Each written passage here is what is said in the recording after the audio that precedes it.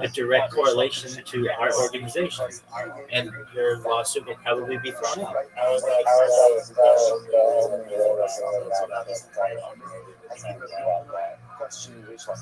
I mean, you have to prove that. Who's to say they didn't just listen to your podcast on one of the other platforms?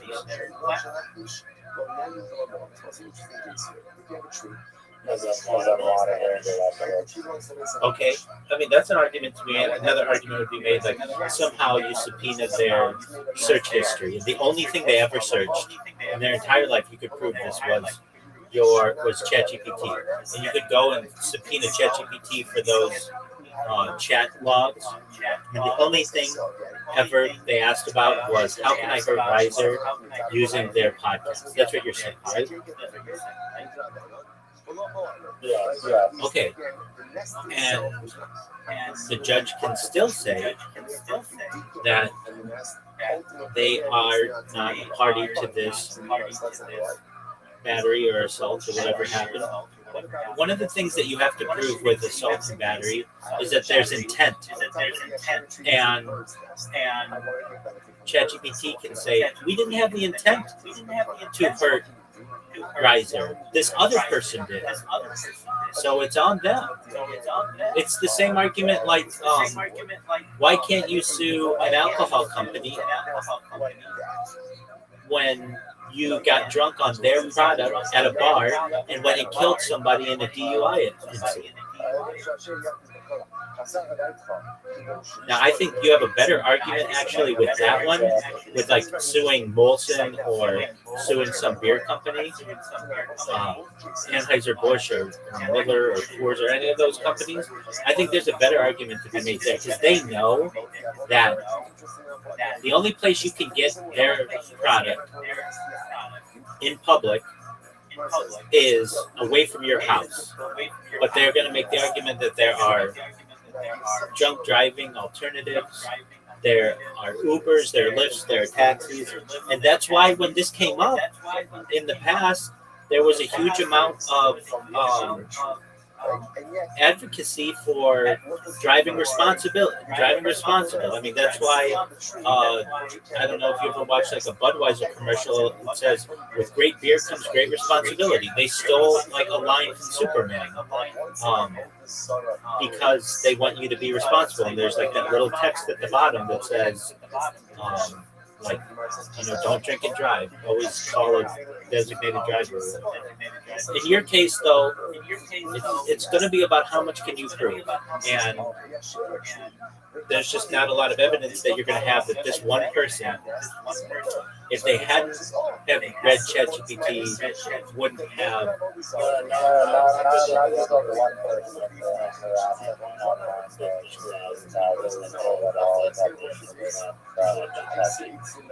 So one of the things that ChatGPT is going to do is they're going to say, look at our terms and conditions that you agree to before using our platform. And they're going to say that we do not find ourselves a party to anything that occurs outside of what is going on this platform. So if you go and kill somebody because you read something on the platform, we are not a party to that. It's the same thing that happens like with Instagram. Instagram's a better argument, I think, than ChatGPT. Let's say somebody was bullying you on Instagram. A bunch of people are bullying you on Instagram. And you went and you, it caused somebody to come and attack you for whatever reason. Why shouldn't you be able to sue Instagram? Because that was the platform on which somebody used to get to you and attack you. And the argument's going to be made by Instagram.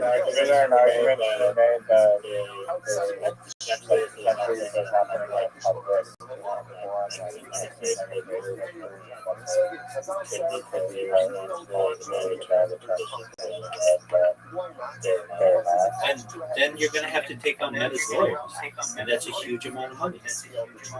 And I know you're like, well, I can use ChatGPT and stuff like that. That's only been around for 4 years. It hasn't been around that long. And you're going to run into another issue that occurs where they are just going to keep kicking the can down the road and delaying and they're already in good with the judges, and the judges have to get reelected next year. Many times, it depends. Sometimes they're appointed, but the judges are going to be neutral as they can. But if everything's neutral and they have to side with a huge mega corporation versus you, they're going to side with the mega corporation because there may be some benefit in that in the future for them or for their children or just people in their network.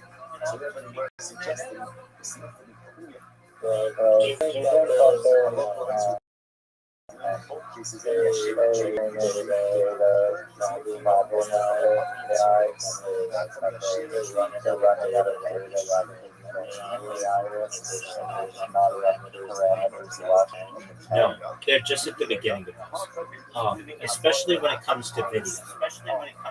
Because right now, if you take one of my streams and put it into ChatGPT, if there's no speech on it, it can't decipher what's going on. But only will it give you a summary of what's going on once it can read through what the transcript says. But in the future, it will be able to basically have virtual eyes and know every single element that's going on in a given frame. And that's a huge amount of data for it to be able to use.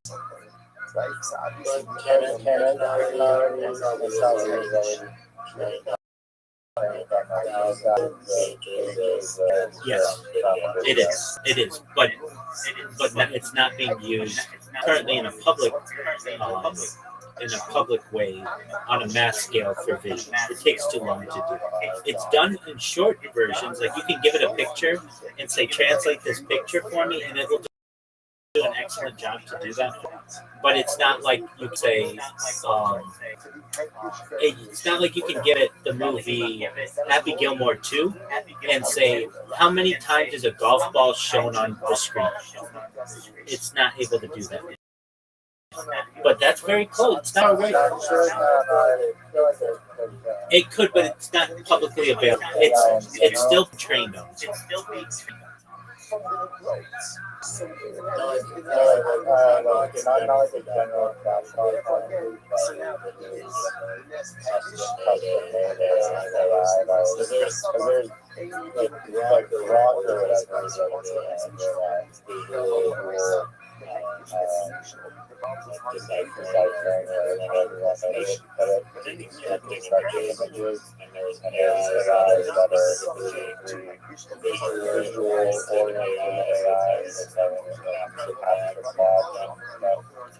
I agree with you, but like I just said, that's with pictures. That's of course, but you're getting into magic. I mean, and really, there's a fine line between there's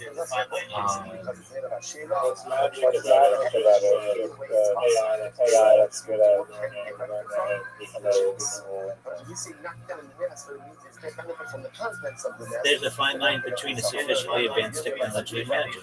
And what's magic about it? I mean, you're basically saying that make a custom AI. Isn't currently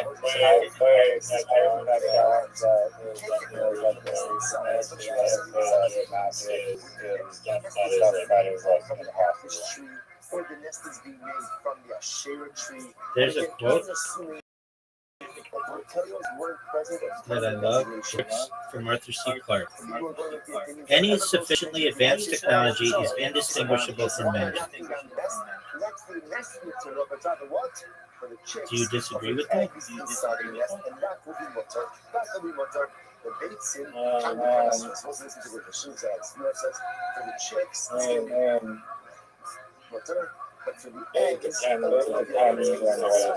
Hold on. I'm going to read this again, and I want to make sure. I know I'm cutting you, so apologies. Let's go through it. Any sufficiently advanced technology is indistinguishable from magic. It doesn't mean that it is magic. It just means it's indistinguishable, meaning you can't tell the difference. Yeah, no, I get what it's saying. It depends on how you define in your definition, why is it you're just like AI that is good at visual visual information, and I don't know how it describes that as being like magical. Sufficiently advanced enough to I do. And if I took you 5 years ago, you would say that it would be because you didn't see what AI was currently doing. And you would say, how could it do that? How could it know how could it interpret something that was being viewed on the screen? That's like a robot. But we've seen a huge amount of advancement in the last 5 years or so. And what you're saying is that won't be that surprising to me that somebody could come up with an AI that can dissect every video clip and know every single thing that's going on. And I understand that. I'm saying,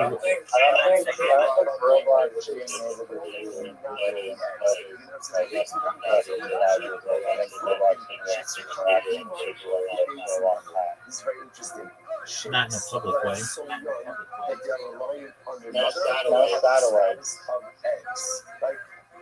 Okay, I understand what a satellite is, but that's not like you would need people to look over that satellite and interpret what was going on. Not necessarily. There's algorithms that can look at it. Okay, and then okay, all right, I'm in agreement with you on that. But we would just say that that's just primitive AI. Exactly. Okay, so you're saying that I don't think I get what you're it is a great place. When you actually join this server, it's one of the things. It's one of the quotes that I include. Okay, but back to the idea, you were saying like, hasn't AI gone through everything? Video is a major part of this, and so if I were to say, tell me in Happy Gilmore 2, if I go to ChatGPT right now and say, and how many frames of Happy Gilmore 2 is a golf ball shown? It won't know. You know what I would say? Nobody was paying attention. That movie sucked. Yeah, no, I'm in agreement with you on that. But what I'm saying to you is that give it 5 years and it might be able to say, 100,000 frames out of this movie, or in the given runtime, it was 7 minutes of the video of the movie. There's actually a golf ball show. Now, where does this get really complicated? When you say you don't give it a single source, you say in all of Western film, with films that were, let's say, grossed more than $1 million, how many times or how many golf balls have been shown, and what's the total amount of runtime? Then it has to take not just Happy Gilmore 2, but every movie ever, and parse which ones were golf movies, even which ones were not, and be able to identify a golf ball in it. That takes a lot more processing power. Like I use this to my advantage. I used it today. So get this: if you do something on like YouTube that's copyrighted, YouTube has an algorithm that is listening to every single live stream, and if there is a sound during that live stream, usually songs or just a video that's been copyrighted, it will give you a copyright infraction. You understand this, right? You can say all of the audio publicly available how performance exactly. But back to my question. You understand that there's an algorithm that is constantly running on the YouTube servers to find copyrighted material. Exactly. So that means that basically somewhere there is a database that has everything that YouTube considers to be copyrighted, like all the Bad Bunny songs and all the movies of history. You understand that, right? Yes. Excellent. Now, what I do to get around that is I play a different song simultaneously while watching something that's copyrighted. So I'll play like something that's open source or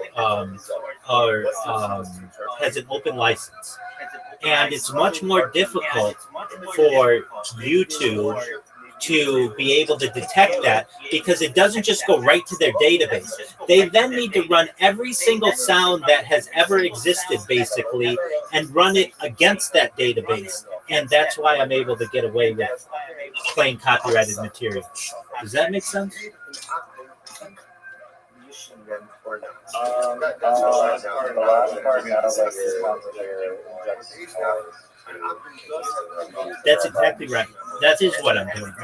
What I'm saying is that in order for their robot to be able to detect it with random noises being made would be a much more intricate robot or AI that YouTube doesn't currently have. Yeah. So that's another Exactly. Trillion. Exactly. Like, and that's why they're not able to do it. That's why it has to be quiet. And then if they know you're singing something that's copyright, you get a copyright check. But if you play something over it that confuses it, just like you said, another noise, that makes their job of detecting that infinitely more difficult. What's the next thing? Oh, suffix number one is maybe Don't give away your I tell people that all the time. I don't think it's that creative, but I just got hit with so many copyright strikes when I first started that I was like, I mean, even for stupid stuff, like something's on the, like what would I get nailed for? Like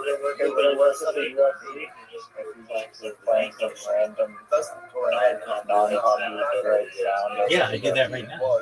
So when I sometimes stream the UFC's whatever fight night, and I just make sure to play like a Joey Diaz comedy clip on top of that, and then I don't run into issues.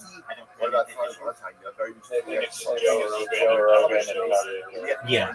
Well, I'll just do like the Joey Diaz's podcast, and then, but if I stop that podcast and just let the UFC go, immediately, Instagram, YouTube, everybody will get flagged because UFC is really, really strict on what you can show. Now, there's a question that arises: what do you do in a case where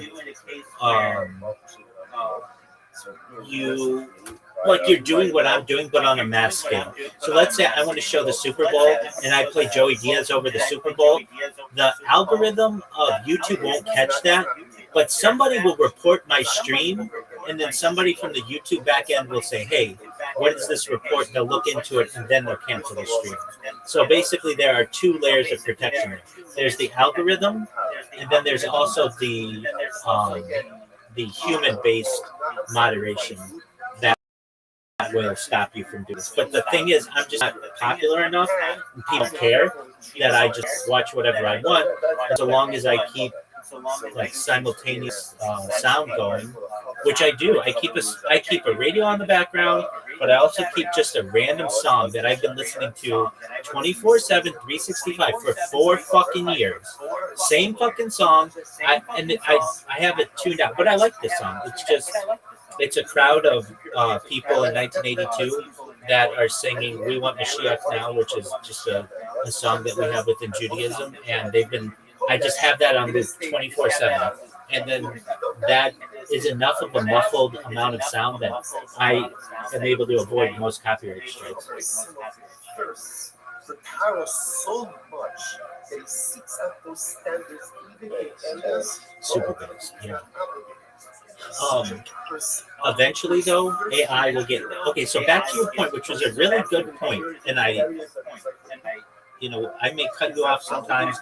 I may jump on you, but you bring up some really excellent points, Riser. And one of them is, does AI have more to learn, or has it learned everything? And I'm saying that it's very primitive. And when you get in, well, so we're in agreement on video. There's a lot for it to learn still, and but I can tell you it's getting really good. Like, who does it really well right now? TikTok actually has a thing. It's called visual search, and so I make these TikTok videos that are just robots that are going 24/7, and these robots, like right now, I'm making like 4 of them simultaneously, and the fact that it's automated means what happens is it takes a 1-minute clip of whatever I'm doing and plays a song over it, but there's an option that says you allow for your visual search, and you can take a little like square like with your fingers and like make a square bigger or smaller and search something what I'm doing, like the phone that I have, and it'll identify what phone that is for you, or like the cup that I have in my hand, it'll tell you what kind of cup that is, or like the book I have in front of me, it'll tell you what book it is. It's very specific, this visual search, but it's basically only being done on a as needed basis. So you have to ask it, hey, in this video, what is this like shirt that this person is wearing, and then it will search for you. But in the future, it will be able to say every single thing in every single video that you've seen. It'll just literally compile every single thing for you. Have you ever seen? This is not really related, but sort of. Have you ever seen the television show Seinfeld? Do you know who Kramer is?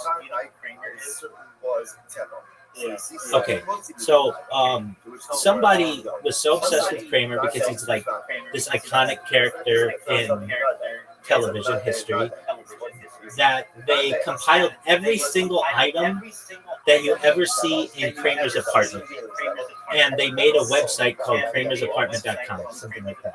And you can go to it, and it will tell you all this weird stuff that he has. There's like golf clubs, and a hot tub, and a chest of drawers, and like a puppet, all kinds of stuff.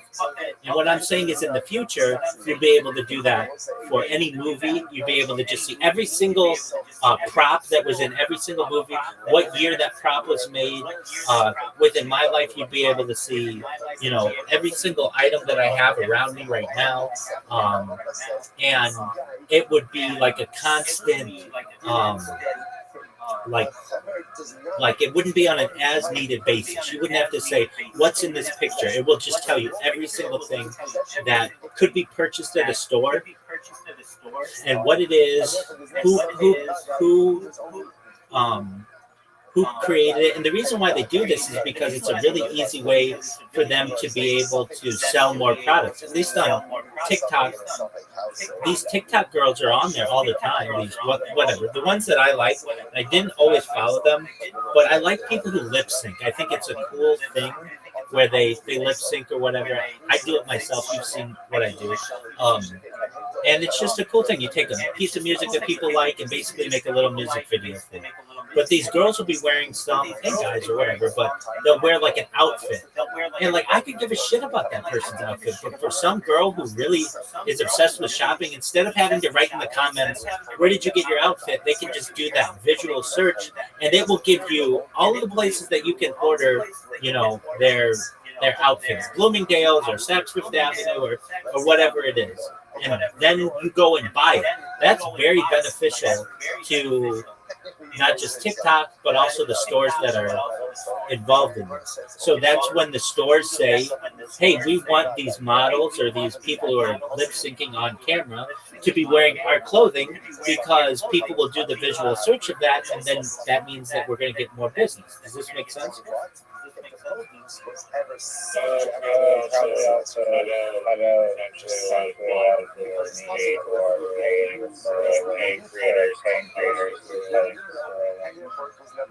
That's true, but there's also a way that I'm sure they could incentivize TikTokers that say when someone does a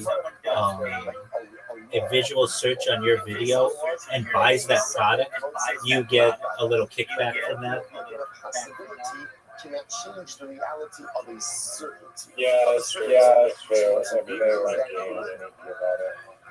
it's like the promo code idea, but just a more advanced version of that. Instead of saying, "Hey, type in riser when you order next, and you'll get 5% off or whatever," and then also on the back end, you will get a bonus from that company. Instead, it will just all be connected. It's like a backlink or like promote. I got it. She worked for a magic Idea. Well, I'm just surprised how accurate it is. You can take this visual search and put it on just like something really small, and so long as it's like at least a clear picture, it'll tell you 15 different places to buy a type of hot sauce. How long has your work been usually? Isn't that like basically similar? It is, yeah. And I mean, the big company that did this is called Tin Eye, and they were doing it like as many as like 15 years ago or so. Okay.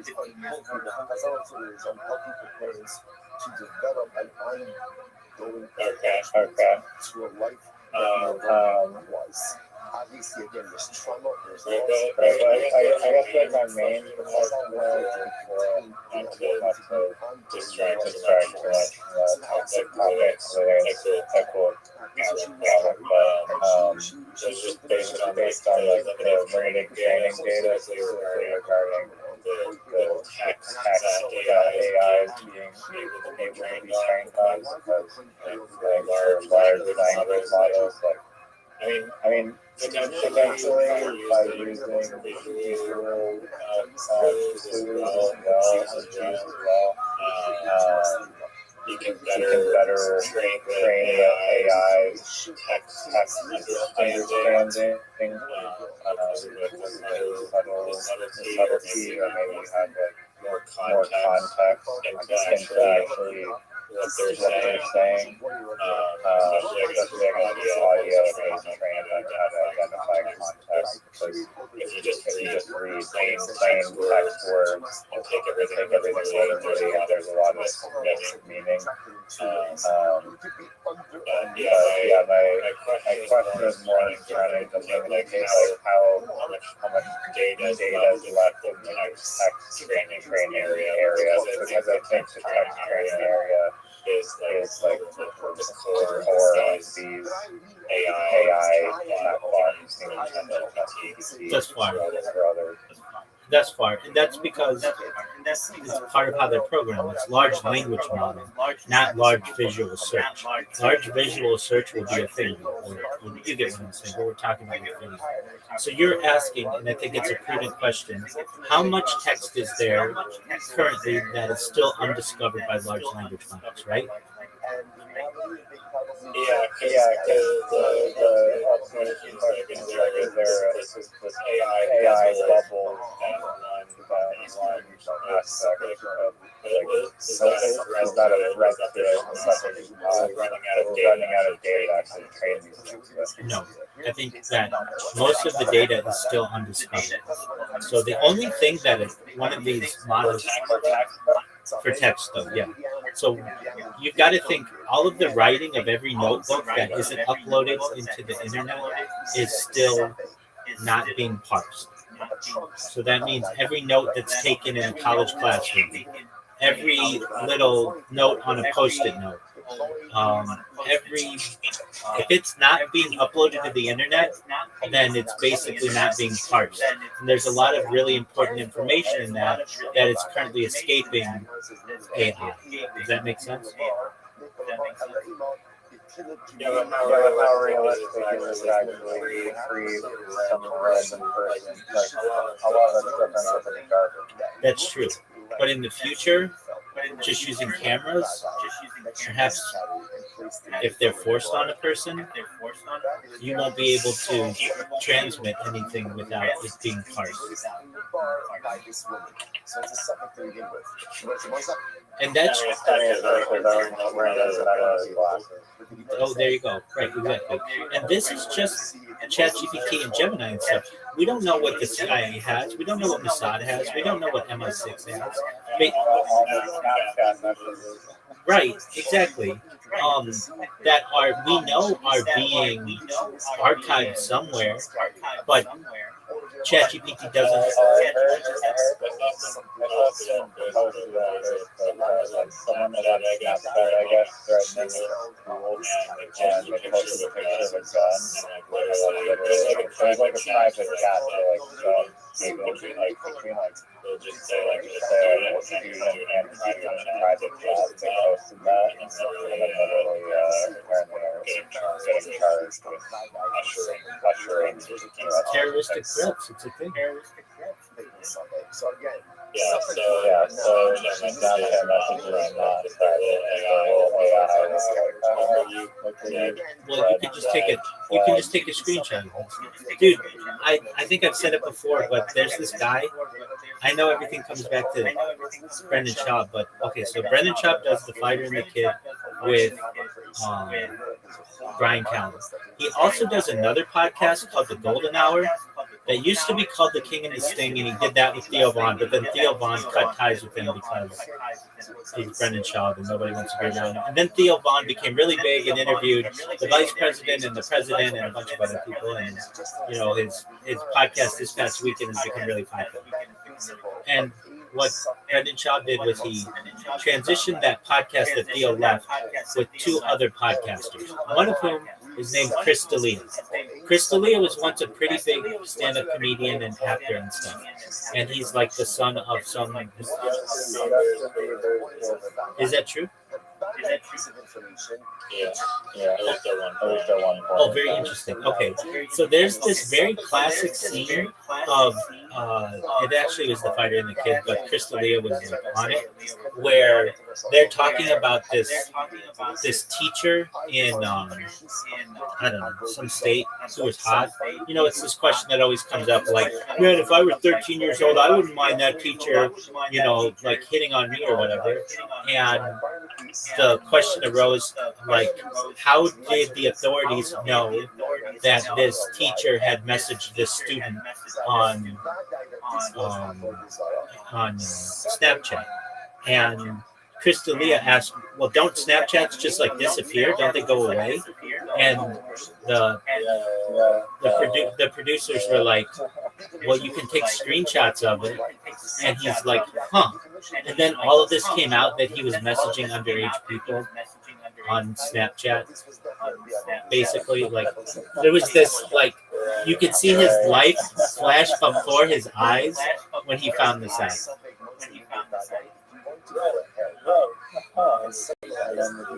Yeah, exactly. Okay, so what does that have to do with this? Yeah, so all you have to do is take a screenshot of that and send it to authorities, and then that person SOL. Now, I don't really agree with this. I think that you should. The First Amendment protects this type of behavior, even if you don't like it.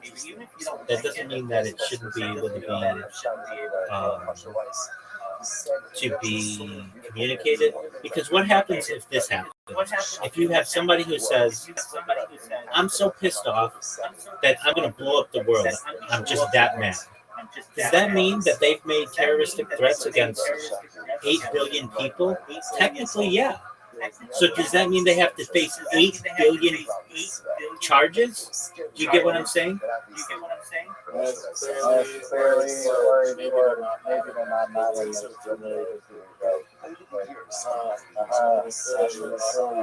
that. And there are people who have faced charges for those types of things, but in a big one. Or what about a situation like this? This is a big one. And I think this. So let's say I say to you, I don't like you, Riser. I'm going to kill your dog. And you say, if you kill my dog, I will fuck up your world so badly that you won't be able to see straight. Or dog is a little different, but like, let's say you had a child, and I said, let's say you had a child who died, and I said, you said to me, if you had anything to do with the death of my child, I will have you executed. There's an argument there that you should be able to say that you're protecting your child, But also, you didn't say, I'm going to kill you, I will have you executed, means like you could take them to court and have like pursue charges against them and have the state execute you. That's legal, at least in the United States, capital punishment is. But nevertheless, that's considered making a terroristic threat. So that's what I'm saying. Is like there's a absolute. Don't you think you should be able to say that? But there's no intent. There's no intent. There's no intent. There's no intent. The court argues that you made a threat against a person that is serious and that it was transmitted via electronic message, and there's no intent involved. And even like I think that let's say you had a situation where somebody was like you suspected, like what's a good example? Robert F. Kennedy, his dad was assassinated. You know this, right? Robert F. Kennedy. Exactly. All right. So if Robert F. Kennedy said to the head of the CIA at that time, Robert F. Kennedy Jr., if you had anything to do with the death of my father, I will have you executed. He could be put in jail in the United States for this, because that's making a terrorist threat. And in my opinion, he should be able to say that. If he suspects somebody had something to do with the death of his father, he should be able to say, I will have you executed. Like, I will. Now, that there's some leeway in that. Does it executed mean I'm going to hire a hitman to kill you? Or I'm going to pursue you through the correct channels in the state of California where it happened to have you prosecuted, or federal law. It's no, you're not. So the second option is like I will have you. Wait. You could say that, but that's what executing means. It's just a shorter way to say it. At the end of the day, isn't it capital punishment that the state is executing this person?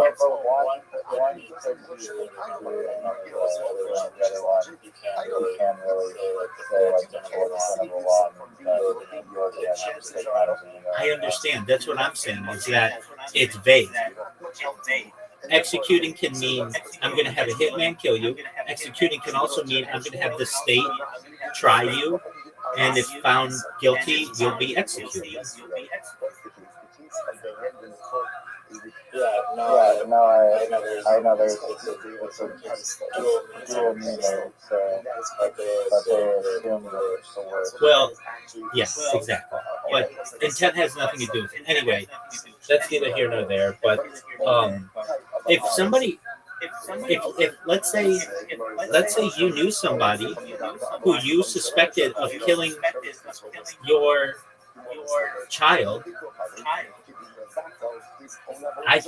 and you say, if you had anything to do with the death of my child, I will have you executed. I think you should be able to say that.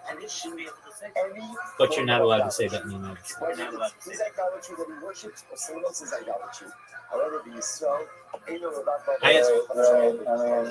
I understand it's vague. Yeah. But back to the idea of the text, hasn't all the text been parsed? All the text that's on the internet has been parsed, that's publicly available. But that doesn't mean that every message between people on the back end has been parsed by ChatGPT. In fact, most of it hasn't. So, to your point,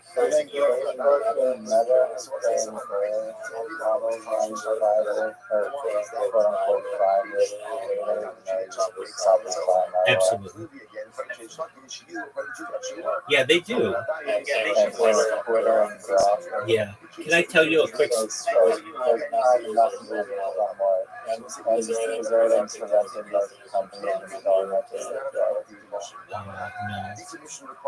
Through the back end, they do it already. Two things. One, and I know I've told you this story before, but I was hiring someone, and they were working in Irvine, and they were working as a contractor, but they wouldn't tell me who. or for whom they were working, and but I could tell it was Amazon. But basically, they couldn't tell me that they were working for Amazon, and the Alexa system, basically. Amazon says that we aren't listening to your conversations, but we do quality assurance to ensure that the platform is stable and such. So they don't hire the people; they hire contractors to do that, and the contractors listen to people having sex and listen to the most private aspects of people's lives. And it's like in the terms and conditions that says we are allowed to partner with third parties to ensure the benefit of this website. So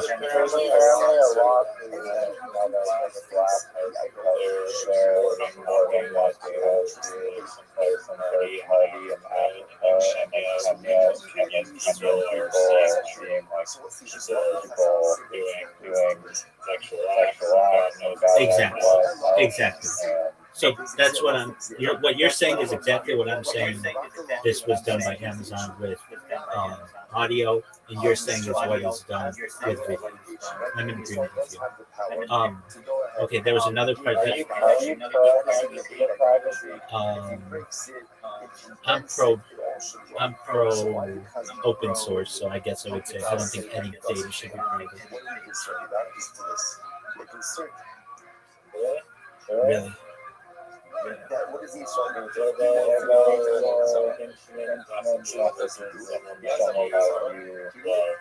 That's cool.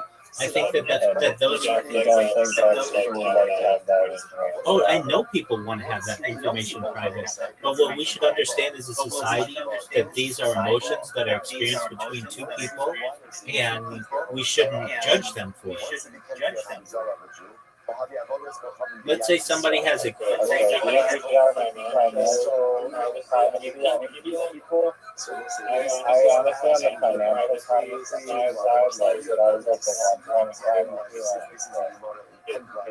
I can see like some use cases right now that a doctor diabetes and they want to fire you because of your health risk and then they want to pay your health insurance premium or something. That could be a risk of being fully transparent, but where you buy groceries or whatever. Like you know what I mean? There's some use cases that I feel like financial crime is good. No, because people can take advantage of it. I'll quote John F. Kennedy on April 27, 1961. The very word secrecy is repugnant in a free and open society. And we are, as a people, inherently and historically opposed to secret societies, to secret oaths, and to secret proceedings.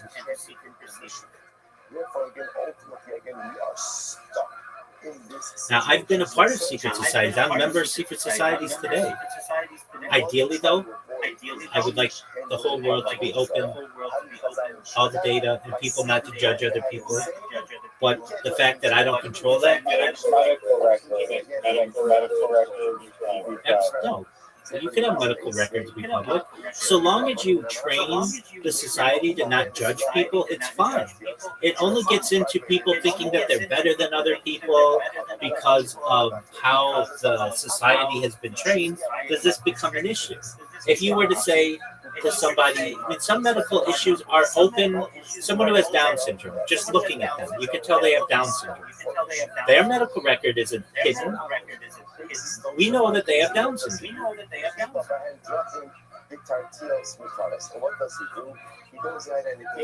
Yeah.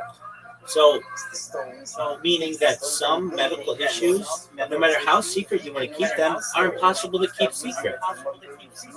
So why should some medical issues be kept secret or have the privilege of being kept secret but not others? I agree with your point. Like insurance companies, like require people in insurance companies not like cancel your policy the second they know that you have medical trouble or anything. Well, so in a free and open society, you would pass laws that make that kind of behavior illegal. Yeah, that's true. That seems like Well, that's what I'm saying. I live in a pipe dream because I think that I can upload my mind and consciousness through mind uploading technology into perhaps a cyborg or cybernetic being, a clone, an android, an avatar, a robot, an ethereal being, whatever. And if I'm living for a long time, that this type of information could result one day in a pipe dream. I agree with you being very open-minded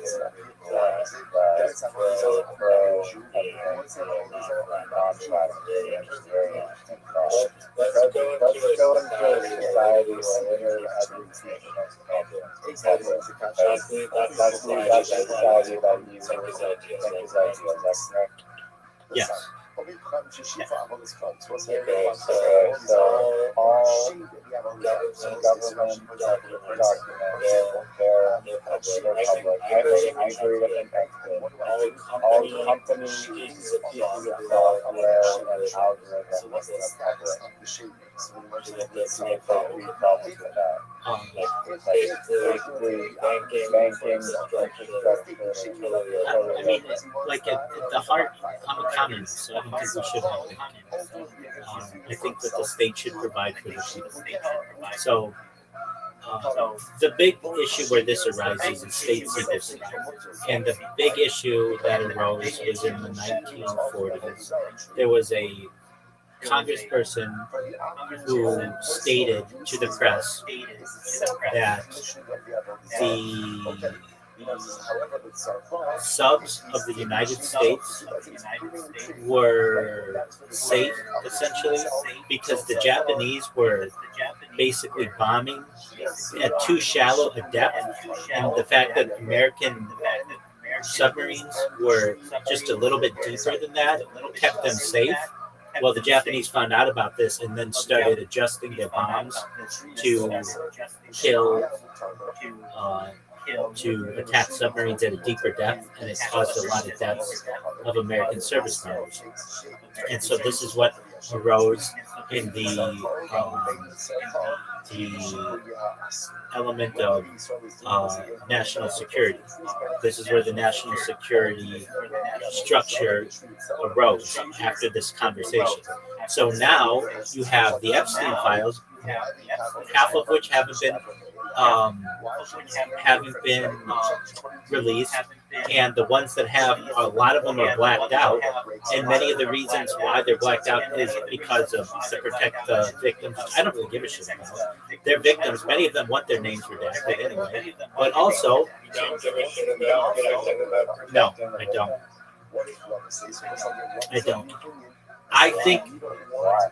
I don't think it's that. I don't think that we should see them as bad as what happened is bad. Well, I shouldn't say that. It's terrible what happened to them. We should, but it's a historical record, and so it's a way for people to be able to covertly. Exactly, and I'm about a free and open society. So let's take it to me specifically. Let's say I had a daughter and she was raped. Okay, that's a sad thing. And so in the newspaper and everything, she'll be Jane Doe, and it won't be publicized for her own protection. That's fine. I envision a society where people would empathize with her that she was raped, but they wouldn't see her as any less than anybody else. And so we could publicize her name, and it would be just a historical event that happened to her. I mean, we have rapes from historical times, and we don't censor those people's names. I see it the same thing as today. any part of our design for I think, yeah, but I society is one that wants to protect people from being the family families that are being harassed or trolled online. Look, for those people, look, I don't care. For those people, nobody gets harassed or shit on more than I do. I'm online 24/7, and the nasty shit that people come in here, you've heard them and say, and they're in my bedroom basically. Like nobody is saying.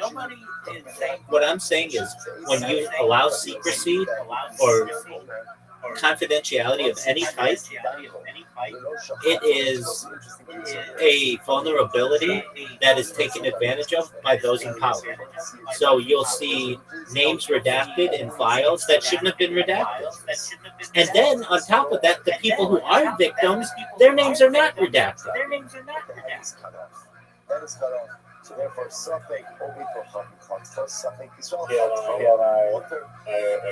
guess. if I'm not sure, And they really do not do a good job. And so I don't know how they're allowed to be in laptop. it is what it is. But in terms of my ideal society, everything should be open. Because when you allow for any loophole of secrecy, the people in power will take advantage of that and eventually use it to enslave you. What do I mean? Like in a capitalistic structure, if you let capitalism run for long enough, it ends up being one person who controls everybody else. If you let it run long enough. And if it's not just one person, it's a small core group of people who ends up controlling everybody else. And that's what I want to avoid. And absolutely, just like you and Zoo do against me, 100%. And I want to avoid that. And so that's why, at the heart, I'm a communist. And I know I've heard it. You always hear the phrase, communism has failed in every time it's been attempted. Well, I'm in agreement with that, but so has capitalism. And nobody says that either. That capitalist systems have peaked and valleyed and eventually died out in every system possible except the current ones that are having ebbs and flows. That's like saying every civilization that has ever occurred of history eventually has found an end, except for the ones that are currently going, but they will eventually find an end as well. And that's like the communist system. And there's a reason. I mean, communism has also found a major enemy with capitalist systems. And perhaps many of these communist systems wouldn't have failed if they weren't fighting capitalism concurrently. I'm somebody, I know it sounds very romantic, but I think you should be able to live your life without external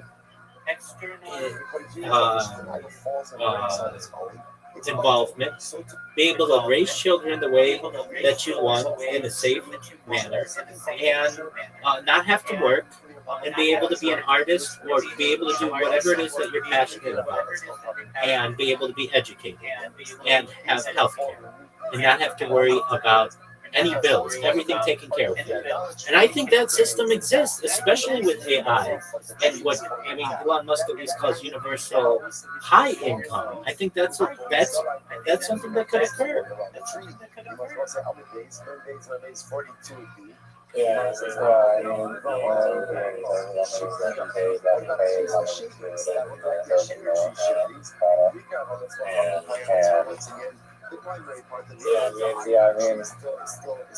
Ideally, system that would provide every single person that exists. If you want to They're not there yet. if you want to know how these if you want to know how it ends up not happening. If you're like, okay, well, how do you know? How do you know the future? So the thing about which I'm most passionate, more than whooping your ass in mini golf, and even live streaming, which is a big thing, or anything else, is I am passionate about extraterrestrials. I love the subject, and I love learning about alien abductees and their interactions with other species. It's like my biggest passion. I love it. I absolutely love it. I love it as much as I love to breathe, because to me it's very interesting.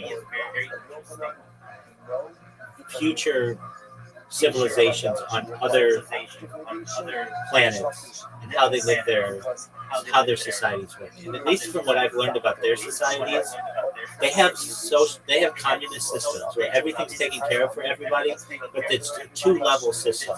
There are basically guardians, or like the elite, and then there's everybody else, which is generally how it works out in communist systems anyway. And do I think that this is ideal? No. I want equality for all the people. But I'd rather have a two-tiered system with the elite and everybody else. If everybody else has their food taken care of and their healthcare taken care of and they're educated, I'm okay with that. I'm okay with that system. As opposed to the capitalist system where you have an elite and everybody else, but there's no health care and there's no safety net and there's no education and people are impoverished. And I just don't like that system. Does that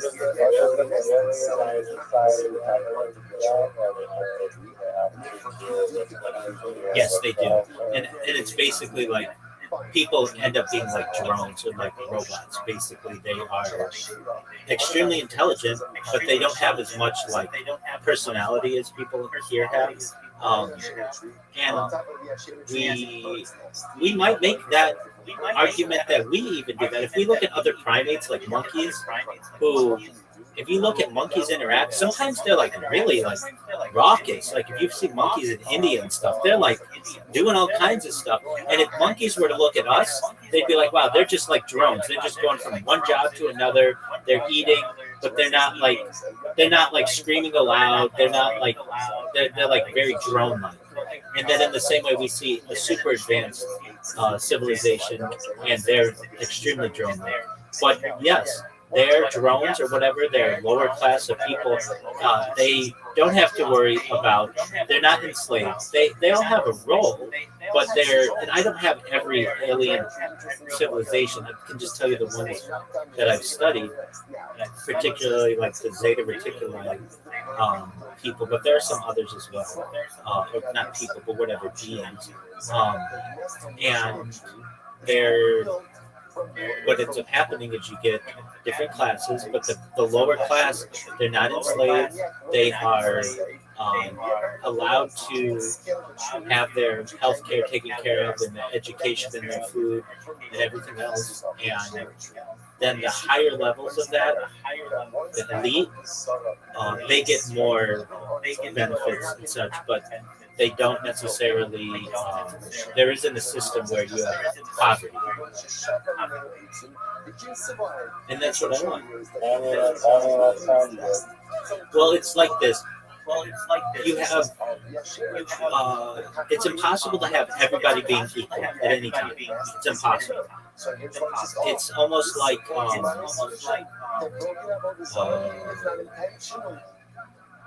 like it's just impossible to have pure neutrality because of the, like, almost like if you have really still water, even at a very microscopic level, there's still some variation of the water just due to like the spinning of the earth and things like that.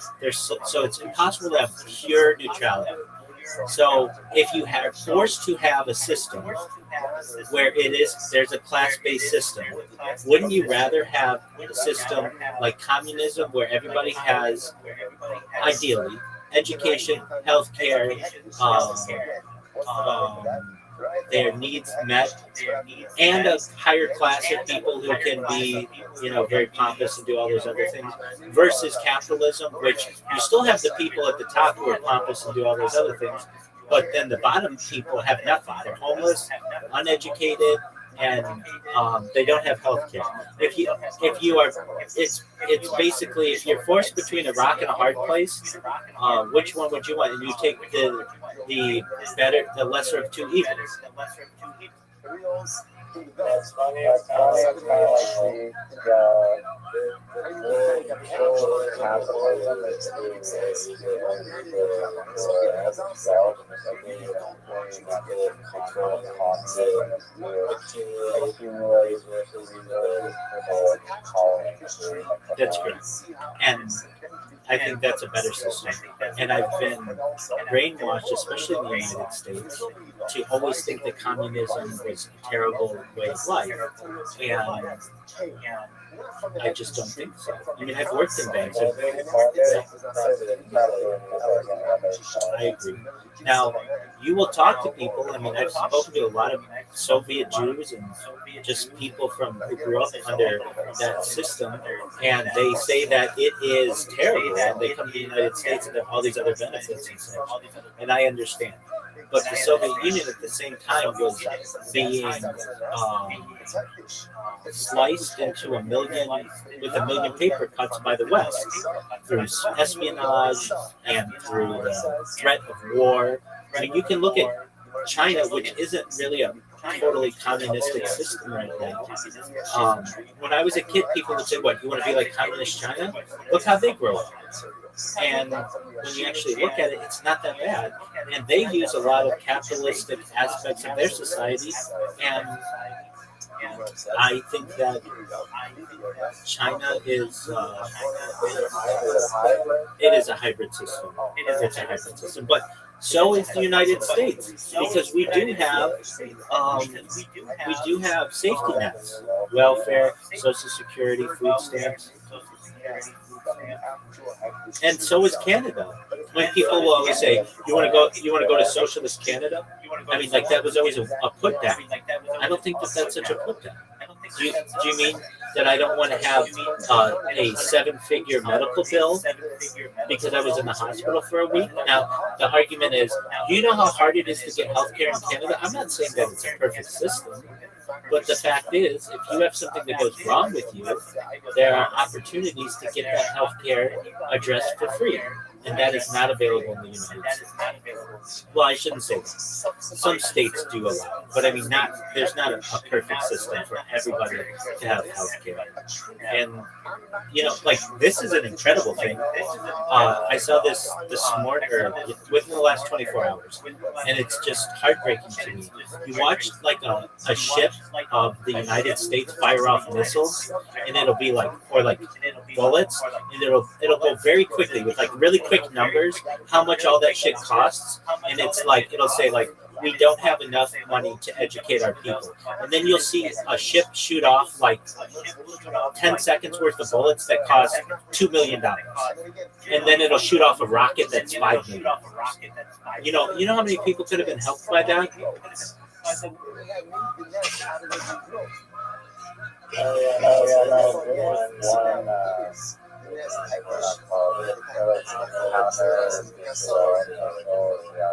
Exactly. Exactly. I've seen the counter drone missiles are $2 million, and the Iranian drones are $30,000. And they.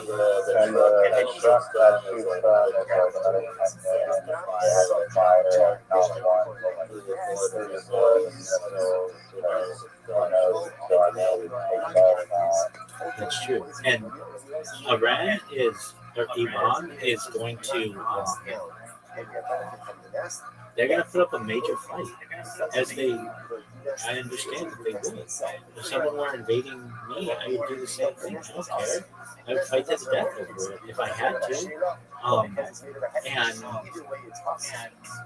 they will come up with brilliant ways to be able to counter these things, and it will cost the United States its role as a global superpower. And I mean, we've already lost that. When I was a kid, though, in the 90s, you have no idea how good it was to be an American. It was like the Soviet Union had just fallen. China wasn't as strong as it is. We were the top power. And you could go around just whipping your dick around, just like nobody's ever going to be better than this country. But 9/11 occurred. Yeah, that's true. And that was like really, I mean, there's just like a time in my life pre 9/11 where I just recognized it. And to be honest with you, was it all great? No, we still had to worry about the economy and tech booms, and it wasn't all that great. But at least in terms of like the global superpower, there was the United States and there was no one else. And that has changed. Now there's China, now there's the United States, and then there are rising the BRICS states, Israel, Russia's still a threat. It's no longer just the United States, and it's heartbreaking as an American to see people who once had a lot of pride in the United States no longer. And I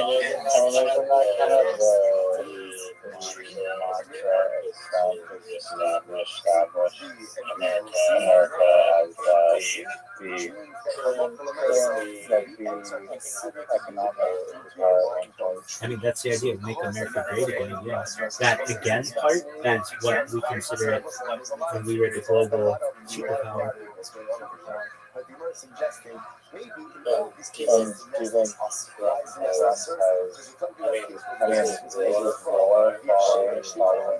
No, no.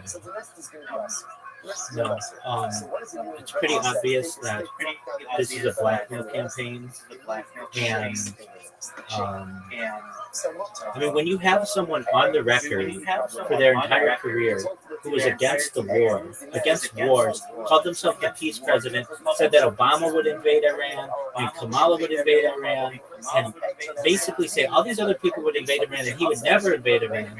And then all of a sudden there's this dump of 3 million files, and he does a complete 180, and it's in the files that these people are blackmailing them, and he's been on this island and all this other shit. He hasn't been on the island, but he's, at Mar-a-Lago and all these other places, and he's having sex with 13-year-old children, and he's raped people going back to the 80s. Even his ex-wife is accused him of rape. He has a Wikipedia page that has him having raped 26 women. And then all they have to do is have one video of him doing this, and when I say they, the CIA, Mossad, MI6, whoever it is, then he's putty in your hands. You could get him to invade Canada if you just told him either you invade Canada or we're going to publicize this on the front page of every newspaper in the world, and it'll be on every website, you having sex with a child, and it's going to ruin your legacy. He would be in the streets of, we'd have tanks in the streets of Toronto tomorrow.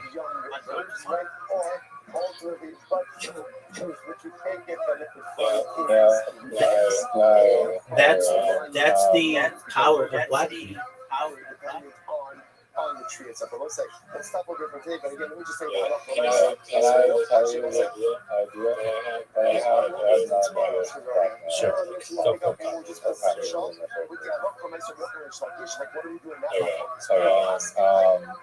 Basically, I think I had this before.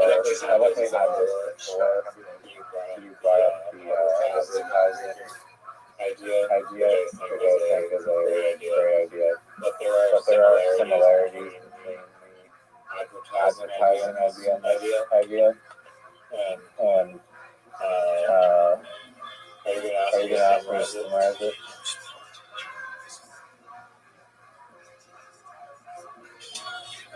What? Just one moment. Go ahead. Okay. I actually gotta listen or scroll. I'm gonna listen. I'm shutting my phone off right now. Okay. So this. I mean, it's just do I have, but I feel like the concept makes basically that makes sense. Basically, the future of at least gambling, or at least one of the features of gambling, the parallels that it has to the advertisement marketplace is that one is crowdsourced, and two is a content generation engine, and so there's tons of content that's created around this. The concept is very simple. It's basically that any user, like any external party, can create these AI nowadays, and so because of that, you can basically have a platform that takes in these different AI renders and then validates them using the randomness, and then people can gamble on it. And why I think it'll be a success is that people have been migrating towards gambling on these, like, particular sites, whether it's the traffic, car shopping, or celebrity breakup, or the Elon Musk tweet. It seems like there's a big trend on having on these, like, really super ideas, and also there's a lot of, like, there's abundance of really free online entertainment games. And I think that AI provides the opportunity for really fun and creative stuff that is far more stimulating to the human imagination, especially when you're able to cycle through a lot of content. And there again, with, like, the ad marketplace, when you open source creativity, the whole world, you get a lot of amazing ideas that come forward. And so if you want to bet on, like, where the sea turtle swims, or literally pretty much under the sun, you can do it. So and also as AI gets better as well, it'll also just make the whole process easier and more better overall, less friction. So Then we have my what do you think of that all? Does that make sense at all? I listened as intently as I could, and I need some clarification before I answer. So I guess, no, it doesn't, but it could. All right. So you're saying, let me just re-explain it how I understood it. You're saying that this really doesn't have to do with the advertising model, but it does have to do with crowdsourcing and gambling. And you're saying, there's so much content that's created, Elon Musk tweets and TikTok videos or whatever. What would happen if you could bet on where the sea turtle ends up in the Instagram reel or something? Is that what you're saying? No, that was one example of what you can generate a gamble on using AI. So the thing is that AI, user-generated AI, has not dropped gambling idea at all. And I believe that you can use AI to make all sorts of creative things to gamble on that are far more stimulating than crappy little, like, slot machines or like whatever, some random addiction that people will like it a lot more because there's way more stimulus. And using artificial intelligence to generate whatever you want. As long as squirrels roasting each other, generate generate all the outcomes, and then package that up and then random number generator with weighted values for code produce a fair that event. And so there hasn't been a crossover between AI rendering, and I think that there's market. Okay. So do I think that there's a big market for AI in gambling? Absolutely. Now, to your idea of squirrels jousting or whatever, with the laws of Tumentara, how do you gamble on that? I don't understand that. So can you please elaborate? So pretty simple. Like you need a solar too, right? You need AI video generator. So I can generate right now 2 squirrels from the jousting squirrel, green squirrel, green squirrel, and I can render 2 outcomes. One where the green squirrel wins and one where the blue squirel wins the jousting, right? And so then you can because those outcomes are pre-rendered, you can basically have this save and then use a random number generator to select one of those, whether the blue or the green will win the outcome. And it can go more complicated than that. It can have 10 different squirrels that are doing other activities, like losing last one to fall off the whatever the hell users can generate all these different outcomes using the verifiable randomness algorithm. Okay, I get that.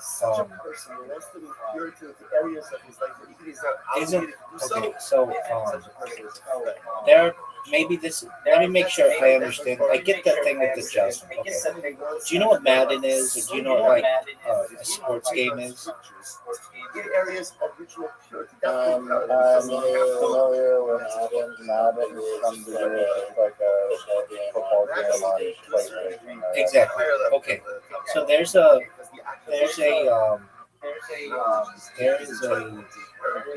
mode of the game.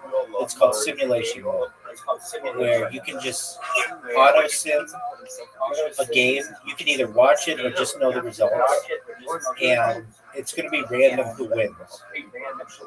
And that to me is a similar thing than what you're saying, which is like the squirrels jousting, or you have 10 squirrels, and whatever one falls off the edge last. It's basically the same thing, right? You're just running simulations and wanting people to potentially in the future be able to bet on one of the results. Is that not right? Or is that right? It is pretty much right. The only caveat I'd say is that one reason why I think that the AI systems have not really come into the market yet is because they fall under the architecture of using or attempting to use AI to spontaneously create an outcome. And so I mean, like, instead of using pre-rendered content and possible outcomes representing each squirrel each, they would be using AI to just come up with the image video generation on the fly, and when you do that, apparently it opens up this whole legal nightmare of actually proving that generation was authentic and fair. So with this system, emphasis is on pre-rendered content of the outcome verified using a provable on-chain verified rent. It's proven to be fair based selecting upon pre-rendered outcome. Okay. It's fascinating. Again, can you imagine? Wouldn't the person who pre-rendered it though have some kind of insider information on who's going to win? No, absolutely not. Like, because it's using a random number generator, so the rules of the the game is completely transparent. Even if Squirrel B has a 40% chance of winning, and Squirrel A has a 60% chance of winning, you can't rig it. It's a chance. Pure, it's chance. It's dictated by chance. I get that, but you said that it's pre-rendered, so the fact that it's not done live means that somebody could know the results before the fact that No. Like you have to render each possibility so that the render generator selects a random outcome, then it has something to play to the user that represents that. Okay, so let's simplify this and just say it's a game, and you can either choose one or two. It's going to be a random generator, whether the result is going to be 1 or 2. That's basically what you're talking about from a very simplified standpoint, right? Yeah. Okay. Yeah. And then we could complicate that with like all the squirrels over the edge, and that would be like 1 to 10. Yeah, the stimulating layer of running in the floor. I get that, but in the background, it's just a choice between 10 different squirrels, and it's just 1 to 10, and it could just be a random selection of that, correct? Yeah, and it's like simple. Okay. I mean, that's what I want to get to. Okay, so let's go to the first one. Is it 1 or 2? You're just asking people basically to bet on whether the outcome is going to be 1 or 2, and it's a fair game. It's a random generated number, and let's just say it picks 2. And those people who chose 2 beforehand win, right? Yeah. Okay. I mean, don't these games already exist? I mean, I know they do. On gambling sites.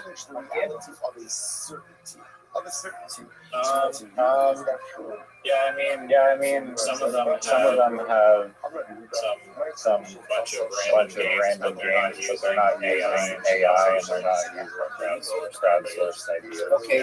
And they're not typically not using verifiable random. That's true. A big part of this is basically allowing people to view the code so that they can ensure that it's as honest as possible. Okay, and do we have? I'll be honest. I've seen a lot of. I mean, not every single casino game, but like most. Like the reason why I personally think this is the best option is maybe I'm super ADHD or whatever, but the casino games that I've seen have been like super boring, repetitive, or just not stimulating. But when you can harness AI to like use human imagination and abstract like configuration, and there's just a lot of opportunity there for things that you could bet on. I agree. I agree with what you say. In the casino games that I've seen, they're very boring, and so how do you avoid that by keeping the attention of the user, of the player, and ensure that there's interaction? And all right, so and also there's motivation to submit amazing AI renders because part of the fees, like you can have it so that a percentage of the fees goes back to the people that actually have games that have been voted onto the platform. So there's incentive to make really amazing fun games. Okay, so let's get back to the squirrels jousting. Are you envisioning a platform where instead of choosing the number 1 or number 2, you would just choose a squirrel? Do the squirrels look exactly the same, or does one have like a different color or a different like weapon,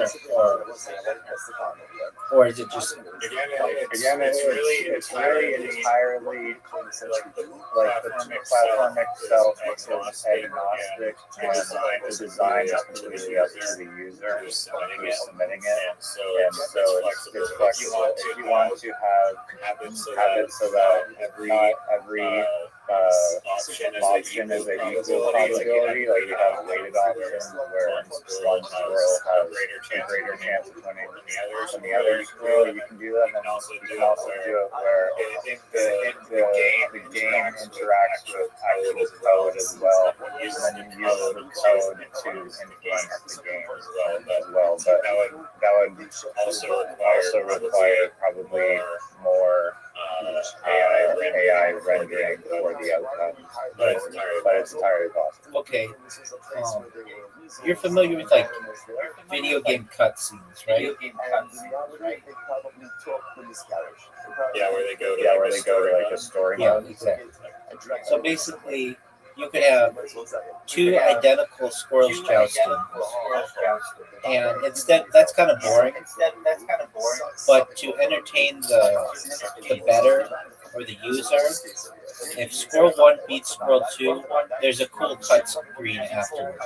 That could be all generated through AI. That could be entertaining, more entertaining than just the fight. Though I think the fight could be really entertaining too. But basically, giving the viewer some actual like entertainment value to that. It doesn't necessarily. I mean, the whole fight itself is basically one big cutscene. So okay, I get this. I understand what you're saying to some extent. Now with the AI element of it, I need to bridge the gap. I don't understand. How you're gonna crowdsource the AI with. Okay, so I got the two squirrels. What would somebody crowdsource with that?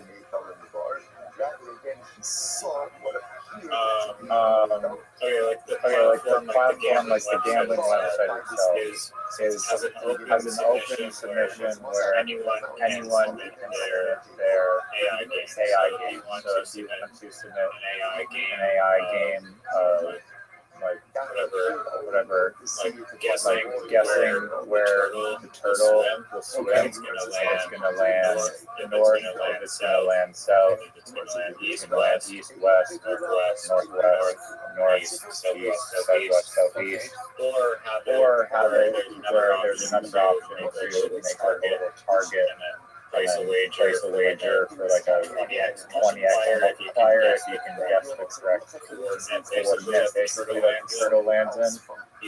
You can make all those renders and upload them, and that's like the first step. We accept submissions from creators. And the second step is going through this validation process of one using AI to check if the AI material that they submit contains copyright information or anything like that, Mickey Mouse or Britney Spears clones or something like that, and then also matching their game and verifying probably manually that each of the outcomes that they describe in the game actually correspond to a rendered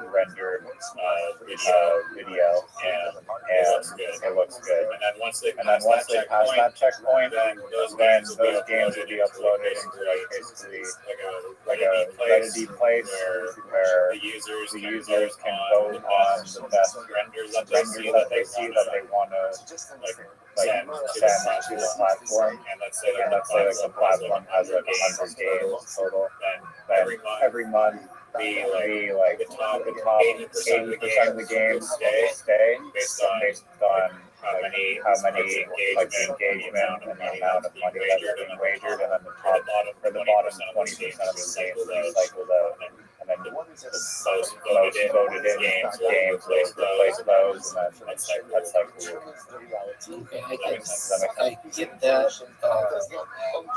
What about? This is only for adults, right? No children. So gambling apps are adults only. Okay. Can I find the piece? Can I use it? Can I use it? So the answer is no. All right, so you're basically saying I want to create a website that instead of it having really boring games like you currently see on gambling websites, the games could be crowdsourced and entertaining, and people could still bet on them. And we'll make sure that they're fair.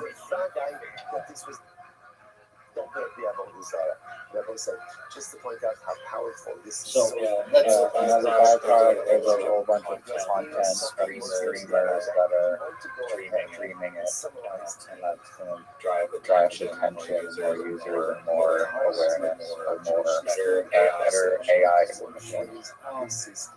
Don't you think that people will just eventually be happy with the top 100 games if they don't?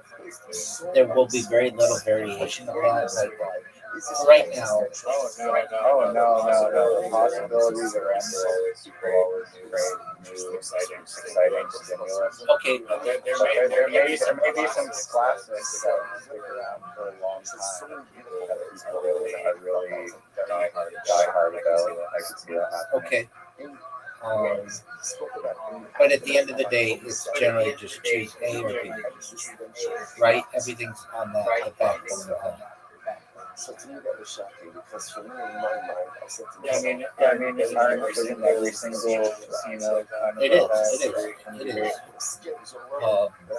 But meaning random, there's no way to make it a game called skill, right? Yeah, no, I mean, it's casino or gambling website where it's pants. Okay. Chance and math that is rigged against you. Yeah. Okay, so if you to make this profitable, you basically would have to ensure that your processing costs and operating costs are less than the profit that you're making from this. And I understand that you may be giving back to creators or whatever. So let's take a website, a state that has like, I don't know, 100 games that you could play on it.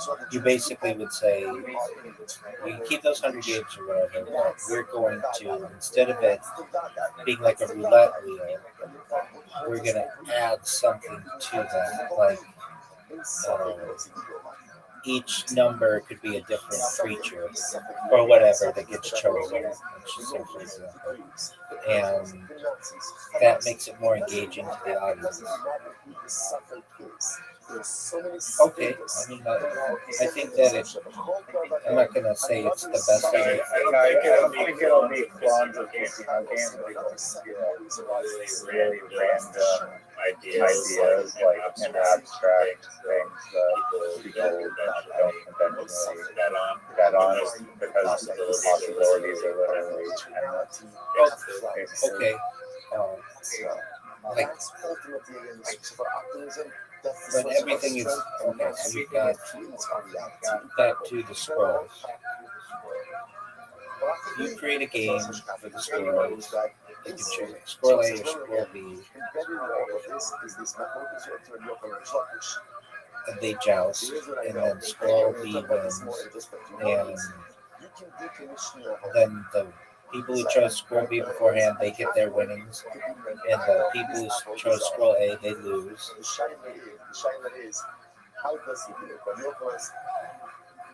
Okay, I mean, I'm okay with all of that. And research says even passive. Yeah, I mean, all the creativity that comes from people around the world. Okay, but about that, won't AI just be able to do this a lot faster and more efficiently than other people? People are using AI to make the visuals for what you're seeing. I get that. So if you want to spin up a duck race in like 2 seconds, you can use AI to render all the duck race outcomes and then voila. I get that. But wouldn't AI just be able to have the most efficient duck and the most attractive duck and know all of that information while you're just choosing like what you might think. Maybe it's not even a duck. Maybe AI knows ducks don't work as well as chickens, and so it chooses chickens, and nobody chooses your game because you want to go with ducks, but AI knows that chickens are more desired. How would they have the data about like the other thing on this platform is constantly testing ideas and then improving because it creates like this funnel, this buoyancy funnel where only the best ideas are sticking to the top. So you gather data on what the best ideas that are actually sticking around are. And I think these are going to be like very quirky and neat things. It's not going to be like chicken race. I mean, it'll there's going to be various art styles.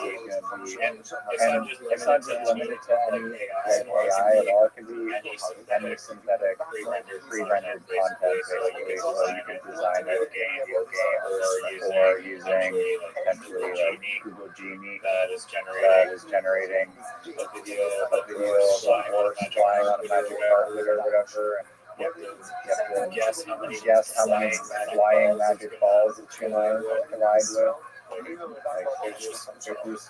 And I think that's the other thing that AI can't do. I definitely like this is AI and creativity. It can integrate creativity, but it doesn't have the soul of true creativity. And I think it's good at left brain thinking, right brain thinking. It doesn't match human level. It's still early. It's only been going for 4 years. Give it 40 years, and it'll be able to exceed any human creativity available. The only reason why people would want human creativity, which will be lesser than the development of the AI, is because people know that it was made by a human and would appreciate the skill that it takes to do that as a human. But if they're looking for the thing that is, I mean, eventually it might be able to create its own training data. That's true. It could actually, I mean, potentially there's this missing ingredient, like even if it was combining two different art styles into a new art style, and then combining that art style with two other different art styles that are combined together, it still may not like have the other art style. But yeah, given enough time, AI might surpass it. But who knows? Maybe we should just integrate that AI into the platform. We have the best AI creative games now. Yeah.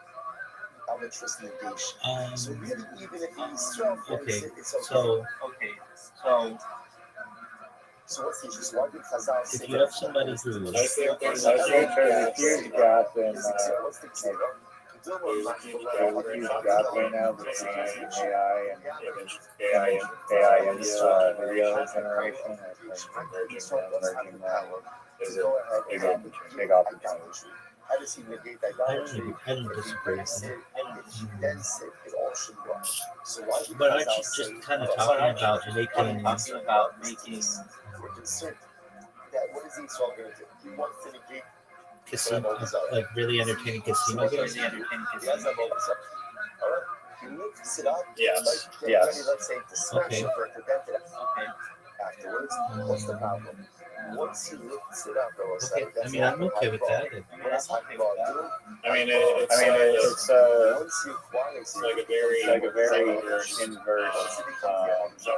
kind of backward, unorthodox approach.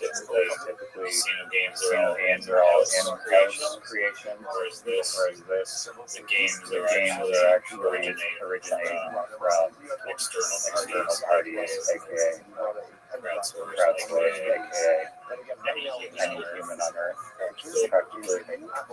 I get that. Do you think that So what's this happening over here?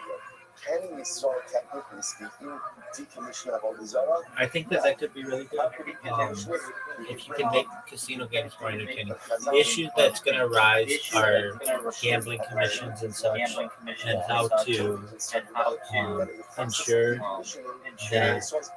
that these are fair. How do you ensure that it's fair? Yeah, I mean, there's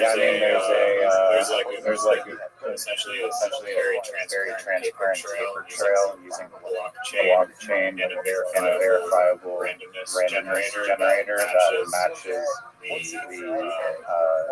output of the random number generator to a specific video clip. So it's completely transparent on-chain verifiable, like every single time. Okay. Is it possible to use another AI to be able to game the system?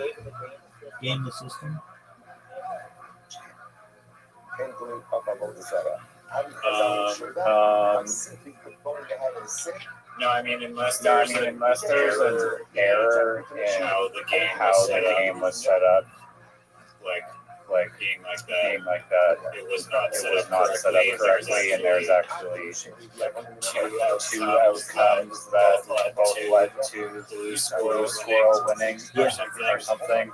Yeah, I get that. Basically, what I'm saying is, in that system, that it's not a fair game. Then there's some advantage that you can get. But under fair conditions, even having AI working for you would not render you to have any more of an advantage, right? I mean, it's the same thing as a traditional casino, practically. I mean, potentially, like you can use AI to analyze patterns and data on a mass scale and make predictions. I don't know, but if the math checks out, then you shouldn't really be able to do that if it's random. All right. I have to pee, but I want you to think about this for a second as I do this. So, like a Canadian football game, do they flip a Canadian quarter or like a $50 or something for the coin flip? We don't have a single coin, so probably be a quarter. Okay. Or dollar, a loonie. A loonie. Okay, yeah. I would imagine. Okay, and many times people say it's like 50% odds of both, right? Yeah, even though because of how it's ingrained. Exactly. I want you to think about that. Using AI, if you could use AI to be able to tell you which side had more of an advantage, how beneficial that would be to people in the future. Just a moment, I'll be right back. Then it's owned by a Jew. And once that is owned by a Jew, that can never be decommissioned. Incredible. And again, we'll see if never actually means never. Ese dinheiro caixão, ou bem conforme xixi para vamos conforme são, so listen to this. Let's start. Ou bem conforme xixi para vamos conforme. So what's the area you're watching? So I'm going to and you shade the Avogadro. So we'll say, so Rashi points out that, for example, a shaded tree. A shaded tree, right? And what do? I go and I take shavings off of the shaded tree. So what's the status of the shavings? So we just would start, if ultimately the apple is doing it for himself, right? He's taking shavings off the Avogadro because he wants to, I don't know, make a bonfire, whatever it is, it's something. Yo, baby. That was a key, man. Dude, I had to go. What do you want me to do about What's the it? difference between a garbage and a tree? Because the actual take shavings I but the actual's own personal use is what? no. I don't let a garbanzo bean on my face. Chickpea on my face. Word done. No,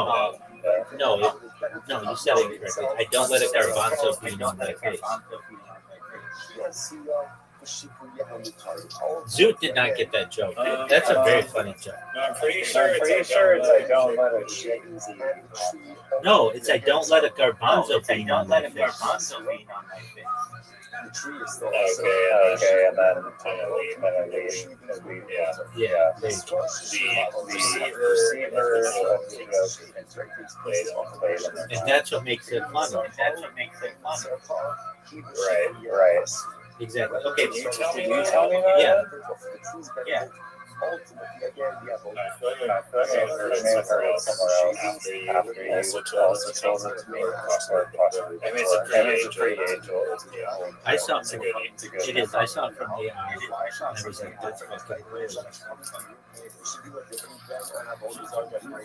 Yeah, I mean, okay, back to your question. I mean, this was a little like different path, but maybe we'll provide an answer to a degree, but also let me just say that this platform is like math-based, so you have 10 outcomes, 6 outcomes for 2 groups, so 2 groups, 3 outcomes, like it's ultimately math that numbers, not necessarily AI that you're betting against, but what if you could develop an AI that was just like I heard this kind of idea that in potentially like maybe 1 or 2 or 3 years time that AI would be like we'll just get so good at trading like stocks and Bitcoin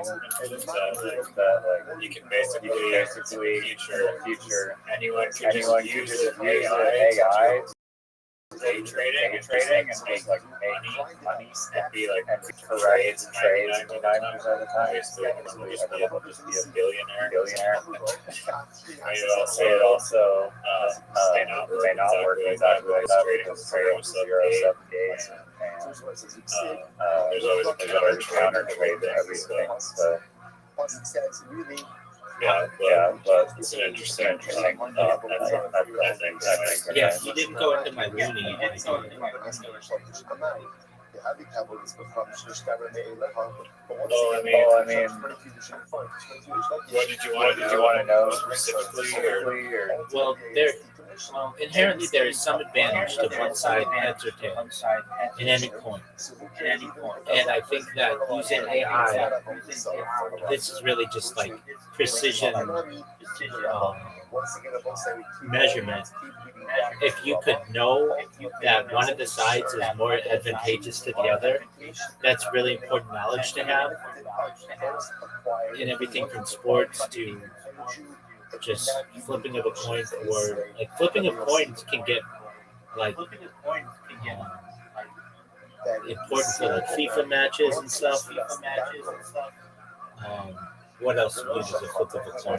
Even just in betting, like if you knew that by choosing tails, you had a slight advantage on the other side, just that slightness over a long course of time would be very could give you a slight benefit over the other side. I think that with AI, you could use models to basically measure wind resistance and just know which side's better, heads or tails. If you ran this 1 billion times, would you get more heads or more tails? Or a trillion times or a quadrillion times? Like would one become more popular than the other? It's just a thought. Okay, back to your idea. So basically you're saying, why don't you create a gambling website with more interactive games using AI that could be crowdsourced or whatever? Okay, I'm not against that. I think that has a lot of potential. But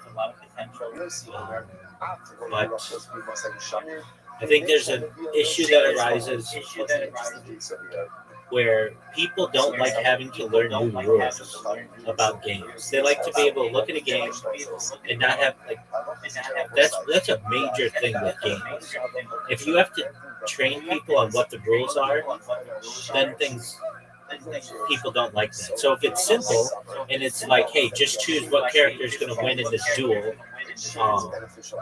squirrel A or squirrel B, people can understand. But if it gets complicated, people are not going to like that. Does that make sense? Very good. That's a very good point. I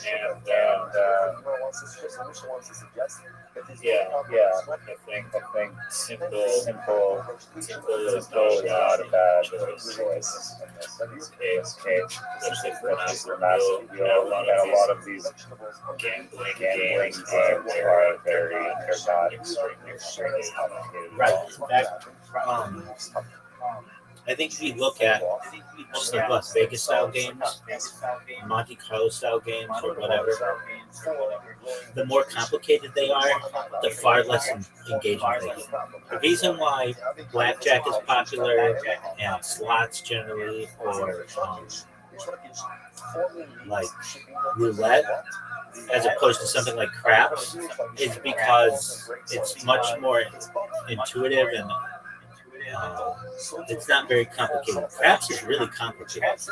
If you've ever played craps, there's a lot going on. And so you have to be pretty well educated in the game before you ever play. But then once you learn it, it's a lot of fun. And it's like one of the games that you have the highest chance of winning, as opposed to like the simpler games. And but there's I don't know if this is exactly true, but slot machines are pretty much as easy as they get literally pull there's not a lot of options there. And they're for some reason very popular. That's exactly right. Which to me is kind of mind-boggling.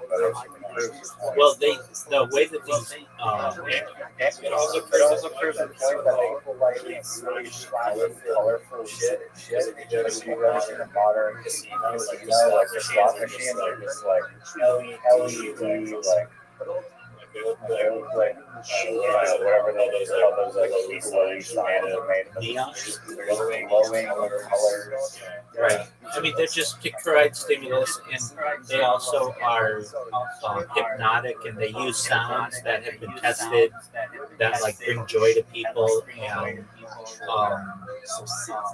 I mean, I remember the transition from the old style, what they call the one-armed bandit, like where you'd have to pull something down to pull the lever down to just pressing a button. And they wanted people to still have the feeling like they were putting, or like you used to have to put quarters in or some type of money into the system, but that would take too long to change out all the money and stuff. So they would make it sound like money was being put in, or you were winning money, but in reality it was just going on like a ticket that you could like redeem at one of the a cash center thing. And I learned that like the psychology of casinos is fascinating. One of the things is that these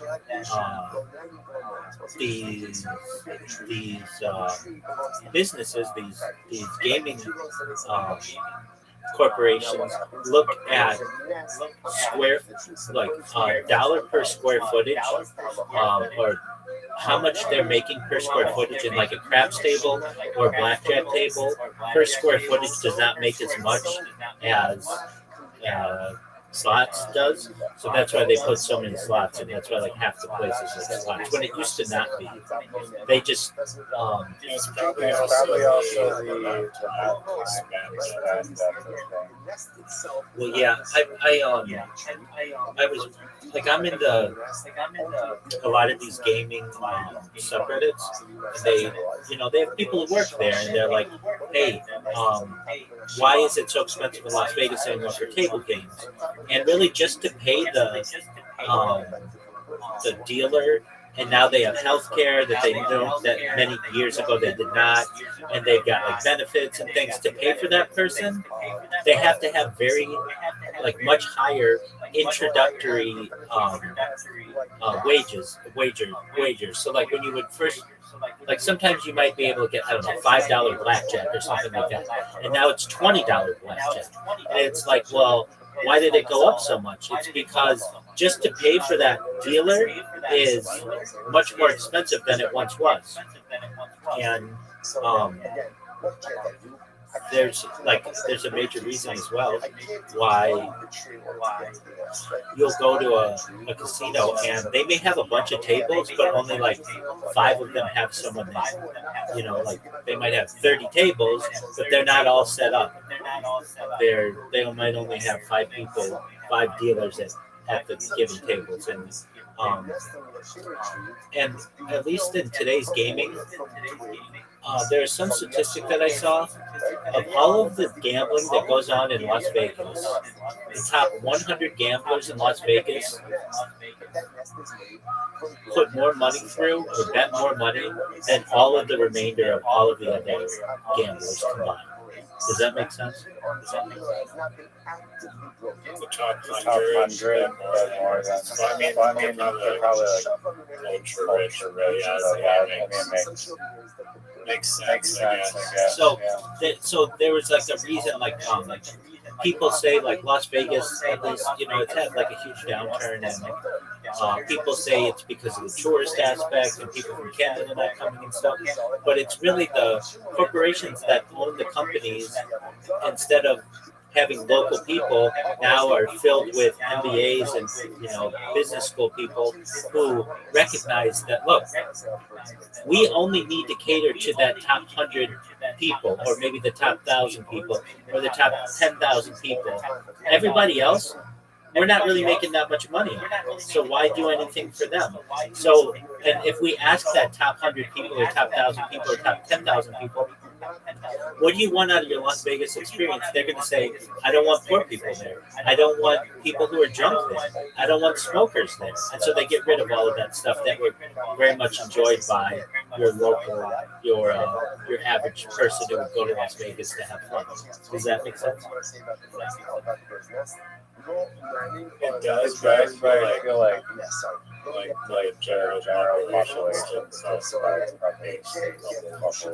they don't want to ignore either. They do want to ignore it because they used to, but not anymore. They don't really make any money on those people. In fact, at a certain point, they would lose money on those people.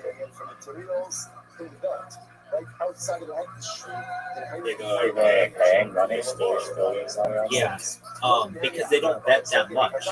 So they might bet like $200 in an entire stay in Las Vegas. That's nothing. That's like one hand for like not even a high roller, but just like a medium player. These like Chinese businessmen that come in and lose like $9 Exactly. And let me look up the actual statistic. But what is the statistic, or what is the break even, or whatever the middle number that, like in Las Vegas, the top 100 gamblers bet more combined than all of the remainder of the gamblers combined? What is the number?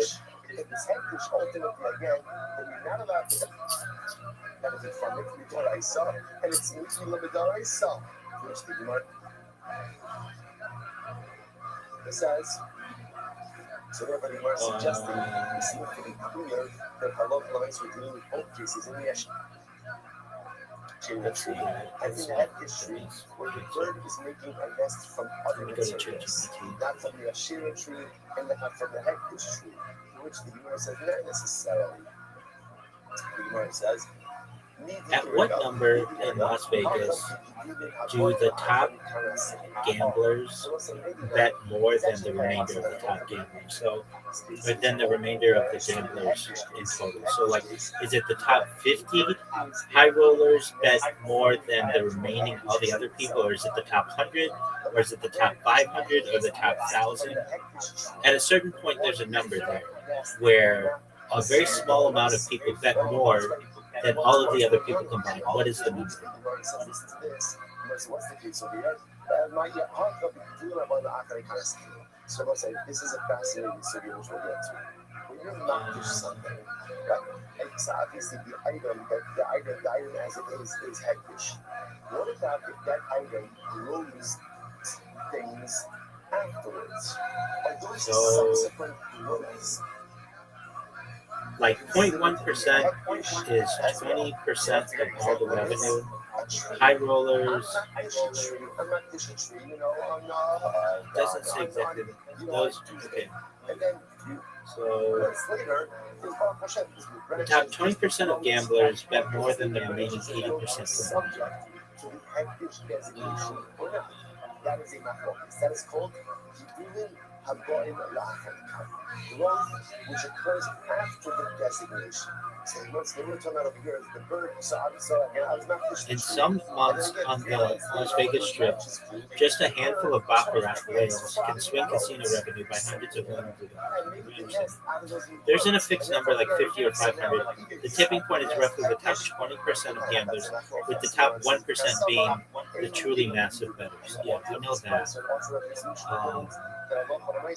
The hectic designation only develops upon the tree that's in existence at the time of the designation. But anything that grows afterwards is not subject. I understand that you're saying there isn't a number that you're stating, but there is a number. You're just not figuring it out. Is it the top 500, the top 1,000, the top 5,000? Like, there is a number. So take it like this, just hypothetically. There are 1 million visitors to Las Vegas a year. There's more than that, or whatever. You could say that the top 5,000 bettors bet more than the other 995,000 people. What's the number? So you're talking about it. Well, We could have talked about both cases, both to the Ashera case as well as to the Hektish case. So in both of the cases, ultimately, perhaps, you can't get any more than this.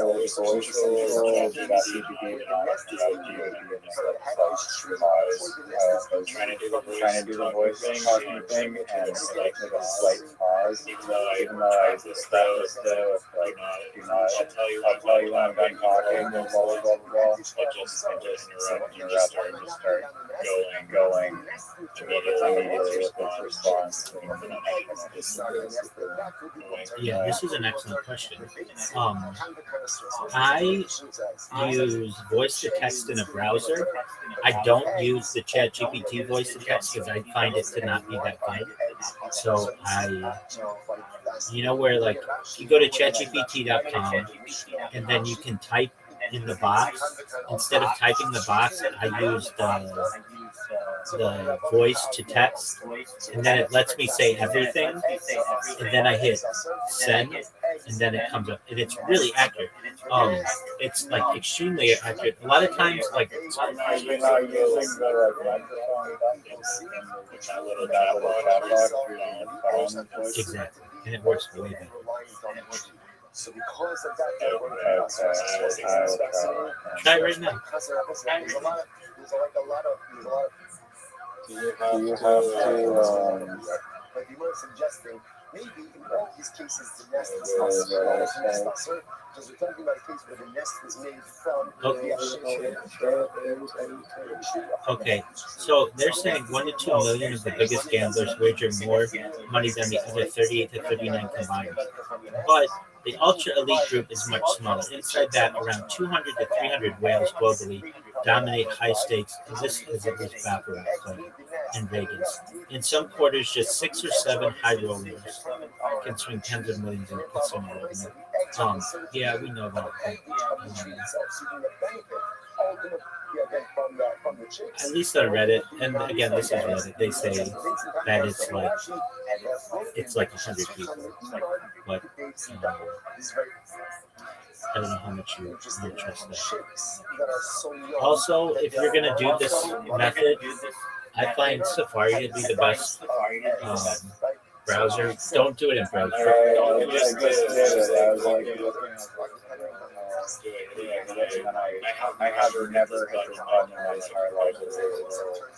Like with my phone button when the keyboard pops up and I press it right and I hit it, and then it works. I've been using that button for 15 years now. So like Major. Oh, for sure. Yeah, it works flawlessly, right? Yeah, no, it's didn't have to worry about it interrupting you. Exactly. If you use a different ChatGPT microphone button, good luck. Yeah, I find that not to be that good. All right, so back to your. So I think, I don't know, it's not giving me the number. Maybe it's 1 to 2 million, maybe it's that many, but that is. Do you know the website stake.com? You probably like it. You know what stake.com, why it's called that? I know Eddie Craven and I are friends on Discord and he owns it. Why is it called stake.com? I'll give you a hint.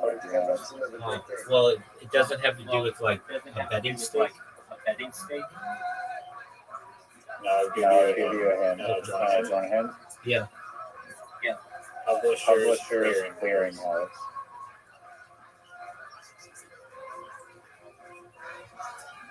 Okay. I mean, I know what Publishers Clearinghouse is. I know you listen to They have in common. They are sweepstakes. There you go. Nice.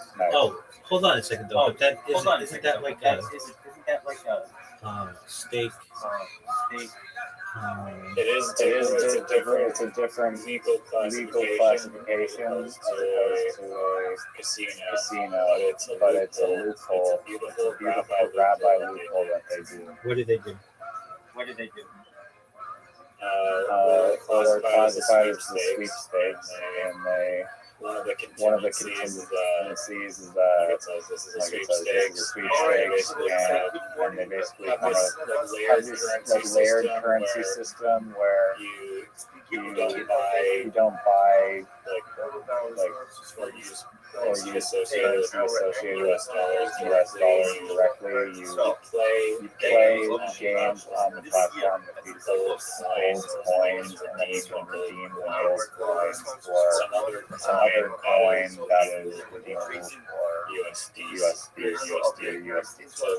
So on the gaming platform itself, it's playing gold coins, but also what makes it sweepstakes is that anyone can log in every 24 hours and earn $1 of free coins, and then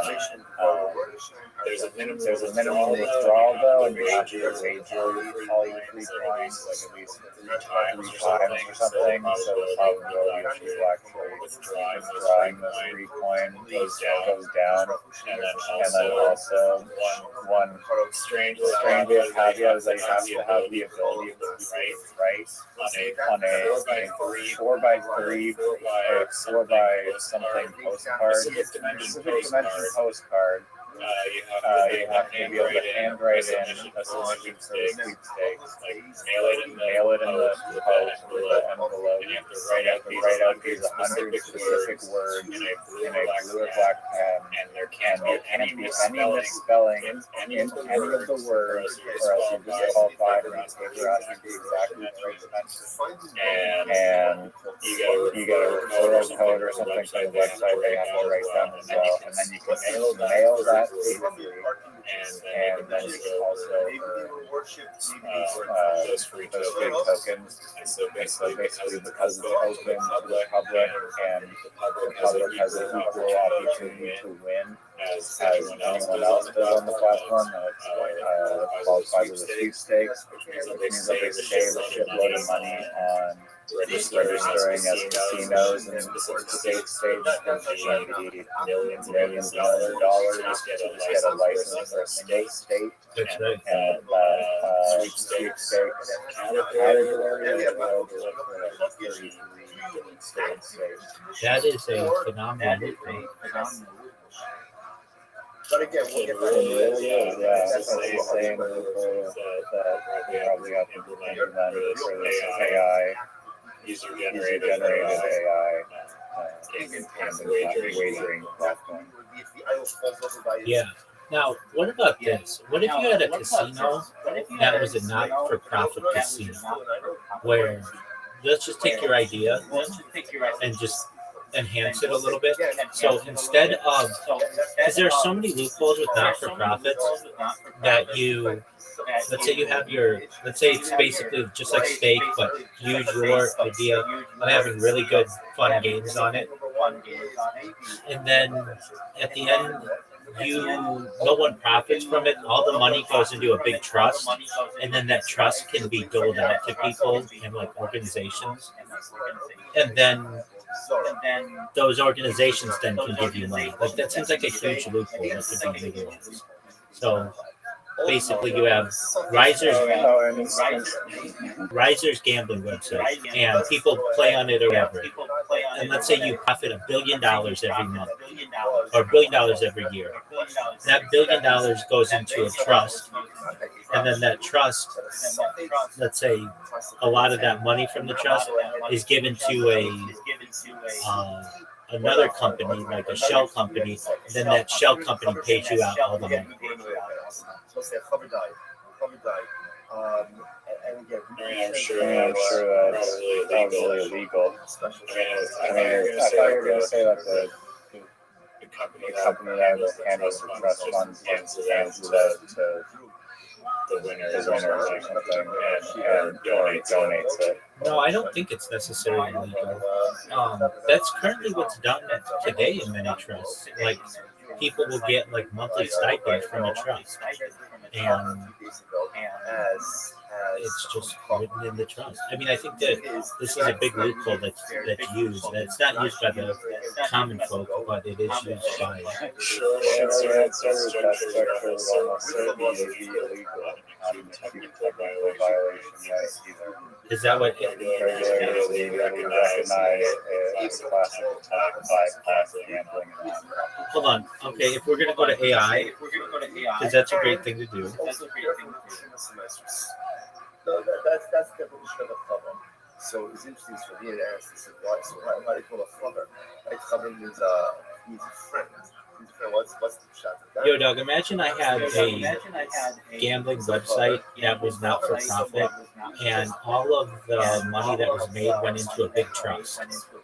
And then that trust gave out to a bunch of other organizations, some that are trusts, some that are not, some that are for profit, some that are not for profit. And then one of those trusts could give my friends money. Would this be legal? Like if we had enough trusts, like a bunch of shell trusts? Power so much that he seeks out those standards even in areas where ultimately he's not obligated. Such a person. Okay, so it generally probably would be considered fraud in the U.S. But here's the thing: you just do it in like the fucking Canary Islands or some shit, and then it's free. Like the whole Panama Papers thing. Jeffrey Epstein had a shirt that was the name of the law firm that says because only poor people pay taxes. So just one moment. Yo, dog. Okay, but what if it wasn't in the U.S.? What if I had a shell trust in like the Caribbean, in like the Canary Islands or like Panama or somewhere, I think you could do this. Steel man this for me, how it could be done. I get what you're asking. Basically, steel man, the idea of structuring it offshore so that the money eventually reaches people I want. Oh, but it can't optimize a scheme to evade gambling laws. What I can do is, yeah, so it can be done. It just can't tell me how to do it.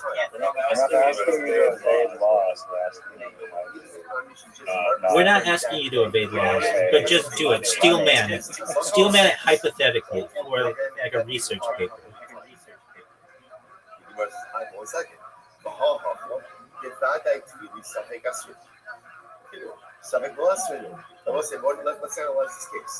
I get what you mean by steel man hypothetically, but I can't outline. Okay. I mean, I think we know that it could be done. And that's why these things are like registered in like, you know, offshore places. I think if you're actually targeting US customers or like claiming customers, wherever you're not registered, then no, dude, stake.com is registered in Curacao. Like, it's not registered. That's why, because there's all kinds of fucking loopholes in Curacao. It's an island north of like Colombia, like Venezuela.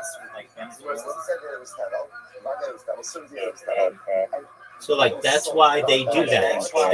They're doing it that way. So there is a way to do this.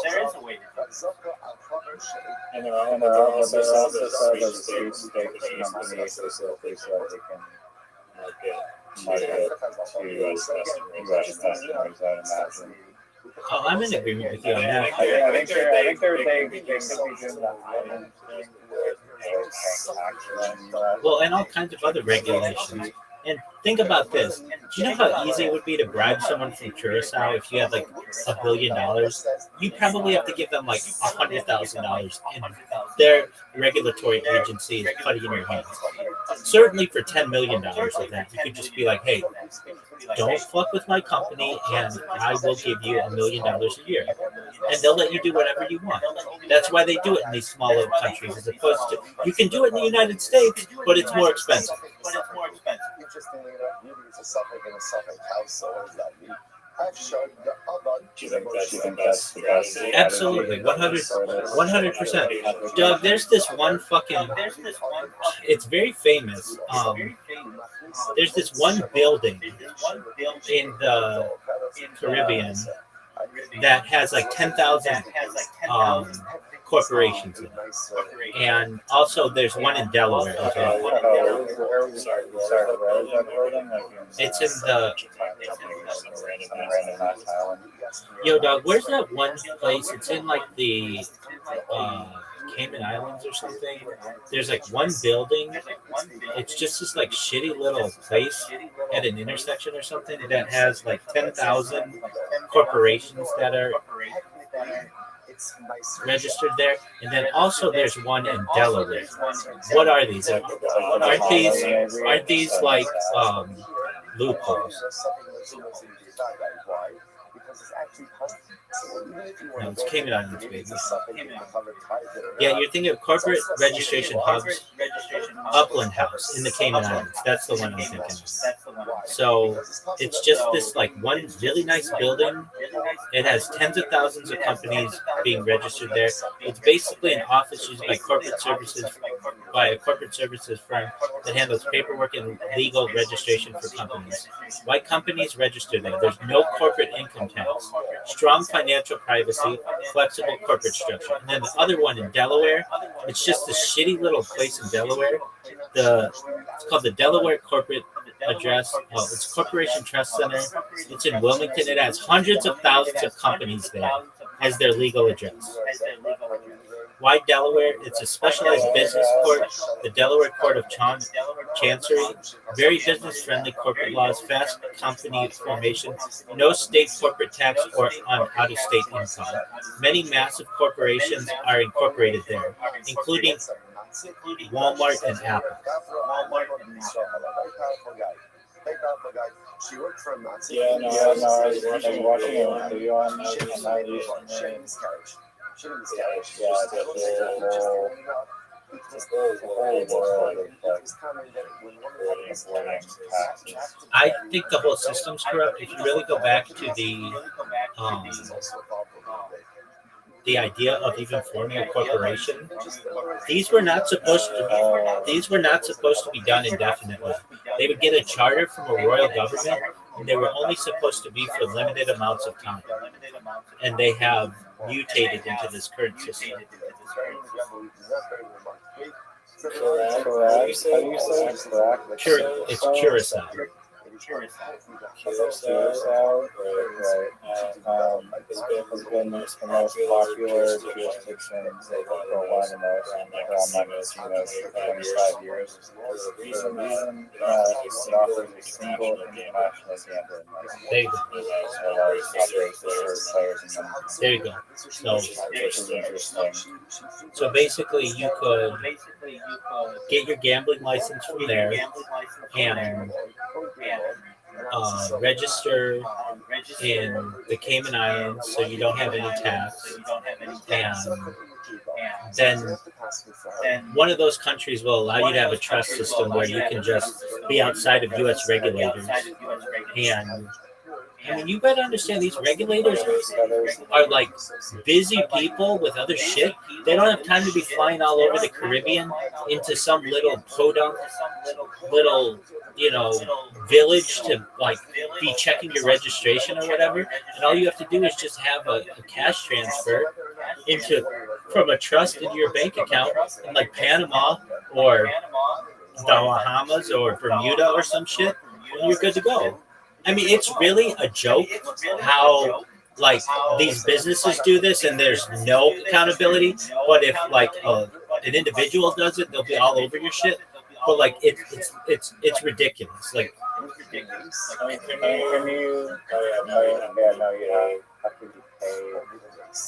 it reminds me of it reminds me. You remember the game of tag when you were a little kid? And like somebody's like, "Oh, I'm on base," and it's like, "Okay, well, fuck this." Like, like you're on base, like that's going to the Caribbean. Like you can't get me here.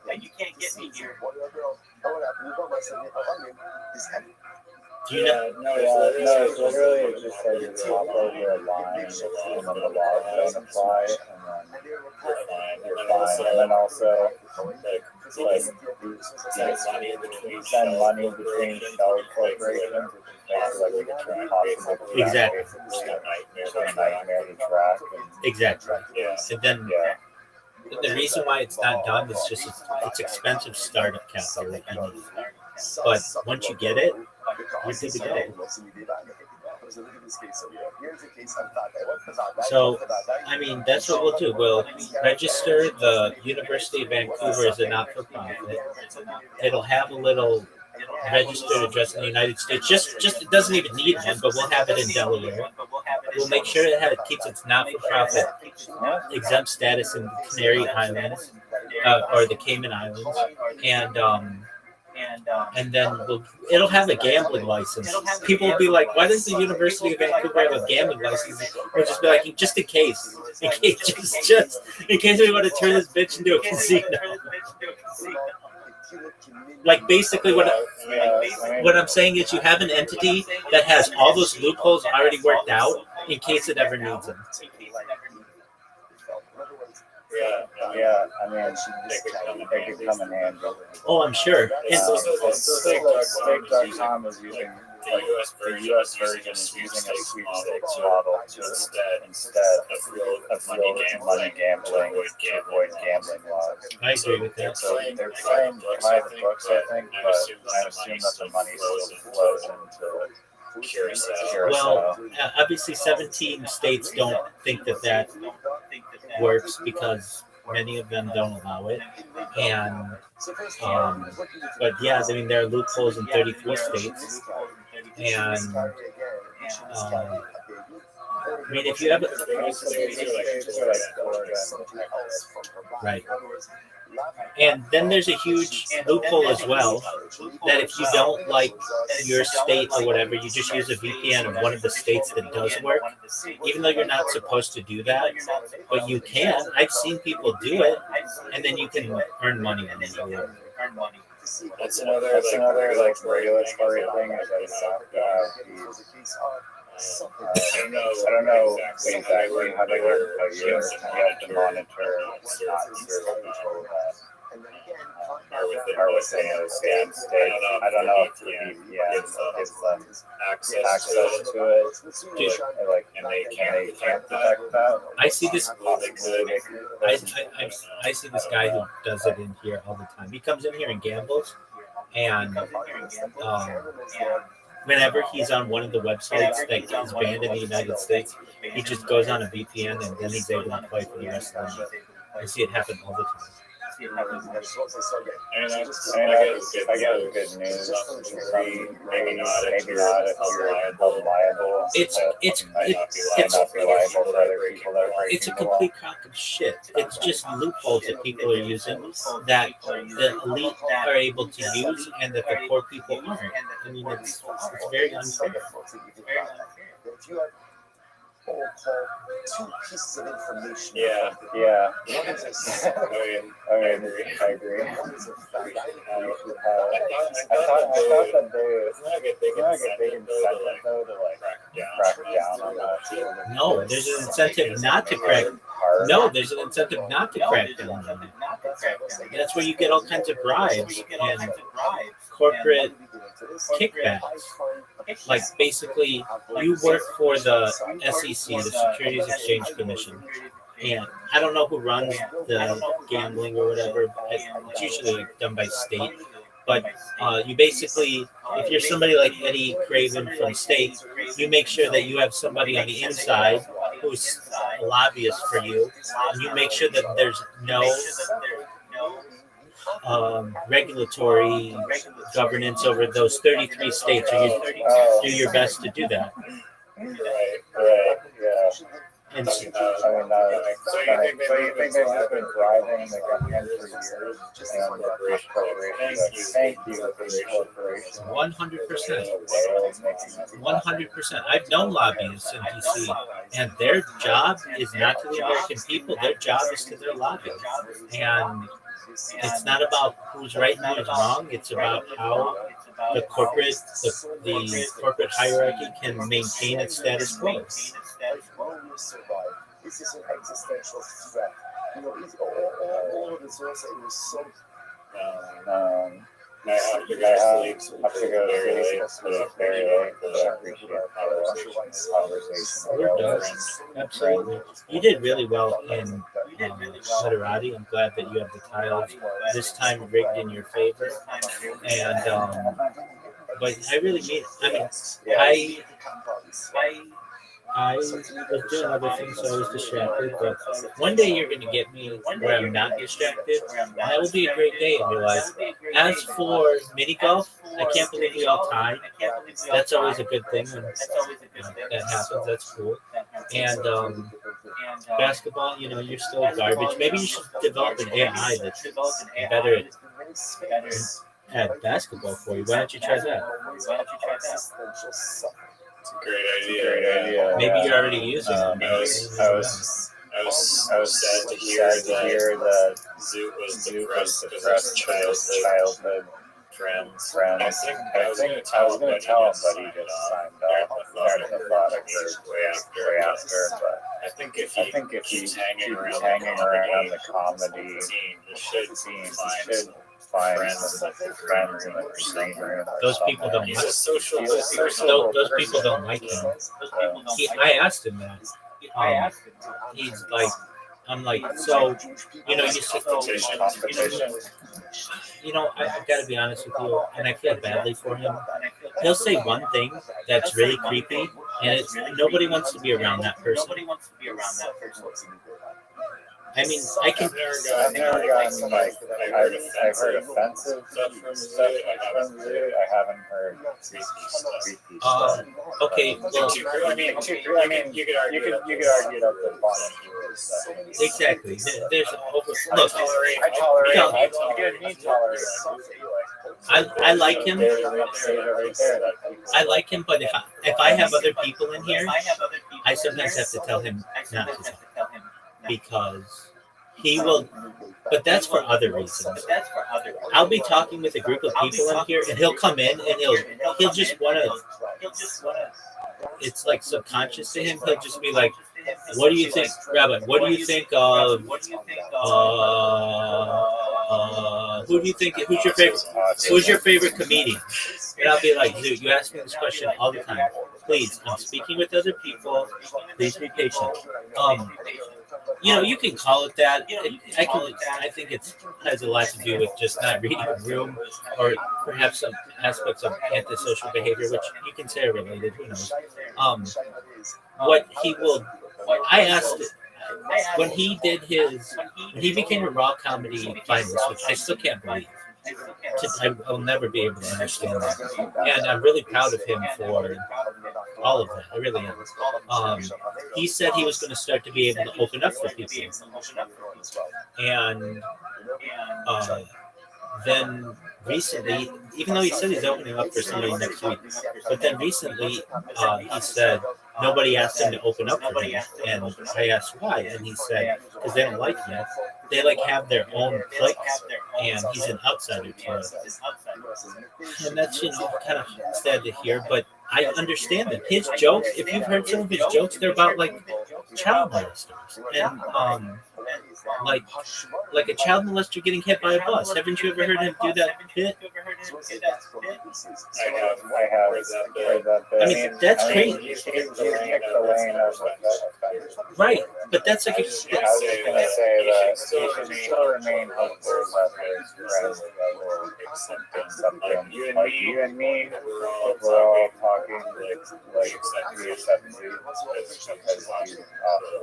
hopefully you'll be able to find Australian humanoid tribe comedian. I agree, but it's difficult. If we were at a bar or something, I don't know if I would hang out with him because I wouldn't know if he would. If I'm talking to girls and he comes up, I know that he's a ticking time bomb. It's just a matter of time until he's going to say something awkward or bad or offensive. Now, if we're just together and we're playing a game against each other, that's cool. That's totally different because I can overcome all of those things. But a stranger won't. And that's why, if I have other people in here and he's in here, sometimes I'll just say, Zoot, not right now, I'm talking to other people. He likes to think,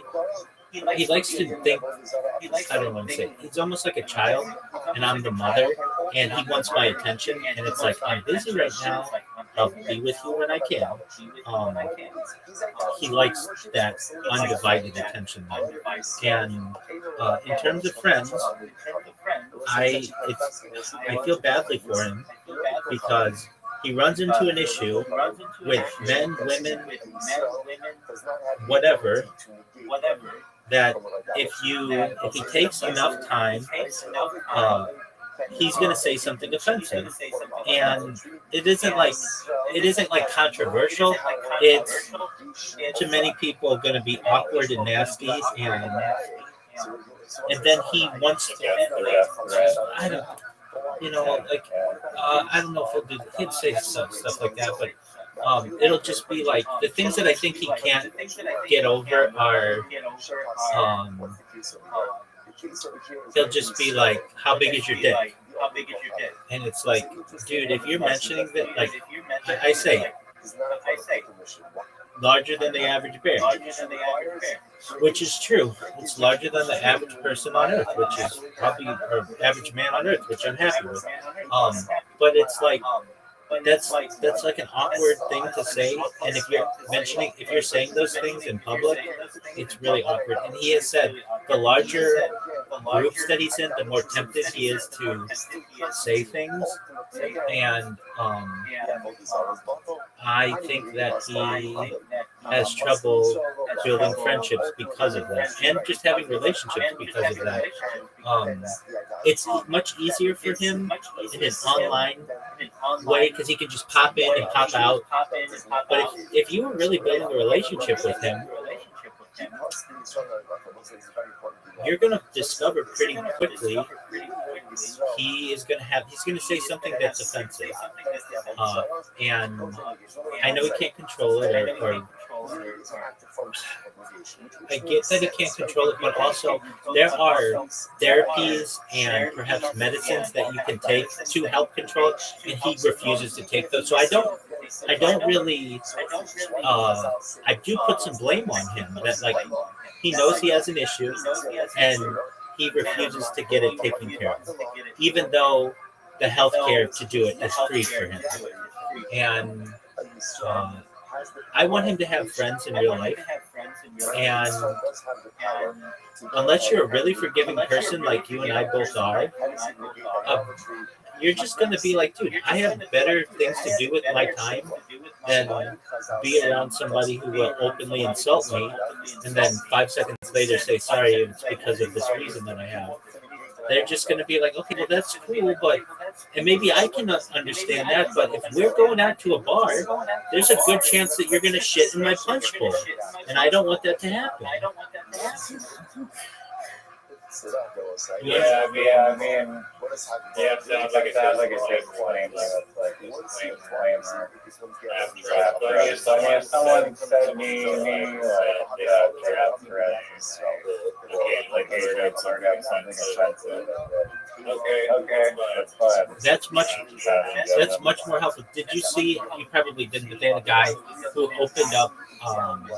He was the first bucket pull on Kill Tony like 2 weeks ago, or 3 weeks ago, and I told you to watch this guy. And when the guy signed up, he wrote Tourette's as his middle name, and then he did a good job. Everybody like understood, and they were fascinated by it, and asking him all kinds of questions, and open, like, because they were expecting that. But if you don't tell somebody, or you tell them after the fact, you've already shit in the punch bowl. Like, basically, if you have Tourette's and you don't tell me beforehand that you have it, then I think you're like a normal person, and I'm going to have my punch bowl open there, and if you shit in it, I'm not going to let you come back to the party. However, if you tell me you've got Tourette's, then there's like a protective plastic over the punch bowl, and I can protect, like I have some understanding of what you're going to be saying or whatever. And it's not just because of that. He doesn't talk about the child molester in the school bus because of Tourette's. He thinks that shit's funny. And I'm not saying that it doesn't have some comedic appeal, but imagine you were like a serious comic in the South Australia scene. Do you want to be associated with that type of humor?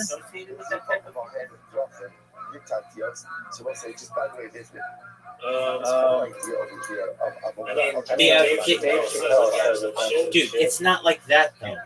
His stuff is like, it's not like, yeah, okay, I'm gonna agree with you on that. What's his joke about his Instagram timeline? I have thick skin. I hear those kinds of jokes all the time, and it's not the worst of the jokes that I've heard Zook tell. But do I think that it makes him look good? No. It makes him look like a scumbag.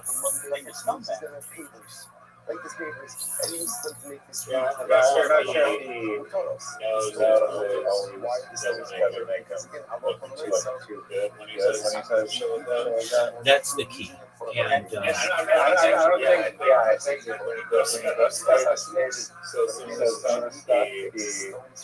he's not concerned about it. And I don't think if you're saying that stuff, he should be. He is, yeah.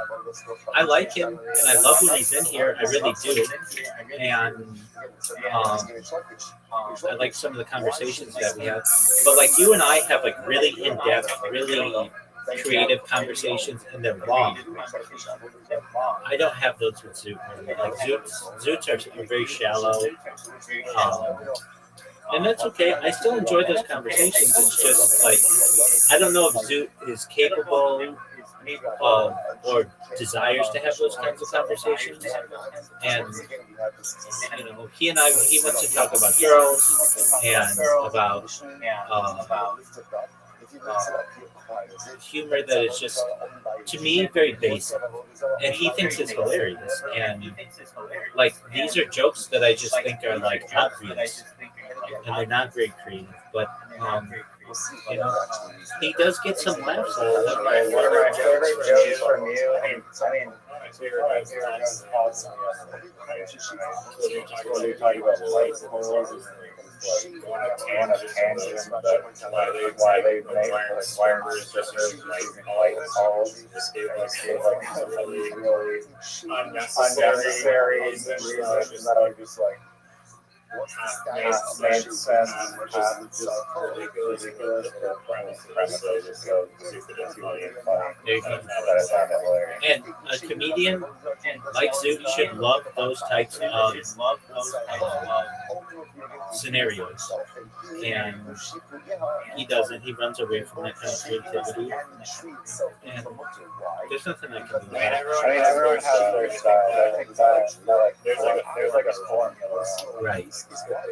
Like the old jokes. I think you just plug it on AI instead of dealing with samples. During the same routine, you said I was like hummingbirds or something, and you're like, why are they called hummingbirds? They don't hum. And I really like that too, because I was thinking that same thing. I mean, they do hum, but they don't. They like make a humming sound, but they don't hum themselves, and that was just kind of fun to me. I do want you to get friends. It's sad to hear anybody who's like, I don't have any friends. And He is friends with a cousin in a past relationship with his current friends. yeah, Also that he didn't have current friends. that's true. Which to be honest, most of my friends, I have pickleball friends, but my best friends are on the internet, maybe on crazy or whatever, but I have my internet friends just as much as my IRL friends. But I guess they're both. Yeah. Even though you haven't seen probably IRL friends. Well, I have my roommates, and while they're not like strictly friends, like at least it's good to have IRL relationships with people. And I like my IRL friends more. I gave up a lot by doing this. But they were raising families and such, and I wasn't quite ready to do that. And I recognize that this is something that I really enjoy. And they're private people; they don't want to be on live streams and things like that. And I mean, we'll email or like text or something, but when you have friends who are married and like one of my closer friends, I remember we would text every single day and talk all the time. Once he met his wife now, I gave him space because I didn't want to get involved with like their relationship and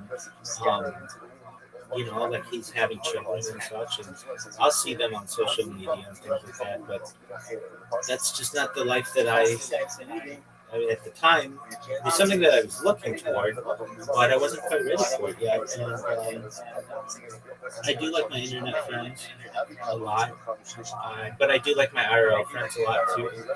And there's a big part of me that wants to surprise many of my IRL friends by like being like, "Oh, what the fuck? You have been live streaming this entire time?" Like, I don't tell a lot of them. They may have seen it on Facebook or something like that, like in the past. asked if I ever had a stream up there. You scam their Twitter. Not their Twitter so much, but their Facebook. So they may have known about it from that way, but I didn't go too much in depth in it. And so there's like part of me that's really excited to surprise them. Like I have thousands of friends from Facebook. Of those, like I really do know like maybe 1,000 of those people in real life and I care about them. So I would say that from that perspective, at least in my life, I've cared about a lot of people. And there's like something really exciting to me to be able to surprise them. Like that's one of the reasons why I don't ask them for help or I don't use that network too much because I want to surprise them. I love to surprise people. It's always been something that I like to do, and that's kind of an exciting aspect of it to me. And to my other friends who Do you have a LinkedIn? oh yeah,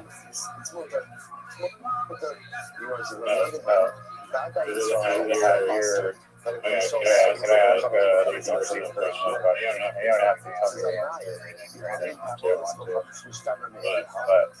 But when I'm curious, and then I'm kind of research a lot, and then find it seems our thing of like find your name, and I don't know if your name is Michael, whatever your name is. If you wanna not tell me that's cool. If you want to tell me that's cool, I don't really carry this because curious what your actual human name. oh yeah. I mean, I have my ID's everywhere. Michael Israel Rush. Okay. That's literally your name. It's my first middle and last name. Okay. My Hebrew name. The same thing as that? No. I love this general website that about what is that look like? I don't have my middle name. So Michael style. What's my name? Provides shade, and shade is beneficial, obviously, to the vegetables. What do you want it to be? To the produce. That's therefore you can't put in the What? summertime. Well, that's my name. What do you want it to be? Like if I type in Michael style, or like what's something. What? Israel?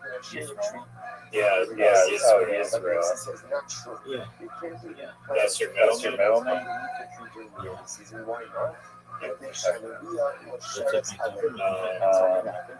There's a lot of Michael Rothschilds. As fertilizer for the growing vegetation. Do you ever use it? I used it to get married. Once again, To make a LinkedIn bot. Well, that's an interesting one. LinkedIn is very good at making you verify your identification. So, like, you can make a bot, but I don't know how productive it would be. Because the primary part of the idolatry. Alright, dude, so late. Thanks for talking. Take care. Enjoy your robots. That's what I'm doing. Take care, man. Later. 42. The Gemara says, Shipuya. What about the case for shaving? That would like the shimmer tree shavings. We have all those Chavim Payamas for once again. The primary part of the other is the Ayid tree is still in existence. We can tell you, and that things are both sides. We said, with Sarha, Kiyasur, Shipuya, Nitamin. We said that even in the case, ultimately, again, where you're pruning the tree for the benefit of the tree remains also.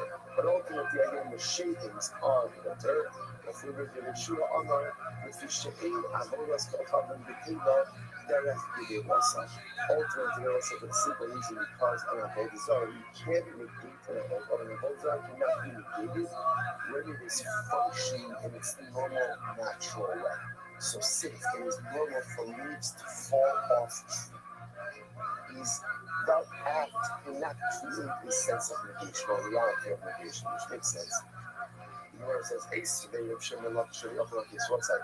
So up until now, All of these questions have been from Rabbi Yochanan to Reish Lakish. So now I get on both sides. Rabbi Yochanan Reish Lakish focuses on one simple case, and Avodah Zarah falls over by itself and breaks. Is the Avodah Zarah bottle or not? Rabbi Yochanan, no, because negation of idolatry requires active negation. Reish Lakish, yes, because even de facto negation, right, or passive negation ultimately works. So up until now, this entire Amid has been Rabbi Yochanan questioning Reish Lakish. Now we switch gears. They search in the Rabbi Yochanan. So Reish Lakish asks the question, oh, Rabbi Yochanan, here we go.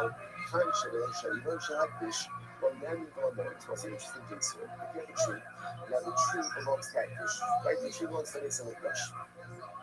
Now what happens? There's a nest on top of the tree. So birds made a nest on top of the tree. What's the halacha? You really should not get benefit from the nest. But if you did so, you have not committed riba. That was I saw again. Rashi says over here, second line from the top. Go manual, that's the drabanon. So you can't get benefit with drabanon. Right, but obviously, again, the nest itself is not considered to be part of the tree, and therefore, if you did get benefit from the nest, ultimately, again, it's not to move up. Fine. So let's analyze. But for Rosh Hashanah, what about if the nest is on the top of an Asherah tree? Just in case, I have an Asherah tree. On the top of the Asherah tree is a bird's nest. I want to get benefit from the bird's nest. So what can I do? Yaki's bakana. So what can you do? Knock down the nest. Ultimately, again, with a piece of wood, and therefore you can go ahead and get benefit from the nest like that. So what says you know? So Yaki's bakana. I'm sorry. Rosh Hashanah Yaki's bakana. Hassan Hadaitcha. He goes shishpon little 18. So I never say this interesting. Okay, so this is very interesting. So now, again, what can't I do? I can't in both cases, I can't climb the tree in order to get to the nest, right? Because climbing the tree is usage of the tree.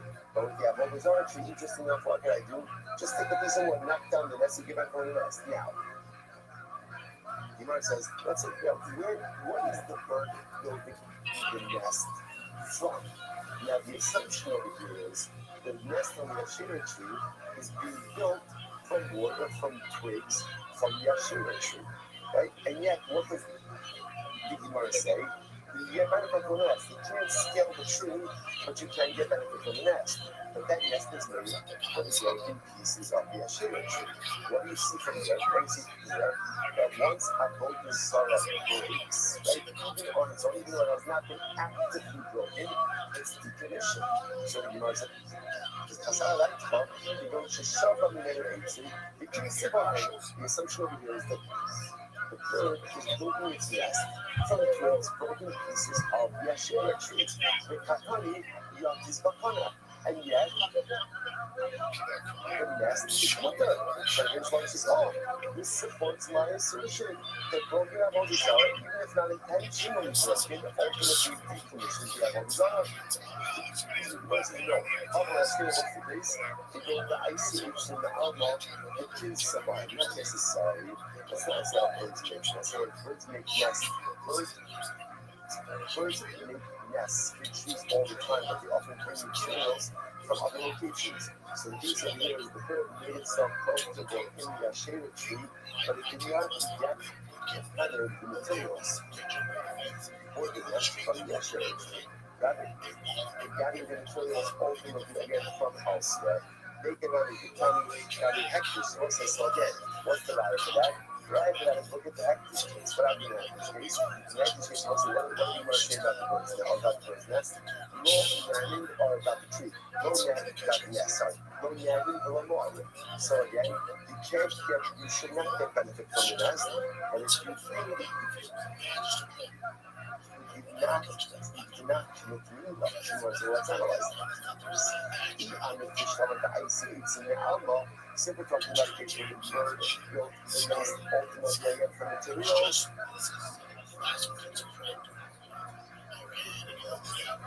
They don't.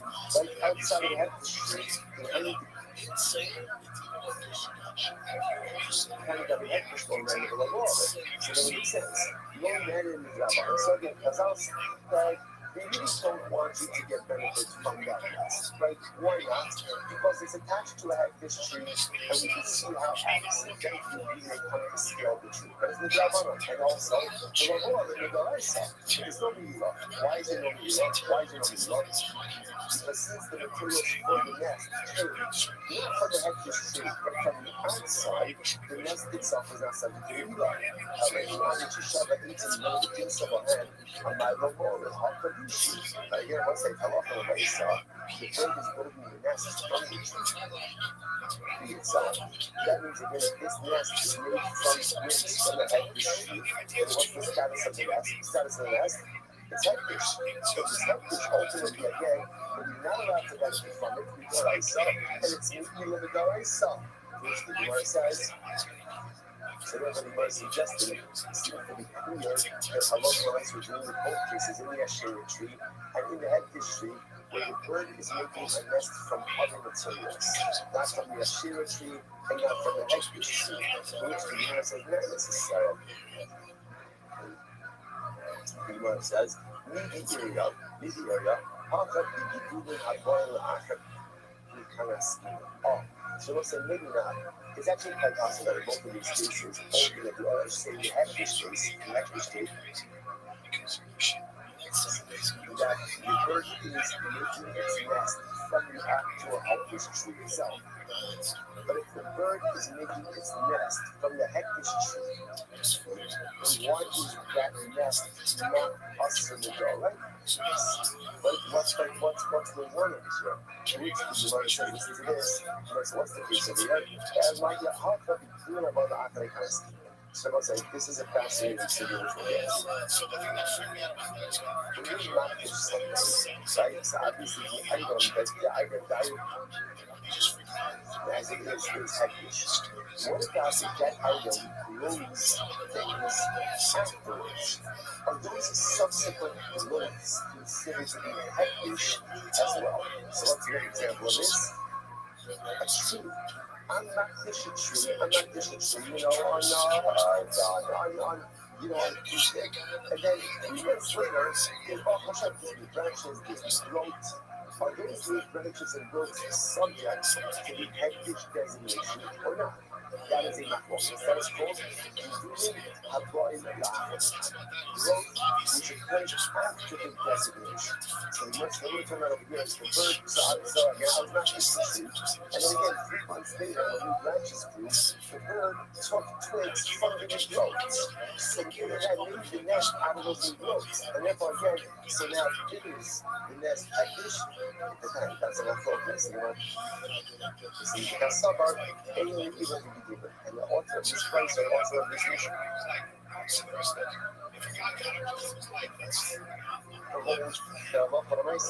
The headfish designation only developed upon the feet of the business at the time of the designation. But anything that grows afterwards is not subject to that. This therefore, again, the nest is incredible. Variable on the open on my yacht is ultimately what is it mean? Rabbi also meaning what? Does it mean that it says knock the nest down and get benefit from the nest? That's true. It doesn't mean the nest, particularly the nest itself. It could very well be that the nest is us. The nest is us in both cases because it's made of a shayla or because it's made of a headfish. Either way, it's us. So what's more to what can you get benefit from? The chicks.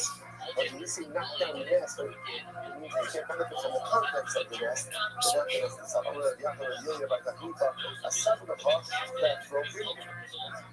They can be part. And you can apply it to both cases, both to the Sheila case as well as the headfish case.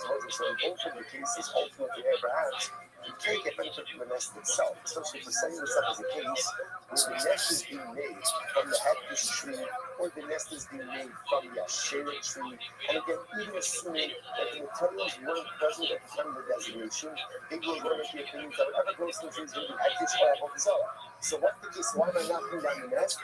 Not for the nest material, but rather what? For the chicks or for the eggs inside of the nest, and that will be mutter. That Probably what the medicine can get kind of stress. What's this to the shit eggs? You know, it says for the chicks, it's going to be mother, but for the eggs, ultimately, again, it's going to be usher. Now, what's saying, why are the eggs usher? So this is actually quite fascinating. If you look at Rashi, this is actually right before the Mishnah in Rashi. The medicine can become usher. Shetrichim l'hilon, the gaza b'han rabbanon ka'al ilon usher. So what's actually quite fascinating? Eggs are usher. Why are eggs usher? Because eggs need the nest. The nest needs the tree, and therefore A equals B and B equals C, then A equals C, which means that the eggs are considered to be ultimately reliant on the tree. So because of that, they're going to be osmosis. What's isn't fascinating? So it's quite fascinating. There's a lot of variables going on over here. So we were suggesting maybe in all of these cases the nest is us. Why is the nest us? Because we're talking about cases where the nest was made from the Assyrian tree or from the Hector tree. So the nest is going to be us. Nest is going to be us. So what does it mean when Brexit says take a stick, knock down the nest and get benefit from the nest? It means the chips in the nest. The chips are mutter. But the eggs may be problematic, right? Because ultimately, again, since the eggs need the nest, and the nest needs the tree, therefore the eggs are considered to be dependent on the tree, and therefore I want to say the eggs are considered to be an appendage of the tree itself, to be a benefit ultimately again from the chips, and ultimately not the eggs. The bits and coming down from the Rashi, that floating chips. From the Iman to day to day, this is very interesting. Ships that are so young that they are reliant on their mother have the status of eggs, right? So it makes sense because the chicks that require their mother are dependent on the nest. The nest is reliant on the tree, and therefore Allah so many comments. Therefore, what it turns out that over here with the states of the nest, on top of the filtering out this tree, you obviously can't scale the tree regardless. Right? By what can you do? You can knock down the nest. But why not down the nest? So maybe you can't get benefit from the nest because there's concern that the nest itself is made from the Asherah tree or from the Hector tree. What can you get benefit from? Independent chicks. Independent chicks, right? I love when I say that is going to be winter, right? There you go, right? And from the independent young birds, right? Or ultimately, what you can't get benefit from is the eggs or from the reliant young, because those are considered to be dependent on the tree itself. But let's say, we'll stop over for today, but again, let me just say the halakha l'maisa. So look, actually, let's say, yeah, all right, what we'll do tomorrow, tomorrow, we'll pick up, we'll finish off with the halakha l'maisa, the other shagish, like what are we doing that matter? So what are we asking, right? And then in Yad Hashem, we'll continue Yad Hashem, adventures in Avodah Zarah. All right, guys, have a great day.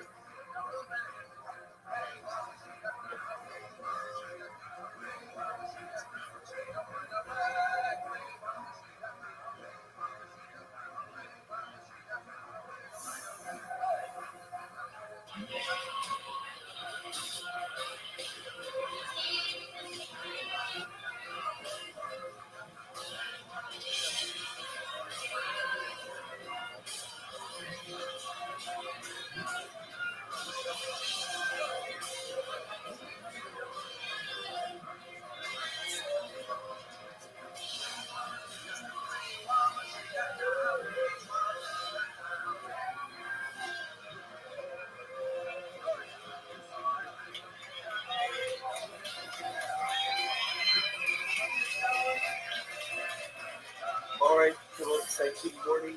Again, thank you all of our sponsors for this morning to thank our annual temple sponsors. Listen to both of ours as well.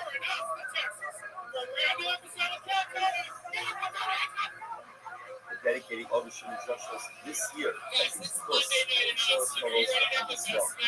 Our total sponsors for the month of Av are following Dr. Stephen and Wendy Tracy.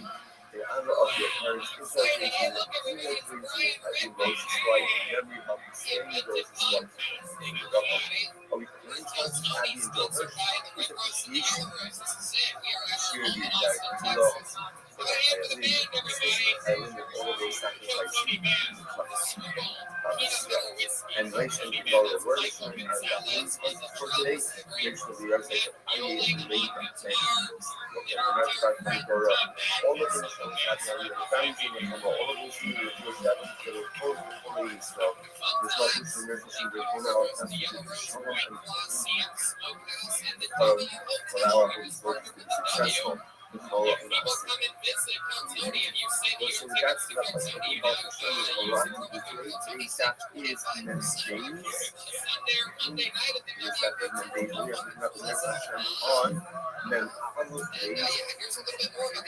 41. And we left off the new something most music Gaga, which is 2, 4, 6, 8. Well, that's the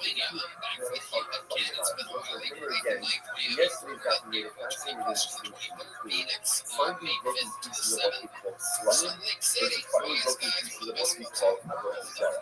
What's those two terms? Slumming are images, maybe they were worshipped, maybe they weren't worshipped. No,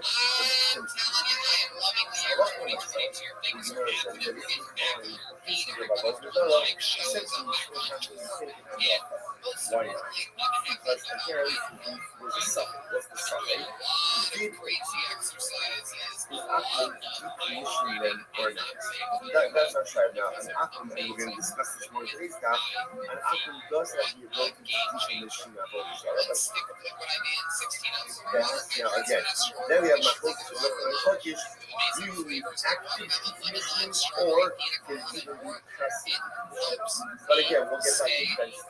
That's our overarching message. The real point says it has to be active decommissioning. The says even passive decommissioning, not community the idle falls over by itself and break. And the real one, still an idol, according to the instructions, is more swift idolatry. So let's say it again. That's like this is calm and it's like something of information. Why is it break? What's the sex state? Well, suffix number 1 is maybe, which is never worship. And number 2, ultimately, again, even if it was worship, maybe it was decommissioned. So the idea that he's coming back from himself is the reason that ultimately again so it does not a lot of Muslims say is something Muslim means ultimately again the suffix that maybe suffix that maybe doesn't go ahead and take it out from the fact that it was now the other questions that is made something Muslim means is that true that a suffix a possibility not to go ahead and change the reality of facing this. What about time? Our time, I'm very interested in exercise. Cover series, and yet we go into it. Let's say cover dive. Cover dive. And again, you can translate the special ceremony to a member of our senior cover you know that another member of our CRA is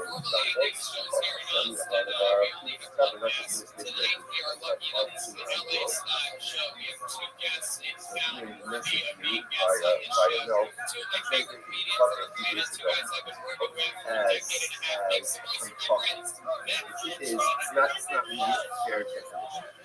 Last week's member again 2 weeks ago goes ahead and cover as a person who is careful with the laws of human title.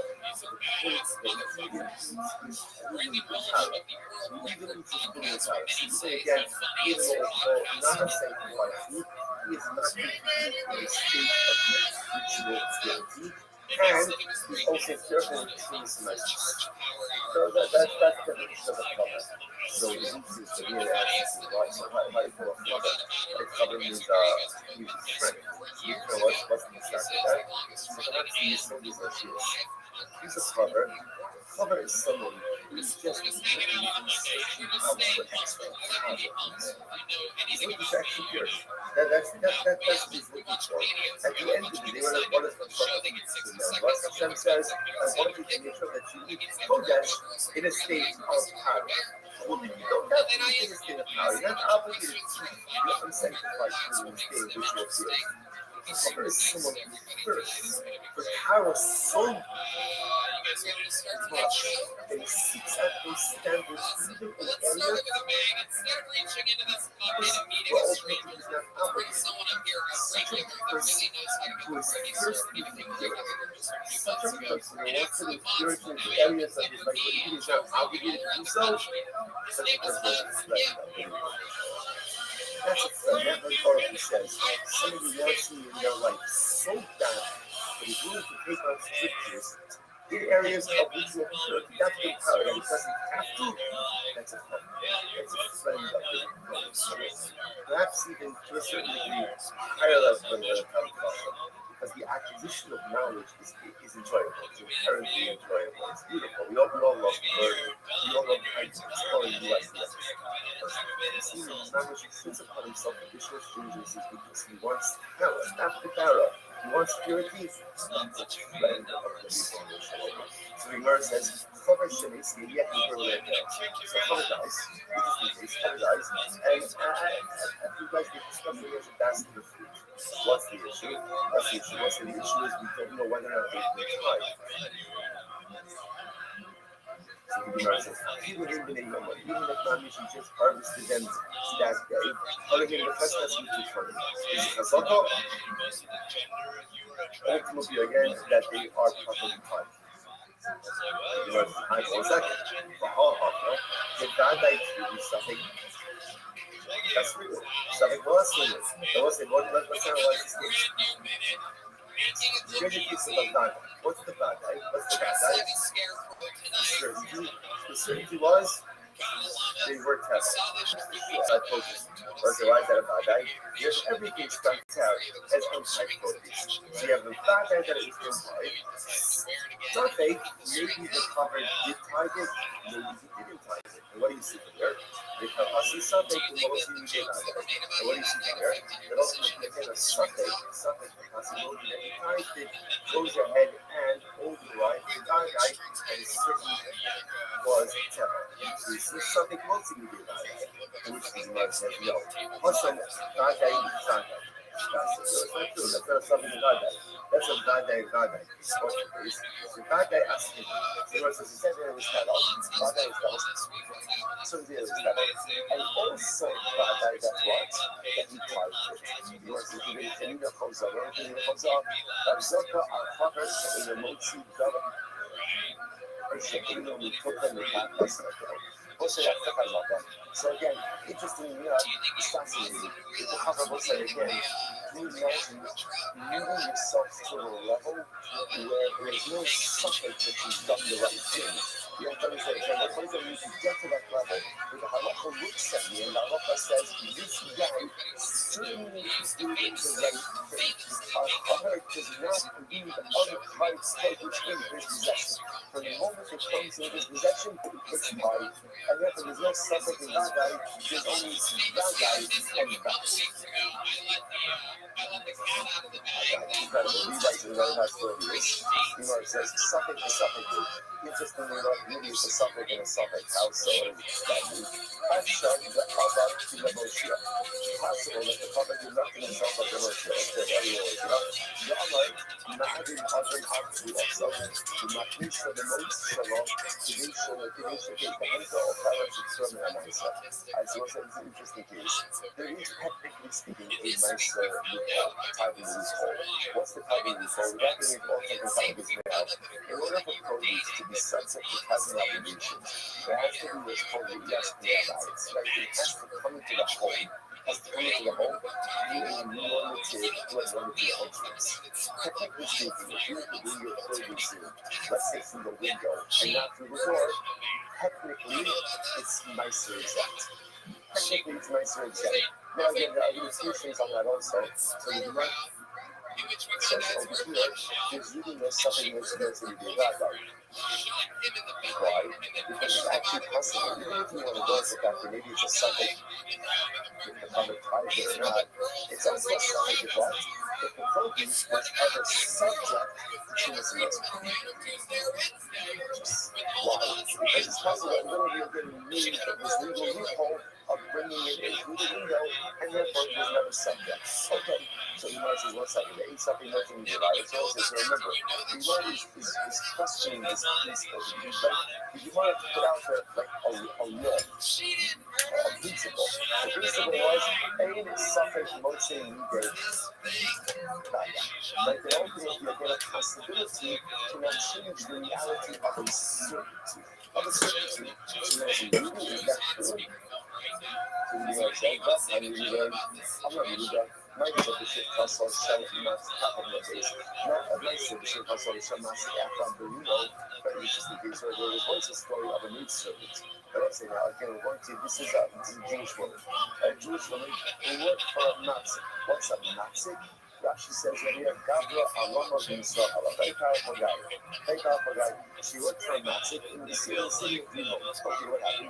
She had two women in the bottle. She had a miscarriage. And I will say, interestingly enough, it was determined that when a woman had a miscarriage, you have to carry a newborn.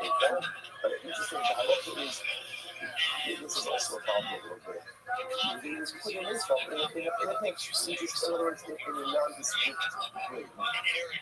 General goes, so the halacha is, you have to carry a newborn. You have to breast a miscarried baby. But we that's what do not carry in the mouth. We do not hear. Carry the devil, we do not carry the mouth. So the life is also is a mental health discussion. Adultery and healthy parents to develop an ongoing attachment to a life that never was. Obviously, again, there's trauma, there's loss, there's grief, but Chazal wanted to be 15, do not want it to be an ongoing life loss. So now we say what happens if she miscarries, and she put the miscarriage in place. At what point is this? According to the law, and obviously so what happened, and peered over the head. Now, why did the point peer over the head? Because he got himself in the table. So he's not capacity for it. The way that also the woman gives birth, and even after a miscarriage, depending on when the miscarriage occurred, there could be too much labor. There could be between impurity associated with it. Now, the duration of too much labor depends on what? Boy or girl.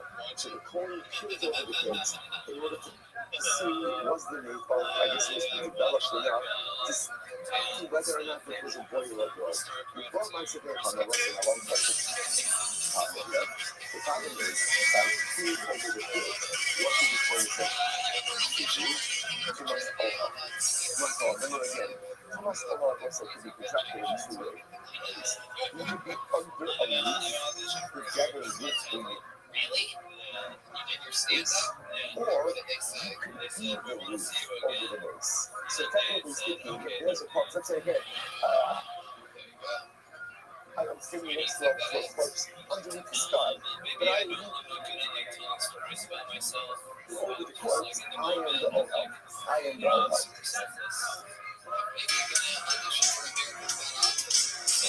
here's the point where I moved over the page to see if the boy or girl, or what happened. You got myself with a lion. This episode is going to come in. You see a new move, which is September and 5 years in the series. And they're in a anytime wildly high the party, because ultimately again this was a place where there were weasels and animals there, and in reality they probably crossed in the sky.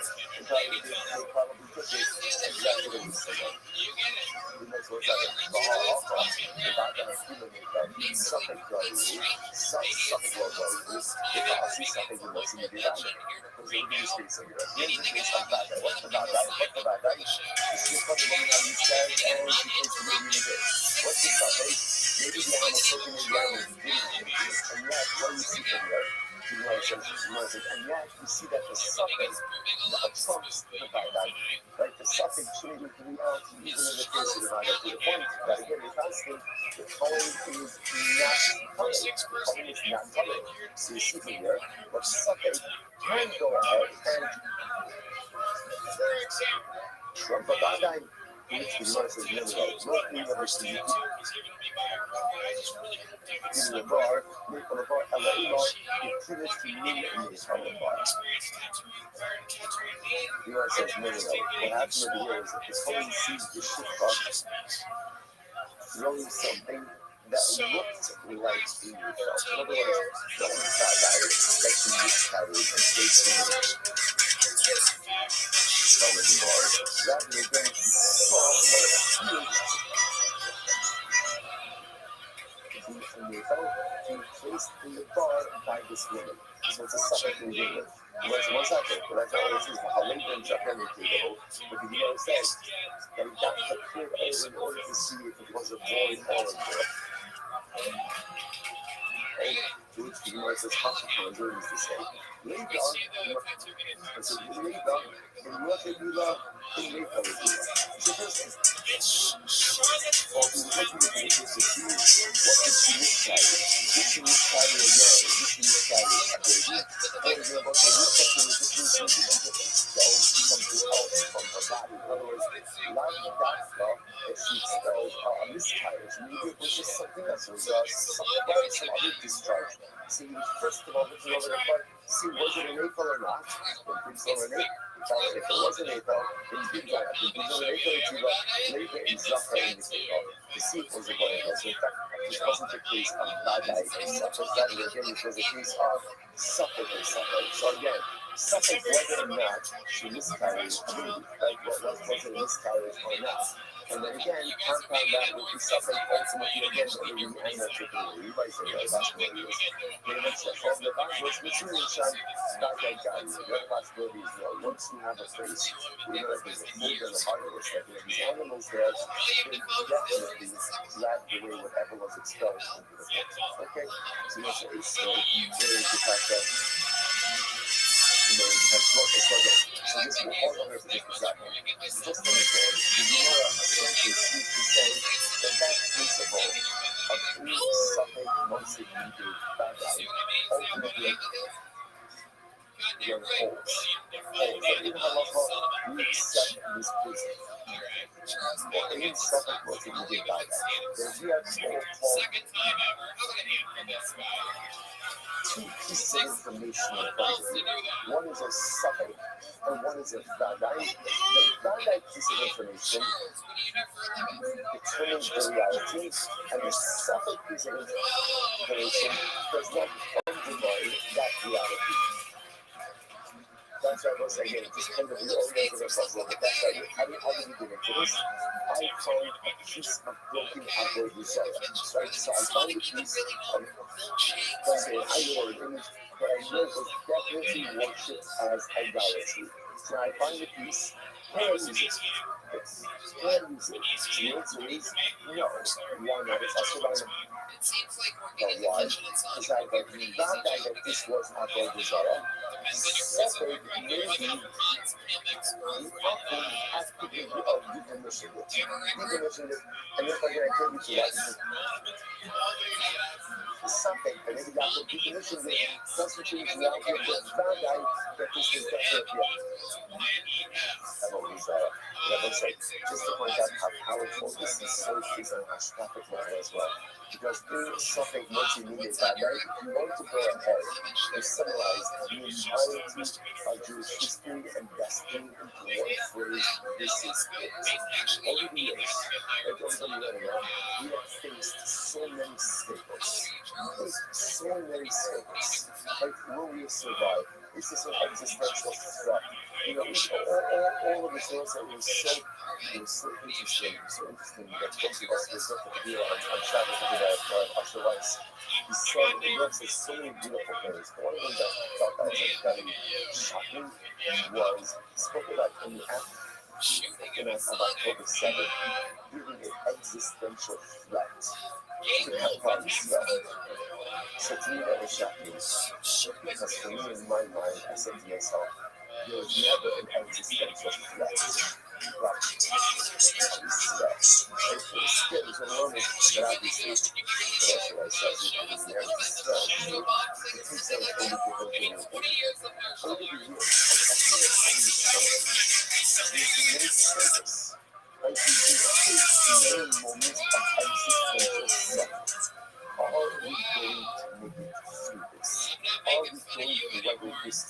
less than a century ago, they put us in ovens and in gas chambers. It was a suffix. So what holds us over? What holds us over is this principle. In suffix, nothing will bad. What's the bad? Which poetry says, Am Yisrael is your Am Eretz. Am Yisrael, the Jewish people, we are an eternal nation. That's the bad. That's the bad. That's the bad. And therefore, what holds us over even in times of difficulty? We suffer much in Suffer. What about suffering? The Babylonians, the Romans, the Jews, the Persians, the Nazis, Hamas. It doesn't matter. It doesn't matter who the suffer is. There's so many status that have presented themselves. So the another suffix. Only Armenian Vachavos in another suffix always arises. And that's the shame. This suffix makes it legal bad. No suffix could undermine the bad certainty of the eternality of Christ. That's ultimately the source of our optimism. That's the source of our strength, and that's what fuels our reality. Incredible. Halachically, as well as Hashem. It's not always that. Instead, it's also going again. Heading all of this is this methodology of being your own sluggish. So here's what I know. And again, we'll talk about this more in just a few moments. You can decommission your whole desire, right? In other words, I can begin the back up this whole desire. The shining is how does he do it? The Milton says it must be what we call active ritual, and ritual says even person get the works. So going back to that a little bit, it's state. Oggi come back a los bottoms of the shop. I made all listen to this. And also we see this in English going on as well. Sorry. I'm sorry, thank you. It's lots of time this year, thank you. Lots of time this year, it's like how it was here. So it's that what the mission say. If you find the image of a hand, the image of a foot, ultimately again, it's also so the universe says, you think security behind the why? Because at the end of the day, that was a common image that people worship. The universe is amai. Why is that?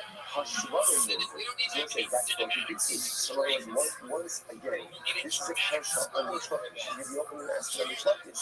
The truck is according to you, this should be probably looked at, right? Because probably truck is, once you find broken pieces, whether the atom actively broken or whether the item broke on its own, the atom doesn't worship it. I don't like that. You might get what you always push up pieces logic. I don't. If you can't save yourself from being broken, then chances are what? You're not much help to me. You're not much help to me. And therefore, again, you say, what's going on with this? You might say, no, change much more, or not, I need it, but not the engine out of the season. So this is something again, is what we said yesterday. That's the piece of the hand and the foot, the piece ultimately when it's on a pedestal. When it's on a pedestal, then that is quite possible that is actually a self, it's like a self-defense, is the wrong word. But its own type of idolatry. Okay, basically, what is like a construct. Only from the back of our function of the shop, I mean, so what's more of this river? And then we go cover to be the back of his own level desire, and then to look at the level desire of his friend. Meaning, any athlete can ultimately again negate and thereby decommission any form of idolatry. Whether it's his idolatry that he worships or someone else's idolatry. However, it is so, back on all this for some sort of it. So it was actually quite fascinating. We'll see the logic behind this. Another Kohabim actually places you, and Yisrael does not have the ability to negate any form of idolatry. Isn't that fascinating? Okay, so only Kohabim can negate and decommission any form of idolatry. And Yisrael has no power on the mediation over idolatry. Fascinating. So we go so I say I tell you about this country side of the house. Why is that? What about a case of idolatry that just breaks up? On its own. Now truly again, but if it's not the issue, but it is actually what? On the Abayim, Shepasha, what's the piece of the earth? The piece of the earth is where the Israel guaranteed the others will have it. There's an interesting level of US injection is drinking is not going to decommission. Why not? Decommission requires liquids. Liquids, same thing with the entire item story tag, doesn't decommission. What's that mean? Keep on top. My hobby, what's the idolatry, even though again all of this idolatry is still present, ultimately again, yeah, what we got is bottle, how do you read the bottle of power? And our husband saw a robot ball, ultimately the nice right. If the husband goes ahead and then the idolatry, that negates it. But if he's so intense in idolatry, that does not negate it. You know, so Rabbi says, you know, he possibly is something like that. The Bible says it's very important to know. So this is like this. In reality, even when you go against the Avodah Zarah, it goes in negation. In other words, it will say, that thing really is an act of form of negation. Which makes sense. Like anything you do to deface the idol should be the proper form of idolatrous negation. So really, even if you strong, don't say it's okay. So what's the issue? Why did Chazal say that it's not? Listen to this. Because Zera is Xera. What's the Xera? Still no man below the husband. But not the law. So here's the issue. In reality, and you strong has the power of negation. Right? The Yisrael does have the power to go ahead and negate idolatry. How does he negate idolatry? If he breaks it, if he bends it, it also works. So why did Chazal say it doesn't work? What are we concerned about? Listen to this. We're concerned that what is Yisrael going to do? He wants to negate the Avodah Zarah. So what does he do? He has Avodah Zarah. He lifts it up, like getting ready, let's say, to smash it or prevent it afterwards. What's the problem? Once he lifts it up, they will say, that's an act of Hagbar. What does Hagbar do? Hagbar acquires. Once he acquires it, it becomes the Avodah Zarah of a Jew. Once it becomes the Avodah Zarah of a Jew, the Haviyat Avodas will cover the Yad Yisrael. The Avodas will cover the Yad Yisrael. So we'll say this is absolutely wild. It's absolutely wild. I will say we are going to see exactly why this is. This is a model of black from now on. It is. But again, right now we'll just quote the principle. The principle is any Avodah Zarah that is owned by a Jew cannot be negated. So watch this happen. Any Israel technically speaking, decommission Avodah Zarah. Yeah, how can you decommission it? You can take it, you can paint it. But Chazal said the decommissioning of a Jew does not work. Why? What are we concerned about? That in the process of decommissioning, the Yisrael is going to figure out. Back here, I will say Avodah Zarah specifically Hefker, and we'll get into all of this in a couple of days. Avodah Zarah specifically Hefker, he lifts it up, he acquires it. Once he acquires it, once he goes ahead and he acquires it, becomes Avodah Zarah of the youth.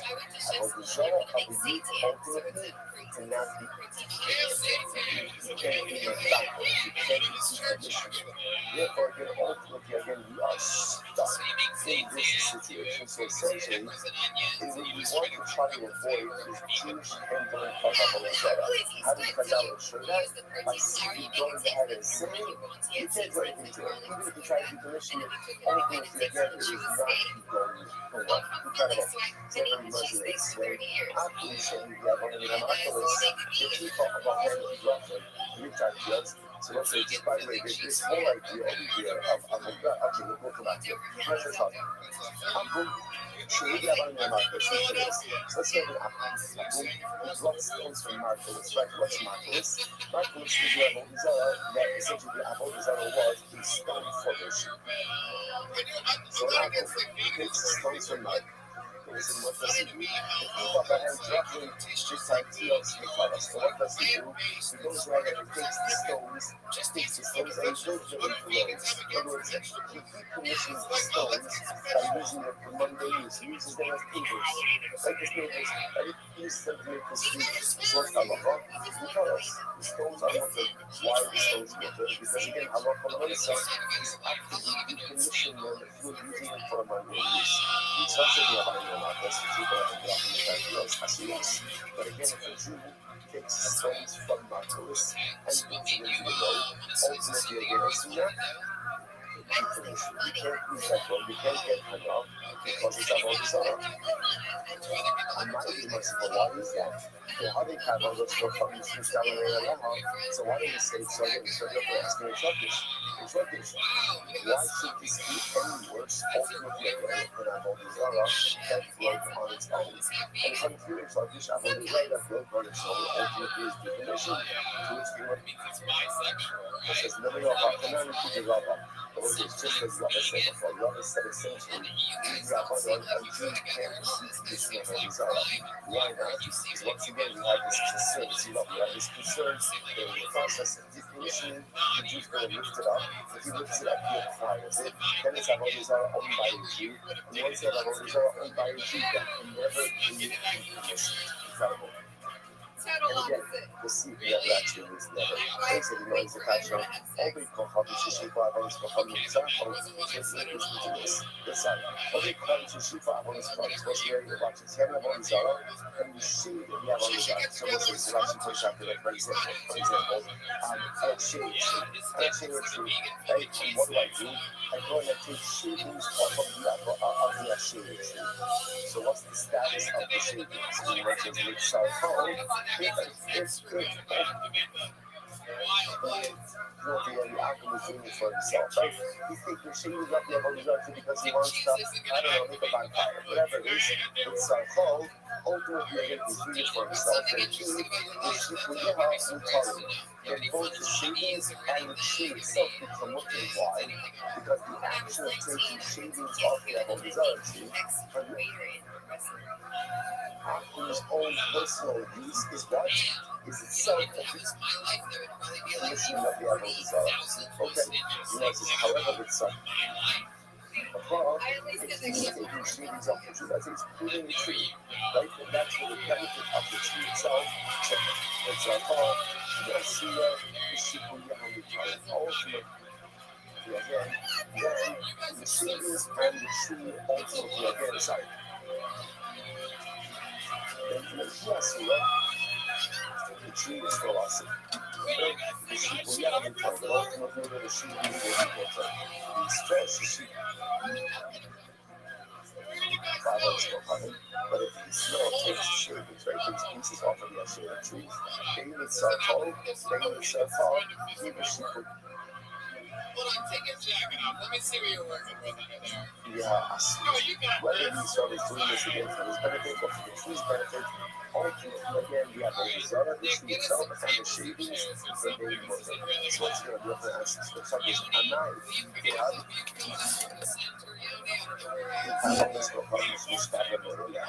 Why should this be this?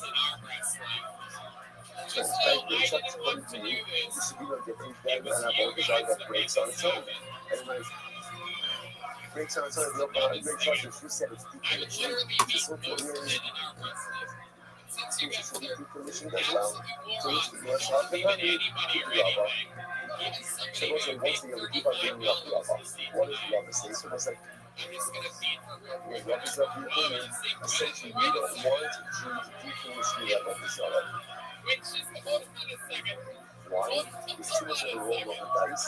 Because if you do things the wrong way, then what ends up happening? Then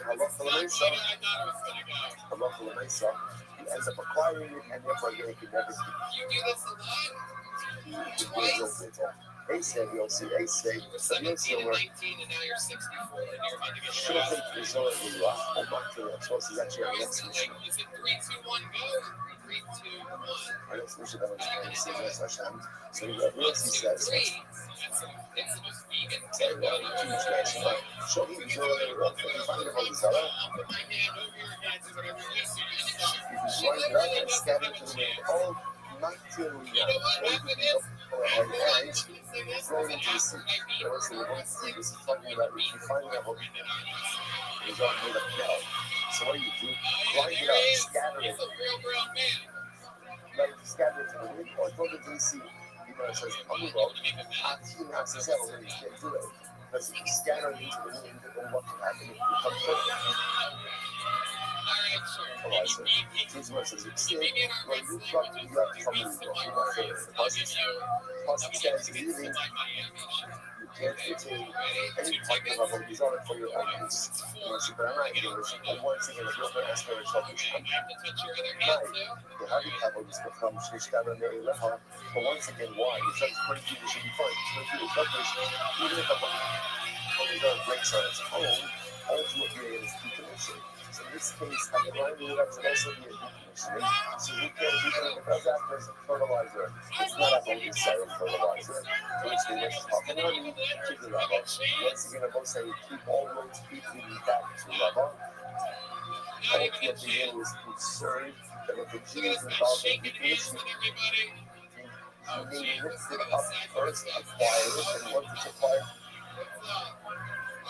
by the gene, it cannot easily commission. So it's like, you'll see that if you see on that, not six to rest in the Russia hot office was an interesting case of here. That's the 37.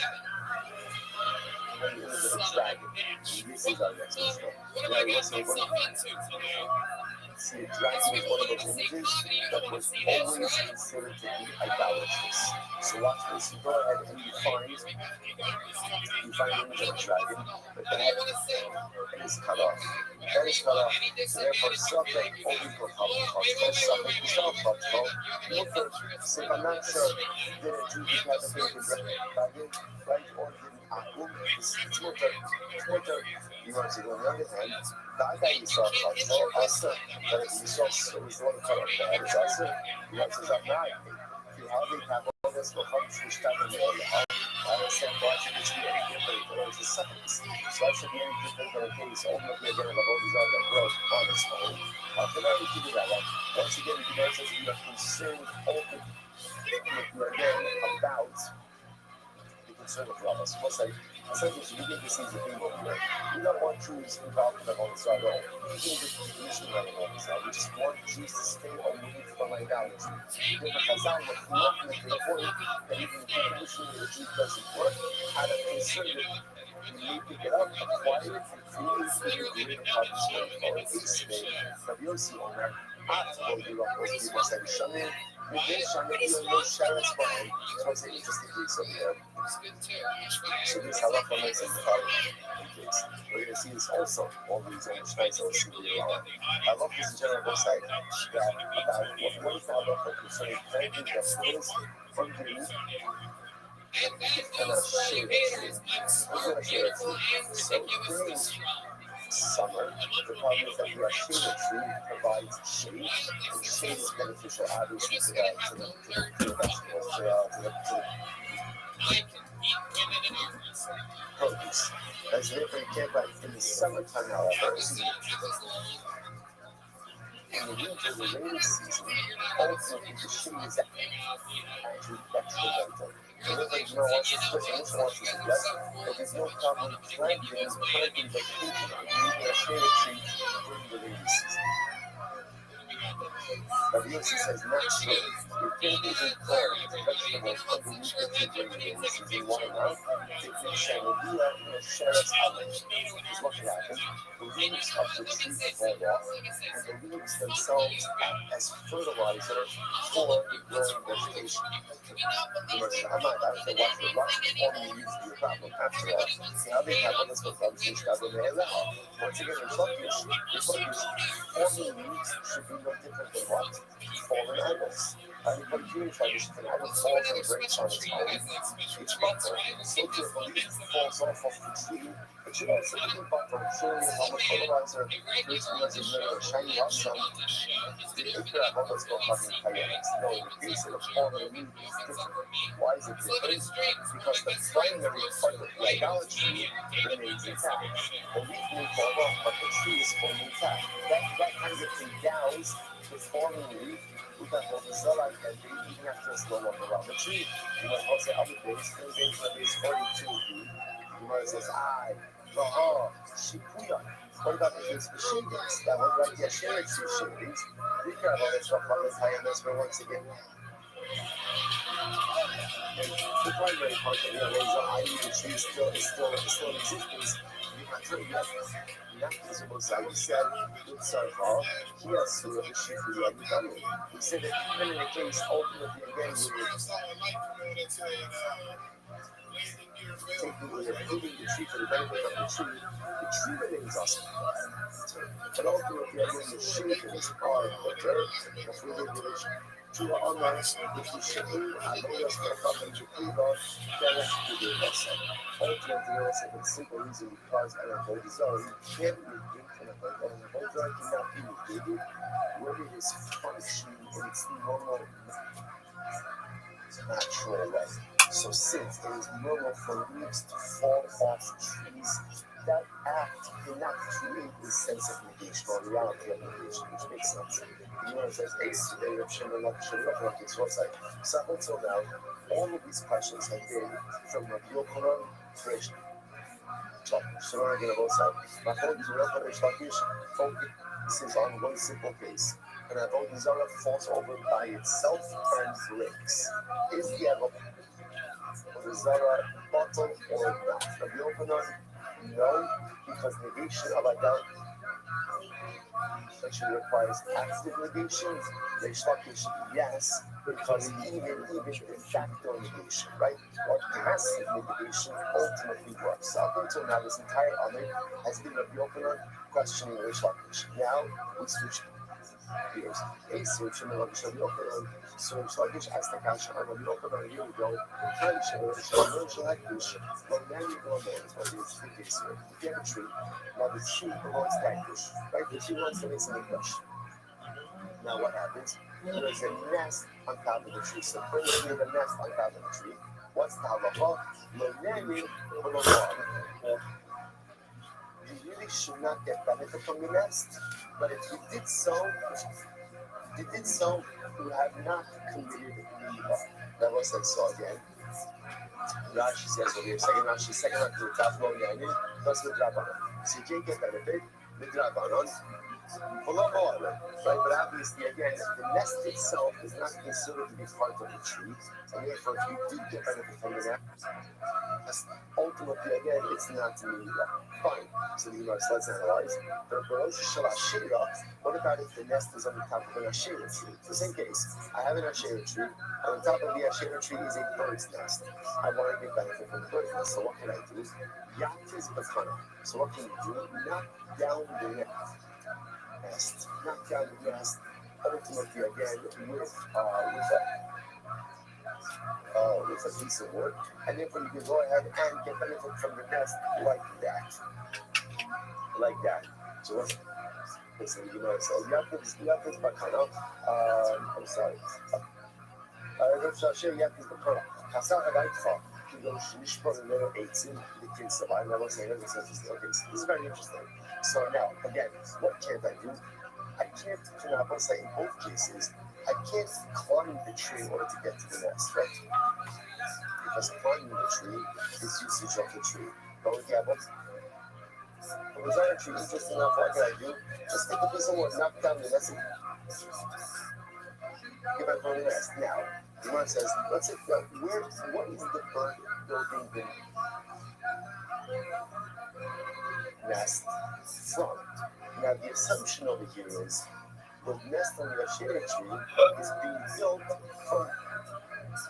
from twigs from the Asherah tree, right? And yet, what does the Gemara say?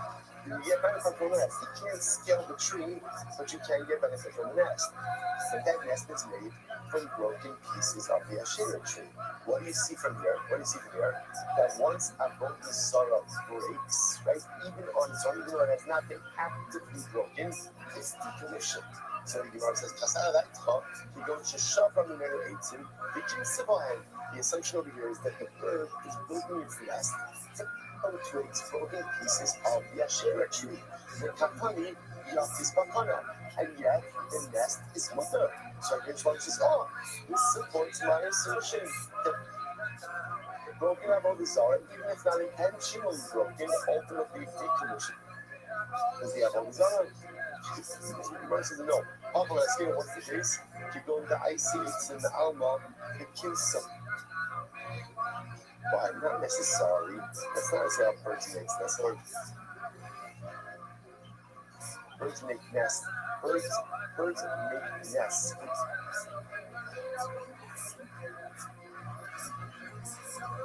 Trees all the time, but they often bring materials from other locations. So the case over here is the bird made itself comfortable in the shape of the tree, but it did not gather the materials or the nest from the Asherah tree. Rather, it gathered the materials ultimately again from elsewhere. They cannot because got hectares. So again, what's the lie for that? The lie for that is look at the hectares case. What happened in the hectares case? In the hectares case, what do you want to say about the birds? Or about the birds? Nest, no nanning or about the tree. No nan about the nest, sorry. No nanning or more. So again, you can't get should not get benefit from the nest, but if you did, you do not commit to so let's analyze this. The Amid the IC8s in the Alma, so we're talking about a case where the bird built the nest ultimately again from materials they built right outside of the hectare tree, then I need to kind of got a hectare going on the level of it. So that makes sense. No nanny would grab on it. So again, as Al said, really don't want you to get benefits from that nest, right? Why not?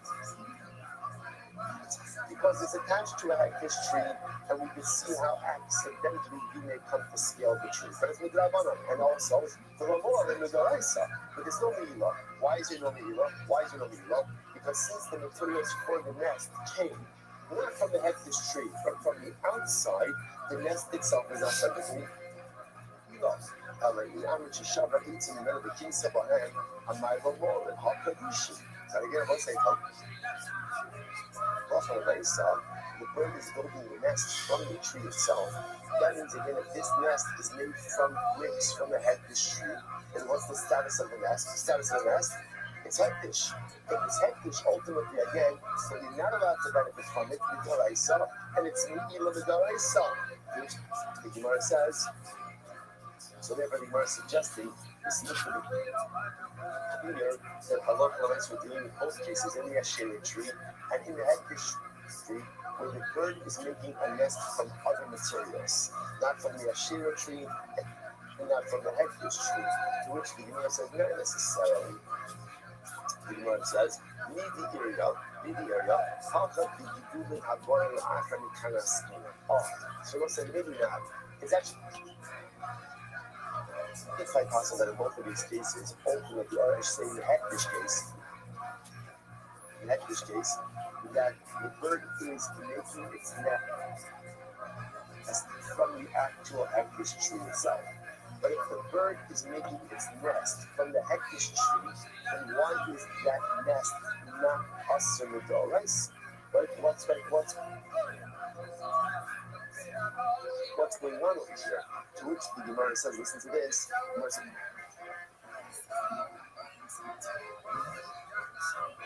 what's the case over here? How could you do it about the Akari Kras? Someone said, this is a fascinating study which we'll get to. When you're making something, right? So obviously the item as it is hectish. What about if that item grows things afterwards? Are those subsequent growths considered to be hectish as well? So what's a great example of this? A tree. I'm not dish a tree, on Tuesday. And then 3 months later, there's Baal Hashem. There's new branches, there's new growths. Are those new branches and growths subject to the hectish designation or not?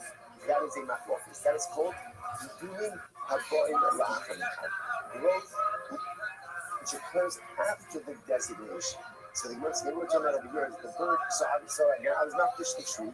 And then again, 3 months later, when new branches grew, the bird took twigs from the new growths. So it had made the nest out of those new growths. And therefore, again, so now is the nest Agdish.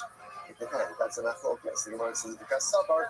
And the author of this price, or author of this Mishnah holds that Allah the Hektish designation only devolves upon the tree that's in existence at the time of the designation. But anything that grows afterwards is not subject to Hektish, and therefore, again, the nest is mutter. Incredible. Rabbi Abel, Rabbi Yochanan, my yak is ultimately, what does it mean? What does it mean when it says you can knock the nest down and get benefit from the nest? That frozen. It doesn't mean the nest. It doesn't mean the nest itself. It could very well be that the nest is usher. The nest is usher in both cases because it's made of a shela or because it's made of a hektish tree. Either way, it's usher. So what's mutter? What can you get benefit from? The chicks. Whereas when we say knock down the nest, what it means is get benefit from the contents of the nest, but not the nest. It's a little bit about that. A sabbath of in the kind of carry. So you can apply that to both cases, both to the Ashera case as well as the hektish case. So both of the cases, ultimately, perhaps you can't get benefit from the nest itself, especially for setting this up as a case where the nest is being made from the hektish tree or the nest is being made from the Ashera tree. And again, even assuming that the materials weren't present at the time of the designation, they were going with the opinion that whatever grows in the tree is going to be hektish or avodah zarah. So what's the case? Why am I knocking down the nest? Not for the nest material, but rather what? For the chicks or for the eggs inside of the nest, and that will be mutter. That will be mutter. The beitzim kind of stress. Let's listen to the Mishnah says. You know, it says for the chicks it's going to be mutter, but for the eggs, ultimately again it's going to be usher. Everyone's saying, why are the eggs usher? So this is actually quite fascinating. If you look at Rashi, this is Rashi right before the Mishnah in Rashi. The beitzim kind of usher. Shetrichim Ilan. The gazer behind Rabbanan Ka'az, you know, asking. So this is actually quite fascinating. Eggs are usher. Why are eggs usher? Because eggs need the nest. The nest needs the tree, and therefore if A equals B and B equals C, then A equals C, which means that halacha l'maisa, the eggs are considered to be ultimately reliant on the tree. So because of that, they are going to be usher. So isn't this fascinating? So it's quite fascinating. There's a lot of variables going on over here. But the Gemara is suggesting maybe in all of these cases the nest is usher. Why is the nest usher? Because we're talking about a case where the nest was made from the Asherah tree or from the hektish tree. So the nest is going to be usher. The nest is going to be usher. So what does it mean when the Brisa says take a stick, knock down the nest, and get benefit from the nest? It means the chicks in the nest. The chicks are mutter. But the eggs may be problematic. Why? Because ultimately, again, since the eggs need the nest and the nest needs the tree, therefore the eggs are considered to be dependent on the tree, and therefore the eggs are considered to be an appendage of the tree itself. So you can get benefit ultimately again from the chicks, but ultimately not the eggs. The Gemara says the beitzim come from Rashi that's broken. Shetzrichon le'iman. This is very interesting. Chicks that are so young that they are reliant on their mother have the status of eggs, right? So which makes sense because the chicks that require their mother are dependent on the nest. The nest is reliant on the tree, and therefore halacha place on their finance. Therefore, also it turns out that over here with this case of the nest on top of the Asher tree, the hektish tree, you obviously can't scale the tree regardless, right? By what about what you can knock down the nest. But why are you knocking down the nest? So really you can't get benefit from the nest because there's a concern that the nest itself is made from the Asherah tree or from the hektish tree. What can you get benefit from? Independent chicks. Independent chicks, right? Allah said that is going to be mutter. Right? So, right? Get benefit from the independent young birds, right? Or also but what you can't get benefits from is the eggs or from the reliant young, because those are considered to be dependent on the tree itself. I must say, we'll stop over for today, but again, let me just say the halacha nicer. So actually, I must say, yeah, tomorrow, tomorrow we'll pick up. We'll finish off with the what comments are not going to like what are we doing that matter? Because what are we passing like? And then in Yom Hashem, we'll continue Yom Hashem, the adventures in Avodah Zarah. Shkaya, everyone. All right, Kevin, have a great day.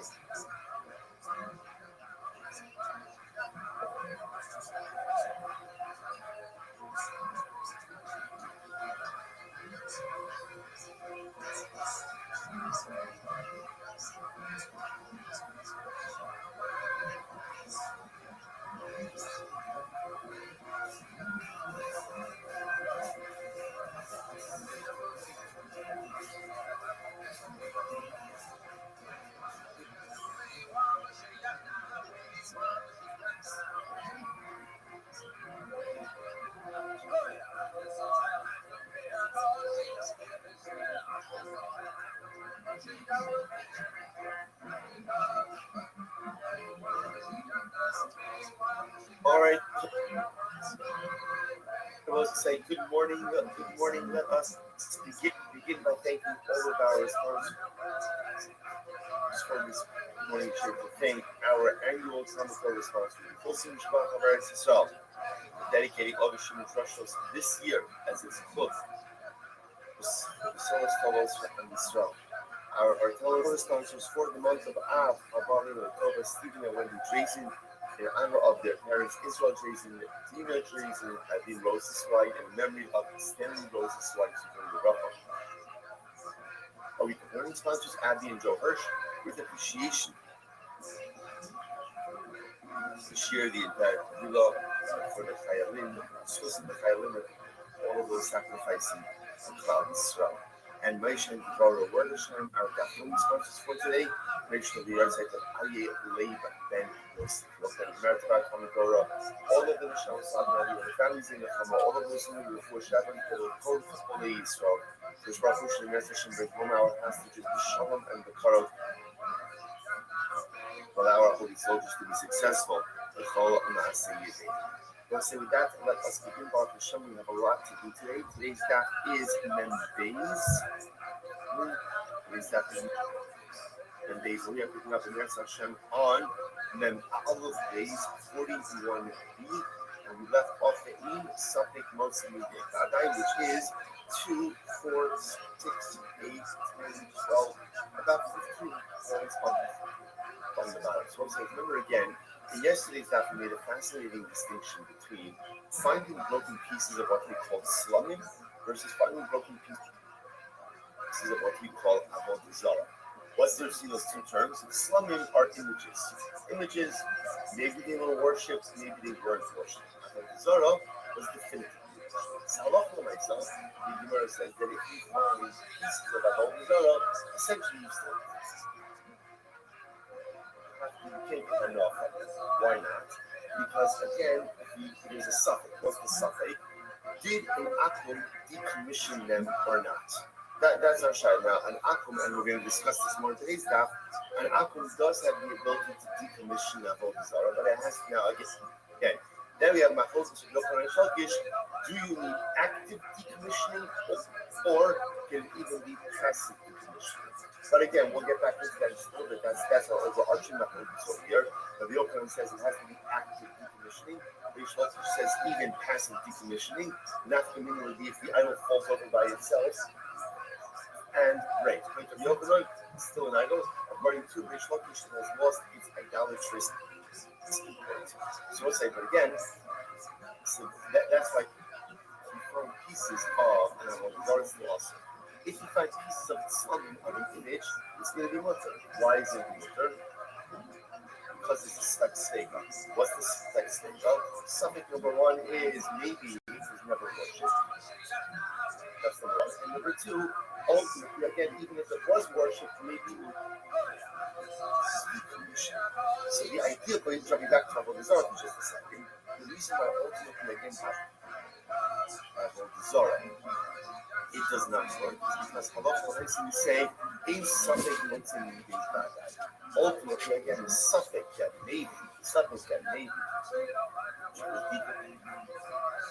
commission doesn't go ahead and take it out from the fact that it was Apple results. Now these are questions that principle.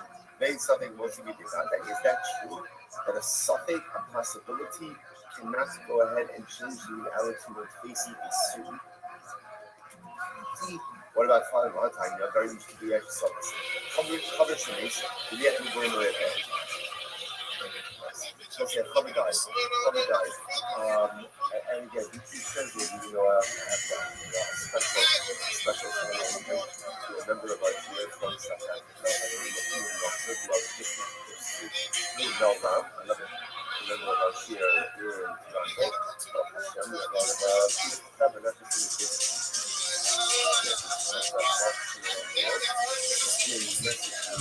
By Mel, apparently she was covered 2 years ago as profit. So the truth is, it's not really a fair technology. Not to remember again, 2 years ago, goes ahead and trains The history of the show. the cover as a person who is careful with the laws of human power to the point that even the power, even again, even when it's not a sanctified food, he is not a complete in a state of ritual purity, and he's also careful with trueness and niceness. So that's the definition of a cover. So it's interesting for me to ask this, why do you call a cover? Right, cover means friend. What's the exciting guy? Because I have seen so good like this. He's a cover. Cover is someone who just looking and searching out for extra talent. Looking for extra purity. That's what he's looking for. At the end of the day, what is Hashem says, I want you to make sure that you Kodesh in a state of talent. Because if you don't have food in a state of talent, that's obligated to change. The unsanctified food in a state of ritual purity. There is someone who thirsts for power so much that he seeks out those standards. Even in areas where ultimately he's not obligated. Such a person who is thirsty for purity. Such a person who wants to bring purity into areas that he is not obligated to do so. Such a person is that's a friend. That part who says someone who wants you in their life so bad that is willing to take on pictures in areas of ritual purity. That is hard. That it doesn't have to. That's a friend. That's a friend that will become. Perhaps even listen to the higher level of the kind of talking, because the acquisition of knowledge is enjoyable. David. Incredibly enjoyable. It's beautiful. We all love learning. We all love exploring new ideas. So you're not just puts upon himself additional reasons he wants power. That's the power.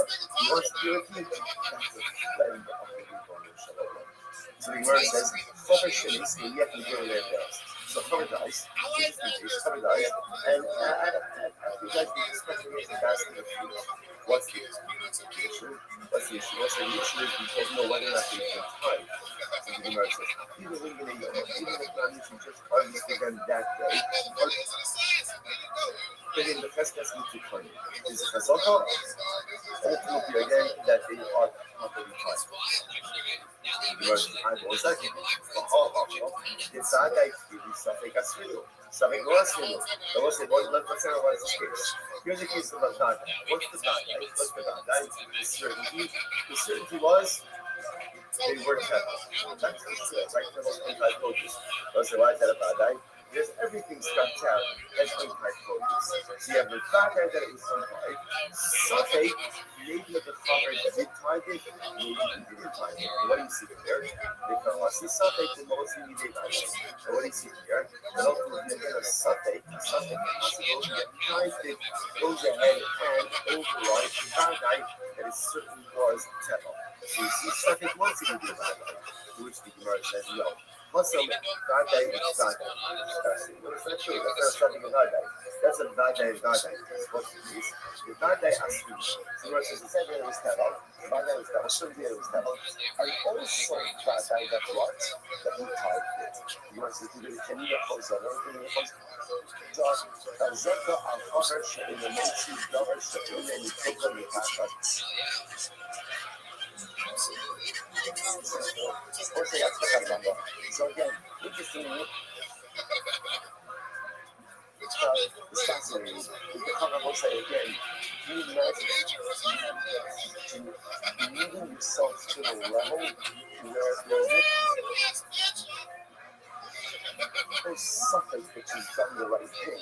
You have to understand. So what does that mean to get to that level? When the halacha looks at me and the halacha says to me, this guy certainly did the right thing.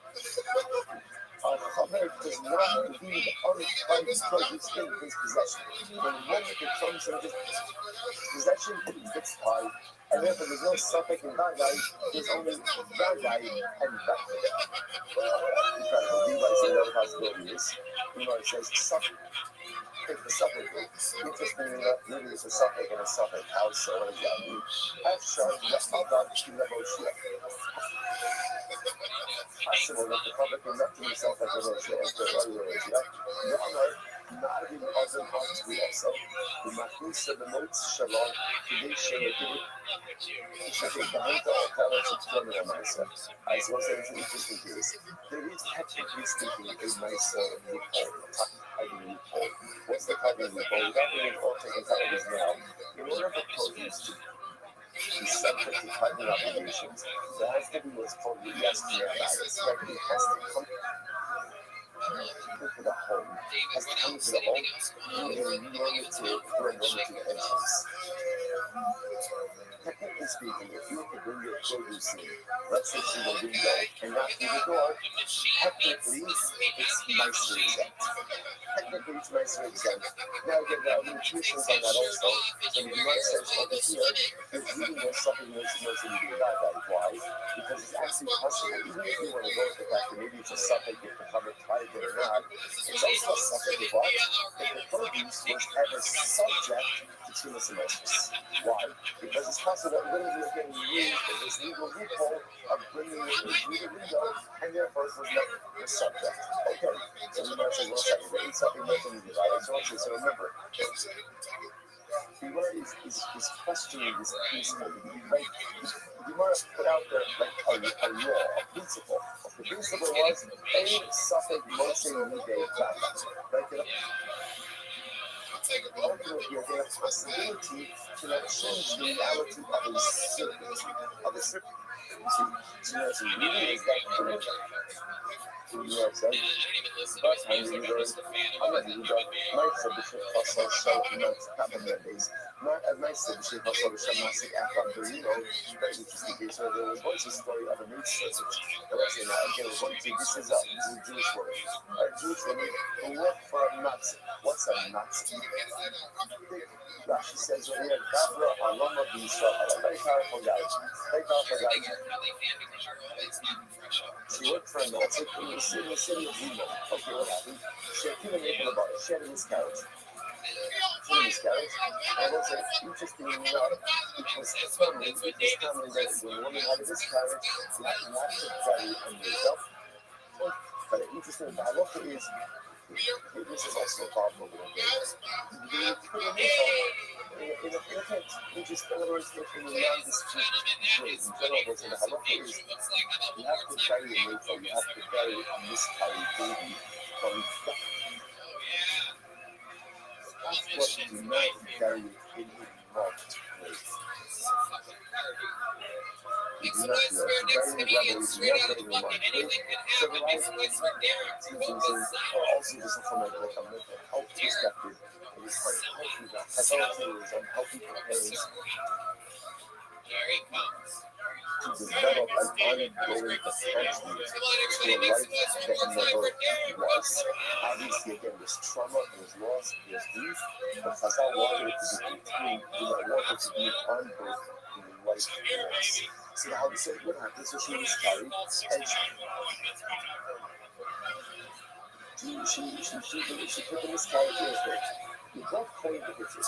According to Lord, and obviously saw what had happened, and peered over the pit. Now, why did the tongue peel over the pit? Later, exalted in the fever. She was there to pass the flower. The Lord of us, the woman gives birth, and even after miscarriage, the tongue and women miscarriage occurred. There could be too much labor. There could be ritual impurity associated with it. Now, the duration of too much labor depends on what? Boy or girl. So the coin peers over the pit in order to see was the nipple, I guess it was developed enough to see whether or not it was a boy or a girl. The God might say, I never said, what's the problem with that? The problem is, by peering over the pit, what did the coin essentially do? Too much alcohol. Too much alcohol. Remember again, too much alcohol also can be contracted in two ways. You could be under a roof together with the waist, or you could leave the roof over the waist. So technically speaking, if there's a part, let's say again, I was standing next to a foot underneath the sky, so I lean over the foot, I am the oil. So here the point where I had moved over the pit to see is it boy or girl. And what happened? You got myself with a hundred. This episode didn't bother coming. The tea and Remo, the big chef Luca and Sargos and Sulic. And they're retiring. They're retiring. Why are they retired? Because ultimately this was a place where there were weasels and animals there. And the reality is they probably took in this garage. They probably took it and dragged it away. So you might as well say, the back end, people may say, Suffolk Road, because he's Suffolk. It will mostly be his island. So look at this case anyway. Here's the case of bad guy. What's the bad guy? The shift of the woman having miscarriage and she placed the baby in the bed. What's the suffix? Maybe the animal took him and the animal didn't take it. And yet, what do we see from there? And yet, we see that the suffix trumps the bad guy. Right? The suffix changes even in the case of the bad guy to the point that again, you're asking the calling it is not covered. The calling is not covered. So you see here that suffix can go ahead and trump a bad guy, which we know is really right. Even if you see in the bar, make for the bar as a email, it's too much to me and make for the bar. The word says, no. What happened over here is that the calling sees the shift bar throwing something that looks like in other words, bad guy that should miscarry and place the main power of the bar. Rather than he saw what appeared to be a natal being placed in the bar by this woman. So it's a suffix to begin with. So one second, but that's not what it says. How many things are hidden? So the guy said that he got appeared over in order to see if it was a boy or a girl, to which the universe was occupied and to say, laid down, the universe said, laid down, and what did he learn? He can make them with you. So first of all, he was looking at the book to see what did she miscarry. Did she miscarry again? Did she miscarry a baby? And the universe said, look like it just means maybe she just expelled something else from her body. In other words, not that she expelled a miscarriage. Maybe it was just something else. It was some other discharge. So first of all, looking over the body, see was it an ACL or not? If it's on an ACL, if it was an ACL, then did that. If it's on an ACL, it's labor exactly in the ACL. See it was a boy. So in fact, this wasn't the case of bad guy and suffix, right? Again, this was a case of suffix and suffix. So again, suffix whether or not she miscarried a baby, right? What was a miscarriage or not? And then again, compound that with the suffix ultimately again, the animal tissue. You might say, well, that's what it is. David said, from the Bible, machine and shun, not that value. The other possibility is no. Once you have a place, you're going to be the food and the harvest. That means these animals there, they definitely drag the way where everyone's excelling. Okay? So we'll say, this day, so there is the cash up. So again, so just we'll pause on there for just a second. So just understand. the Gemara essentially seems to say that that principle of each suffering must be the bad guy ultimately again falls. So in halacha, we accept this principle. In suffering must be the bad guy. If you have two pieces of information in front of you, one is a suffering and one is a bad guy. The bad guy piece of information determines the reality, and the suffering piece of information does not undermine that reality. That's why I say, just kind of reorienting ourselves over it. That's why, how do we get into this? I find a piece of broken Avodah Zarah. So I find a piece of, let's say, I things that I know was definitely worshipped as idolatry. So I find a piece, here I use it. So the answer is no. Why not? That's what I know. Why? Because I was that guy that this was Avodah Zarah. Second, maybe the uncle actively decommissioned it. And if I'm going to get you to that, the second, maybe that the decommissioned it doesn't change the outlook.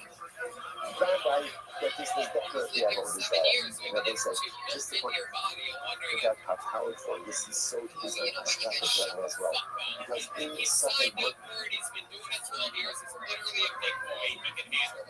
to make it bad, right? If you want to go ahead and summarize the entirety of Jewish history and destiny into one phrase, this is it. Over the years, like over the millennia, we have faced so many scapegoats. There's so many scapegoats. Like, will we survive? This is an existential threat. You know, all of the things that we so.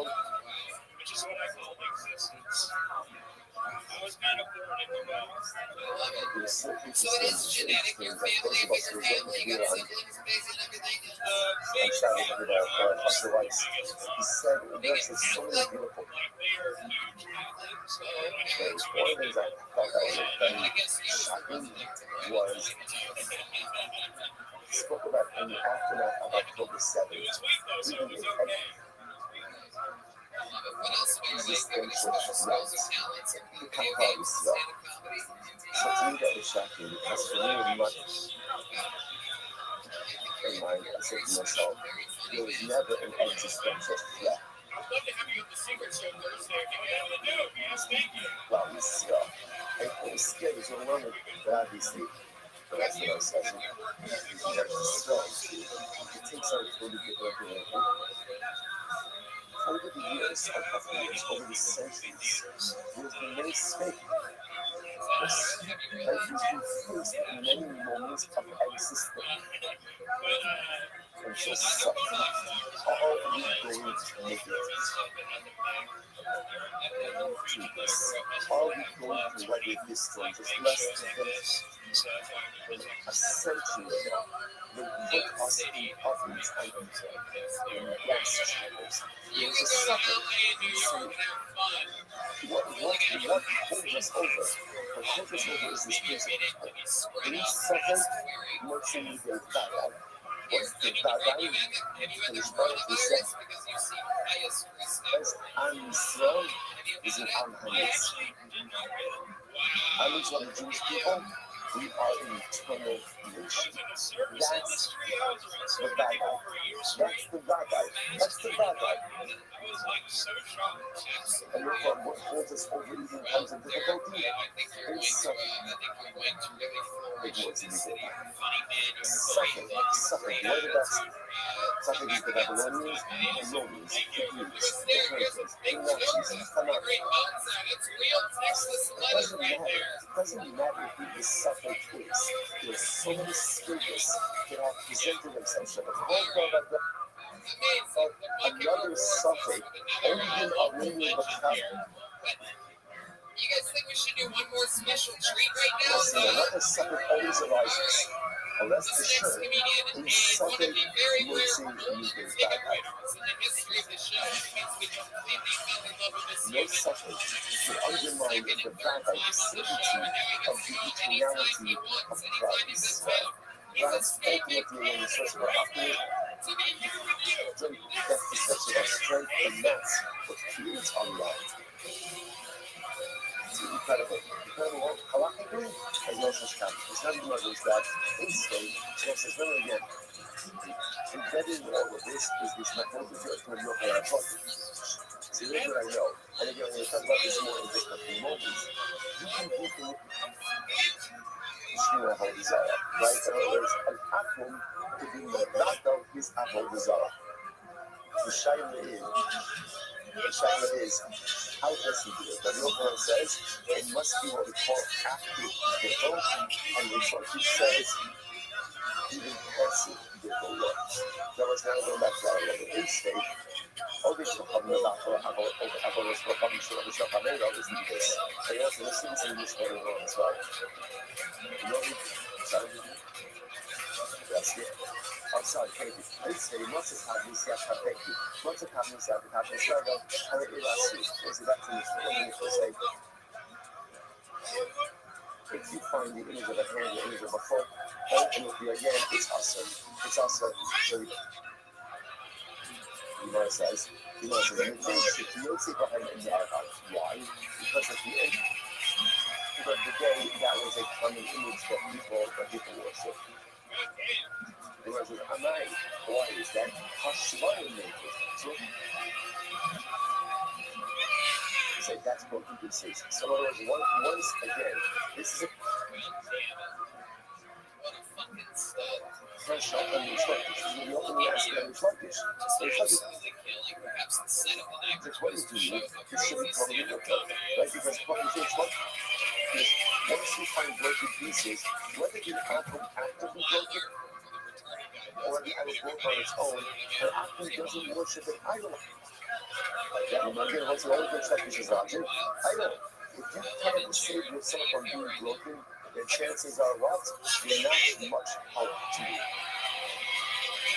You're not much help to me. And therefore, again, say, what's going on with Christian? You say, no, it's very much more. They're not. I need it, they're not helping you out the seesaw. So this is what again is what we said yesterday. You know, that's the piece of the hand in the foot is the piece ultimately on a pedestal.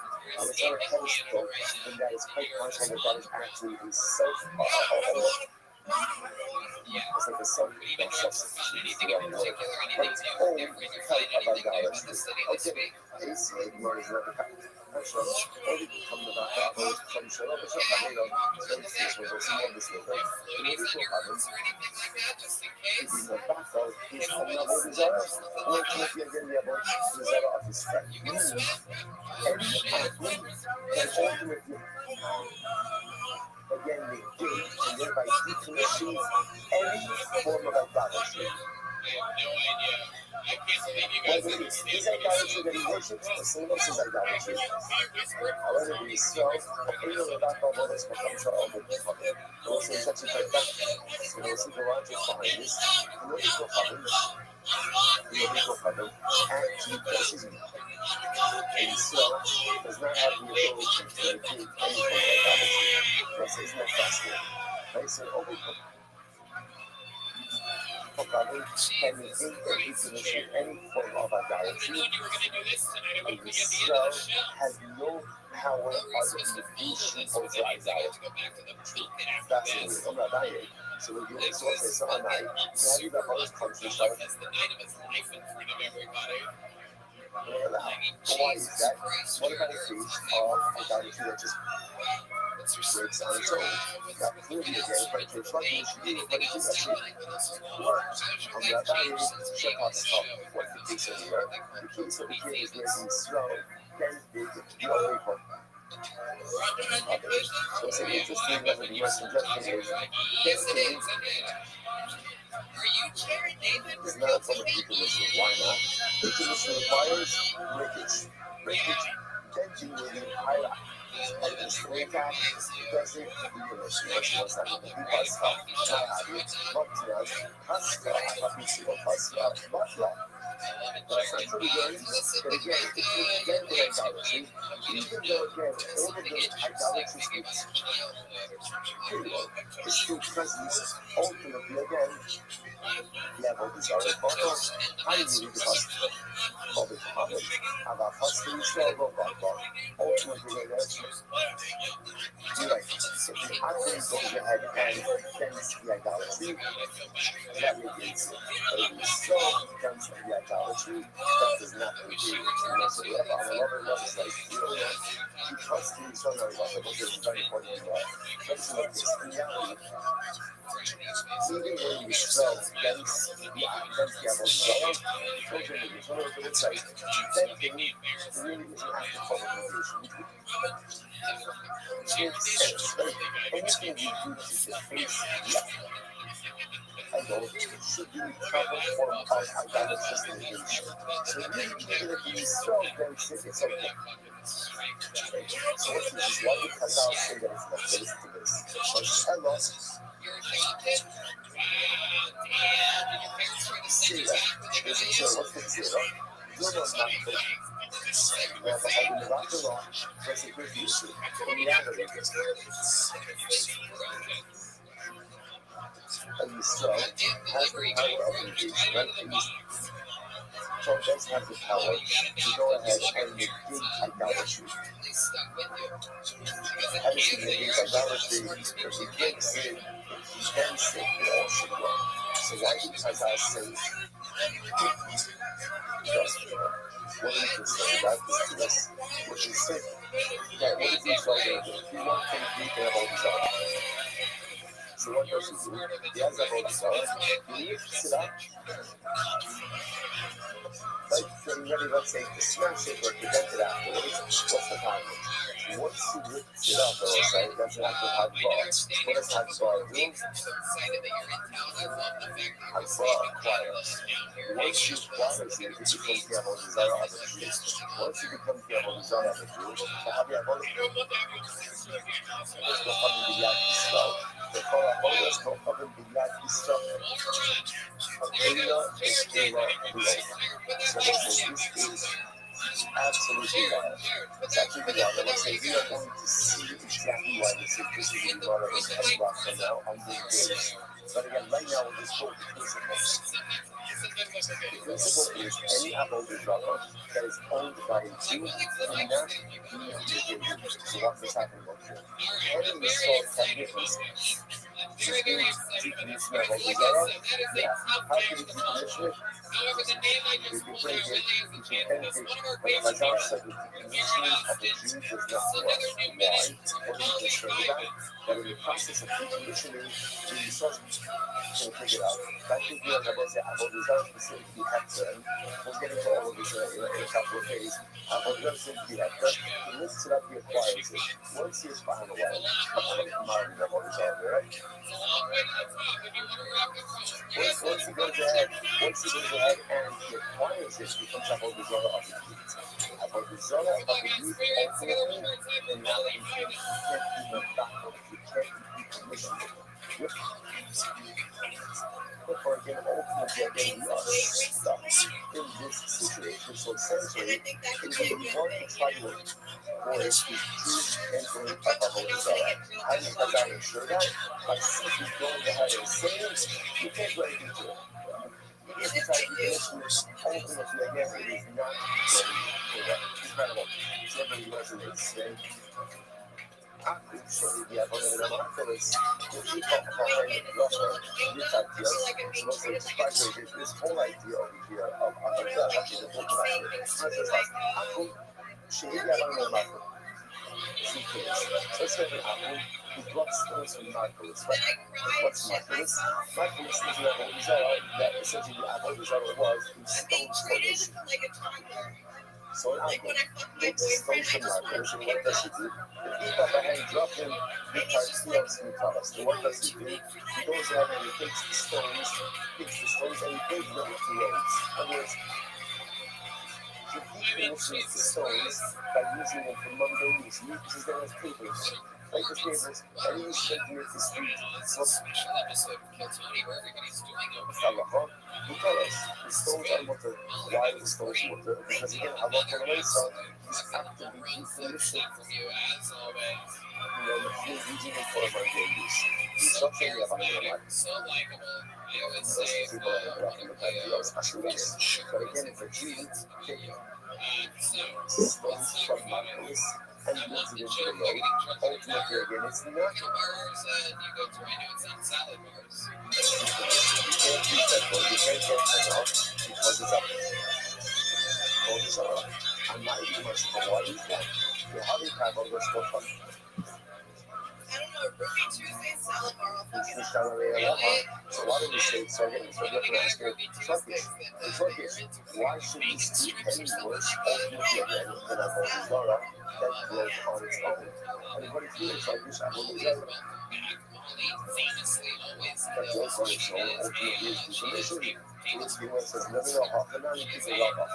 It was just a rubber set before, rubber set essentially. look at the ladies, all those respect for People are going to like you said that decommissioning of Zara. Why not? Because once again, we have this concern. So we have this concern that the process of decommissioning. The juice is lifted up. If you lift it up to your fires it, then it's already owned by a Jew. And once that already is owned by a Jew, that can never be decommissioned. And again, we'll see if we have that in this level. Basically, where is the catch on? I think we'll probably should keep our bones for probably cell phone. So we'll listen to this. This side. But we probably should keep our bones for. Was here watching Kevin on Zara, and you see that you have all these artists. Something cool happened last So we'll say, so that's the things out there, for example, and I'm seeing it.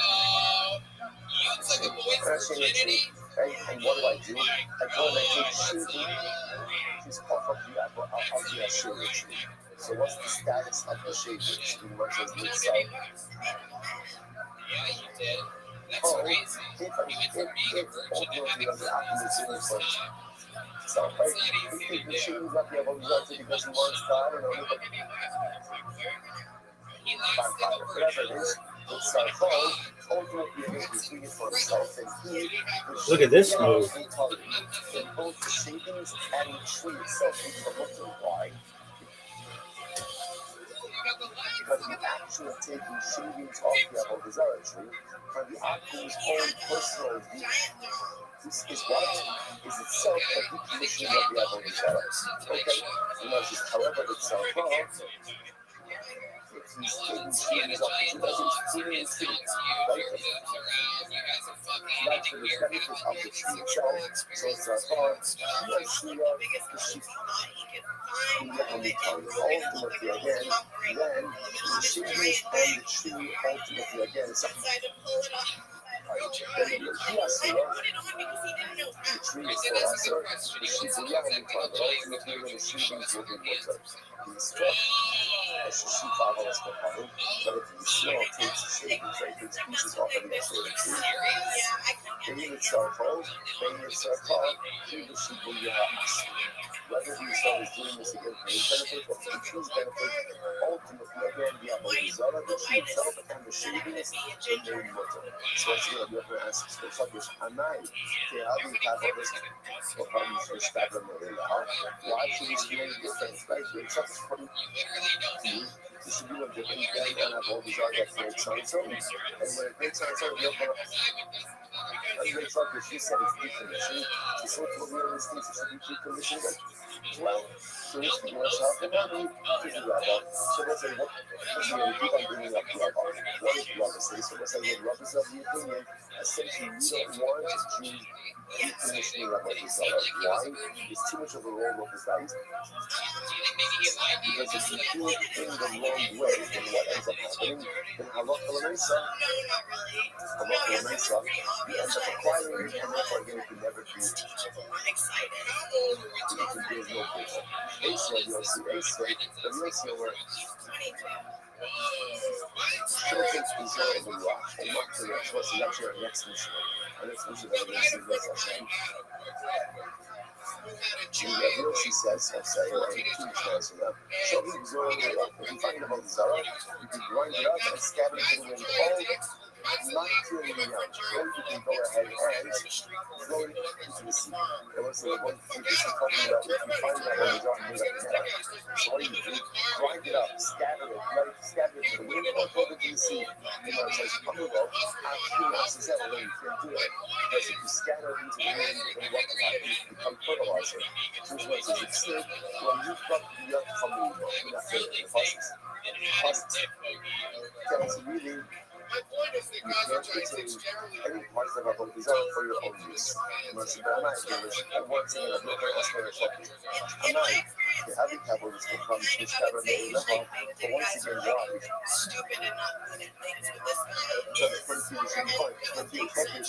Even if a bug result breaks on its own, ultimately again it's decommission. In this case, a grinding it up should also be a decommission.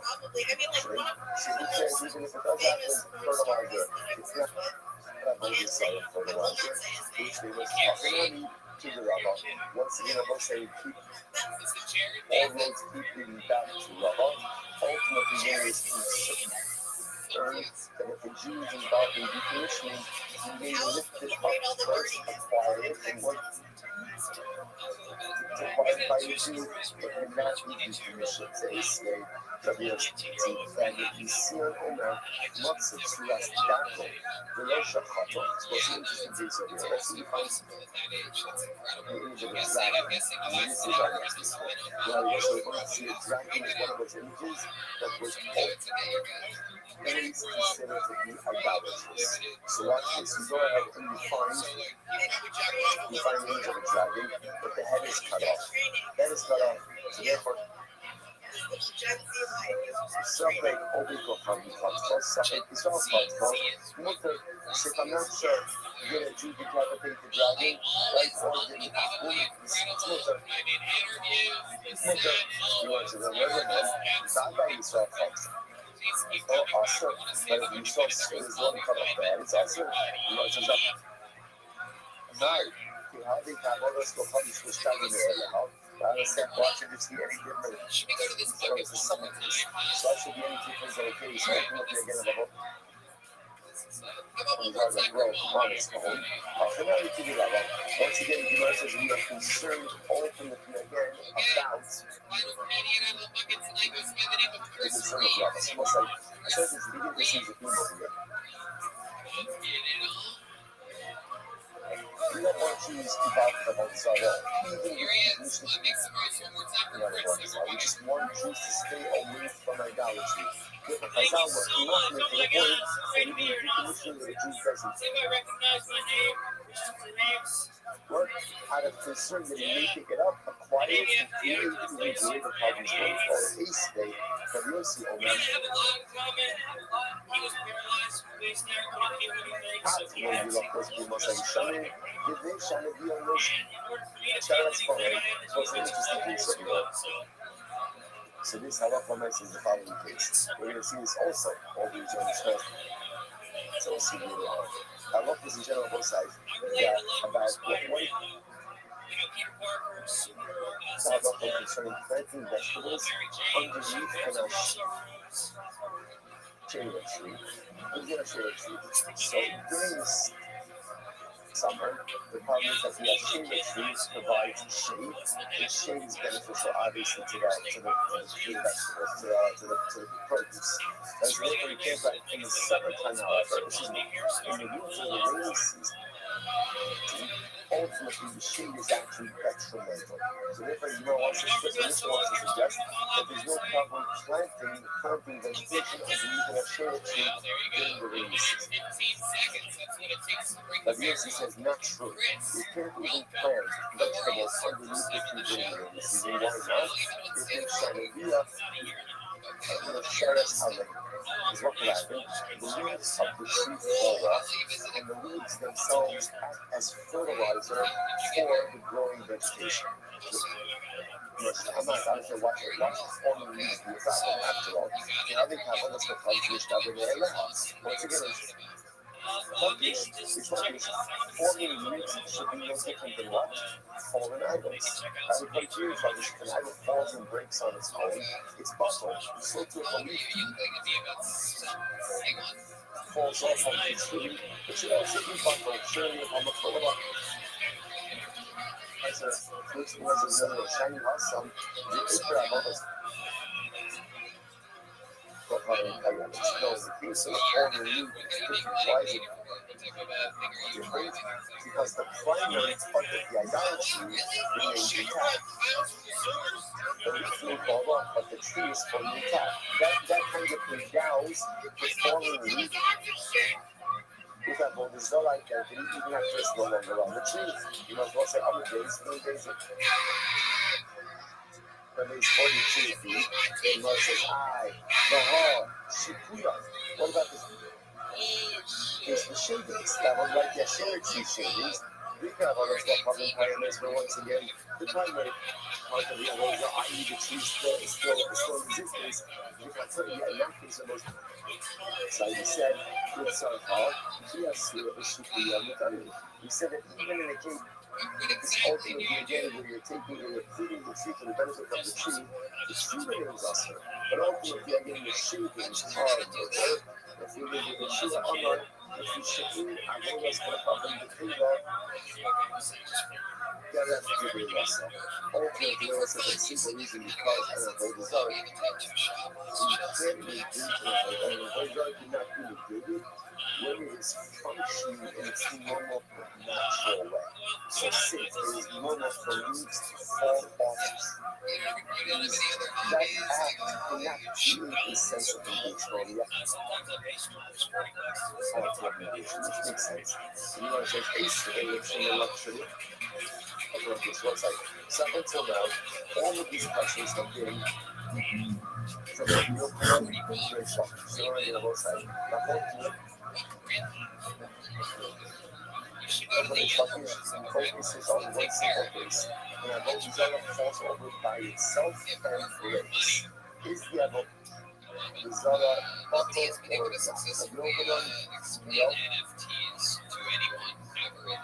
because negation of idolatry requires active negation. In short, yes, because even de facto negation. Right? But passive negation ultimately works. Up until now, this entire Amit has been the opener questioning Rish language. Now, we switch gears. Switching the language of the opener. So it's like this as the question on the opener. Nobody believes that. But on here you go. Time shiver, so you don't try this. But now you go.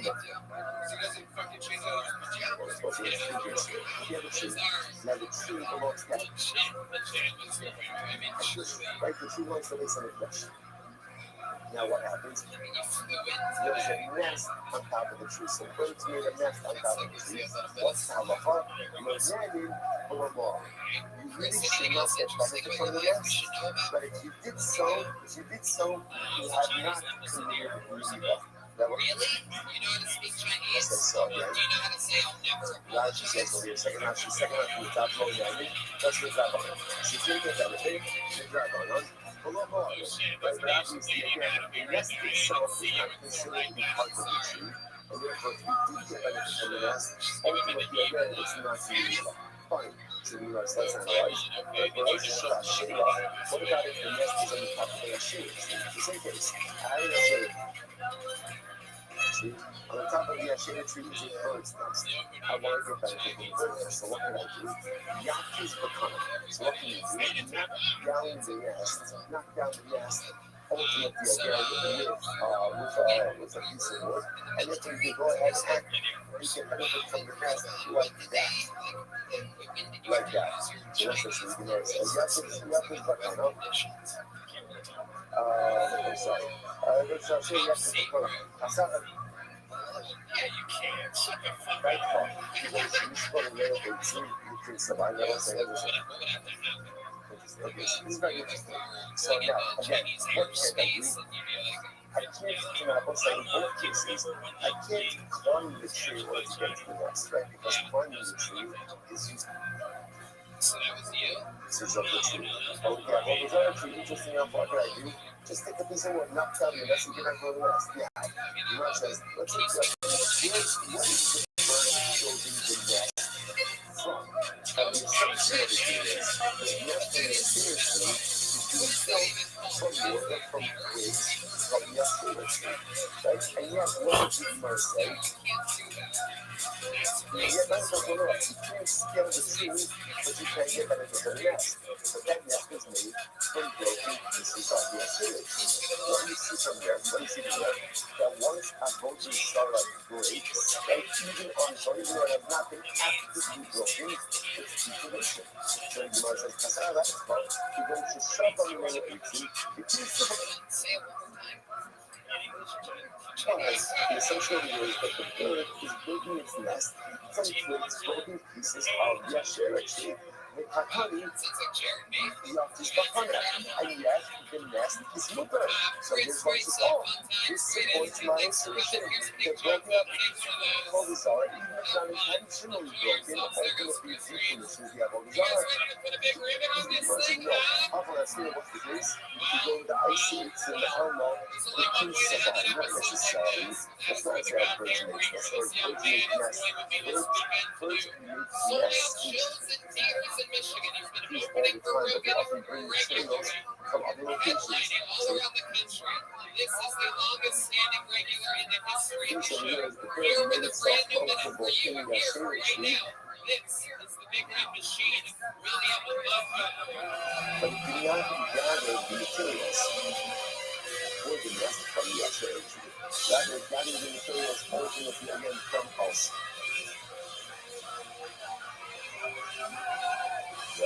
They can only become very hectic. So what's this again? What's the lie for that? The lie for that is look at the hectic streets. What happened in this case? The hectic streets was what do you want to say about the bird's nest? Or about the bird's nest?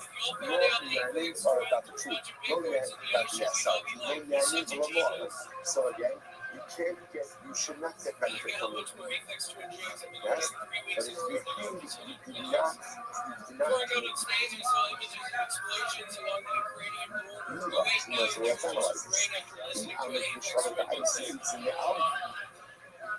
well, so we're talking about a case where the bird built the nest ultimately from materials to the belt. Right outside of the hectic street, you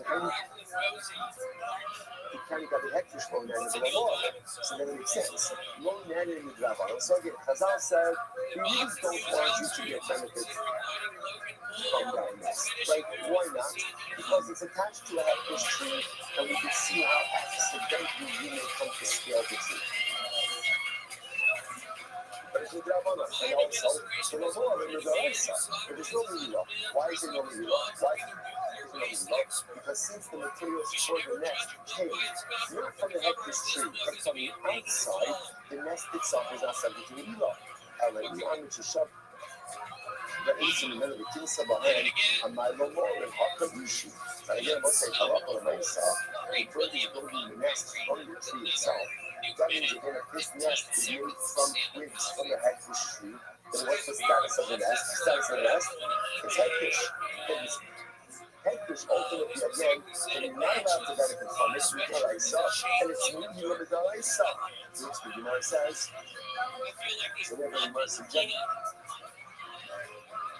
The Allah is revealing both cases in the assyria tree and in the hectic tree, where the bird is making a nest from other materials, not from the assyria tree and not from the hectic tree, which the Gemara says not necessarily. The Gemara says, how could you even have one and a half and kind of steal? So we'll say maybe not. It's actually quite possible that in both of these cases, what the others say in the hectic case, that the bird is making its nest from the actual hectic tree itself. But if the bird is making its nest the hectic tree, then why is that nest not us in the dog? Right? What's going on over here? To which the The sweatpants are a shade lighter than my fucking sweatshirt. You might say, listen to this. That's what the case over there. Might be a hard but it's good about the African cast. So I was like, this is a fascinating situation here. How stupid do you feel When exactly? you manage something, right? So obviously the item, but the item, it is hectic. What about if that item loses things afterwards? Are those subsequent runs considered to be hectic as well? So what's an example of this? A tree. I'm not pushing a tree. I'm not pushing a tree. You know, on Tuesday. And then 2 days later, you talk about these branches, growths. Are those new branches and growths subject to the hectic designation? Or not? That is a mathematics. That is called doing a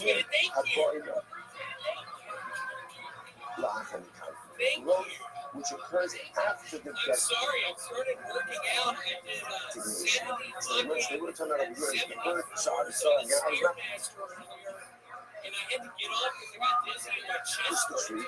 And then again, 3 months later, when these branches grew, the bird took twigs from the new growth. So the internet needs the nest out of those new growths. And therefore, again, so now in the nest addition, that's enough focus. You know, see, because some are in the middle of the group, and also this place and also this mission holds the hectic designation only revolves upon the tree that you I mean, they made it think that's a kind of destination, but anything that grows afterwards is not subject to hectic, and therefore, again, the nest is variable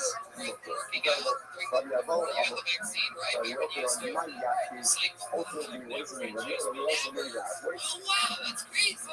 So the first time that you're working out not since the maybe nest pregnancy, and get benefit from the nest, that broke it doesn't mean the nest, it isn't the nest itself. It could very well be that the nest is awesome.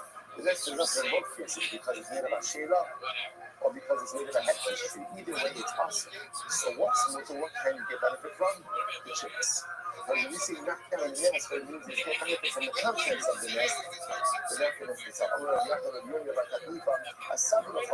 that broken. You can become power. And you can apply it to both cases, both to the assurity as well as the hectic trees. So in both of the cases, ultimately, or perhaps, you can't get benefit from the nest itself, especially for saying it's as a case where the nest is being made from the hectic tree or the nest is being made from the Australian tree. And again, even assuming that the materials weren't present upon the designation, they were going to be opinions that whatever grows in the tree is going to be hectic for a result. So what did this one are knocking down the nest? The nest material, but rather what? For the chicks or for the eggs started the nest, and that will be water. That will be water. The baits in can't the process. So listen to this. The shoe says, for the chicks, it's going to be water, but for the eggs, ultimately, again, it's going to be usher. And I say, why are the eggs usher? So this is actually quite fascinating. If you look at Rashi, this is actually right before the Mishnah in Rashi. The baits in Khan become usher. The true thing that you learn, the guys are behind Rabban and Ka'al, you learn usher. So what's the logic of that? Fascinating. Eggs are usher. Why are eggs usher? Because eggs need the nest. The nest needs the tree, and therefore A equals B and B equals C, then A equals C, which means that halakha l'maisa, the eggs are considered to be ultimately reliant on the tree. So because of that, they're going to be us. What's isn't fascinating? So it's quite fascinating. There's a lot of variables going on here. But you were suggesting maybe in all these cases the nest is up. Why is the nest usher? Because we're talking about a case where the nest is made from the Asherah tree or from the hectic tree. So the nest is going to be usher. The nest is going to be usher. So what is it doing with bread? So it says, take a stick, knock down the nest, and get benefit from the nest. It needs it. chicks in the nest. The chicks are water, but the egg is really problematic. Why? Because ultimately, again, since the eggs need the nest, and the nest needs the tree, therefore the eggs are considered to be dependent on the tree, and therefore the eggs are considered to be an appendage of the tree itself. So you can get benefit ultimately again from the chicks, but ultimately not the eggs. The eggs is the big thing comes out from the Rashi, that's broken, should switch on the iman, the gates double. It's very interesting. Chicks that are so young that they are reliant on their mother have the status of eggs, right? So which makes sense because the chicks that require their mother are dependent on the nest.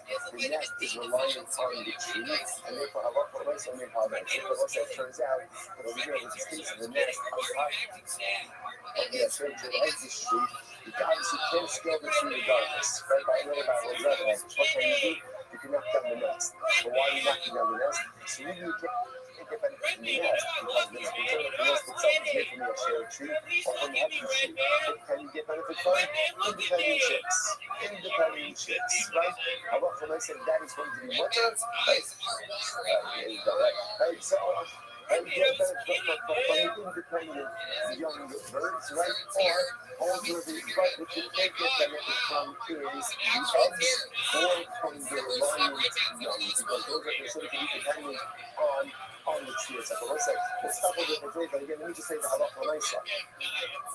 So look, actually, let's say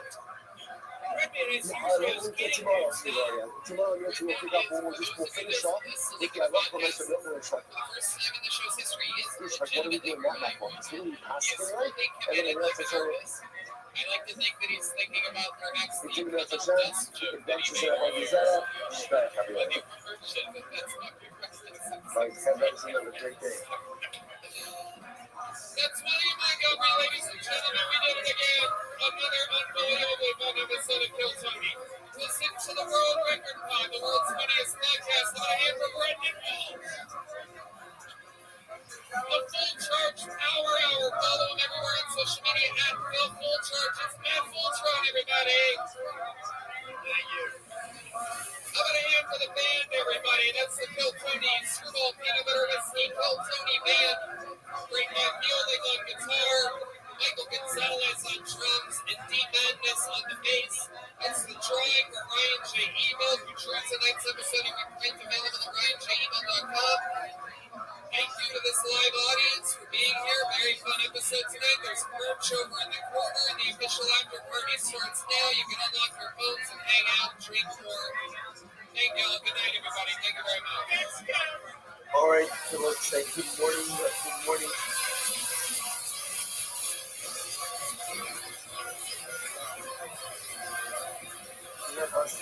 We give that taking all of ours.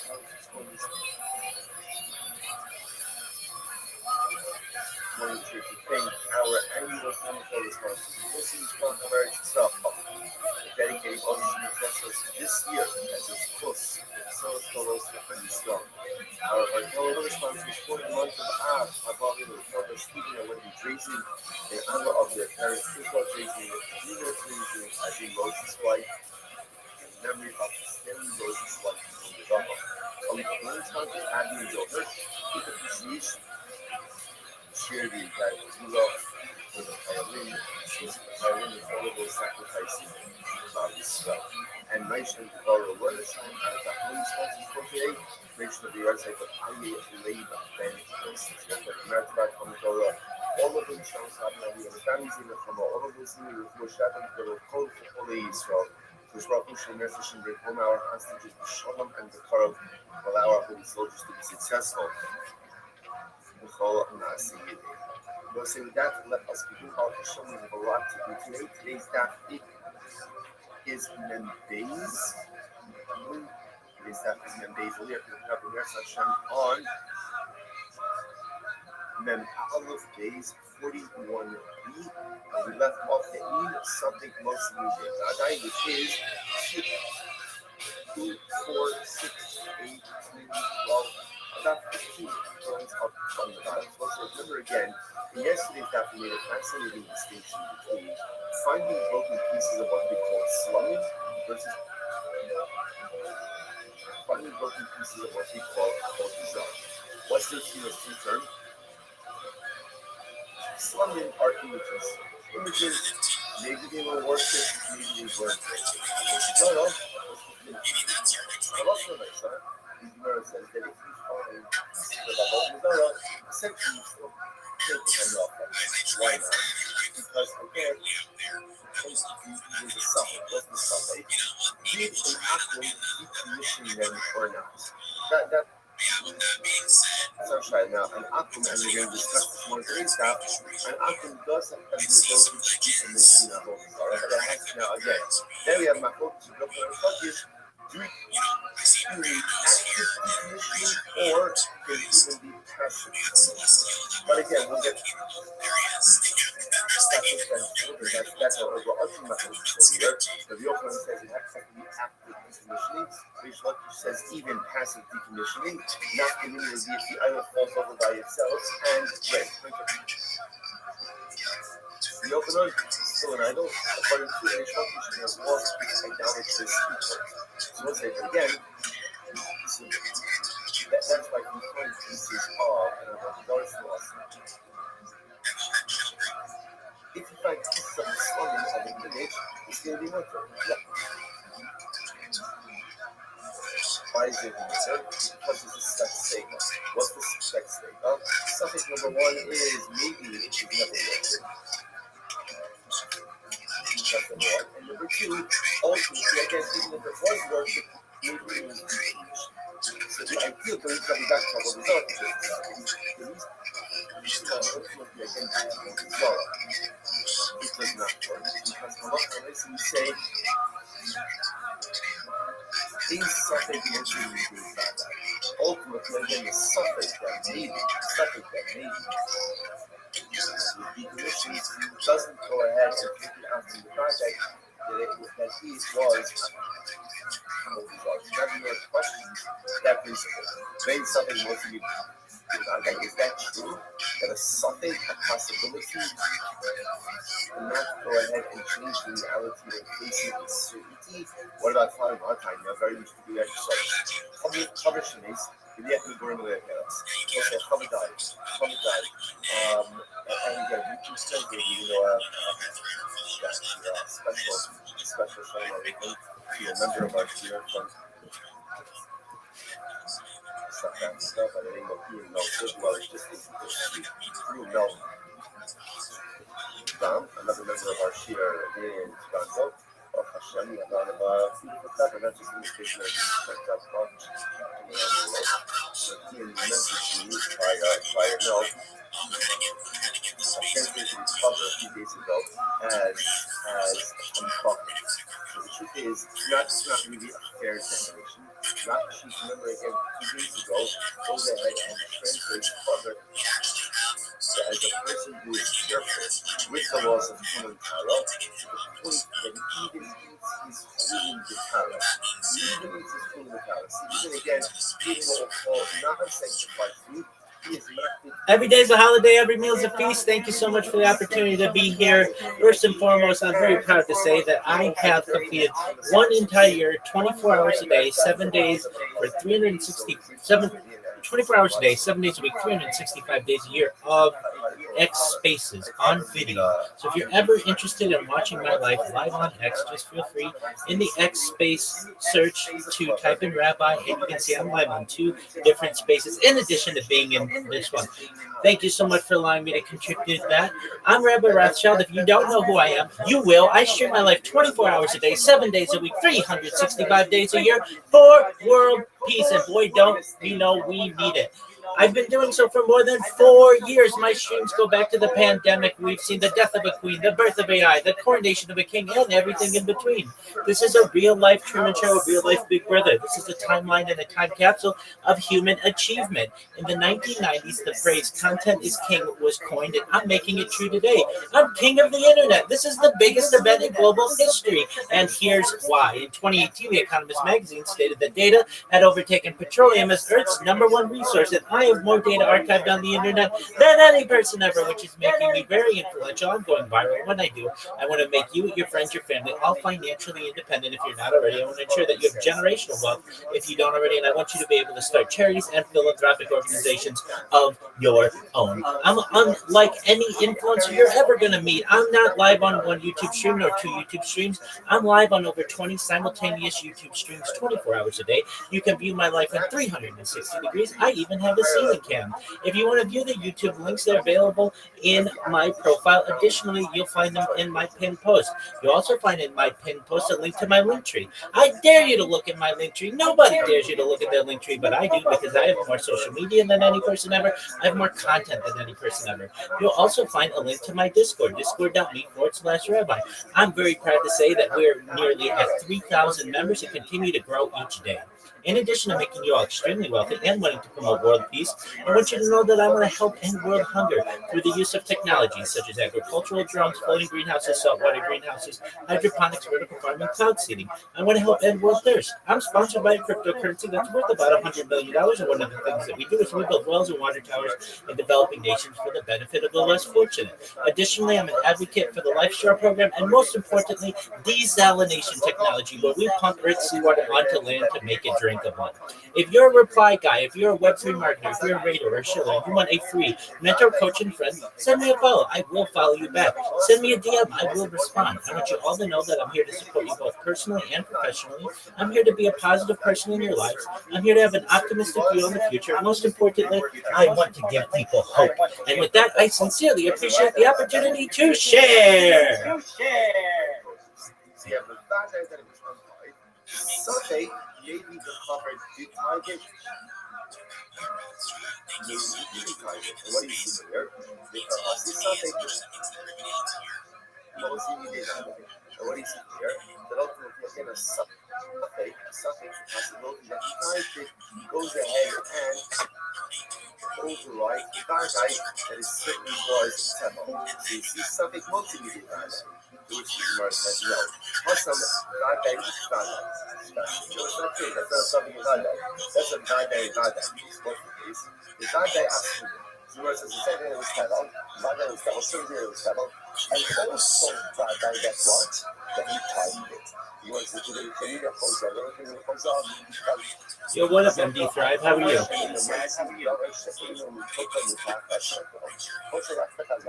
So again, interesting, it's fascinating. We can cover one side again. Can you imagine? Thank you. Excellent. Doing well, my man. How are you? No suffix, but you've done the right thing.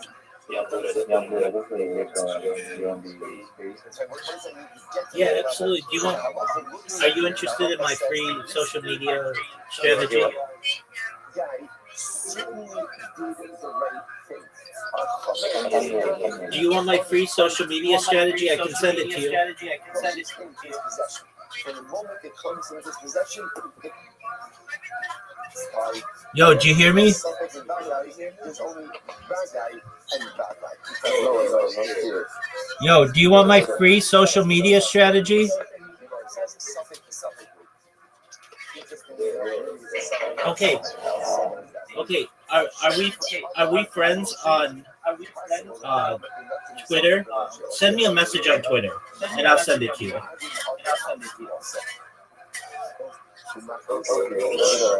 Yes, sir. As well as an interesting case, there is technically speaking a nice tithing loophole. What's the tithing loophole? Without being able to alter the tithing now, in order for produce to be subject to tithing obligations, there has to be what's called regestionary diets. Like it has to coming to the home, has to come comes to the home, you normative brilliant.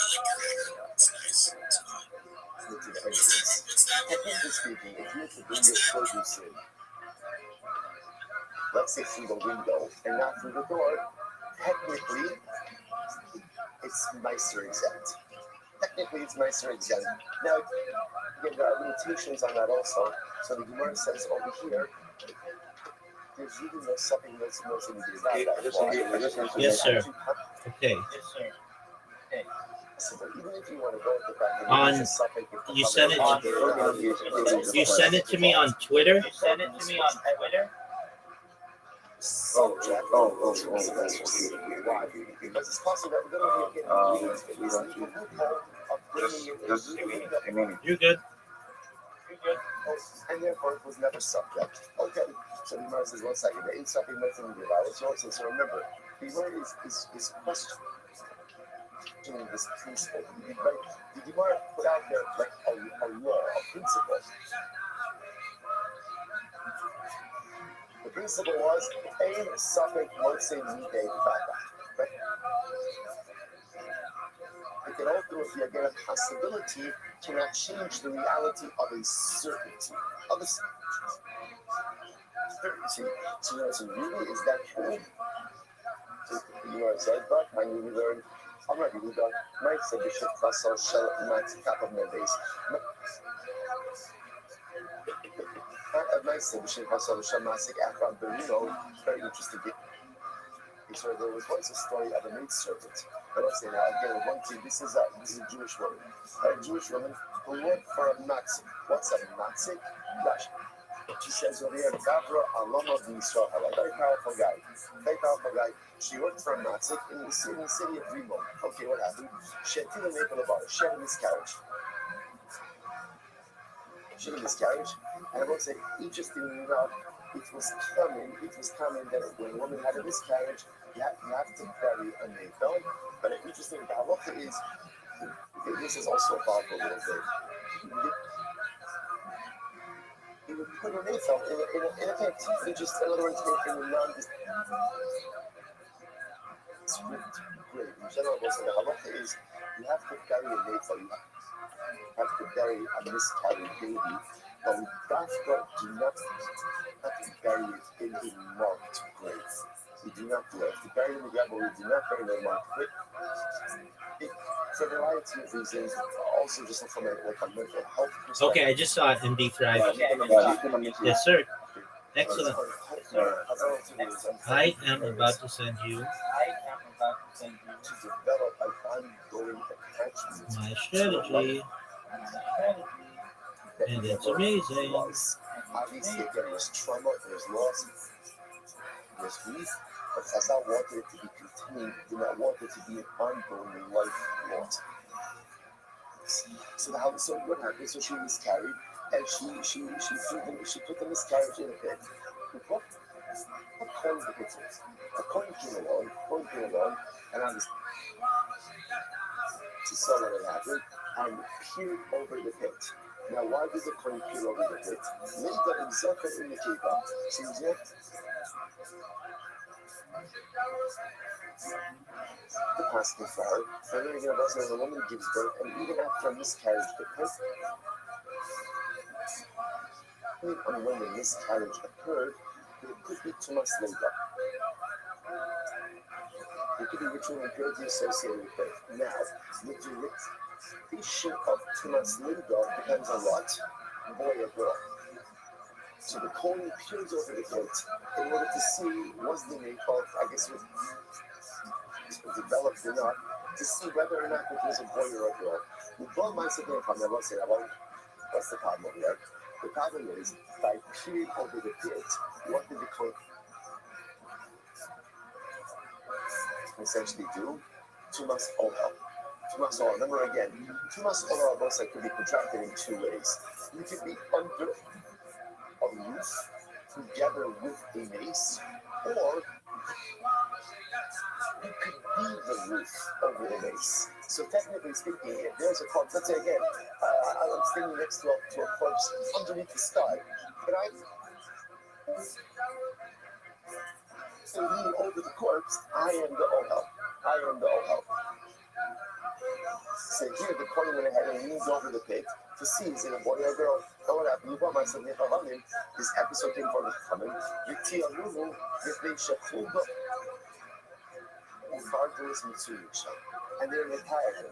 They're retiring. Why are they retired, the Cohen? Because ultimately, this was a place where there were weasels and animals there. And the reality is they probably took the miscarriage. They probably took it and dragged it away somewhere. Let's one second. The doctor had given me the Suffolk Garu, Suffolk Garu, the Kasi Suffolk the most immediate island. Because look at this case over here. Here's the case. What's the Badai? The ship got when you have miscarriage, and she placed the baby in the grave. What's the Suffolk? Maybe the animal took it, maybe the animal didn't take it. And yet, what do we see from there? Says, and yet you see that the Suffolk trumps the Badai. Right? The Suffolk changes reality even in the case of the Badai. To the point that again, the fasting, the coin is not coming. The coin is not coming. So you see from there that Suffolk can go ahead and trump a Badai. Which the universe is not.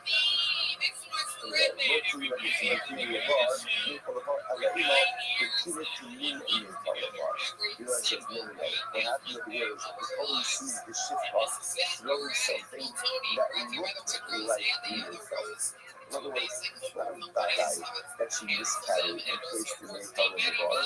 Rather, again, he saw what appeared to be a Mayflower being placed in the bar by this woman. So it's a secondary universe. Mas one second, that's not what it says. How many things I can do those? But the Gemara said that he got to peer over in order to see if it was a boy or a girl. Which the Gemara says, Hafra is to say, Linda, the Gemara says, Linda, in Roshadila, in Mayflower. So first of all, we were looking into the thing to see what did she miscarry. Did she miscarry again? Did she miscarry a baby? Or the other? So we're looking at this means maybe she just expelled something else from her body. In other words, left Dappa, that she expelled a miscarriage. Maybe it was just something else. Just some other discharge. So you first of all, see, was it an April or not? It's an April. Was it an April? In Judah, it's an April to the later in Zafar. See, was it going to? So in fact, this wasn't the case of Zadai and Zafar. Again, this was a case of Suffolk and Suffolk. So again, Suffolk, whether or not she miscarried, I think, like what was a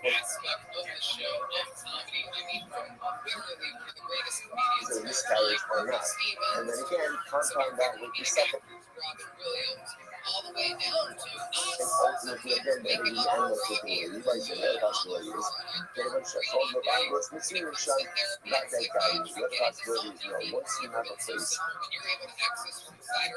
we know that there's a program of harvest, that there's these animals there, they definitely drag away whatever was expelled from this place. Okay?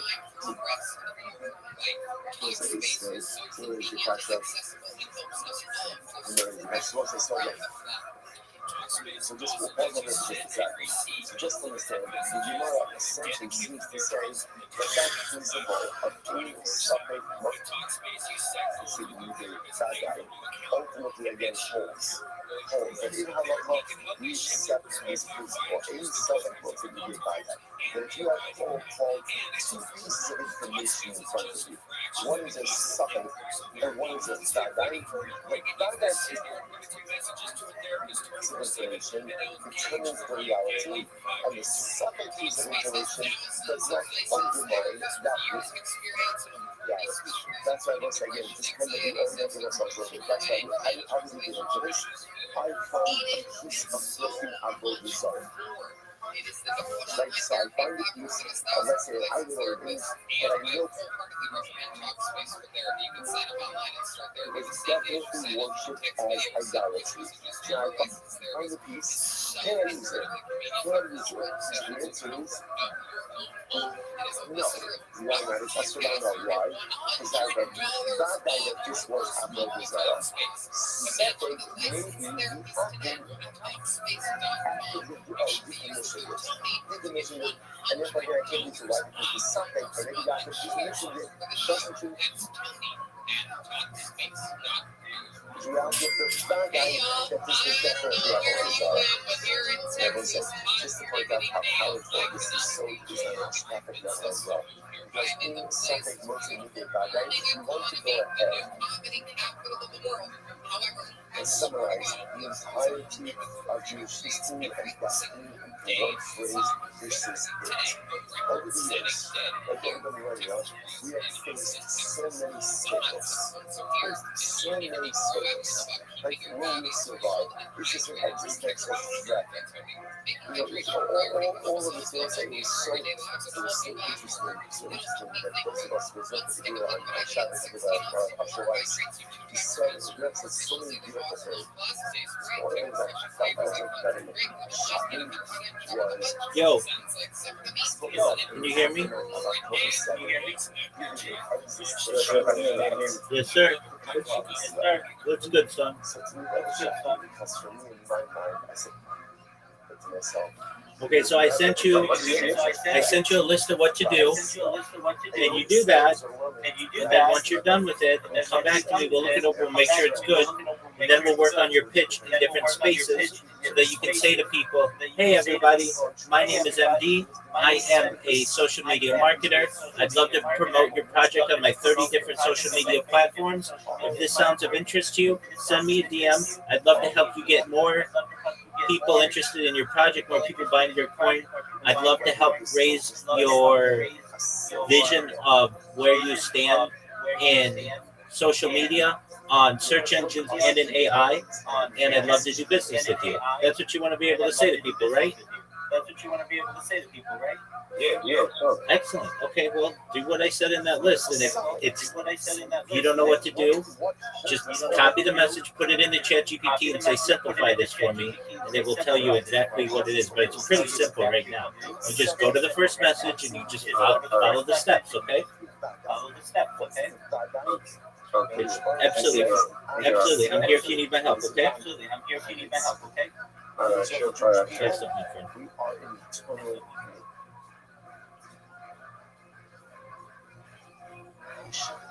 That's the bad guy. That's the bad guy. That's the bad guy. And therefore, what holds us over even in times of difficulty? Well, is something was needed.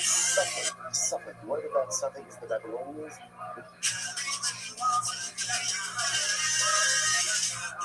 Romans, the Greeks, the Persians, the Nazis, Hamas. It doesn't matter. It doesn't matter who the suffix is. There's so many statements that have presented themselves. Another suffix. Odin Alenu Bakalos, another suffix always arises. Rest assured, a suffix noting needed bad eye. No suffix can undermine the bad eye certainty of the eternality of God's well. That's ultimately the source of our optimism, that's the source of our strength, and that's what fuels our reality. Incredible. Practically, as well as Hashkaf. It's not even goes back a state, so it's over again. Embedded in orbit. This is my favorite to the open structures. So here's what I know. And it's, we're talking about this more in just a few moments. You can be to this. Right?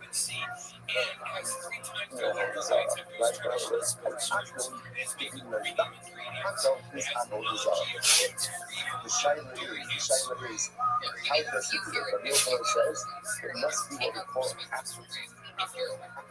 The tone and which what he says even passive material. So let's now go back to say, I'll be from the They also the should be some mission on the as well. Or you can get 25% off when you go to liquidity.com. Sorry. Use the code S at checkout. Yes, yeah. 25% off anything. I'm sorry, thank you. It's a much of Get your that. information today using promo code. It's a conversation. I'm just trying to how it last week. Was it back from the show? You guys ready to start tonight's episode? It's the kind of news that I've had the news of before. Oh boy, It's also, so you know, it's like, you know, a couple of my favorite comedians on planet you Earth, think all the you way see from what I New York got City, makes it now, easy for my because friends. at the It's end Jake of the day, that Gomez was and a Aaron funny Burr. image that people worship. She wasn't, am I? Why is that? For sure. So say that's what you see. So in other words, once again, this is a concept of the book. You know, I'm asking the sluggish. The sluggish is crazy. This should be part of the book. Right? Because part of the sluggish, you find broken pieces, whether the apple is broken or the apple broke on its own, the apple doesn't worship it. I don't like that. You know, again, what's wrong with sluggish's logic? I don't. If you can't keep yourself from being broken, the chances are what? You're not much help to me. You're not much help. And therefore, again, so what's going on? Because the US is not taking much more, but not. But not the whole new out the season. So this is what we said yesterday. What is it? The piece of the hand in the foot is the piece ultimately on a pedestal. When it's on a pedestal, and then it's quite possible that that is actually a self, almost like a self-processing. This is the wrong word. But it's own type of idolatry. Okay, basically, Lord is not a contract. All these people from the Bible. From the Lord is not a mirror. It's what was more this river. The movie. People are in the battle. Is on that what is all. And ultimately, again, the other is out of respect. Meaning, any who can ultimately, again, negate and thereby decommission any form of idolatry. Whether it's his idolatry that he worships or someone else's idolatry. However, it is so, you know about that one, let's come to our Yes, and that's because that's the most logic behind this. The logical covenant, actually,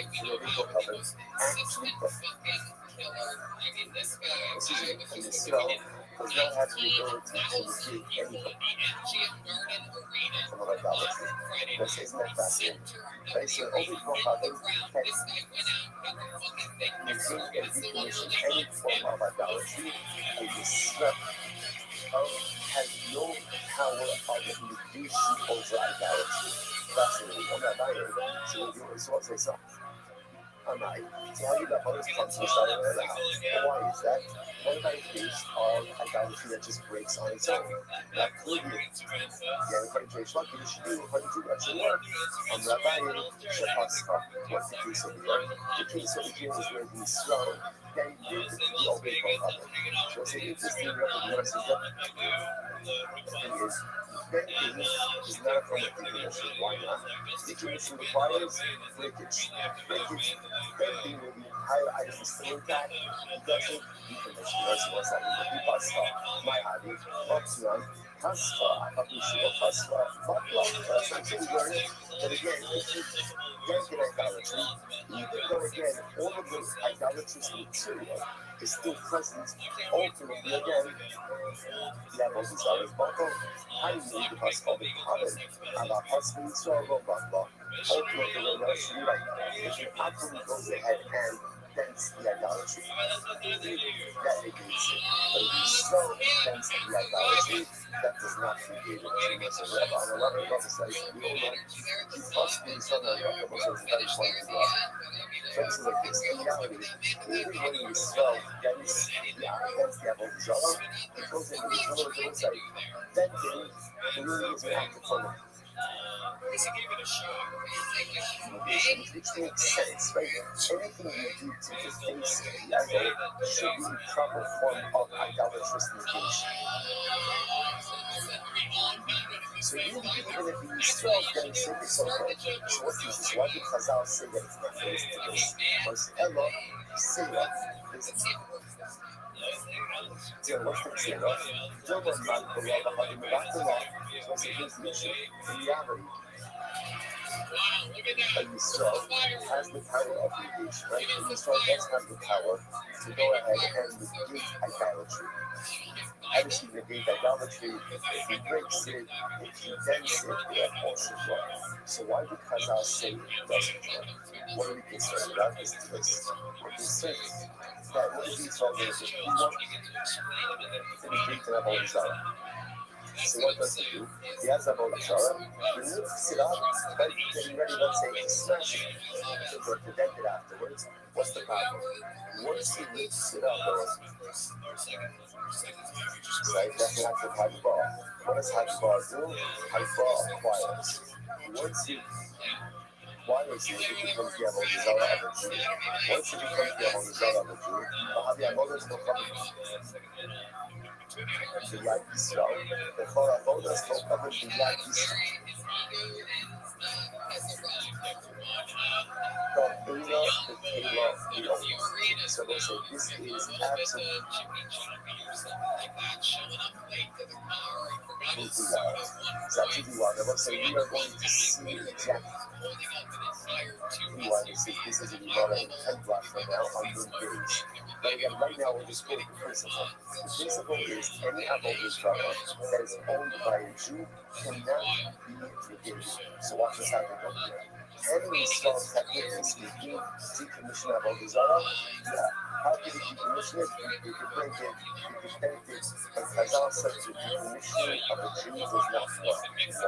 What are we concerned about? That in the process of decommissioning, the sun's going to pick it up.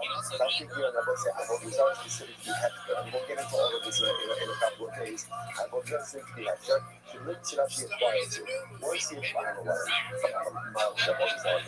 once he goes ahead and he acquires it, becomes Avodah Zarah of the youth. Avodah Zarah of the youth ultimately can't be back on it. You can't be commissioned. Therefore, again, ultimately, we are stuck in this situation. So essentially, we want to try Yo, big dog, come to my Discord. of Avodah Zarah. How do you Chazal so that by simply going ahead and saying, you can't do anything to it. Even if you try to decommission it, ultimately, again, it is not going to. Oh, wow. Incredible. Jeffrey Mercedes say, yeah, but in the Annapolis, the people behind the corruption, this time fields, so let's say, just by the way, there's this whole idea over here of okay, we'll go to that way. First is us. Apple, should we have on your heart? Listen to this. So let's say you have an apple who blocks stones from Marcellus, right? What's Marcellus? Marcellus is the Avodah Zarah that essentially the Avodah Zarah was a stone formation. So an apple takes stones from Marcellus, and what does he do? The people behind dropping the cartiers in Paris. So what does he do? He goes ahead and he takes the stones, and he builds them into roads. In other words, he decommissions the stones by using them for mundane use, uses them as pavers. Like the pavers, and uses them to make the street. So what's Allah? Will tell us the stones are what they're. Why the stones are what they're? Because again, Allah Palamesa is to be decommissioning them through using them for mundane use. Don't show me about the people and blocking the ideals. I see this. But again, if a Jew takes stones from Marcellus and brings it into the road, ultimately, again, it's not decommissioning. You can't use that way. You can't get hung up because it's Avodah Zarah. I might be merciful. Why is that? So why do we say it's okay? So you're going to ask the Turkish. Why should this be very worse ultimately again than I've always run that growth on its own? And according to Rachel, which I will desire that growth on its own ultimately is decommissioned. To which the word says, no, no, no, Hachanan keep the Rabbah. The Lord says, just the Rabbah said before. Rabbah said essentially, yeah, hold on, a Jew can't decommission of Avodah. Why not? Because once again, we have this concern. See why we have this concern? Then the process of decommissioning, the Jew's going to lift it up. If he lifts it up, he acquires it. Then it's Avodah owned by a Jew. And once you have Avodah owned by a Jew, that can never be decommissioned. Incredible. And again, we'll see if we have actually means never. Asian was the couch on open for publishers. Shiva Bones for public example. So you listen to this. It's like, open club to Shiva Bones Club. So what's the area of the Seven of Bones are and you shouldn't have never. So this is selection, for example, a shade tree. A shade tree. Right? And what do I do? I go and it shavings off of the shade tree. So what's the status of the shavings? The word says with sarco, if ultimately the apple is doing it for himself, right? He's taking shavings off the apple because he wants to, I don't know, make a back pocket, whatever it is. With sarco, ultimately he's doing it for himself, and he the shikuyaha retarded. Then both the shavings and the tree itself become okay. Why? Because the action of taking shavings off the apple tree for the apple's own personal use is what? Is itself a decommissioning of the apple desire. Okay? You know, says, however, with sarco, if he's taking shavings off the tree, that is pruning the tree, right? And that's what is benefit of the tree itself. So sarco, ultimately again, then the shavings and the tree ultimately again, sorry, the tree is still also the shikuya and the ultimately the shavings will be he starts the sheep is no coming, but if he still takes the shavings, right, takes pieces off of the tree, bringing itself home, bringing itself home, keep the shikuya whether the Israel is doing this again for his benefit or for the tree's benefit, ultimately again, you have the tree itself, and the shavings remain with them. So what's going to be open as published at 9. Yeah, I'll be happy with this one. This background in the house. Why should this be any different? Right? It's not according to you. This should be no different than a whole desire that breaks on its own. And when it breaks on its own, the open line breaks on, which you said it's decommissioned. So this will be in this case, it should be decommissioned as well. So which the US half and not be keep the rubber. So once again, we keep on bringing up rubber. What does rubber say? So once again, rubber said the opinion. Essentially, we don't want to choose decommissioning like a desire. Why? It's too much of a roll of the dice. Because if you do it in the wrong way, then what ends up happening? Then halacha l'maisa.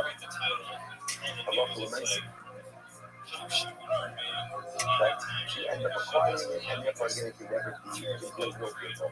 Ace said, Ace said, the real silver, she'll think bizarre of the rock. Oh my goodness, what's the actually our next mission? Our next mission that we're going to see, yes, Hashem. So Milsey says, I'm saying, too much nicer now. Show me the if you find the whole Zara, you can grind it up and scatter it to the wind. Oh, Makilian, or you can go ahead and throw it into the sea. And also, we're going to see this is talking about if you find that whole Zara made of metal. So what do? Grind it up, scatter it, scatter it. To the wind or throw it into the sea. Shimon says, Kamubo, Ashkenaz says, tell them you can't do it. Because if you scatter it into the wind, it's going to become fertilizer. So Shimon says, it's said, well, you got the earth from the process. Process says, reading can't retain any part of our design for your own use. Mas verragens, once again, as outra aspiração dos Nai, the habitable is the funds which gather the level, but once again, in one, such connectivity defines measures like this, even if the motor breaks on its own, ultimately it is decommissioned.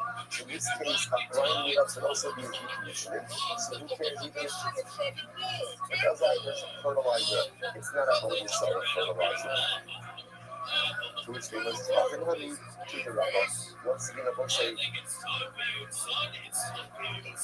all roads keep leading back to rubber. Ultimately, the end of this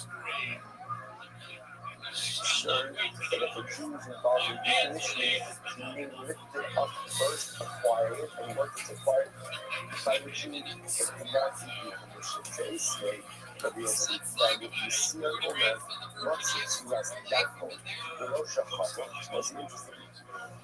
Okay, so let's see if you find the image of a dragon. And this is our system. Now, yes, so when you see a dragon is one of those images that was always considered to be idolatrous.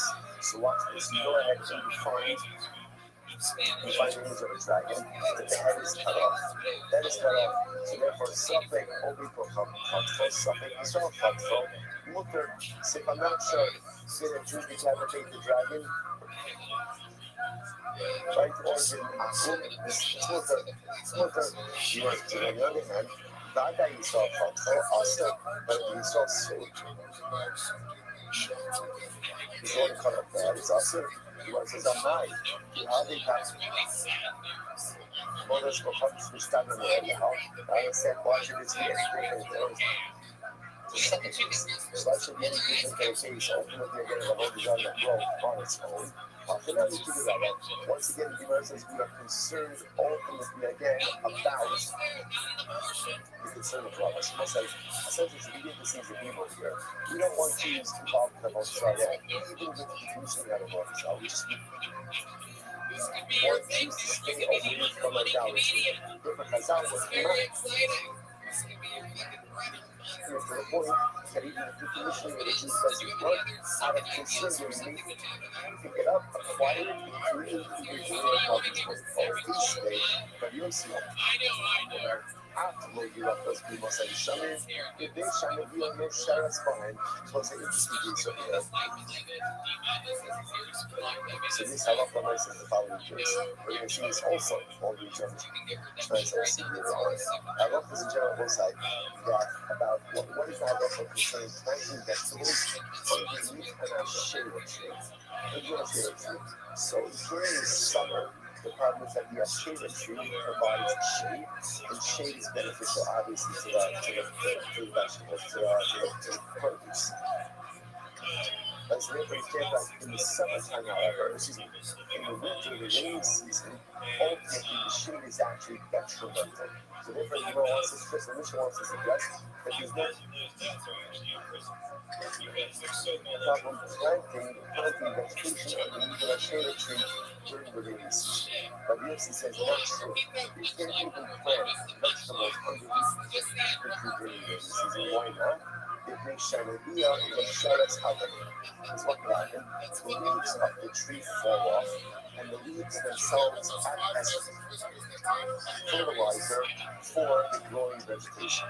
So I'm not about to watch forming leaves be a problem after all. Now they have all this countries rather than Elaha. Once again, the thought is forming leaves should be no different than what? Fallen idols. Every country of this can either falls and breaks on its own. It's buffalo. So to a leaf falls off of the tree, it's just a button. So surely if I'm a fertilizer, which means I'm going to shine myself, to take care of all this stuff I'm entitled to. So in the case of the forming leaf, it's different. Why is it different? Because the primary part of the idolatry remains intact. The leaf may fall off, but the tree is fully intact. That kind of endows the fallen leaf with a type of result like that, and even not just no longer on the tree. You must also to other days, one days like this, 42 of these. The Gemara says, Shikuya. What about the case for shavings? That was like your shade tree shavings. We have on it for having higher but once again, the primary part of your ways are i.e. the tree is still in existence. We have heard that Yaakov is outside the set, it's our fault. He has to the Shikuya Mutayim. We said that even in a case, ultimately again, when you're taking and you're feeding the tree for the benefit of the tree remains also. But ultimately, again, the shavings are better. The figure that the tree honor, if you should be, and all that's going to come in the tree love, Sarah to the Rasa. Ultimately, also for the simple reason the price and the hold is up. But you can't negate the hold, and the hold does not be negated. It is functioning in its normal, natural way. So since it is normal for leaves to fall off trees, that act cannot create a sense of negation or reality of negation, which makes sense. The Gemara says, "Hey, so it's like, so up until now, all of these questions have been from the real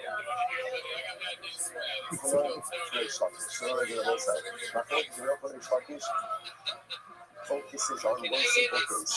And our Avodah falls over by itself and breaks. Is the Avodah bottle or not? Of the open one, no, because negation of idolatry requires active negation. Reshvakish, yes. Because even de facto negation, right? What passive negation ultimately works. So up until now, this entire Amid has been a the opener questioning Reshvakish. Now, we switch gears. In switch, and so the opener, so Reshvakish asked the question.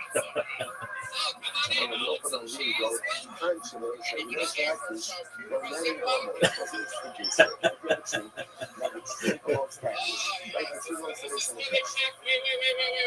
What happens? There's a nest on top of the tree. So birds make a nest on top of the tree. What's the halacha? Maybe for more. You really should not get benefit from the nest. But if you did so, you have not created the middle. That was that saw again. Rashi says over here, second Rashi from the top, no nanny, plus the Zavala. So you can't get benefit, with the Zavala. A little more, right? But obviously, again, the nest itself is not considered to be part of the tree, and therefore, if you do get benefit from the nest, again, it's not the middle. Fine. So you know, it's less analyzed. But what about if the nest is on the top of an Asherah tree? For some case, I have an Asherah tree. On the top of the Asherah tree is a bird's nest. I want to get benefit from a bird's nest, so what can I do?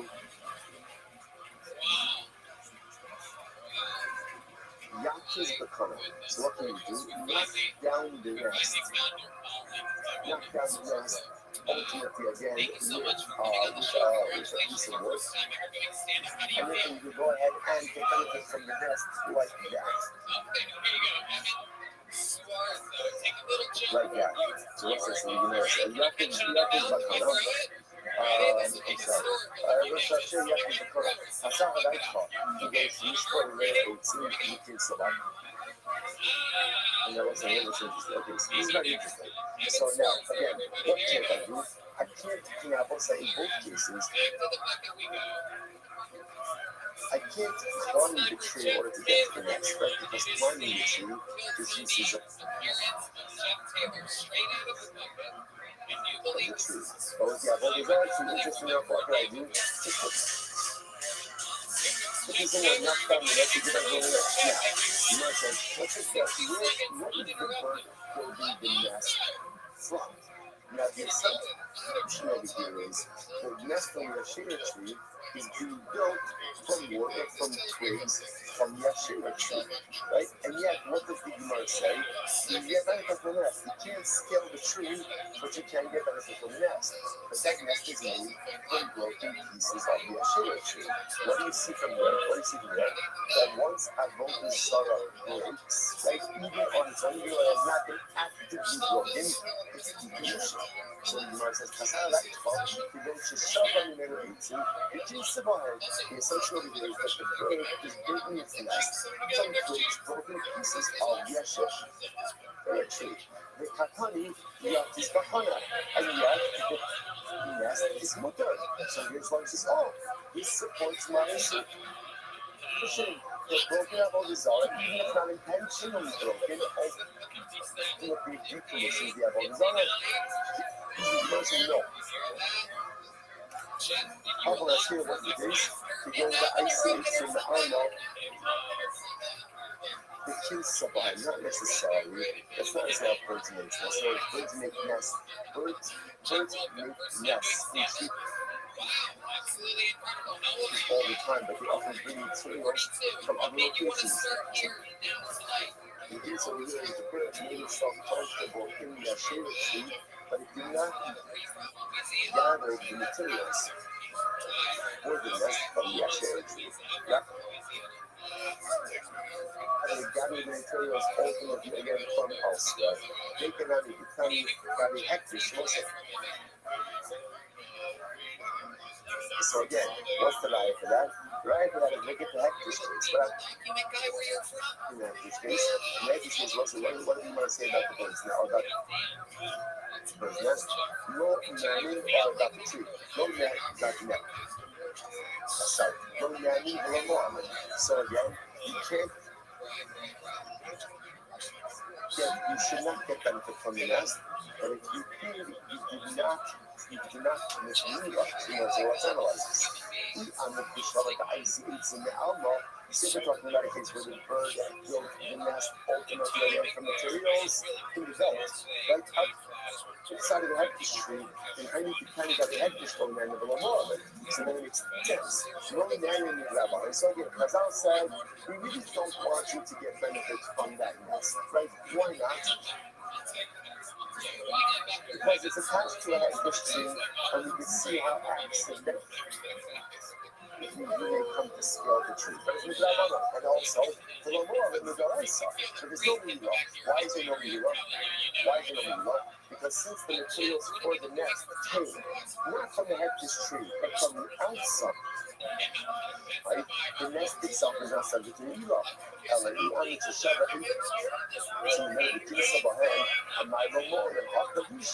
Right?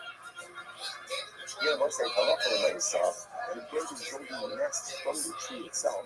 That means again, if this nest is made from twigs from the hectic tree, then what's the status of the nest? The status of the nest? It's hectic. If it's hectic, ultimately again, then you're not allowed to benefit from it, Midaraisa, and it's medium of the Daraisa, which the Gemara says. So everybody must suggesting it seems to be clear that Halacha rights were doing both cases in Yashir. And in the hectic tree, where the bird is making a nest from other materials, not from the Ashera tree and not from the hectic tree.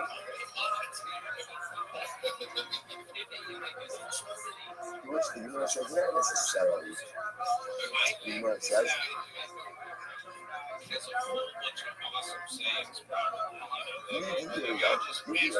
how could the Julian have boiled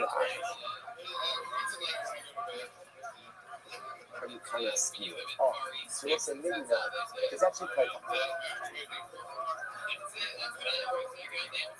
so that in both of these cases, ultimately, in this case, that the bird is making its nest from the actual hectic tree itself. But if the bird is making its nest from the hectic tree, then why is that nest not us in the dollars? Right? What's going on over here? To which the Gemara says, listen to this. Says, what's the case over here? That might be a hot question to do about the Acharitas. So this is a fascinating situation. When you match something, right? So obviously the item as it is hectic. What about if that item grows things afterwards? Are those subsequent growths considered to be hectic as well? So let's take an example of this. A tree. I'm not fishing tree, on Tuesday. And then 3 months later, there's new branches, there's new growth, Are those new branches and growths subject to the hectare designation or not? That is a machlokes. That is called human hagoim la'achim, growth which occurs after the designation. So the next thing we're turning out over here is the bird. So I just saw that now. Not just the tree. And then again, 3 months later, when new branches grew, the bird took twig. It's from the new growth. So that made the nest out of those new growths. And therefore, again, so now is the nest addition. That's an approach. That's the mercy. Because Sabar ain't either individual. And the author of this price or author of this Mishnah holds that when I said they had this designation only developed upon the tree that they at the time of designation. But anything that comes afterwards is not subject to that. This can therefore again the nest is okay. Because Rabbi Avo on the local on my yacht is ultimately raising the Rabbi Avo doesn't mean that. What does it mean when it says you can knock the nest down and get benefit from the nest?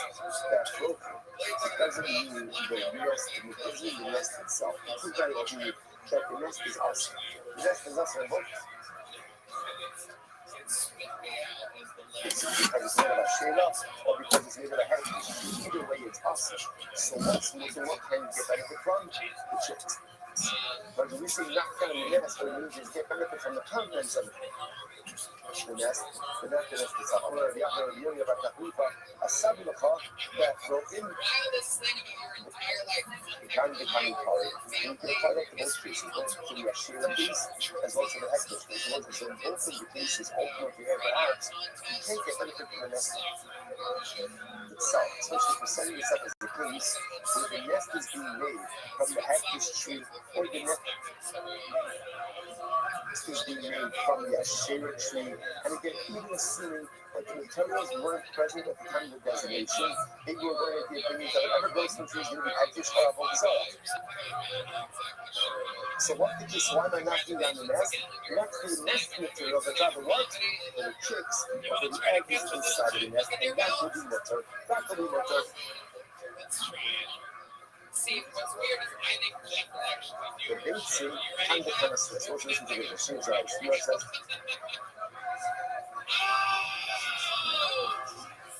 For the chicks, it's going to be mutter, but for the eggs, ultimately, it's going to be us. Like I said, why are the eggs us? So this actually quite fascinating. If you look at Rashi, this is actually right before the Mishnah in Rashi. The basic kind of us.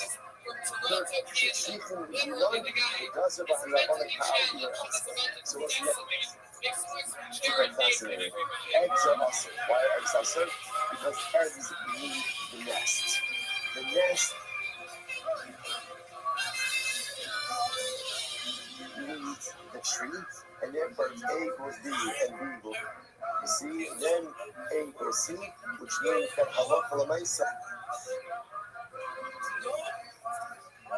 the eggs are considered to be ultimately reliant on the tree. So because of that, they're going to be ashrash. So isn't this fascinating?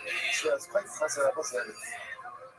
There's a lot of variables going on over here. But you were suggesting maybe in all these cases the nest is usher. Why is the nest usher? Because it doesn't matter case where the nest was made from the Ashera tree or from the Hektish tree. So the nest is going to be usher. So what does it mean when the Brisa says, take a stick, knock down the nest to get benefit from the nest? It means the chicks in the nest. Chicks are mutter, but the eggs may be problematic. Why? Because again, since the eggs need the nest and the nest needs the tree, therefore the eggs are considered to be dependent on the tree, and therefore the eggs are considered to be an appendage of the tree itself. So they benefit ultimately again from the chicks, but ultimately not the egg. Eggs. You know, since the basic time comes from Rashi, floating. Chicks will come with Iman to gates and double. This is very interesting.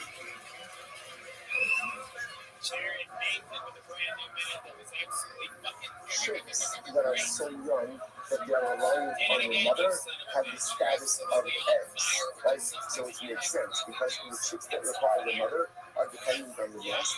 The nest is reliant on the tree, and therefore, what I say, it turns out that over here with the case of the net on top of the actual tree, anchor tree, you obviously can't scale the tree regardless, right? By the other by what can you do? You can knock down the nest.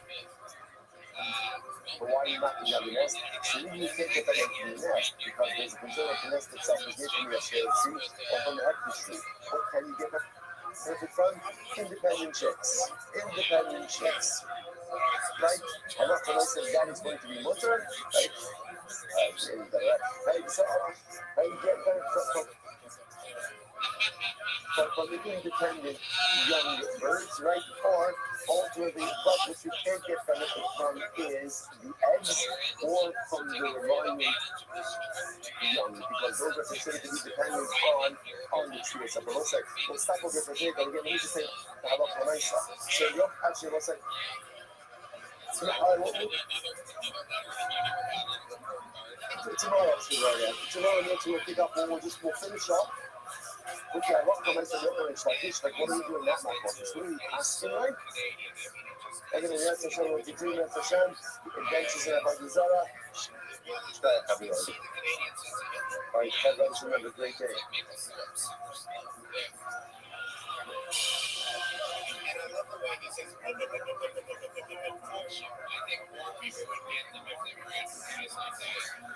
It actually took you so long to say the word abortion that in the time you wouldn't be allowed to get an abortion by the time that you got there. Jared Nathan, what you been doing for fun? I heard a rumor that you went to the Red Rose last night. Is that true? Is a sighting? Jared Nathan at the Red Rose. Is there any truth to this? Oh, your great mom's watching right now. Oh my goodness. So how long were you there? Tell us about your trip. You go off the mic for this one. How long have you been on this trip? Yeah, very famous trip up here. What time did we send you home last night?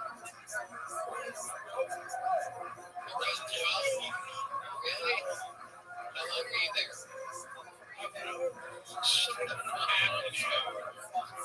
I can't believe you're allowed to be afraid of right now. How much money did you spend on this trip? What is going on right now? It's 15 minutes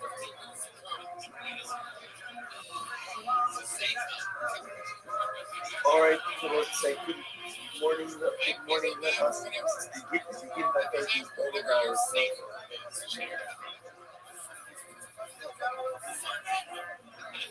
just for this morning trip to thank out for any more chemical responses. This is from emergency stop. Dedicating all the human structures this year as a course science scholars and the strong.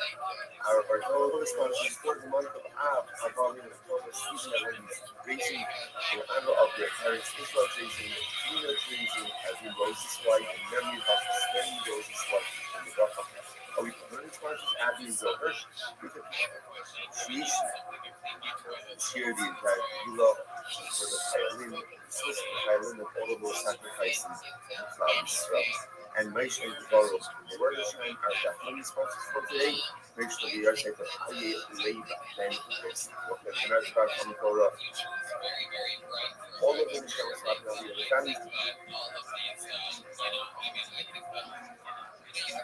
From all of those new shadows, but of course, the police from the Scottish University, the Homa has to show and the colors that our police soldiers to be successful. The call on us. So that let us begin off the show in Barak. Today, data is meditate. Is that meditate? We have to have reflection on mental days, 41 years, and we left off the E suffix most of the Shaddai, which is 2, 4, 6, 8, 12, about 15 words of Shaddai. So again, In yesterday's daf, we made a fascinating distinction between finding broken pieces of what we call slumming versus finding broken pieces of what we call avodah zarah. What's the difference between those two terms? Slumming are images. Images, maybe they were worshipped, maybe they weren't worshipped. Avodah zarah was definitive. It's halacha. The Gemara says that if you find pieces of avodah zarah, essentially you still have to take it on off. Why not? Because again, there's a suffix. What's the suffix? Did an akum decommission them or not? That's our side now. An akum, and we're going to discuss this more later. An akum does have the ability to decommission avodah zarah, but it has now. Again, then we have makot no kodesh. Do you need active decommission or can you even be passive decommission? But again, we'll get back to this guys a little bit. That's overarching makot. So here, the real thing says it has to be active decommissioning. Says even passive decommissioning, not to me would be if the idol falls over by itself and break. So according to this focus, it was idolatrous. So we'll say that again. So that's like the one pieces of regardless. If you find pieces of slumming of an image, it's going to be what?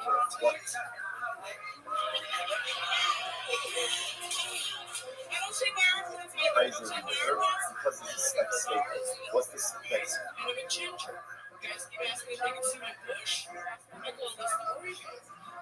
Well, subject number one is maybe this is never worshipped. That's number one. And number two, ultimately, again, even if it was worshipped, maybe it was decommissioned. So the idea of bringing coming back to our focus, start for just a second. The reason why ultimately again I have Zorah, it does not work, because a lot of license say suffix what's in the ultimately again the suffix that maybe the decommission doesn't go ahead and take it out from the context that he was avodah zarah. Now there are questions that was made something was in the context. Is that true? That a suffix possibility cannot go ahead and change the reality of facing certainty? What about five other times? Are very direct suffix. Cover shins, we have to go over it. What's that? Cover died. And again, we pretended we were a special channel to a member of our year from South Africa. I thought the name was Ian Meltzer, who I was just introduced to Melbourne. Another member of our share in Toronto. Also, Shani, about she's clever, not just in this business, but marketing in the world. So Ian messaged me by a note, a transfer from cover a few days ago as composed. The truth is, it's not really a fair definition. Not to remember again, though, what is ahead and translates cover as a person who is careful with the laws of Tumah and Tara, to the point that he even eats his food with Tara. He even eats his food with Tara. So even again, even though not unsanctified food, he is not going to eat in a state of ritual purity, and he's also careful with sinus. So that's the definition of a cover. So it's interesting for being asked, this is why, so how do you call a cover? A cover means friend. We kind of watch Western chat with that. So perhaps these songs like this. He's a cover. Cover is someone who's just looking and searching out for extra calories.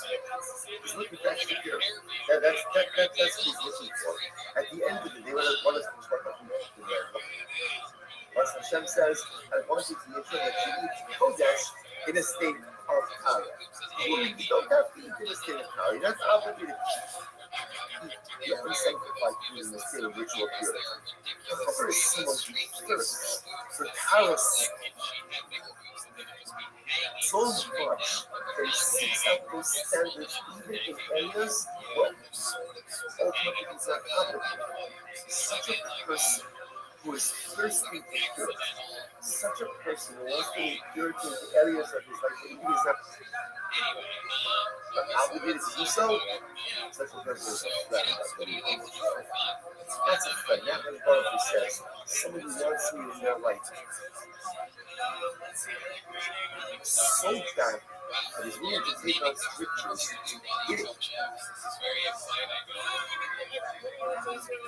areas of ritual purity, not the power that he doesn't have to. That's a friend. That's a friend that can be totally. Perhaps even to a certain degree higher level than the Talmud. Because the acquisition of knowledge is enjoyable. It's inherently enjoyable. It's beautiful. We all love learning. We all love exploring new ideas. Certain knowledge puts upon himself additional stringency. So he wants power, not the barrel. He wants purity. That's a friend of the people. So the Gemara says, "Chover shemiski yet the girl that does." So Chover dies. Interesting case. Chover dies, and he left. It's a couple of years of basket of fruit. What's the issue? What's the issue is you don't know whether or not they can time. So the Gemara says, even if not usually just harvest again that day, or again the Cheskas Mitzvah 20. Is a Chazaka, ultimately again that they are properly timed.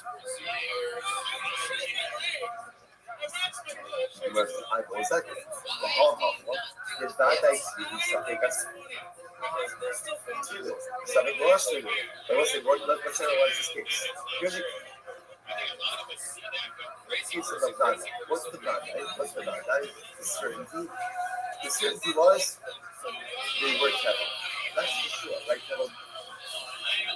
Untied produce. So why is that about that? There's everything stuck out as untied produce. So you have the Dada that is untied. Saute, maybe the covered. You tied it, maybe you didn't tie it. And what do you see here? Because I see something the most you do that. And what do you see here? That ultimately again a something possible. You can tie the goat is ahead and override the Dada that it certainly was Kevin. So you see something wants to be the Dada, which the Gemara says no. Awesome, Dada is Dada. That's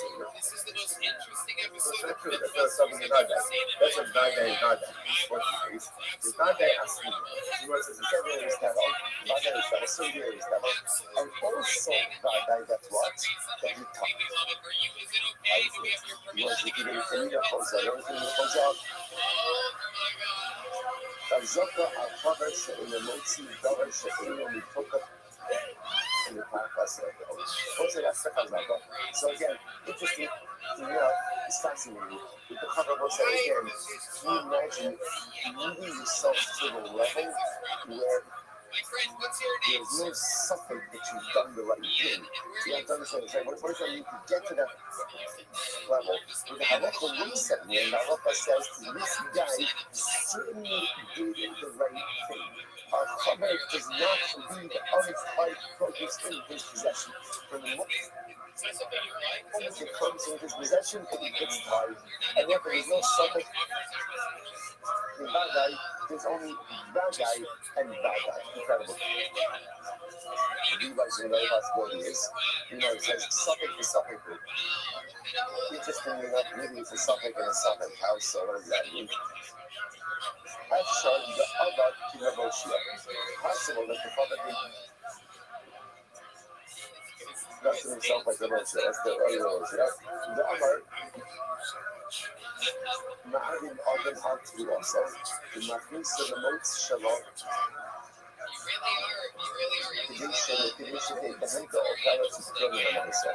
So what's an interesting case? There is speaking a nice loophole, a tithing loophole. What's the tithing loophole? Well, without getting into all technicalities now, in order for produce to be don't get to tighten obligations. There has to be what's called re-asking our values. Like, it has to come into the home. Has to come into the home through normative. Through a normative entrance. Technically speaking, if you were to bring your produce in, let's say you go and not through the door, technically it's nicer exact. Technically, it's nicer exact. Now again, there are limitations on that also. So the Gemara says over here, there's really no something that's supposed to be about that. Why? Because it's actually impossible. Even if you want to go with the fact that maybe it's a suffix if the father tried it or not, it's also a suffix. What? If the produce was ever subject to two semesters. Why? Because it's so that literally is getting used as this legal loophole of bringing it in through the window. So, and therefore it was never subject. Okay, so the Gemara says, what's that erased?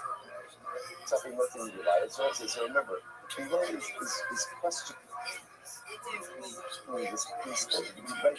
The Gemara put out a law, a principle. The principle was ein safek moshe midei tadash. Right, that ultimately you get a possibility to not change the reality of a certainty. Of a certainty. So really is that good? So you know what it says, but I knew you learn. I'm not really done. My submission plus our shell not top of my base. Not at my submission plus our shell not again. From the very interesting case where there was once a story of a maid servant. I will say now, again, we're going to, this is a Jewish woman. A Jewish woman who worked for a Nazi. What's a Nazi? Rashi says over here, Gabra Alama. He's a very powerful guy. Very powerful guy. She worked for a Nazi in the city of Remo. Okay, what happened? She had two people about it. She had a miscarriage. And I will say, you just didn't know. It was coming that everyone can have a miscarriage. You have to carry a newborn. But if you just don't have it, this is also a powerful little word. You put an info in a pit and just order it in a non-discrete. In general, what's in the halacha is you have to carry a newborn. You have to carry a miscarried baby from birth. Do not carry it into the mouth. You do not do that. To carry the grandma, you do not carry the mouth. So the variety of reasons, also just from a mental health perspective, it is unhealthy. The pathology is unhealthy for parents to develop an people in attachment to a life that never was. Obviously, again, there's trauma, there's loss, there's grief, but Chazal wanted it to be continued, did not want it to be an ongoing life loss.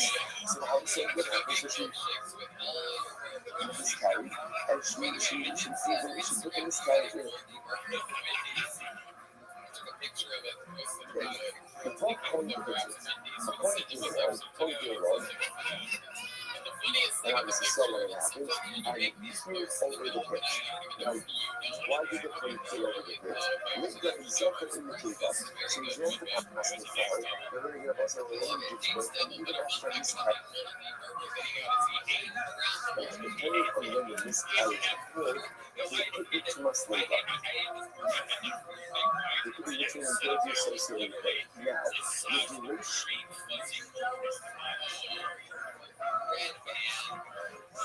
of too much later depends on what? Boy or girl. So the coin spills over the plate in order to see what's the info. I guess it was developed enough to see whether or not it was a boy or a girl. The 12 months of income, I won't say that's the problem. The problem is that by carrying over the goods, what did the coin essentially do? Too much oil. Remember again, too much oil.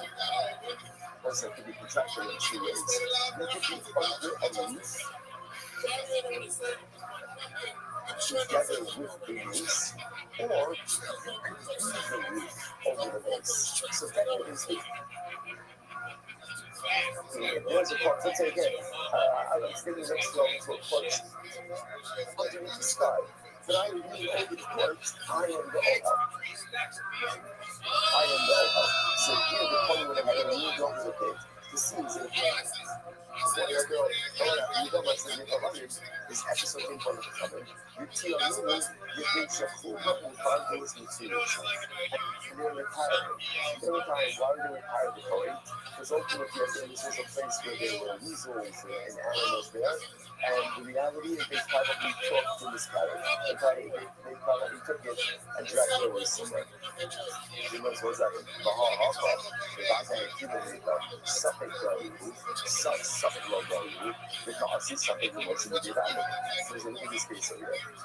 Here's the case of the bad guy. What's the bad guy? What's the bad guy? The shit called the woman had a miscarriage and she placed the baby in the grave. What's the suffering? The animal took it in the animal didn't produce. And yet, what do we see from here? The Lord says, and yet we see that the suffering trumps the bad guy. Like the suffering changes the reality even in the face of the bad guy to the point that again, the fasting, the calling is to not coming. Coming is not coming. So you see from here that something can go ahead and trip a bad guy.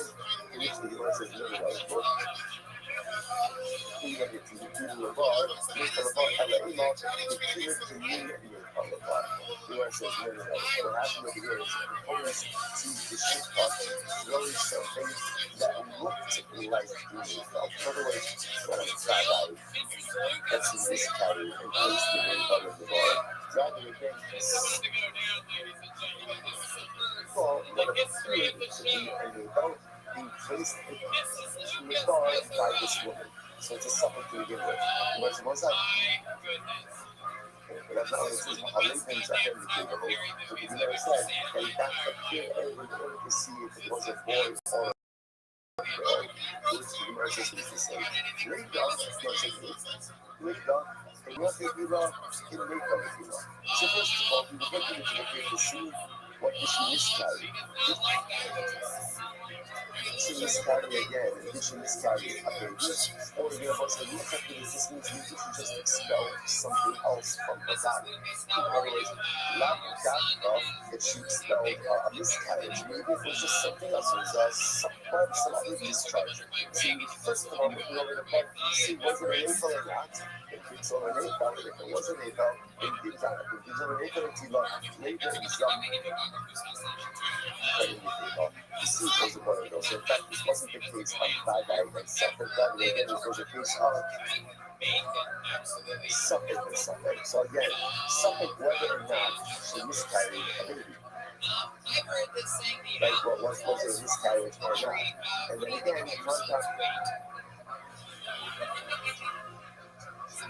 that would be something ultimately again that is the animal taken away. You might say the other possibility is they themselves hold their Bibles, we'll see in shine, not that value. The other possibility is once you have a place where there's a whole other possibility that these animals there, they definitely dragged away whatever was expelled. Okay, so what's the ace made? So there's the cash up. So just one more time, just a second. So just understand, the Gemara essentially seems to say that that principle of being suffering mostly being bad guy, ultimately again holds. But in Halacha, we accept this principle. Being suffering there's we have what we'll call two pieces of information in front of you. One is a suffering, and one is a bad guy. The bad guy piece of information determines the reality, and the suffering piece of information that does not undermine that reality. That's why I again, just kind of reorienting ourselves a little bit. That's why how do we get into it?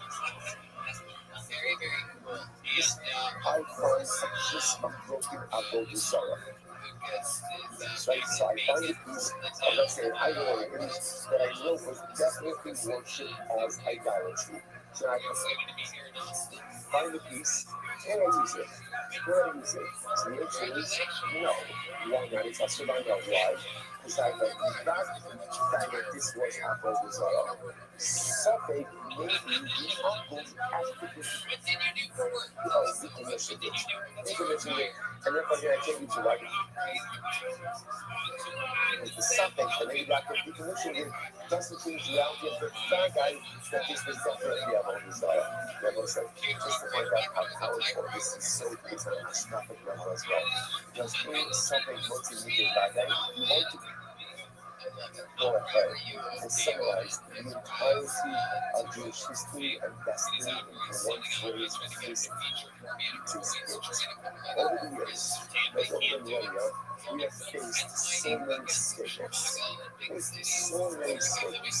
Like, will we survive? This is an existential threat. All of the things that was so interesting. First of all, was up to do a chat with Usher Rice. He said, there's so many beautiful things. One of the things I thought that was like very shocking was spoke about in the aftermath of October 7th, the existential threat. So to me that was shocking because for me in my mind I said to myself, there was never an existential threat about Israel. It was scary to woman, but obviously that's what I says it's very discouraged. It takes on a totally different over the years, over the centuries, there's been many statements that we faced moments of existential suffering. Are we going to make it through this? Are we going to weather this storm just less than a century ago? It put us in ovens and gas chambers. It was a suffering. So what holds us over? What holds us over is this principle. In suffering, makes you get back out. What's the back out? The response says, Justin O'Donnell is here. One more time for Justin, everyone. I'm Israel is in our hands.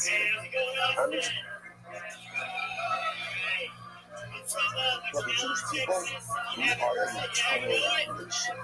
That's the bad guy.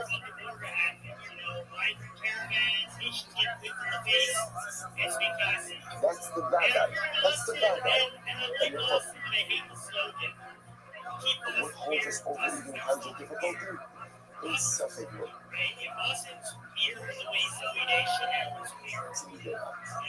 Suffering. What are that suffering? The Babylonians, the Romans, the Greeks, the Persians, the Nazis, the Hamas. It doesn't matter. It doesn't matter who the suffering is. There's so many statements that have presented it. So another suffering, open a radio of Carlos, another suffering news arises. And let's be sure, this suffering makes it really bad. No suffering would undermine the fact that the certainty of the eternality of Christ. So that's ultimately the source of our optimism, that's the source of our strength, and that's what creates our reality. Incredible, harassingly, as well. It's not more than that. It's sources going again. Embedded in all of this is this methodology of your focus. So here's what I know. And it's we're going to talk about this more in just a few moments. You can decommission your whole desire. Right now, there's an action. Apple to be my backup is Apple desire.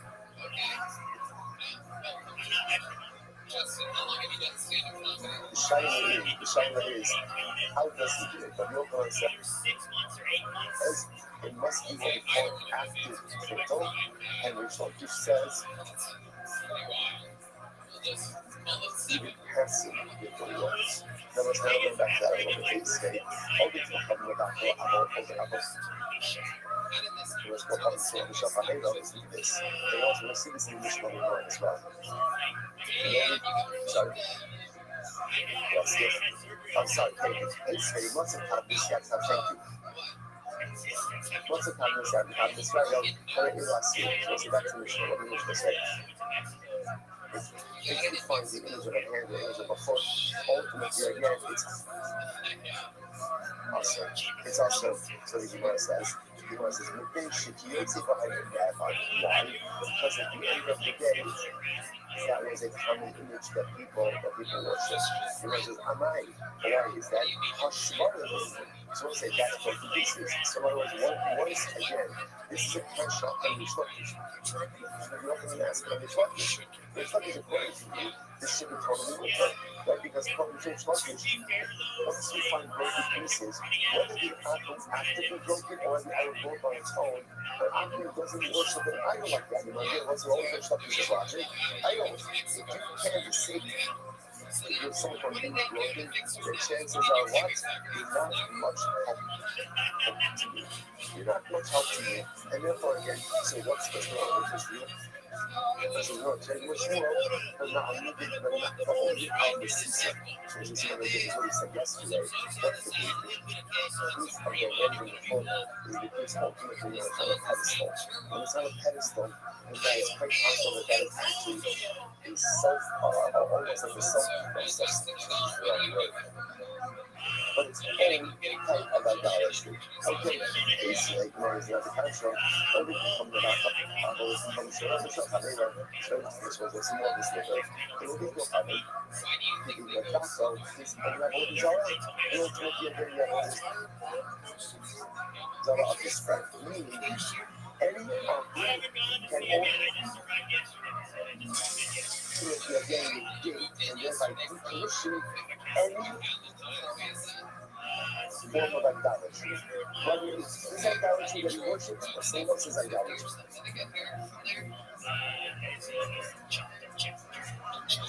I don't know if you sell, even though back by all this, but I'm sorry. Okay, what's interesting about you, Justin? You never followed me, but It's actually quite fascinating. We'll see the logic behind this.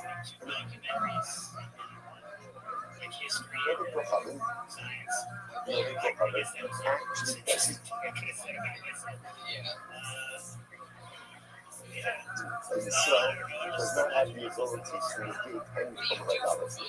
But isn't that fascinating?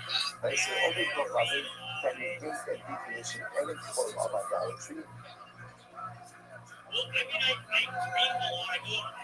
And Israel has no power on the issue over idolatry. Fascinating. I'm not lying. So the sources are not. To have the Baruch comes from Shalom now. Why is that? What about a case of idolatry that just breaks on its own? That clearly, again, according to the talk, you should be according to that should work. I'm not lying. Shepasra. What's the case of the case of here is where the Israel can create the open public. So it's interesting that the most suggesting is bending is not a form of decommission. Why not? Decommission requires breakage, bending with the entire item still intact. Doesn't decommission works once I keep our stuff. My hobby, Montian, Hasfa, Apapishua. But that's not true. We learned that again, if you dent in idolatry, even though again, all of the idolatry just material is still present, ultimately again. Yeah, but this is photo. I need to read the bus all the problem. About hustling, so I'll go back there. Ultimately, the rest you right. If the apple goes ahead and thanks the idolatry, that negates it. But if you sell thanks the idolatry, that does not negate it. So Rabbi, I'm a Rabbi says, keep hustling, so no, Rabbi says, very important to that. But this is in reality, even when Israel against the Abu Israel, it goes in the before it says that thing to me is an active form of negation, which makes sense, right? anything we do to deface the idol should be a proper form of idolatrous negation. So even if we strong there, it's okay. So what's this? Just why did Chazal say that it's not to listen to this? Was Allah sin? This is it. What's the zero? Double mark below the hundred of Akhlaq. What's the definition? Reality. A Yisrael has the power of negation, right? A Yisrael does have the power to go ahead and negate idolatry. How does he negate idolatry? If he breaks it, if he then says it all should go. So why would Chazal say it doesn't? What are we concerned about? This today. We're concerned that what is Israel going to do? He wants to negate their Avodah Zarah. So what does he do? He has Avodah Zarah. He lifts it up, like getting ready, let's say, to smash it or to deck it. Afterwards, what's the problem? Once he lifts it up, though, so he gets an act of high. What does Hashbah do? Hashbah acquires. Once he acquires it,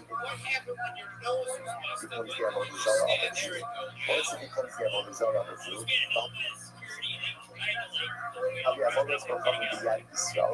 Therefore, Avodas become the Yad Yisrael. So we'll say this is absolutely wild. It's actually wild. I was saying we are going to see exactly why this is. We've already come right from now on good days. But again, right now, we'll just go with the principle. The principle is any Avodah Zarah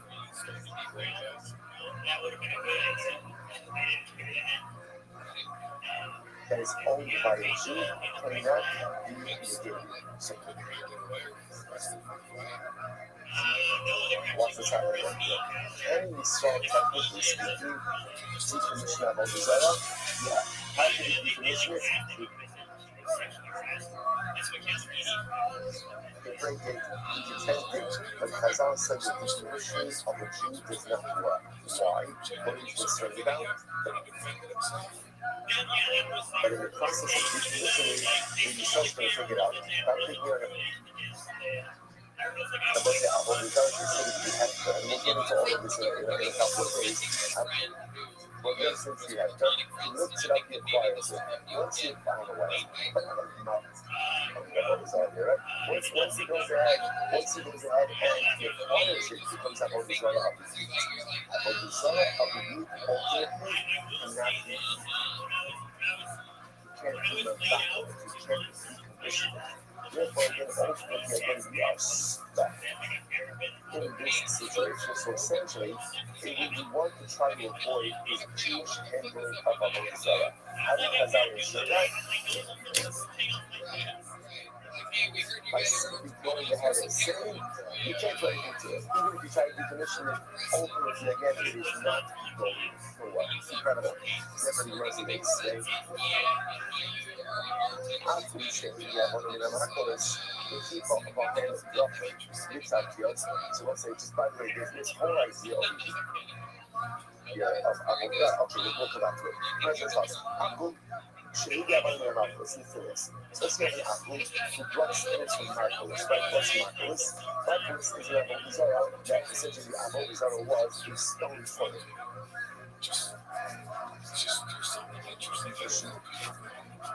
So an apple takes the stone. So Marcos, and what does he do? He got the hand dropping the tortillas in forest. And what does he do? He goes ahead and he takes the stone. He takes the stones and he breaks them into loaves. In other words, he decommissions the stones by using them for mundane use. He uses them as pavers, like his neighbors, and he uses them to make the street. So what's that about? He tells us the stones are mutter. Why the stones? Because again, Allah Kalaisa is actively decommissioning them through using them for mundane use. It's not saying that Allah Kalaisa is doing it. But again, if a Jew takes stones from Marcos and puts it into the road, ultimately, again, it's not decommissioned. You can't use that road. You can't get one out because it's Avodah Zarah. I might be merciful. Why is that? The other type of this go from each other around. So why do we say so? It's a different aspect. It's Turkish. Why should this be any worse ultimately than a whole Zara that broke on its own? And confused, I wish I would have that broke on its own ultimately is definition. Which viewers has never half an hour to develop. Just as Robert said before, Robert said essentially, we grab on a Jew can't be definition of a Zara. Why not? Because once again, we have this concern. See, we have this concern in the process of decommissioning, the Jews going to lift it up. If he lifts it up, he acquires it. Then it's a Zara owned by a Jew. And once you have a Zara owned by a Jew, that can never be decommissioned. Incredible. Then again, we'll see what that actually means together. Exit learns the caption. Open for Papa Shishiba, open for Papa Sako. So we're busy to this. Let's open for Shishiba, open for what's the area of watching? You have a Zara, so you see that you have a Zara. Someone says, so actually points out, for example, a shade tree. A shade tree. And what do I do? I'm going to take shavings off of the other. Of the shade tree. So what's the status of the shavings? Much as with Sarko, if I will be an alchemist doing it for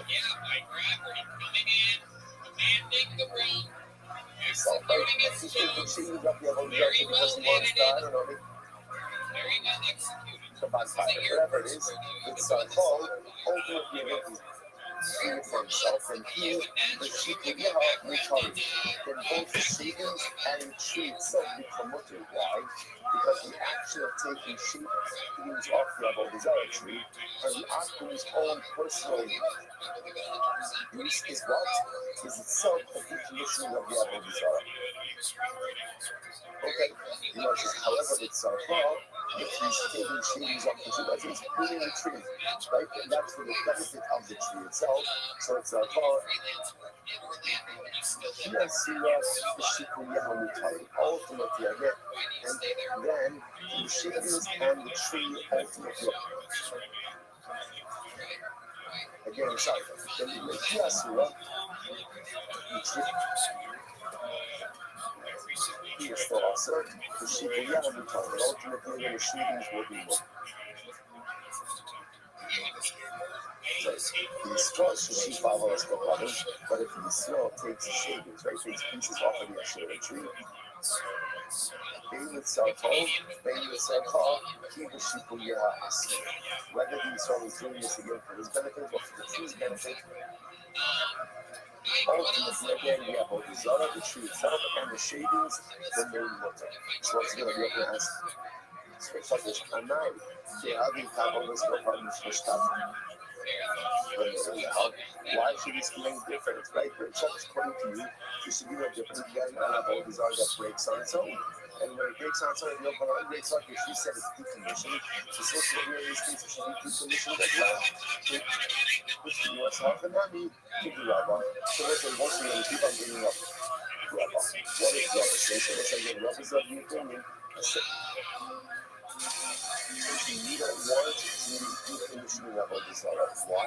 It's too much of a roll of the dice.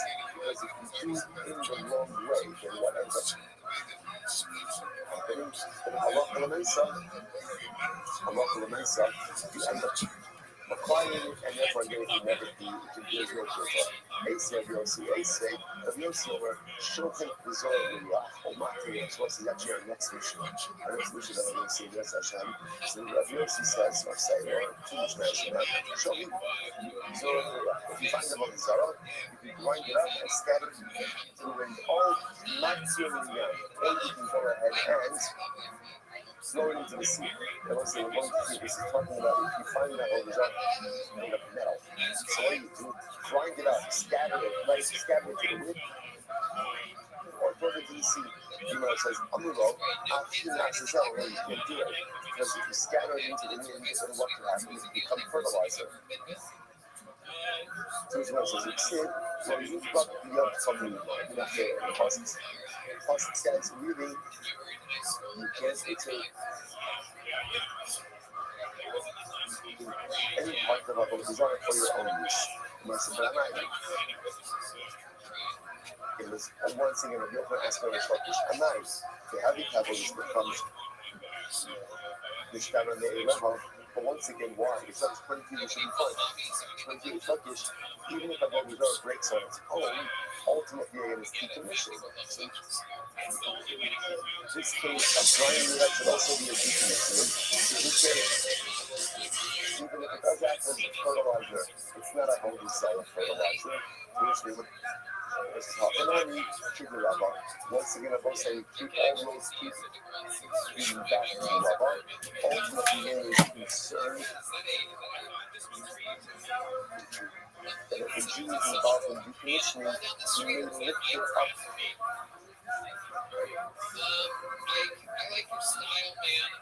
First, acquire it, and once it's acquired by the G, it cannot decommissioned.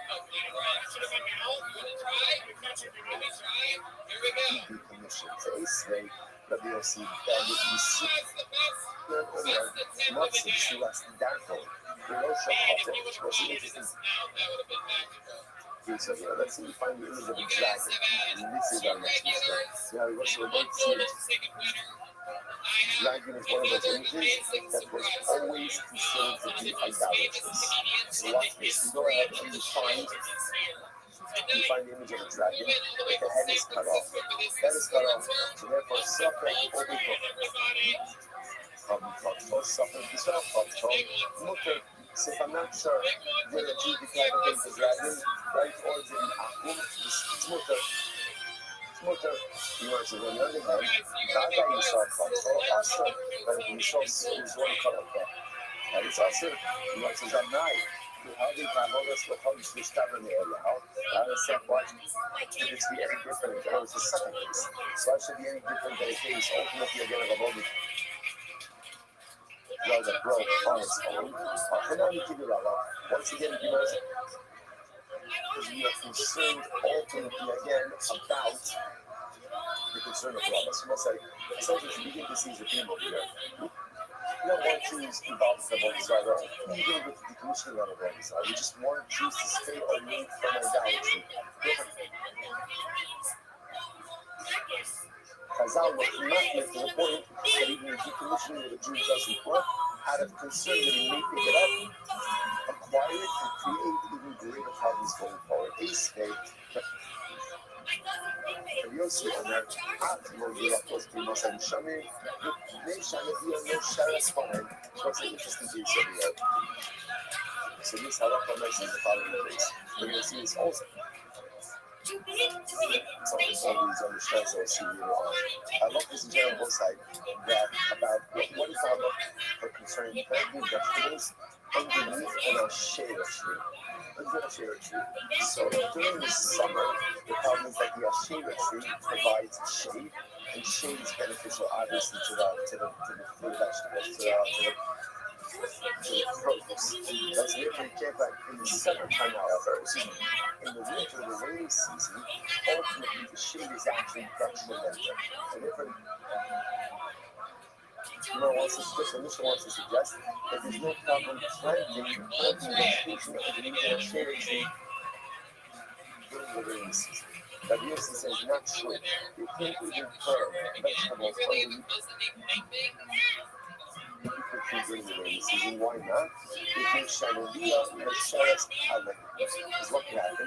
The leaves of the tree fall off, and the leaves themselves act as fertilizer for the growing vegetation. I'm not about to watch it.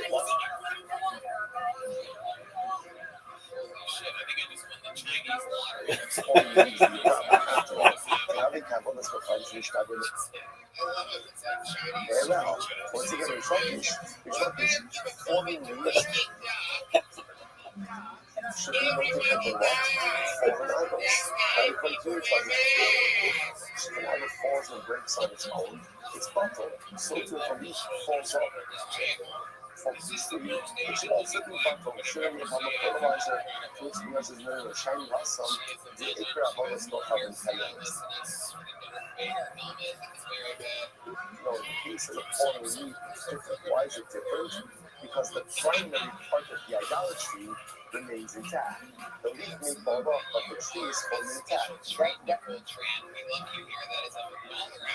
kind of endows the fallen leaf with that holds up. Like Anthony, even after it's no longer like the tree. You know, plus the other days, where there's 42 trees, you know, say, no. Oh, Shikura. What about the case of the shavings? That would like the cherry tree shavings. We care about that stuff having pioneers, but once again, the primary part of the other is i.e. the tree is still in existence. You can tell you that nothing's almost like you said, with Sarkar, yes, so the Shikura family.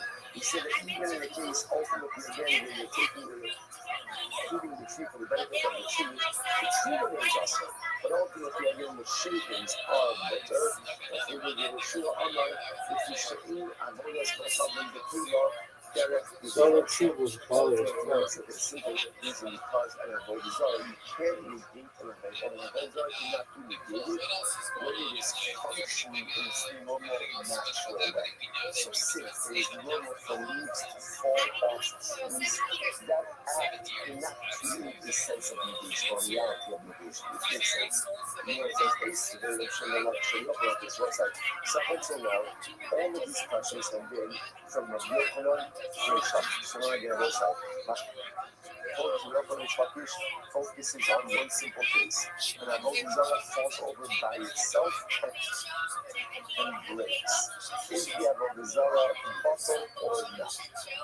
From Yochanan, no, because negation of idolatry requires active negation. Yes, because even de facto negation, right, or passive negation ultimately works. So up until now, this entire Amid has been a Yochanan questioning Reish Lakish. Now we switch gears. Ace, you know what is a Yochanan?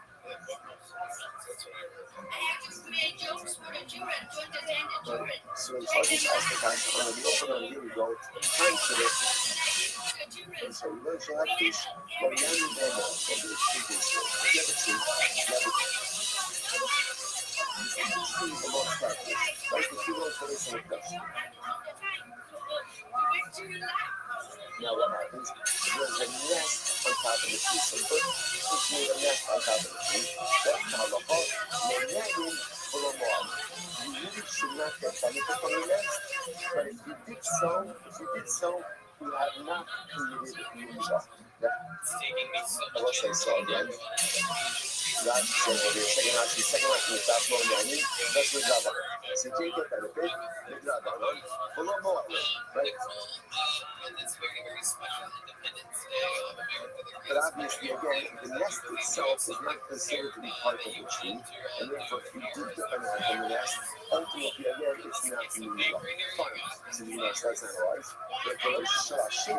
What about if the nest is on top of the Ashera tree? It's the same case. I have an Ashera tree. On the top of the Ashera tree is a bird's nest. I want to get benefit from the bird's nest. So what can I do? So what can you do? Knock down the nest. Ultimately, again, with a piece of wood, and therefore you can go ahead and get benefit from the nest like that. So what says you know, so Yaakov's better, no? What's up? Let's say Yaakov's better. Hassan Alaika, he goes to this one and it seems so I never say this. So now, again, what can I do? I can't, let's say in both cases, I can't climb the tree in order to get to the nest, right? Because climbing the tree reduces of the tree. So yeah, but we're going to see interesting enough what I do. Just look at this and whatnot. Telling the rest of the people on the nest. Yeah. You might say, let's look at here. what is the bird building the nest from? Now, the assumption over here is the nest on the cherry tree is being built from what? From twigs from the cherry tree, right? And yet, what does the Gemara say? You get benefit from the nest. You can't scale the tree, but you can get benefit from the nest. But that nest is made from broken pieces of the cherry tree. What do you see from here? What do you see from here? That once a broken soil breaks, right? Even on its own, it has not been actively broken. It's decommissioned. So the Gemara says, "Kasara, you're going to shove on the tree. It is survived." The assumption over here is that the bird is building its nest from twigs, broken pieces of the cherry tree. The hakani, is bakana, and yet the nest is mutter. So this one says, "Oh, this supports my assertion that broken up all the Zara, even if not intentionally broken, ultimately decommissions the other Zara." You want to know how can I say what's the case? You go in the Ice Age, it's in the Alma, the trees survive, not necessarily. That's why I say birds make nests. So birds make nests. Birds make nests in trees all the time, but they often bring sort of from other locations. So this over here is the bird made itself comfortable in the shade tree, but it did not gather the materials or the nest from the shade tree. Rather than gathering the materials ultimately then from us, they can only become hectares. Once I saw again, what's the last step of that? Right, look at the hectares case. What happened in the hectares case? In the hectares case, what did we say about the birds? About the bird's nest? More learning or about the tree? More learning about the nest, sorry. More learning, more. So again, you should not get benefit from the nest, but if you do not make the too much of that. And if you discover the Ice Age in the Alma, we're talking about a case where the bird built the nest ultimately from materials in the belt. Right outside of the hectares tree, and any becomes that the hectares go there in the more. So then it makes sense. No nanny is that. So as I said, we really don't want you to get benefit from that nest, right? Why not? Because it's attached to a hectares tree, and we can see how accidentally we may come to the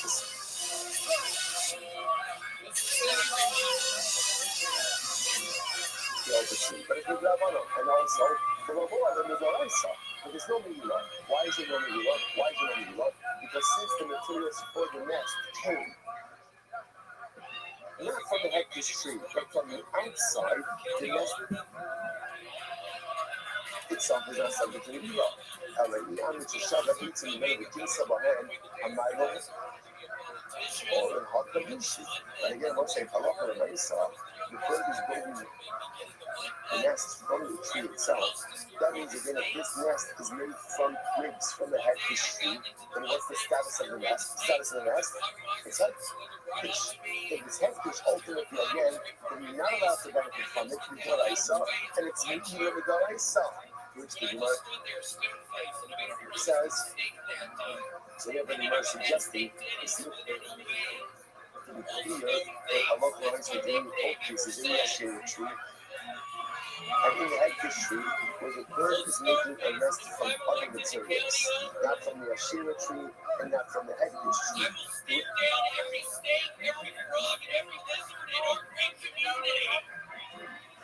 Which the Gemara said, not necessarily. The Gemara says,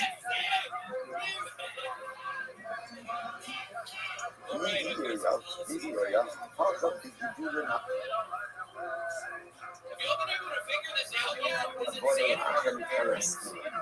so what's a mini math? It's actually quite possible that both of these cases ultimately are in the hectares case, the hectares case, that the bird is making its nest from the actual hectares tree itself. But if the bird is making its nest from the hectares tree, why is that nest us and the overseas, right? What's going on over here? So we go and say, listen to this. So what's the case over here? How come you know so what's like, this is a fascinating situation. When you're not something, right? So obviously the item, the item as it is heckish. What about if that item grows things afterwards? Are those subsequent considered to be heckish as well? So what's a good example of this? A tree. I'm not dish a tree. I'm not dish a tree, you know, on Tuesday. And then 3 months later, there's all kinds of new branches, there's new growths. Are those new branches and growths subject to the heckish designation or not? That is a matter. That is called Zilum Haboim Lachem. Which occurs after the designation. So the most they would come out of the year, the bird saw now, not just the tree. And then again, 3 months later, when new branches grew, the bird took twigs from the new growths. So it had new passed out of those new growths. And therefore, again, so now it is the nest at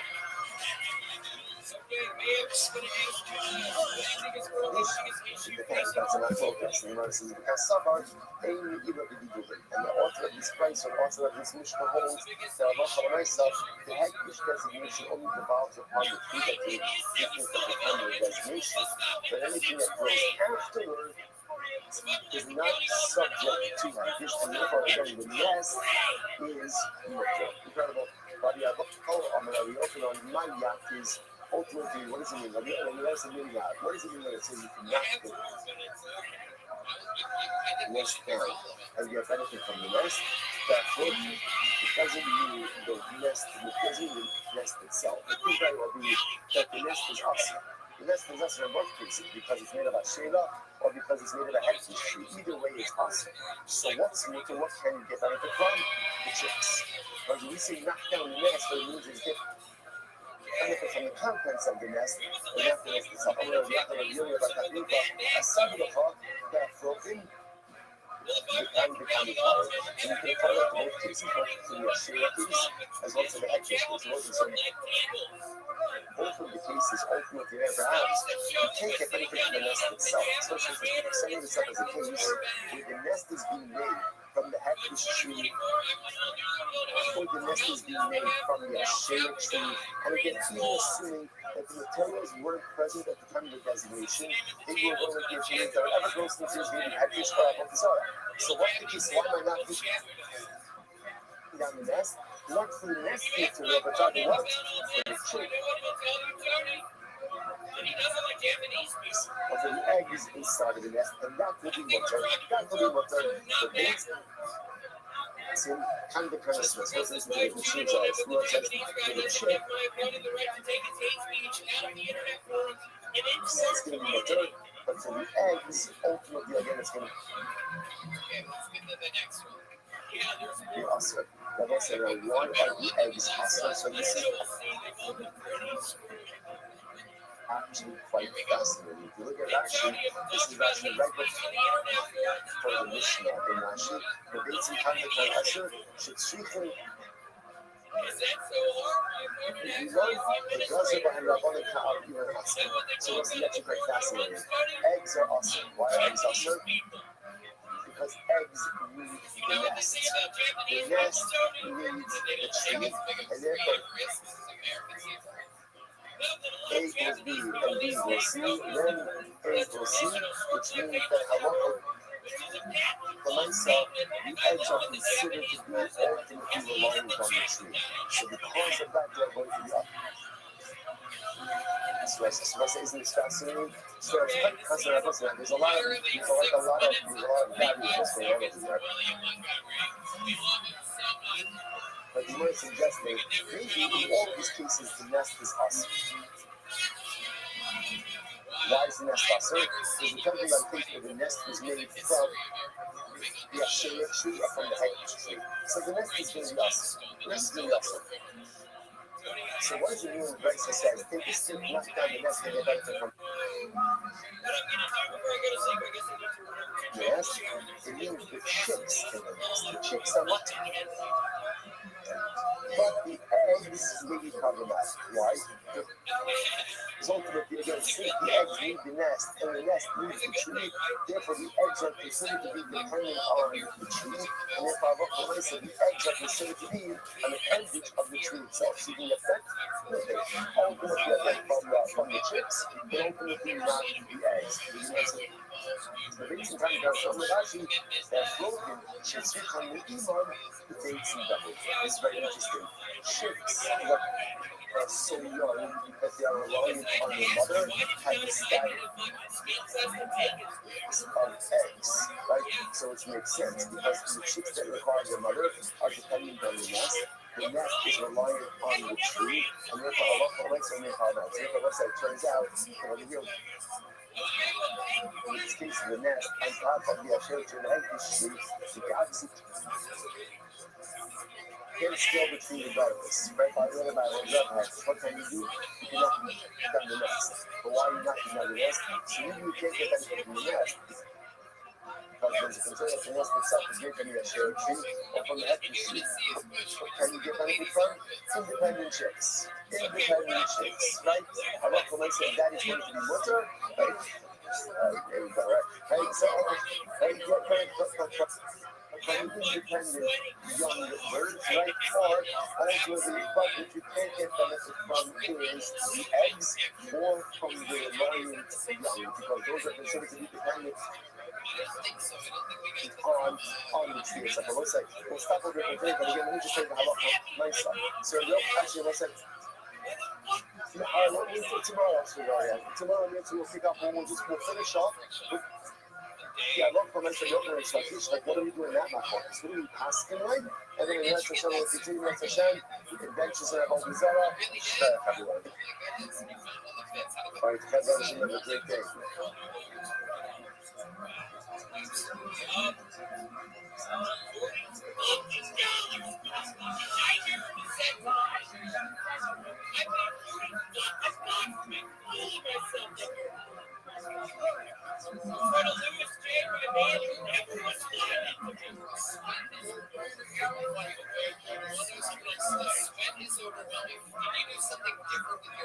This week, literally dripping off of his eyebrows and off of his eyes onto the lower part of his face. We watch him every week. We put him to see anything like this. I don't literally maybe days away from a massive heart attack. I actually started doing cocaine again.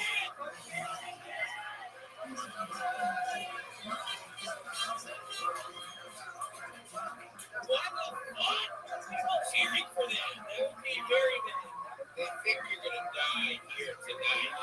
Is that what people cheering? Yeah, it's almost surprising how much as well. Look at that drop. That feeling. Did you see that? It's insane. Literally, like, okay, it looks like Niagara Falls up there. My whole body is sweating. What did you do differently this week? Definitely your body is trying to tell you something.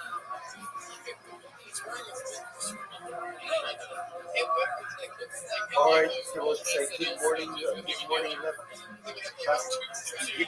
by thanking all of our sponsors for this morning trip. Thanks our anchor, we will come for this person. This is South America itself, dedicated the overseas professionals this year as its course for the summer scholars and the slow. Our global sponsors for the month of Av are following a program speaking of in honor of their parents' physical occasion, community of the Roses White in memory of Stanley Roses White and the welcome. Our returning sponsors Abby and Joe Hirsch with the appreciation share the entire Zero Kailin, all of those sacrificing and Rachel and Deval Award is continuing our Kailin sponsors for today. Rachel the Yard Cycle Shadi of the Lake and all the things from the families in the from all the nations with the close only is this that's the big someone can call without fucking focus to be successful. You follow up massively. Also, that was the about the training about what to do today. Today's that is days. Today's that is days. We have nothing else to turn on. Then on those days, 41 and we left off getting something most needed. Our night is 2, 4, 6, 8, 12, about 15 turns of fun. So remember again, yesterday's document, the fascinating distinction between finding broken pieces of what we call slumming versus finding broken pieces of what we call amortizara. What's the difference between those two terms? Slumming are images. Images, maybe they were worshipped, maybe they weren't worshipped. Amortizara is a lot more exciting.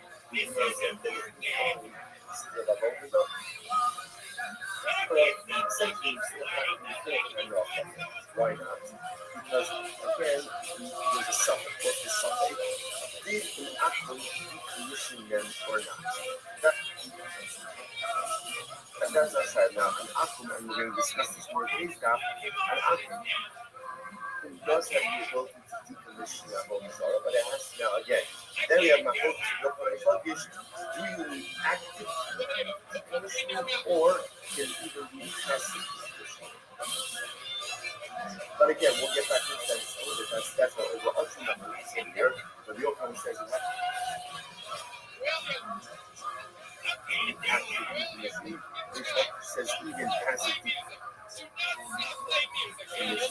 Not familiar with the idle falls over by itself and break.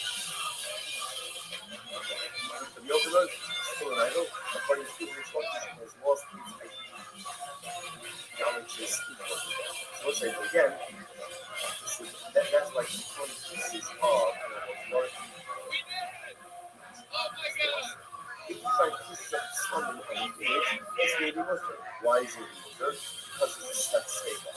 What's the set statement? Suffix number one is maybe never.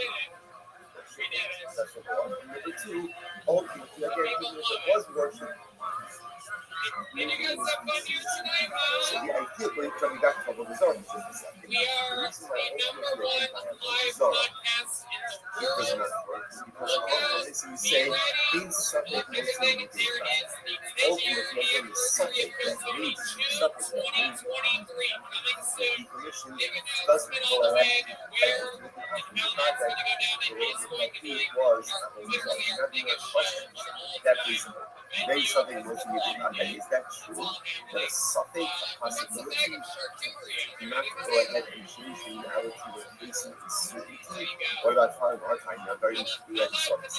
Cover shortage, but yet we go in the way of us. So what's that cover? Special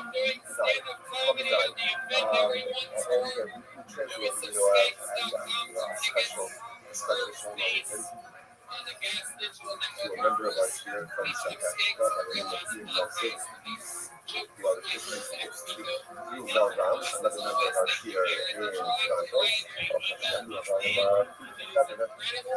Toronto, member of our cabinet, so Ian messaged me via notes. I sent it to the cover a few days ago as so the truth is, it's not really a fair definition. Not true. Remember again, 2 years ago, we had a translate cover as a person who is careful with the laws of King and Tara,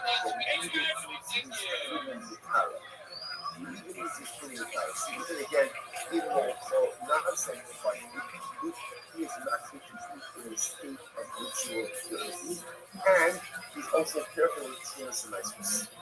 So that's the definition of a father. So he's increased for here as so how do you call a father? A cover means friend. You know what's the shot of that? So perhaps in the soldiers like this. He's a father. Father is someone who's just looking and searching out for extra talents. He's looking for extra pure. That's what he's looking for. And at the end of the day, one of what Hashem says, I want you to make sure that you eat kodesh in a state of power. Even if you don't have to eat in a state of power, you're not obligated to eat unsacred by eating in a state of ritual purity. However, is someone who the power so much that he seeks out those standards even in areas where ultimately he's not obligated. Such a person who is thirsty for purity, such a person who wants to be purity in the areas that is like even he's not obligated to do so, such a person is a friend.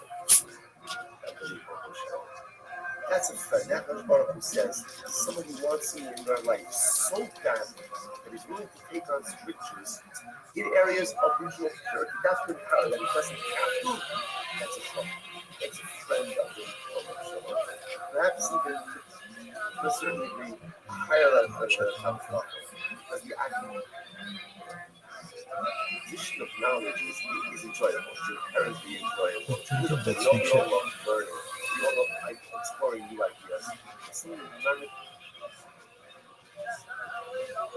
puts upon himself additional stringencies because he wants power after power. He wants purity. That's a friend of the Ego. So the word says, Father Shillis, the yet we go there else. So Father dies, interesting case, Father dies, and I think that is something is asking you what's the issue? What's the issue is you don't know whether or not they take time. The Gemara says, even if not making just harvest again that day, or again the best must be 220. This is Hazaka, ultimately again that they are properly timed. I know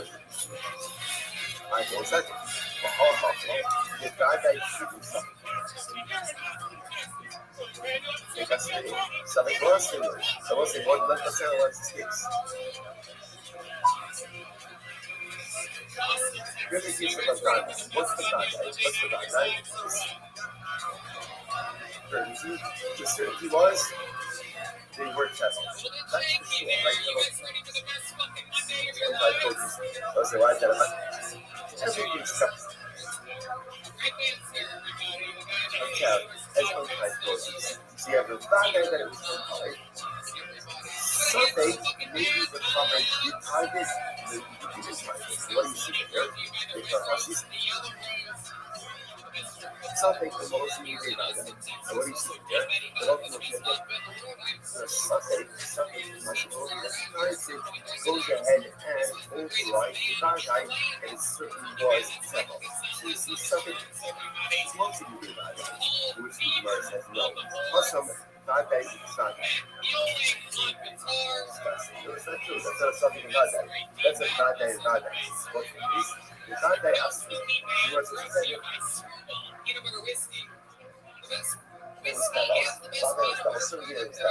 And also not that. What? That's not hard.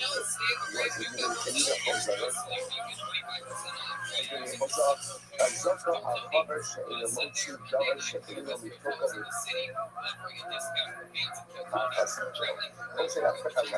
So again, it's just it's fascinating. The cover looks like again, moving yourself to the level where there's no suffix that you've done the right thing. You have to so what does it mean to get to that level? The halacha looks at me, and the halacha says, this guy certainly is doing the right thing. Our father does not leave untied produce in his possession. From the moment it comes in his possession, it's tied. And therefore, there's no suffix with that guy, there's only that guy. And the bad guy. Incredible. Levi's really like us, there he is. Levi says, suffix to suffix. Interestingly enough, really it's a Suffolk and a Suffolk household. Capture the Habak Kilabosia. Household at the Habak Kilabosia, Suffolk Kilabosia, like the Elrosia. Yamar, Mahadim Adam Altviasa. Mahusha Benot Shalom, Kedisha, Kedisha, Ekahanta, or Palace Extraordinary Nicer. I suppose that's an interesting case. There is, technically speaking, a nicer loophole, a tithing loophole. What's the tithing loophole? That being also the television now. In order for produce to be subject to tithing obligations, there has to be what's called the Yasmina diets, right? It has to come into the home, through a not limited, limited entrance. Technically speaking, if you bring your babies in, let's say through the window and not through the door, technically, it's nicer exempt. Technically, it's nicer exempt. Now, again, there are limitations on that also. So the Gemara says over here, there's really no something you have. That's why, because it's actually possible. Even if you want to go with the fact that maybe it's a suffix just become a tiger or not, it's also a suffix of what? Just the produce whichever subject to choose the most. Why? Because it's possible that literally getting used in this legal loophole of bringing it in through the window, and therefore it was never subject. Okay, so you might say, well, it's like there is something nothing is divided, so it's so remember, the Gemara is questioning this piece, but the Gemara put out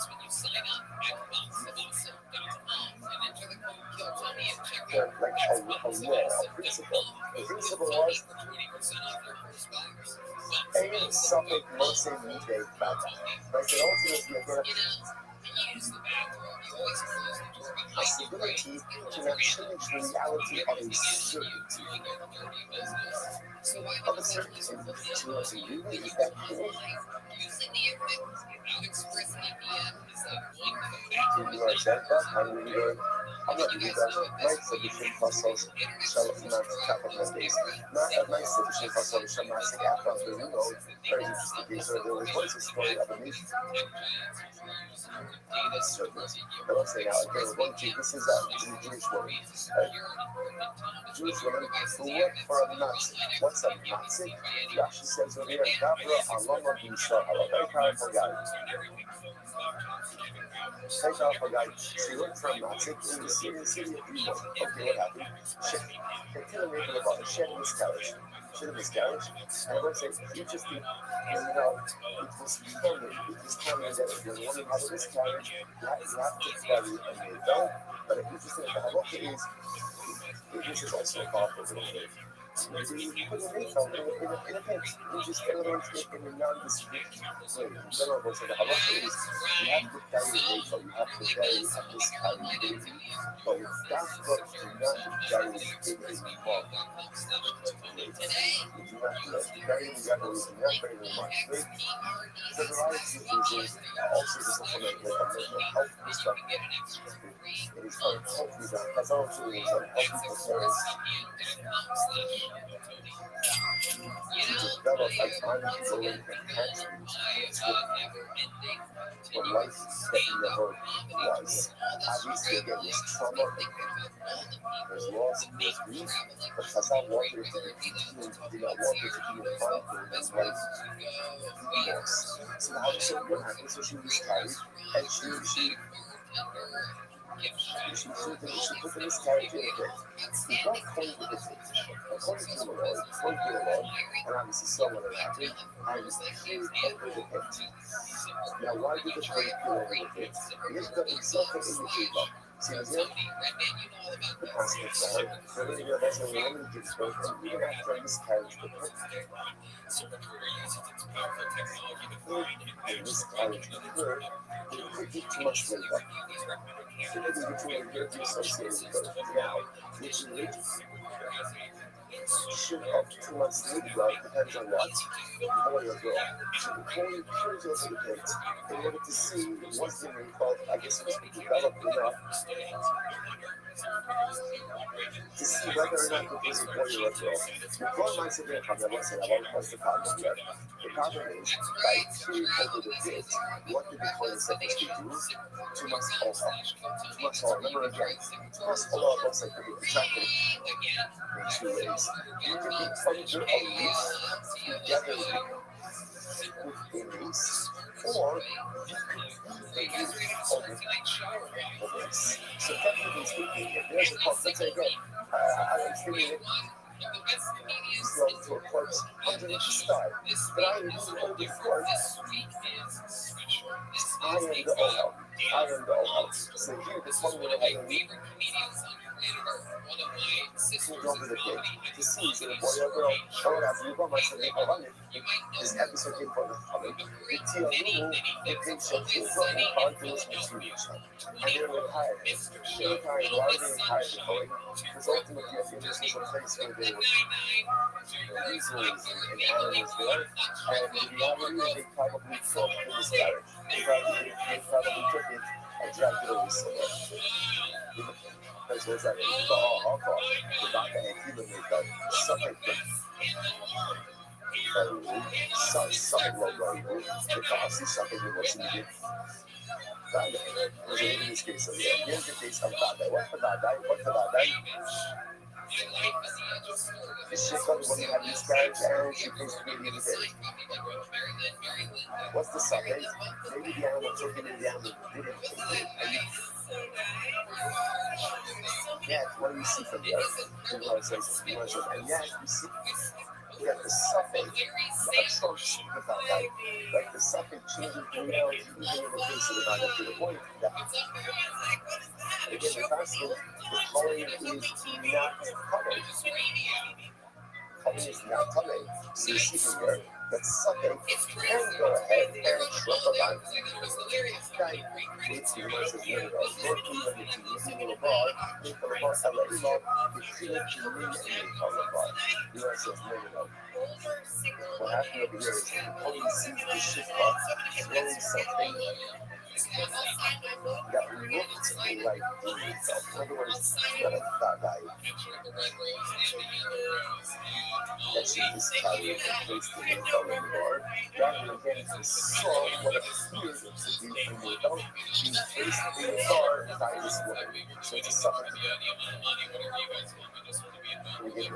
What's the most accurate? But that's not what it says. How many things I had because he might have said that he got appeared over and over to see if it was a boy or a girl. Which the universe is much closer to say. Wait up.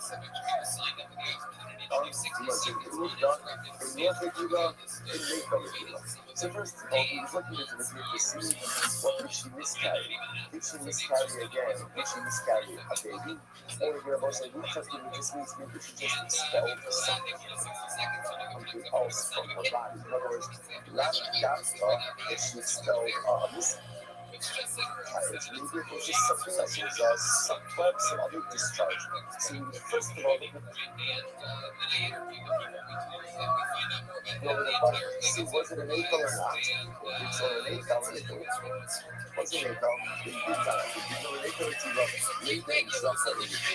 See, was it what it was? So that was the case of bye-bye and stuff like that. Again, this was a case of suffix.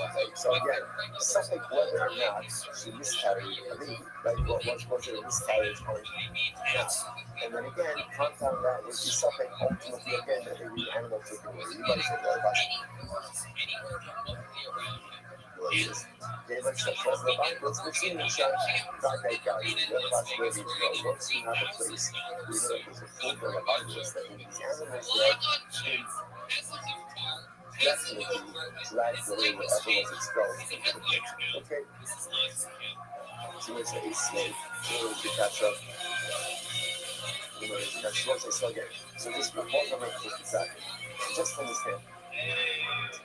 Gemara essentially seems to say that principle of in suffix moses that ultimately again holds that in halacha we accept this principle. In suffix moses that you have what we'll call two pieces of information in front of you. One is a suffix and one is a vadai. The vadai piece of information determines the reality, and the suffix piece of information does not undermine that reality. That's why once again, just kind of reorienting ourselves a little bit. That's why how do we get into this? I find a piece of broken apple over someone. Right? So I find a piece of, let's say, an item or an image that I know was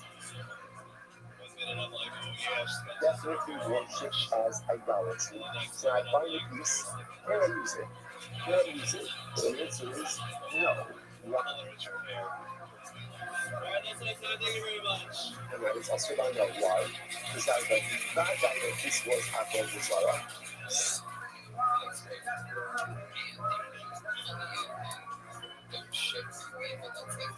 Second, maybe the apple absolutely decommissioned it, and then something I came to write was the suffix of it. That the decommissioned it doesn't change the reality of the found that this was definitely Apple Zara. Never said, just to point out how it this is so catastrophic level as well.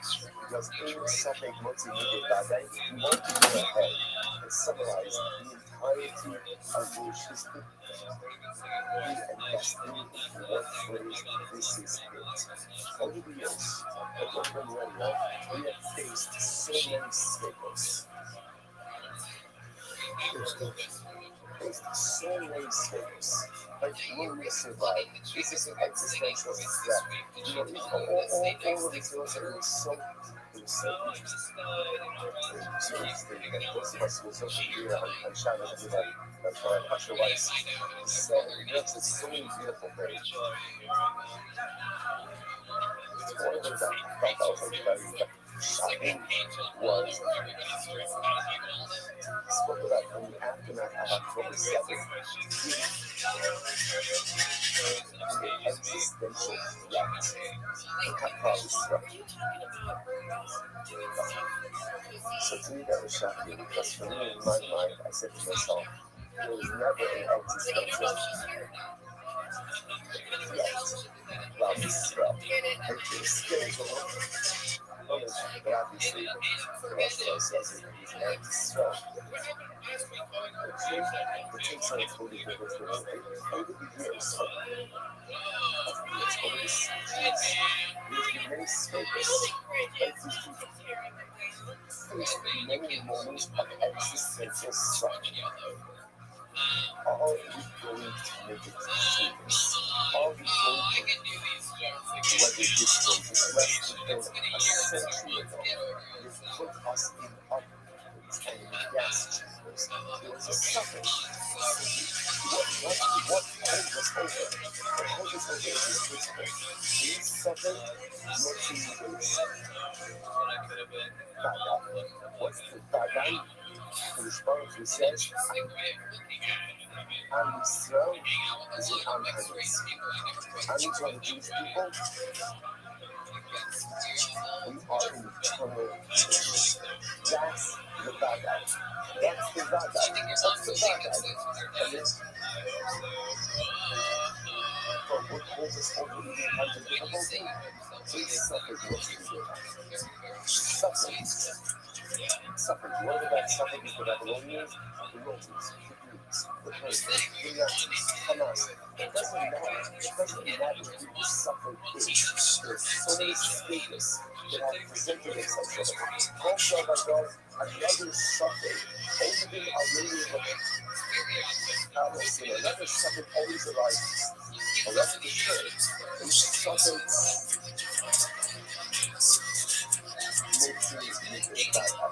no suffering, but underlying the fact that the certainty of the eternality of So that's ultimately the search for optimism. That's the source of our strength, and that's what feeds our reality. Incredible. Incredible. A lot to do. A lot of time. Not even goes back. Ace once again again. Including all of this. Is this my whole different thing over the sluggish. So here's what I know. And again, we'll talk about this more in just a few moments. You can decommission your whole desire. Right now, there's an atom that in the back of his whole desire. The shiner is, how does it look? And Milton says it must be what we call active brittle, and Restream says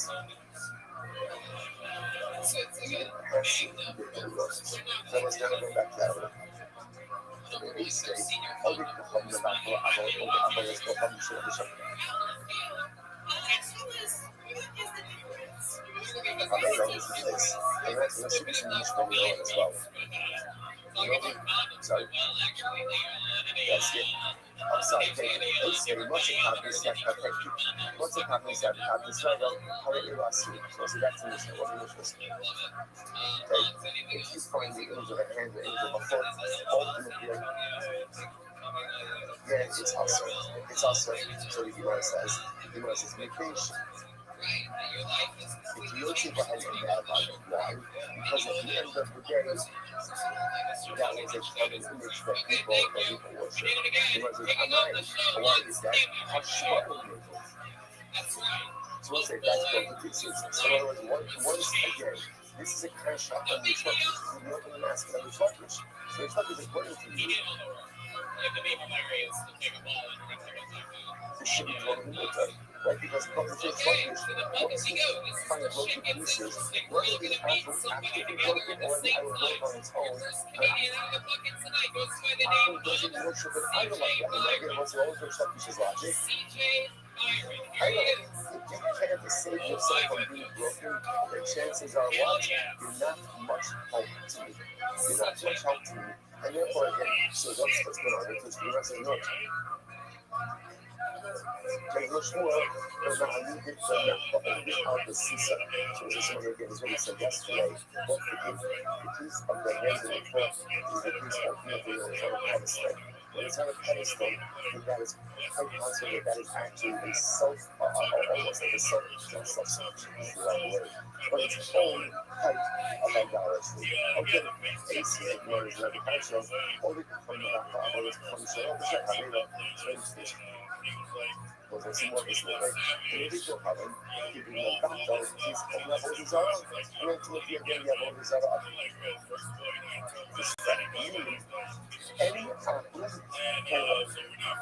ultimately again negate and thereby decommission any form of idolatry, whether it's his idolatry that he worships or someone else's idolatry, however it is so. Aquello de las mamás que están cerrados, es exactly as the receiver logic behind this. In order to happen,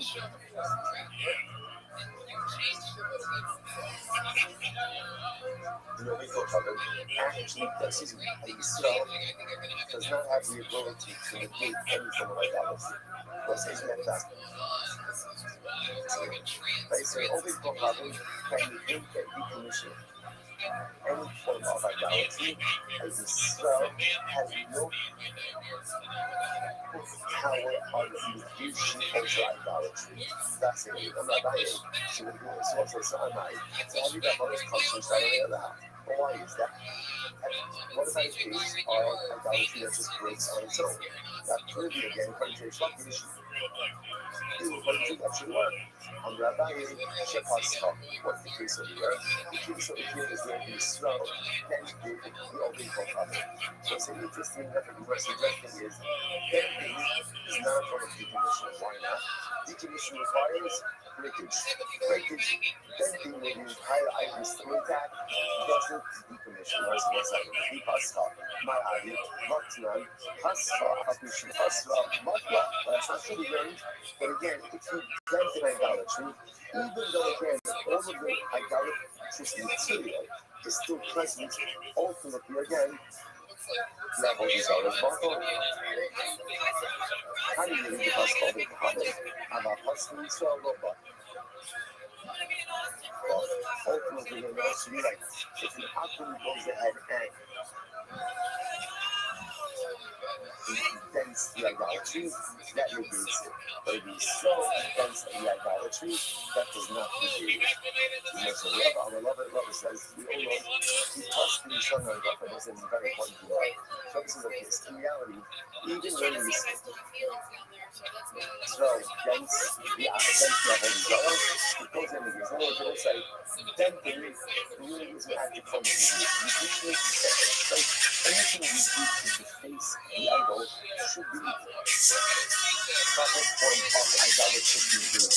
So usually when you still against it, it's okay.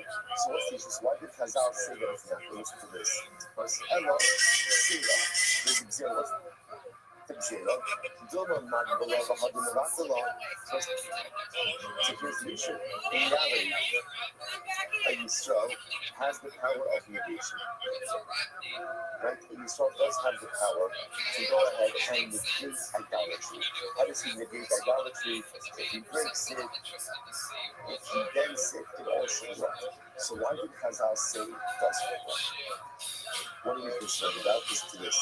We're concerned that what is Yisrael going to do? He wants to negate the Avodah Zarah. So what does he do? He has Avodah Zarah. He lifts it up, like getting ready, let's say, to smash it or to dent it afterwards. What's the problem? Once he lifts it up, let's say, that's an act of Hagbar. What is Hagbar? Hagbar acquires. Once he acquires it, it becomes the Avodah Zarah of a Jew. Once it becomes the Avodah Zarah of a Jew, the Avodah Zarah of Yad Yisrael. The Avodah Zarah of Yad Yisrael Eina B'Kela Zero. So we'll say this is absolutely wild. It's absolutely wild. And we'll say we are going to see exactly why this is. This is even another 10 block from now, 100 days. But again, right now we'll just quote the principle. The principle is any Avodah Zarah that is owned by a Jew cannot be negated. So that's what's happening over here. Can we start, technically speaking, decommission Avodah Zarah? Yeah. How can you decommission it? You can break it, you can bake it. As Chazal said, the decommissioning of a Jew does not work. Why? What are we concerned about? That in the process of decommissioning, the Yisrael is going to pick it up. Technically, Avodah Zarah is considered to be hefker, and we'll get into all of this in a couple of days. Avodah Zarah is considered to be hefker. He lifts it up, he acquires it. Once he acquires it, once he goes ahead and he acquires it, it becomes Avodah Zarah of the youth. Avodah Zarah of the youth ultimately cannot be can't be manufactured, it can't be decommissioned. Therefore, again, ultimately, again, we are stuck in this situation. So essentially, what we want to try to avoid is Jewish handling of Avodah Zarah. How does Chazal ensure that? By simply going ahead and saying, you can't do anything to it. Even if you try to decommission it, ultimately, again, it is not going to work. Incredible. It's never immersive in today. Happy showing the Avodah Zarah is the people behind the drop and Yitzhak. So let's say, just by the way, this whole idea over here of Avodah, okay, we'll go to that too. Let's just ask, Apple, should we be Avodah Zarah? Listen to this. So let's say an Apple who drops things from mud. Right, what's Marcus? Marcus is an Avodah Zarah that essentially the Avodah Zarah was the stone formation. So an Apple takes stones from Marcus, and what does he do? The people behind dropping the tortillas with us. And what does he do? He goes ahead and he takes the stones, takes the stones and he builds them into roads. In other words, he decommissions the stones by using them for mundane use. He uses them as pavers, like his pavers, and he uses them to make the street. So what's that law? Because the stones are muttered. Why the stones muttered? Because again, halacha l'maisa is actively decommissioning them through using them for mundane use. The Shonshei Yabanim and Hatas, people and Yafinikatios, Asilas. But again, if a Jew takes stones from mountains and builds it into the road, ultimately again, it's not decommissioned. You can't use that road, you can't get the road because it's about Zohar. And my Gemara says, but why is that? So why do we say it's so again? So you're going to ask me it's rubbish. It's rubbish. Why should this be any worse? Ultimately again, than Avodah Zarah that broke on its own. And according to me, it's rubbish. Avodah Zarah that broke on its own. Ultimately is decommissioned. To which the Gemara says, no, how can I repeat the Rabbah? It's just as Rabbah said before. Rabbah said essentially, a Jew can't decommission Avodah Zarah. Why not? Because once again, we have this concern. We have this concern that in the process of decommissioning, the Jew's going to lift it up. If he lifts it up, he acquired it. Then it's Avodah Zarah owned by a Jew. And once you have Avodah Zarah owned by a Jew, that can never be decommissioned. Incredible. And again, we'll see if never actually means never. Agent. You know, as a catch of all the Kohanim, Sheshifa, Avonis, Kohanim, Tzarko. So listen to this. This side. All the Kohanim, Sheshifa, Avonis, Kohanim. Supposed to be able to watch this. You have Avonis Zarah, and you shave it. Yeah. Avonis Zarah. So we'll say, so Rashi points out that, for example, an Asherah tree. An Asherah tree, right? And what do? I go and I take shavings off of the Asherah tree. So what's the status of the shavings? In verses Litzarko, if ultimately when the Akim is doing it for himself, like he's taking shavings off the Avodah Zarah because he wants to, I don't know, make a bonfire, whatever it is. Litzarko, ultimately he's doing it for himself, then he then both the shavings and the tree itself become mutter. Why? Because the action of taking shavings off the Avodah Zarah tree for the Akim's own personal use is what? Is itself a decommissioning of the Avodah Zarah. Okay? However, the Tzarka, if he's taking shavings off the tree, because he's pruning the tree. Right? And that's for the benefit of the tree itself. So it's our part. Here, the Shikut, ultimately again, when the shavings and the tree ultimately again, then the tree is still also the Shikuya Mutai, but ultimately the shavings will be water. The straw should 5 hours go covered, but if the straw takes shavings, right, takes pieces off of the Asherah tree,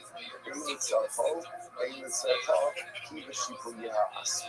Whether the Israel is doing this again for his benefit or for the tree's benefit, ultimately again we have all the Zara, the tree itself, and the sheep. Feedings the main mother. So what's going to be able to ask Spanish and 9. How do you have all this problems to establish it now?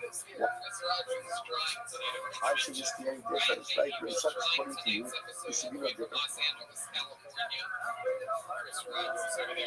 Then I have all desire that breaks on its own. And when it breaks on its own, it makes like she said it's decommission. She said to the in this case it should be decommission as well. So which the US help and money to do that.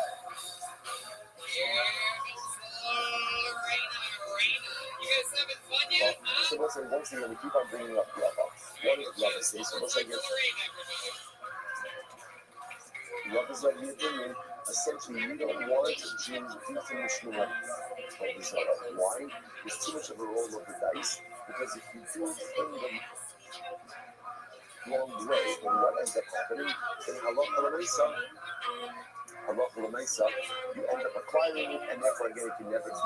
There's no portal. Ace you'll see.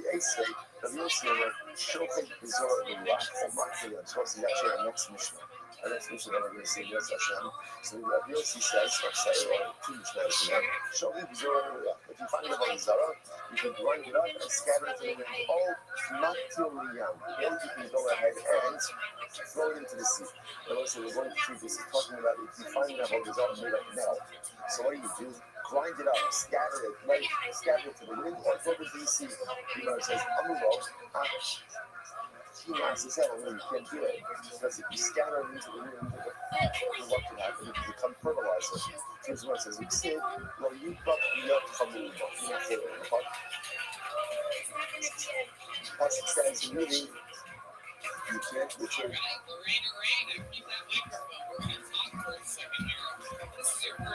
Any partner of a desire for your own use. But I'm not here, or once again, you're going to ask me a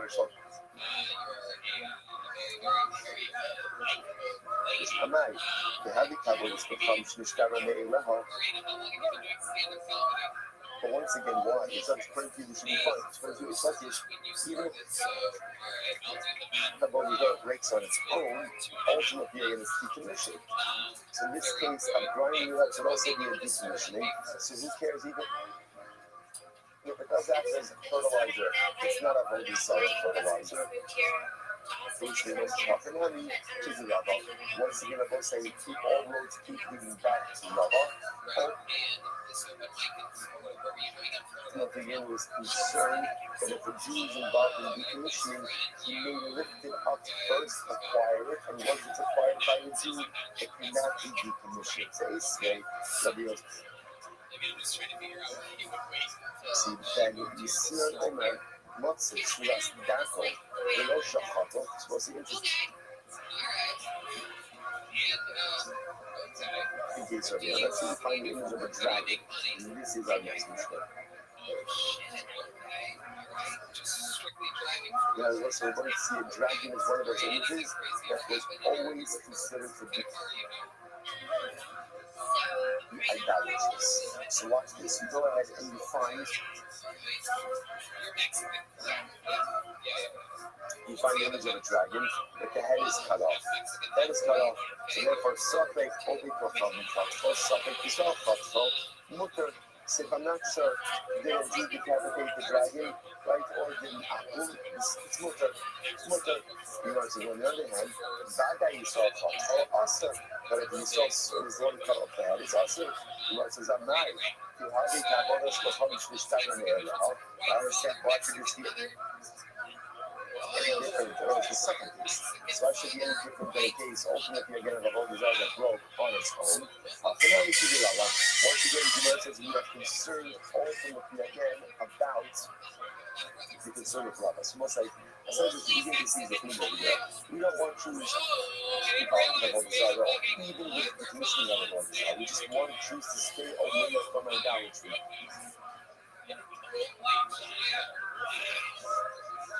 Therefore, Chazal was not to the point that even the decommissioning of the Jew doesn't work. Out of concern that he may pick it up, acquire it. He introduces the problems going forward. He states, but we see Omer. After you love those people, like Shane, they shine the deal in this. Charlotte's fine. So it's an interesting piece over here. So this halakha is the following case. We're going to see this also over these understands that we'll see later on. Halakha is in general looks like that about what is the halakha concerning planting vegetables and a shade tree. What is a shade tree? So during this summer, the problem is that the Asherah tree provides shade, and shade is beneficial, obviously, to the vegetables, to the produce. And so therefore, you can't plant in the summertime, however, in the winter, the rainy season, ultimately the shade is actually detrimental. So therefore, wants to, especially Mishnah wants to suggest that there's no problem planting vegetables. Underneath a shade tree during the rainy season. But Yossi says not true. You can't even plant vegetables underneath the tree during the rainy season. Why not? It makes Shanavia in the sharp press already. Because what could happen? The leaves of the tree fall off, and the leaves themselves act as fertilizer for the growing vegetation. So I'm not trying to say watch the forming leaves be a problem. After all, if you haven't had one of those countries, once again, in Turkish, forming leaves should be no different than what? Fallen idols. And quite few traditions, if an idol falls and breaks on its own, it's buckled. So too, if a leaf falls off of the tree, it should also be buckled. Surely, if I'm a fertilizer, which such as another shiny hot sun, the ikra of all stuff having coyotes. So in the case of the forming leaf, it's different. Why is it different? Because the primary part of the idolatry remains intact. The leaf may fall off, but the tree is fully intact. That kind of endows the forming leaf with a horizontal identity, even after it's no longer on the tree. You might as well say other days, even days like Days 42b, the Gemara says, V'ho, Shikuda. What about the case of shavings? That one right there, Asherah tree shavings. We have all that's what Pavim Kayanes, where once again, the primary part of the Avodah, i.e., the tree still in existence. The Katani, the anachronism was, I said, it's yes, so the Shikuda and the Kayan. He said that even in the case, ultimately, again, where you're pruning the tree for the benefit of the tree remains also. But ultimately, again, the shavings are better. The fruit of the Shua Amar, the Fushain, Avodas, the Pavim, the Teva, Derek, the Vesa. Ultimately, they also can simple reason because an Avodah out.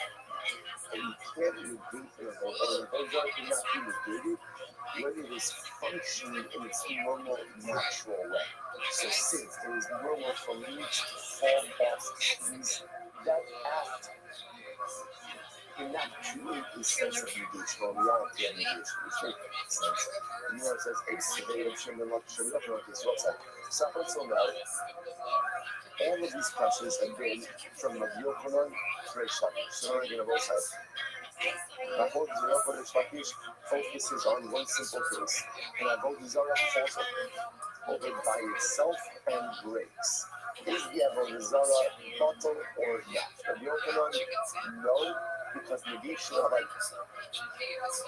idolatry requires active negation. Reish Lakish, yes. Because even de facto negation, right? Negation ultimately works. So up until now, this entire it has been Rabbi Yochanan questioning Reish Lakish. Now we switch gears. Basically, from Rabbi Yochanan, so Reish Lakish asked the kasha on Rabbi Yochanan. Here we go. Kind of should like this. Well, now you go on there. If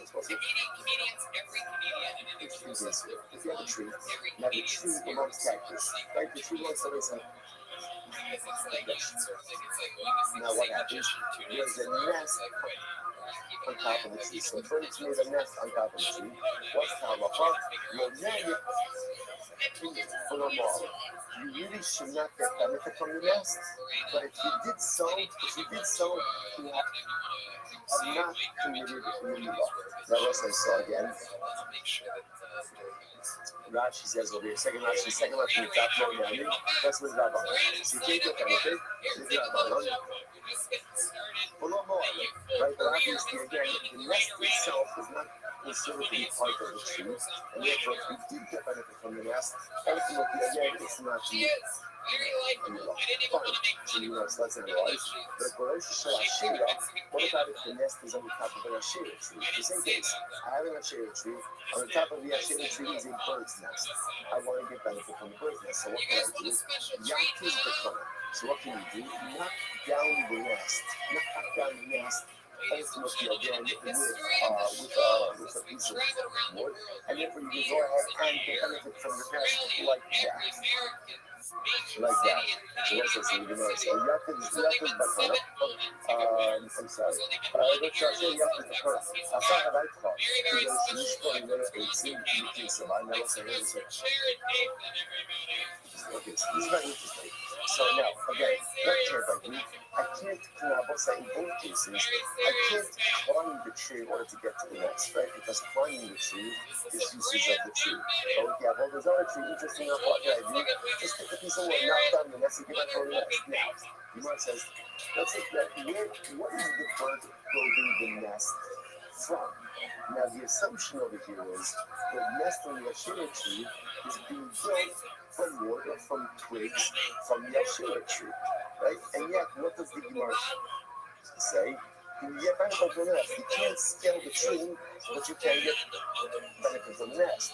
But that nest is made from broken pieces of the Ashera tree. What do you see from there? What do you see from there? That once a Avodah Zarah breaks, right, even on its own, even though it has not been actively broken, it's decommissioned. So the Gemara says, the assumption over here is that the bird is building its nest from twigs, broken pieces of the Ashera tree. And yet, the nest is mutter. So here's what she says, this supports my assertion that broken Avodah Zarah, even if not intentionally broken, ultimately decommissions the Avodah Zarah. The Gemara says no. Often I see what's the case. You go into IC8 in the Alma.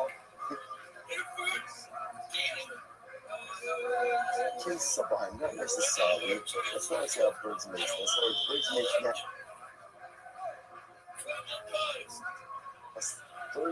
Birds make nests in trees all the time, but they often bring materials from other locations.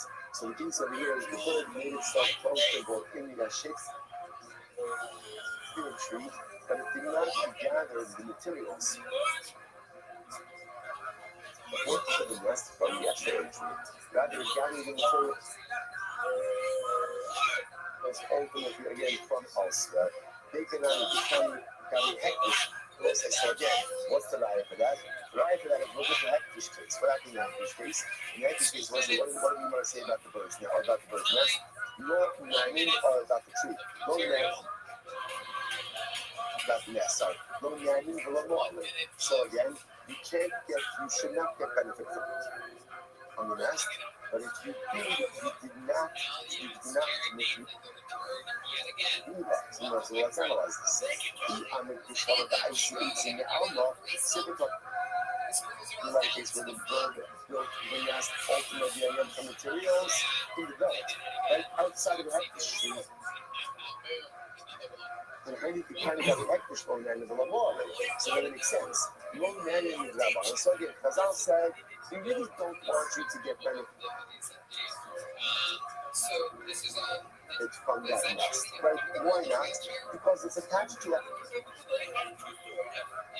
tree, and we can see how accidentally you may come to scale the tree. But it's Midrabana, and also the Ravah and the Daraisa. There's no Midrabana. Why is there no Midrabana? Why is there no Midrabana? Because since the materials for the nest came not from the hectic tree, but from the outside, the nest itself is not subject to the Elah. Which is Shabbat 18. Remember the Kinsa Bahan, a mile more than Hakadushi. But again, once I come up from the Marisa, the bird is building the nest from the tree itself.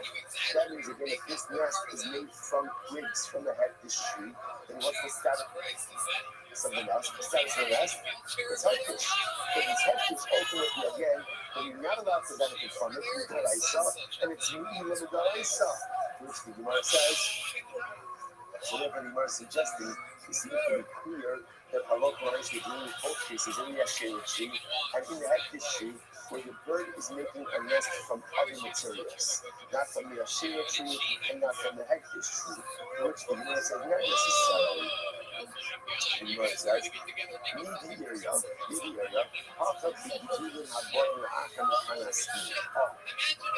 so what's the maybe now? It's actually quite possible that in both of these cases, the hectic case, that the bird is making its nest from the actual hectic tree itself. But if the bird is making its nest from the hectic tree, then why is that nest not asr medoros? Right? What's going on over here? To which the Gemara says, listen to this. And that's what's the case over here. And my heart up is doing about the Akai Kas. So that's like, this is a fascinating situation. When you're not just something, right? So obviously the item as it is headless. What about if that item grows things afterwards? Are those subsequent growths considered to be heckish as well?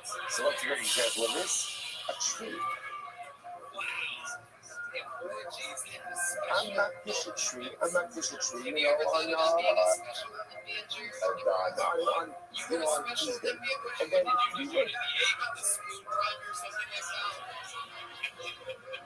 later, there's all Hashem, there's new branches, there's new growths.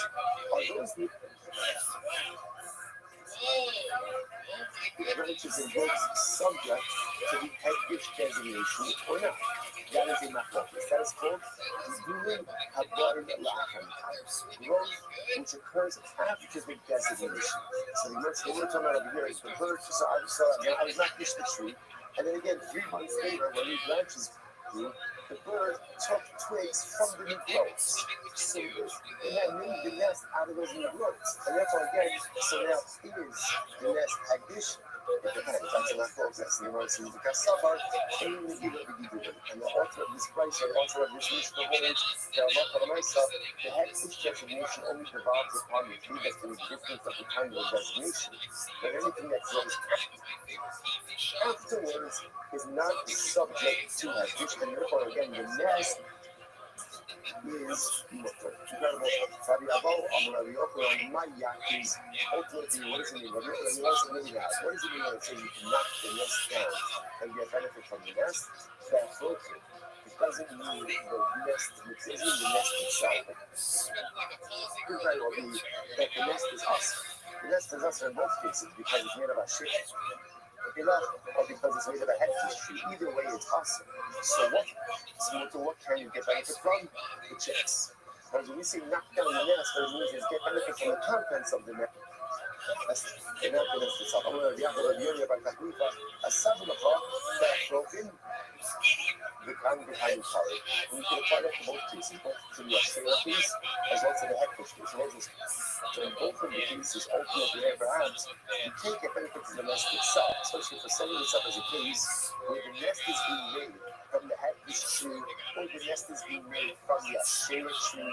And again, even assuming that the materials weren't present at the designation, they were going to give opinions that whatever goes to the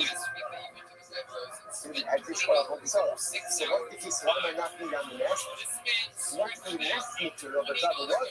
For the chicks, or for the edges inside of the nest, and that will be mutter. That will be mutter. It's in kind of space. Let's listen to this. She says, for the chicks, it's going to be mutter, but for the eggs, ultimately, again, it's going to be usher. So let's say, why are the eggs usher? So this is actually quite fascinating. If you look at Rashi, this is actually right before the Mishnah in Rashi.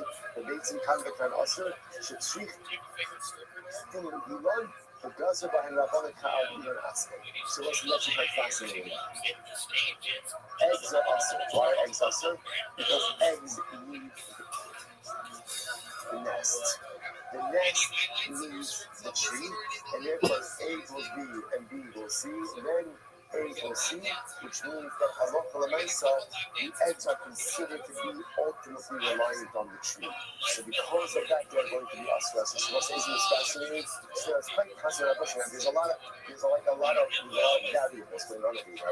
But you might suggest that maybe in all of these cases the nest is asra. Why is the nest asra? Because we're talking about things where the nest is made from the Asherah tree or from the hector.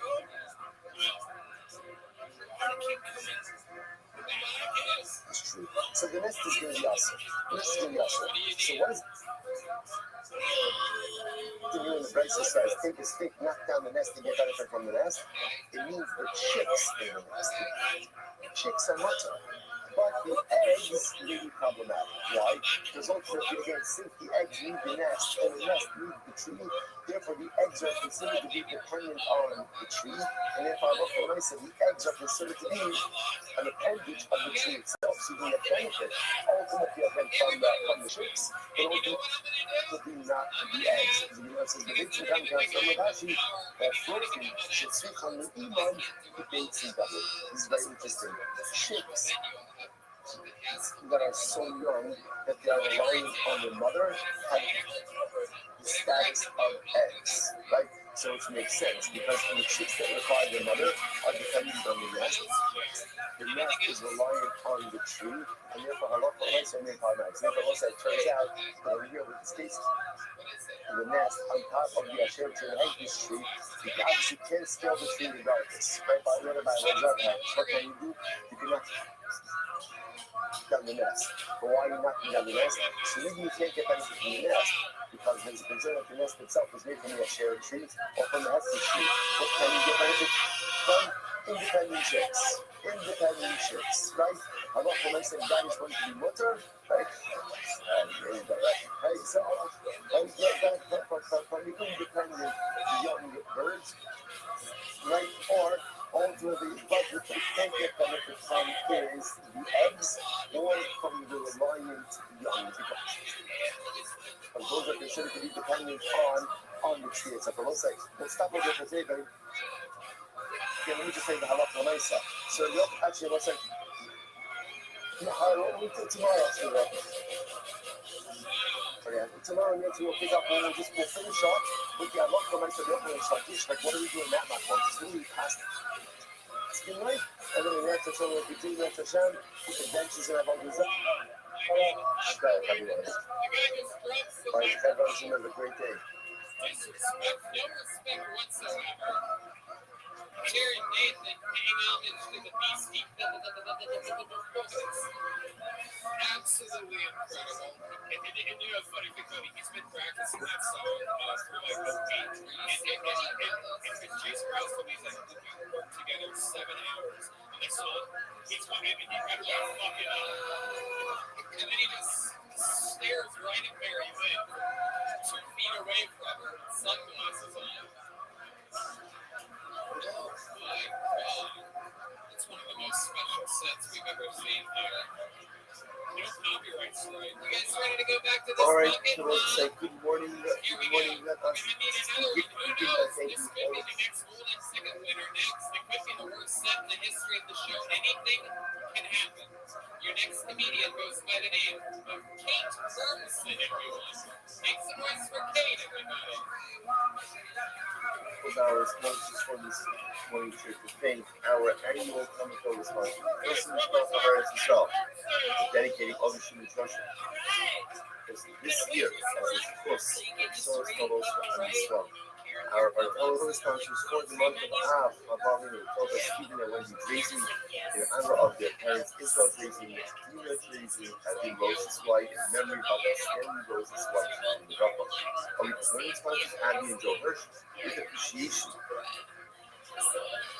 Share these life. We love Swiss Ireland with all of their sacrifice. I see. And Rice and Deborah Werderstein are the only sponsors for today. Make sure the arts like the Haye Lane and the American Comitora. All of them shall families in the from all of us in the report having to the code for police. So, this official message with home our fancy to Shalom and the Carl. Well, our holy soldiers to be successful with all of the city. So that let us begin off with some of the lot to do today. Yes, that is days.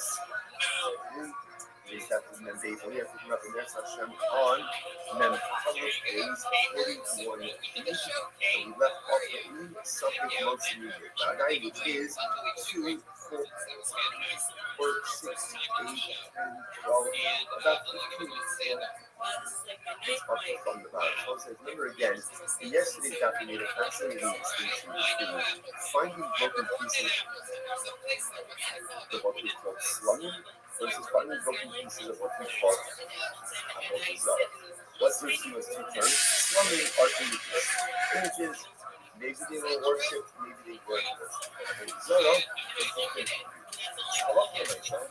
emerge and get it and give a whole develop. Essentially, taking a knock off. Why not?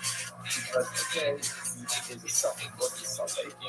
Is an apple definition then or not? That's not right now. An apple, and we're going to discuss this more ASAP. An apple does have the ability to decommission that whole but it has to now again.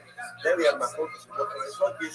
Do you need active decommission or can it even be passive decommission? But again, we'll get back to that soon because that's our overarching message over here.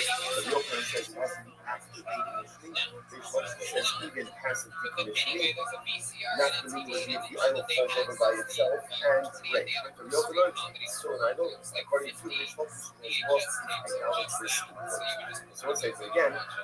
That's why one pieces of dark sauce. If you find some of an image, it's going to be worth it. Why is it secure? Because it's a spec state. What's the spec state? Suffix number one is maybe it's never mentioned.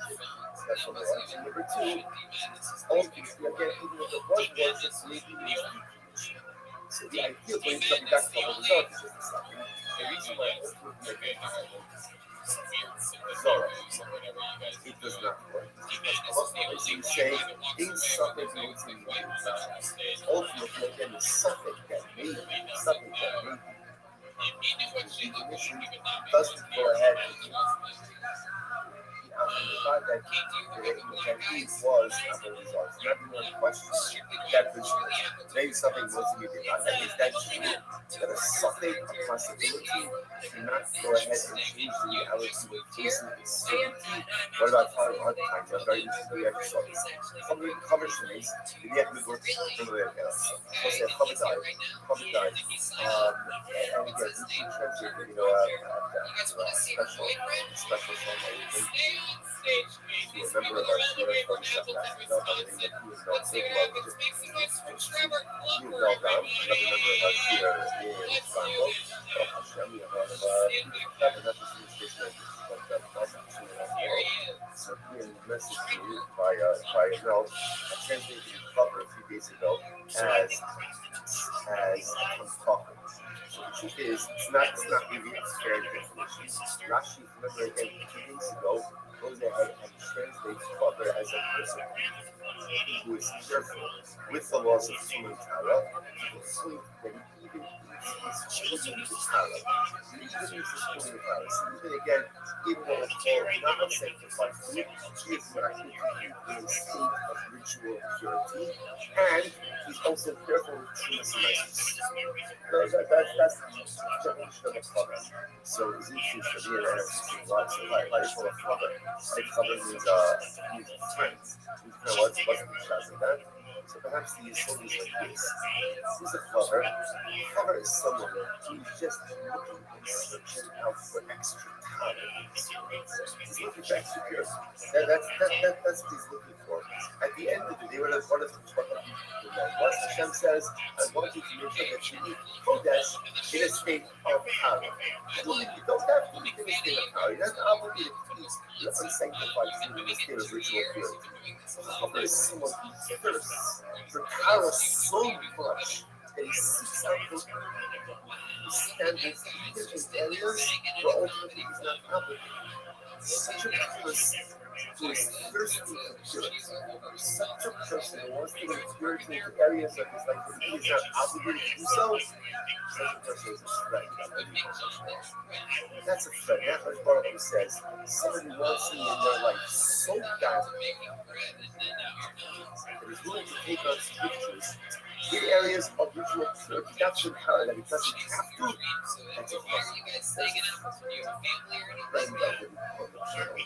perhaps even to a certain degree higher level than the top of thought, because the acquisition of knowledge is enjoyable. It's inherently enjoyable. It's beautiful. We all love learning. We all love exploring new ideas. Self-spiritual is because he wants power, after power. He wants purity. So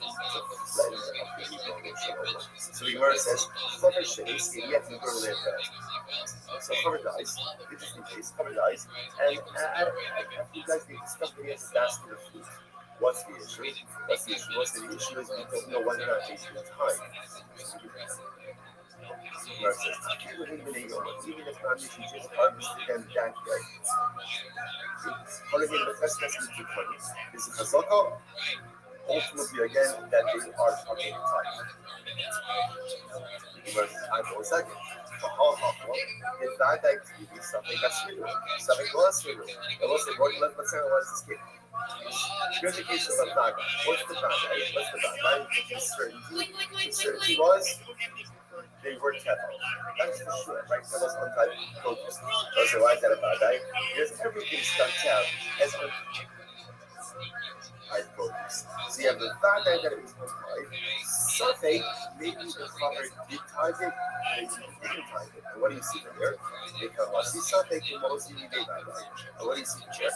But also, again, a something possibility that United goes ahead and right bad guy that it certainly was temple. So you see something close to the bad guy, which the Gemara says no. Plus some bad guy. It's bad guy. It's not true. That's not something bad guy. That's a bad guy. Bad guy. It's what it's bad guy. The Gemara says you said it's temple. Bad guy is temple. Certainly it's temple. And also bad guy that was that he targeted. Versus the Gemara comes over and he comes off. Zotko a cover in the Motsi dollar shipping when you took on the so again, interestingly enough, it's fascinating. The cover will say again, can you imagine moving yourself to a level where there's no suffering which is done the right thing? You have to say, so a person needs to get to that level where the halacha looks at me and the halacha says, this guy seemingly doing the right thing. Our cover does not be the untried focus in his possession. For the moment it comes in his possession, crowd looks in here once the phone unlocker is taking the longest possible path to get it up here. I shouldn't put it this tight. And yet there's no something in that guy. There's only the technology of you. And by that bad guy and bad guy. Incredible. He writes you another possibility. Yes. You know, it says something to suffocate. Interestingly enough, really for something in a suffering house. So what does that mean? I've shown the other to the Moshe. Possible that the prophet conducted himself like the Moshe, as the earlier is. The other, imagine other parts to us. So, the Mahnisha, the notes, Shalom, the Isha, the Hento, all products of turning on myself. I suppose that's an interesting case. There is, technically speaking, a nicer recall, a timely recall. What's the timely recall? Without the recall, such as how it is now, in order for produce to be subject to timely obligations, there has to be what's called the yesterday bias. Like it has to come into the home. It has to come into the home through a normative entrance. Technically speaking, if you have the window, what do you see? Let's say through the window and not through the door. Technically, it's nicer exempt. Technically, it's nicer exempt. Now, the limitations on that also. So the Gemara says over here, there's really no something that's supposed to be about that. Why? Because it's actually possible, even if you want to go into that activity to something that becomes private or not, it's also a subject of what? If the produce was ever subject to this mistress. Why? Because it's possible that little you're getting this legal loophole of bringing it in through the window, and the person is never subject. Okay, so you guys says 1 second, there is something that so remember, the word is questioning this principle. Like, if you want to put out there like a law, the principle was any suffix won't say weekday back. But it can also be again a possibility to not change the reality of a certainty. So you have to really investigate. You said, but I mean, I'm not really done. Mike said this is also show months couple numbers. Not as my should also some massive from the very interesting research voice. the story of a maid servant. But I say now, again, we're going to, this is Jewish woman. A Jewish woman who worked for a Nazi. What's a Nazi? Rashi says over here, Gabra Alama Yisrael. Very powerful guy. Very powerful guy. She worked for a Nazi in the city of Rimon. Okay, what happened? She had two women from the bottom. She had a miscarriage. She had a miscarriage. And I will say, interestingly enough, it was coming that when a woman had a miscarriage, you have to bury a male. But interesting, the halacha is, this is also a powerful little thing. You put a male in a pit, you just, in other words, in a nondescript way. In general, what the halacha is, you have to bury a male, you have to bury a miscarried baby, but with that growth, you do not bury it in a marked grave. You do not do that. The burying gravel, you do not bury in a marked grave. For a variety of reasons, also just from a mental health perspective, it is unhealthy, the hazard is unhealthy for parents to develop an ongoing attachment to a life that never was.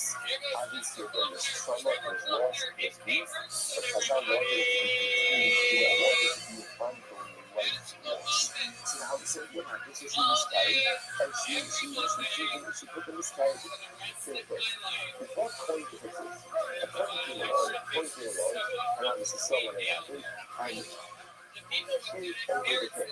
Now, why did the plane flew over the pit? Linda himself, so you have to pass me for her. Remember, there was a woman gives birth, and even after a miscarriage, depending on when the miscarriage occurred, there could be too much labor. There could be between guilty associated with birth. Now, the duration of too much labor depends on what? Boy or girl. So the coin peels over the pit in order to see once the nipple, I guess it was developed enough to see whether or not it was a boy or a girl. The problem I said to the what's the problem here? The problem is that it peels over the pit. What did the coin essentially do? Too much oil. Too much oil. Remember again, too much oil also can be projected in two ways. You could be under a leaf together with the noose, or you could be the roof over the base. So technically speaking, if there's a part, let's say here,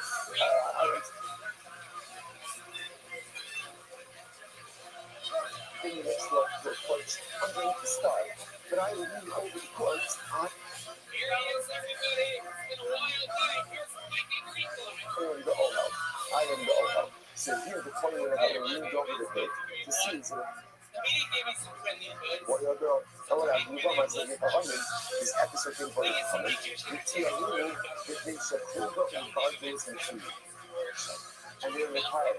They're retired. Why are they retired? Because ultimately, I think this was a place where there were weasels and animals there. And in reality, they probably took the miscarriage. They probably took it and dragged it over somewhere.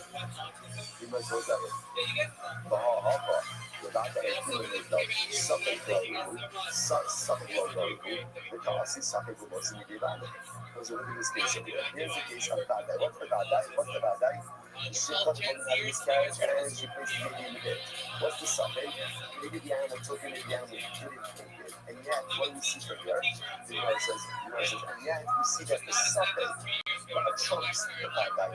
Like the something changing throughout, even in the face of the bad guy, to the point that again, the constant, the coin is not colored. The coin is not colored. So you see here that something can go ahead and trump a bad guy. Which the Gemara says very well. Looking at the TV bar, Mishal bar, LA bar, the killer to me and the color bar. The Gemara says very what happened at the end is the coin sees the shofar throwing something that looked like the felt. In other words, not a bad guy that she miscarried and placed the nail bell in the bar. Rather, again, he saw what appeared to be a nail bell being placed in the bar by this woman. So it's a second to begin with. Whereas most happened, but that's not what it says. Muhammad and second to begin with. But the Gemara said that it got appeared. And in order to see if it was a boy or a girl, it's as Hanukkah used to say, Linda, Linda, and what did Linda in Mayflower? So first of all, we were looking to see what did she miscarry? Did she miscarry again? Did she miscarry a baby? Or there was a root which just means maybe she just expelled something else from her body. In other words, left that thought that she expelled. Miscarriage, maybe it was just something else. It was some other discharge. So we first of all looking over the pen, see was it an APEL or not. If it's on an APEL, if it was an APEL, then did that.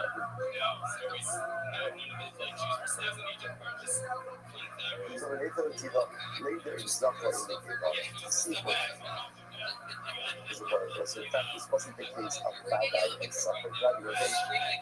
This was a case of suffering and suffering. So again, suffering whether or not she miscarried, I think what was a miscarriage or not.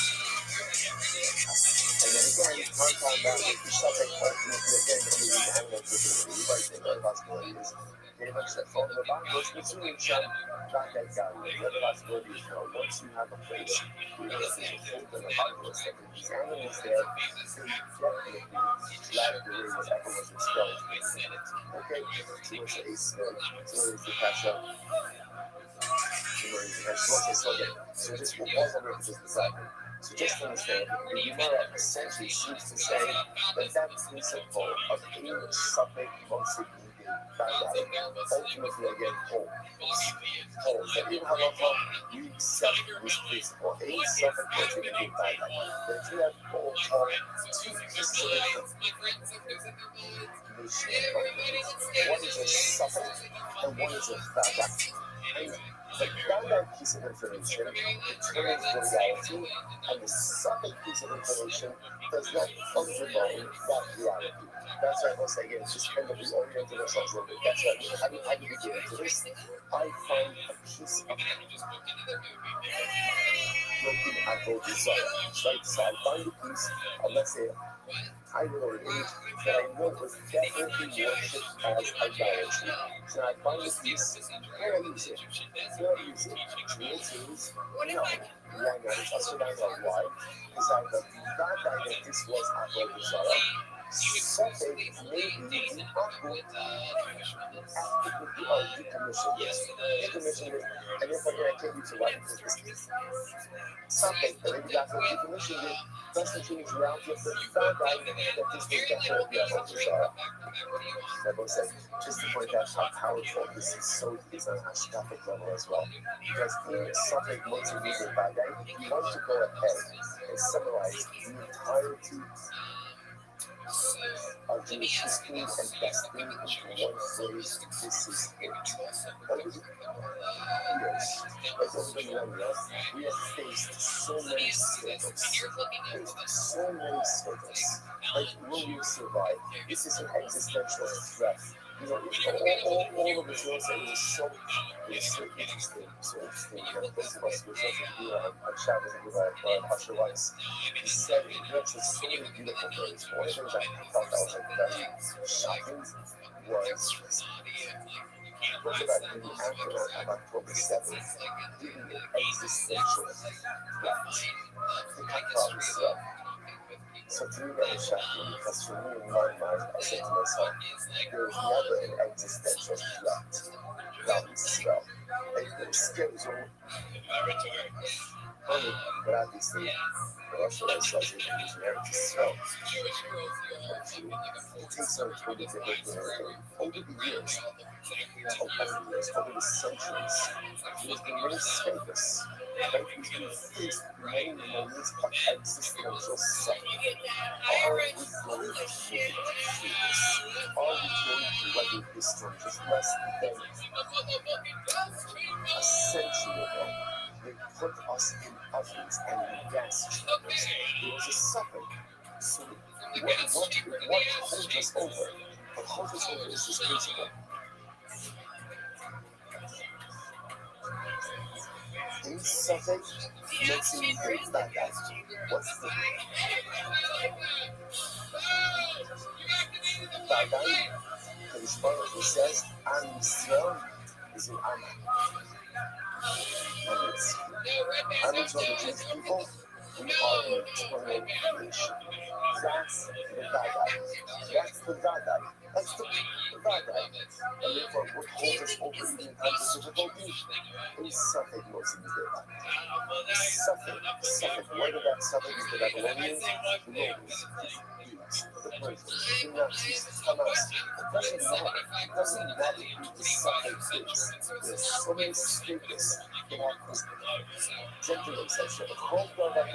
Another Suffolk, Odin Armenian Bakaros, and another Suffolk always arises. But rest assured, a Suffolk makes it legal Vadai. No Suffolk will undermine the Vadai, the certainty of the eternality of Klal Yisrael.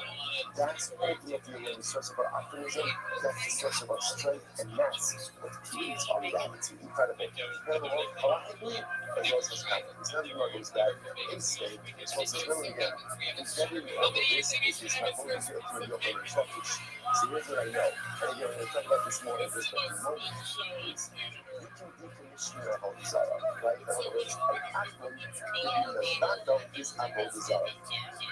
The Shaila is how does he do it? The Milkman says it must be what we call active bittul, and Rishon says even passive bittul works. So let's now go back to that a little bit. Say,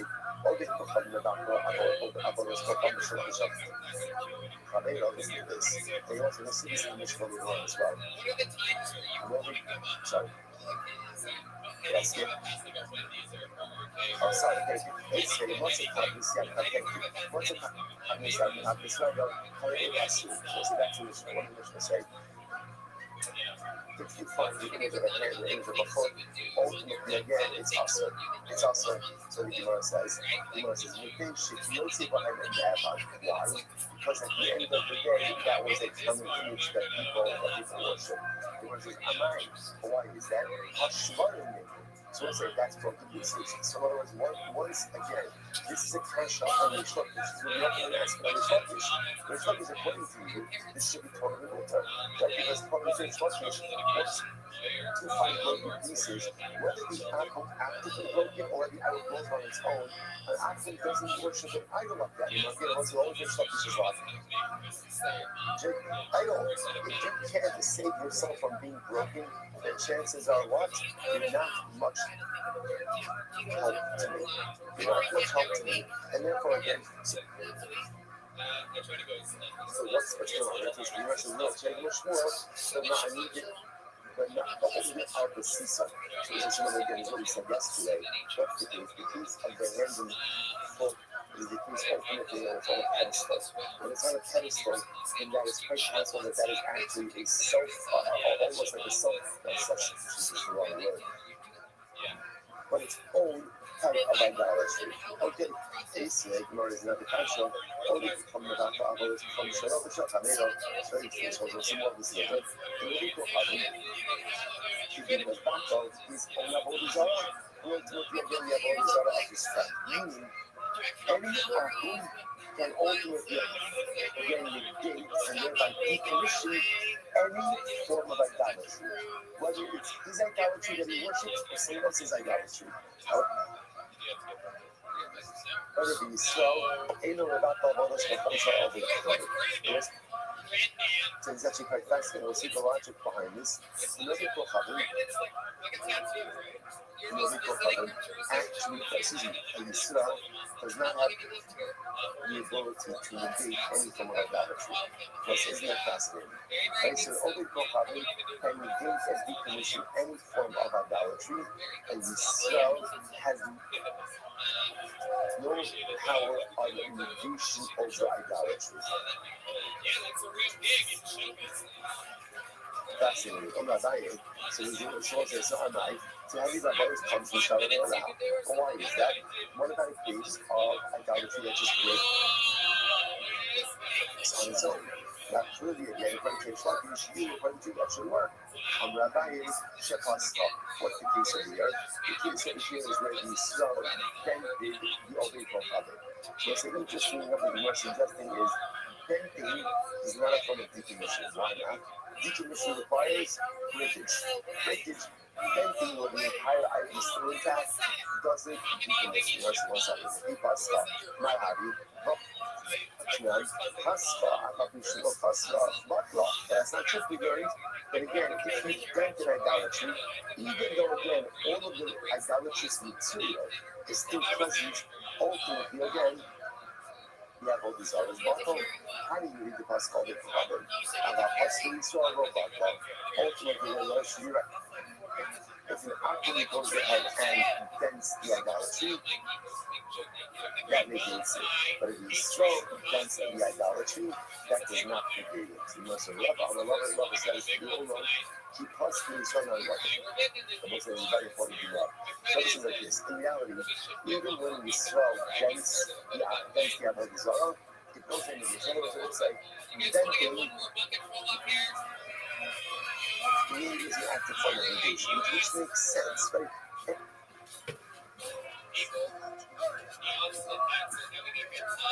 Anything we do to deface the idol should be proper form of idolatrous negation. So really, even if we still against it, it's okay. So what's this? Why did Chazal say that it's not? Listen to this. What's Ella? Zero is it zero? What's the zero? Dilma below what's the issue? In reality, a Yisrael has the power of negation, right? A Yisrael does have the power to go ahead and negate idolatry. How does he negate idolatry? If he breaks it, if he dents it, it all should work. So why did Chazal say trust people? What are we concerned about? Listen to this. We're concerned that what is Yisrael going to do? He wants to negate and have all these other. So what does he do? Yeah.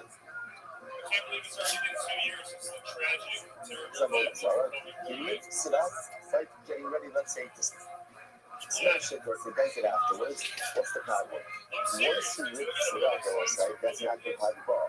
What does Hagbar do? Hagbar acquires. Once he acquires it, it becomes the Avodah Zarah of a Jew. Once it becomes the Avodah Zarah of a Jew, the Avodah will come and be Yad Yisrael. The Avodah will come and be Yad Yisrael. Ina B'Kela Leo. So they say this is absolutely wild. It's absolutely wild. I want to say we are going to see exactly why this is. This is a Gemara in 10 blocks from now on many days. But again, right now we'll just go with the principle. The principle is any Avodah Zarah that is owned by a Jew cannot be negated. So what's this happening over here? Can Yisrael, technically speaking, decommission Avodah Zarah? Yeah. How can you decommission it? You can break it, you can bake it, but Chazal said the decommissioning of a Jew does not work. Why? What are we concerned about? That in the process of decommissioning, the Yisrael's going to take it out. By taking it out, let's say Avodah Zarah is considered to be hefker, and we'll get into all of this in a couple of days. Avodah Zarah is considered to be hefker. He lifts it up, he acquires it. Once he acquires it, right? Once he goes ahead and he acquires it, it becomes Avodah Zarah of the Yid. Avodah Zarah of the Yid ultimately cannot be, you can't do Medakah, you can't decommission it. Therefore, again, ultimately, we are stuck in this situation. So essentially, we want to try to avoid this Jewish handling of Avodah Zarah. How did Chazal ensure that? By simply going ahead and saying, you can't do anything to it. Even if you try to decommission it, ultimately, again, it is not going nowhere. Incredible. Never mercy they say, Aku Shahidi Avon and Anakalis, the people behind Blochem, Yitakios. So let's say, just by the way, there's this whole idea over here of okay, we'll come back to it. First is Shahidi Avon and Anakalis, so let's say an apple who blocks those from Marcellus, right? What's Marcellus? Marcellus is the Avodah Zarah, essentially the Avodah Zarah. The water is stone formation. So Again, takes stones from markers and what does he do? The pick up and drop it in Tarantino's Mythos. And what does he do? He goes ahead and he takes the stones, and he builds them into roads. In other words, he decommissions the stones by using them for mundane use. He uses them as pavers. Like the pavers, and he uses them to make the street. So it's halacha. You tell us the stones are mutter. Why are the stones mutter? Because again, halacha l'mensa is actively decommissioning them through using them for mundane use. Plenty of ideas, people are blocking the ideas. But again, if a Jew takes stones from markers and builds it into the road, ultimately again, it's not decommissioned. You can't use that though. You can't get from that because it's about this all. I'm not even merciful. Why is that? The hobby travel gets go from so why do we say so again? So you're going to ask it's Turkish. Why should this be any worse ultimately again than about this all? That broke on its own. And the funny thing is, all this I will that broke on its own ultimately is decommissioned. To which the English says, no, half an hour to the rubber. The Lord says, just as Rabbi said before, Rabbi said essentially, you do that on a Jew. Can decommission of Rizara. Why not? Because once again, we have this we have this concern that in the process of decommissioning, the Jew's going to lift it up. If he lifts it up, he acquires it. Then it's a Rizara owned by a Jew. And once you have a Rizara owned by a Jew, that can never be decommissioned. Incredible. And again, we'll see if he ever actually used the other. He said, you know, the catch on all these problems, listen to this. Good side. Every club to shoot for one club. Supposed to be about to send about his arm, and you shoot the other guy. So that's the place out there. For example, a shade tree. A shade tree. Right? And what do? I go and I take shavings off of the shade tree. So what's the status of the shavings? So he works with Sarko. If ultimately the act was doing it for himself, right? He's taking the shavings off the other because he wants to, I don't know, make a backfire, whatever it is. But Sarko, ultimately he's doing it for himself. Often he, if she could then both the shavings and the tree itself become mutter. Why? Because the action of taking shavings off the Avodah tree for the Aku's own personal use is what? Is itself a decommissioning of the Avodah.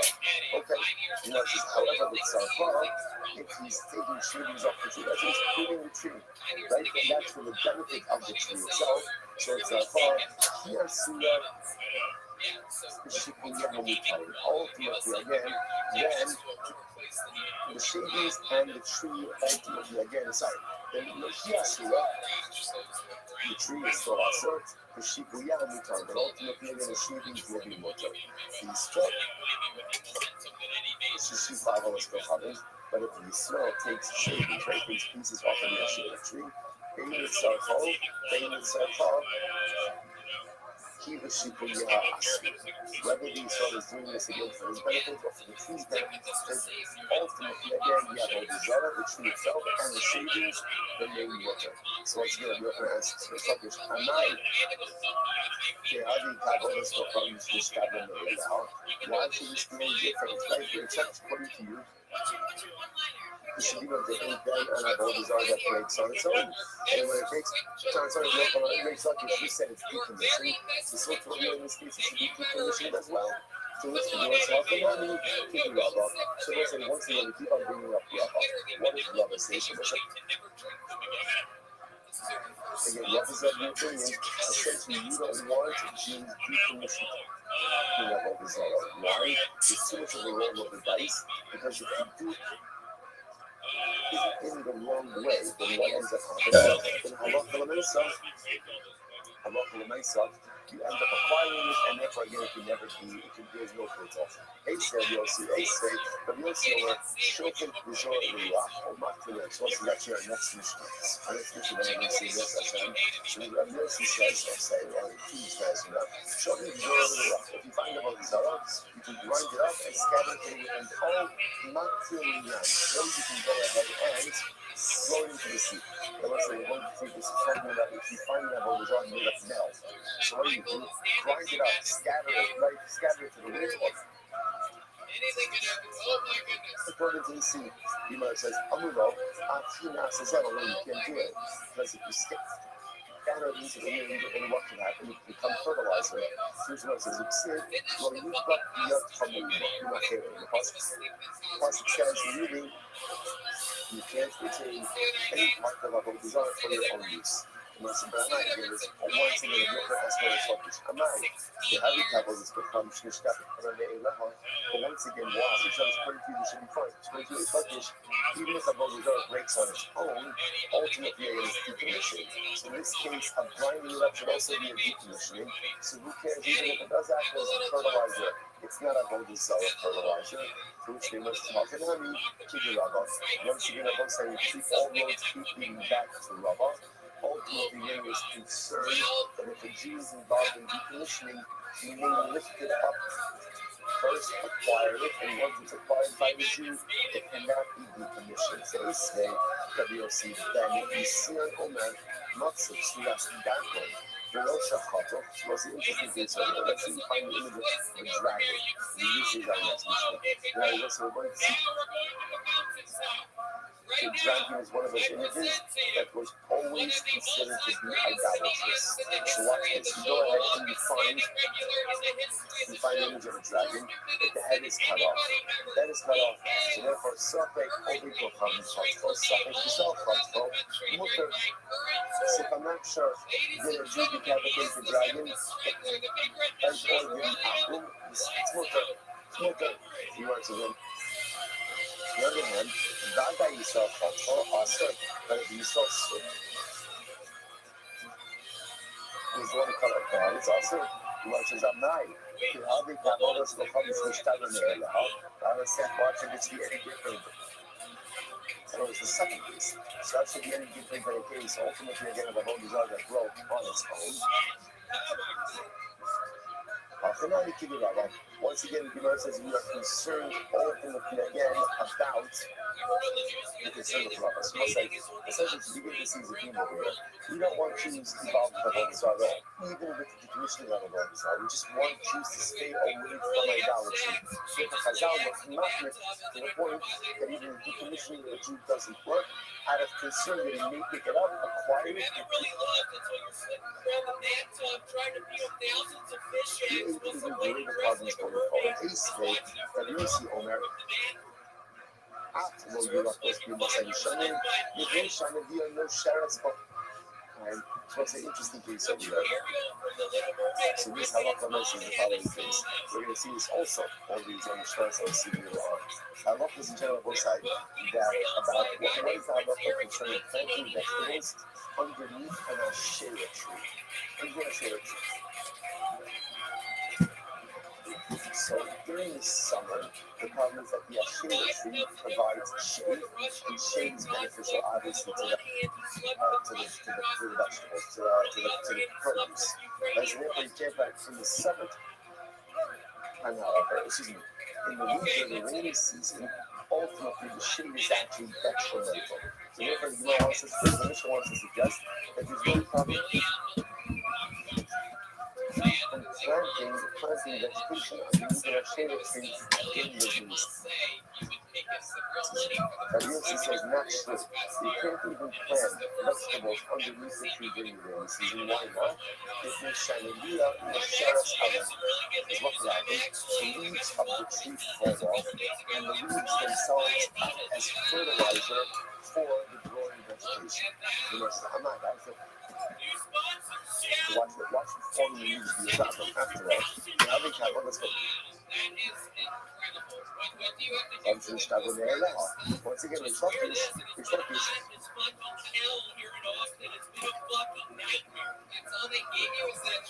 forming leaves should be no different than what? Fallen idols. And complete. But if an idol falls and breaks on its own, it's butter. So if a leaf falls off of the tree, it should also be butter. Surely, if I'm a fertilizer, which means a shiny house song. the Ikra Roberts Kocham Pilot. Now, in the case of the formal leaf, it's different. Why is it different? Because the primary part of the idolatry remains intact. The leaf may fall off, but the tree is fully intact. That kind of endows the fallen leaf with a Zell identity, even after it's no longer on the tree. You must well say other days, many days of it is 42 feet. You must say, Shikuya. What about the case of the shavings? That one like the Asherah tree shavings. Well, let's go public this for once again. The primary part of the Arosa I, the tree still in existence. We can turn it in that case, almost like we said, with Sarkov, yes, we said that even in a case, ultimately, again, when you're taking, you're treating the tree for the benefit of the tree remains awesome. But ultimately, again, the shavings are the figure of the tree online. If you should let's go public the tree law. And the also the simple reason because an avoid result, you can't negate an avoid, or an avoid result cannot be negated when it is functioning in its normal, natural way. So since it is normal for leaves to fall off trees, that act cannot create a sense of negation or reality of negation, which makes sense. You know, it says, it's today, it's in the luxury of this website. So, until now, all of these questions have been from the Yokola and Restream. So now I'm going to both sides. My focus is Yokola Restream focus is on one simple case. And Avodah falls over by itself and breaks. Is the Avodah bottled or not? For Yokola, no, because negation of idolatry requires active negation. Restream, yes, because even de facto negation, right? Or passive negation ultimately works. Up until now, this entire argument has been of your questioning Restream. Now, we switch gears. A search on the legislature. So Restream asked the question on the open on here we go. Controversial like this. So now you go more. What's the tree is here? Forget the tree. Now the tree belongs to that fish. Right? The tree belongs to this. And the fish. Now what happens? There's a nest on top of the tree. So birds made a nest on top of the tree. What's the halacha? Lonayin v'lomar.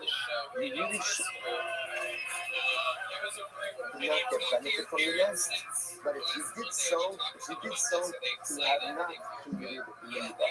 That was say so again. Rashi says over here, second line from the top, Lonayin, plus Midrabanan. So you can't get benefit.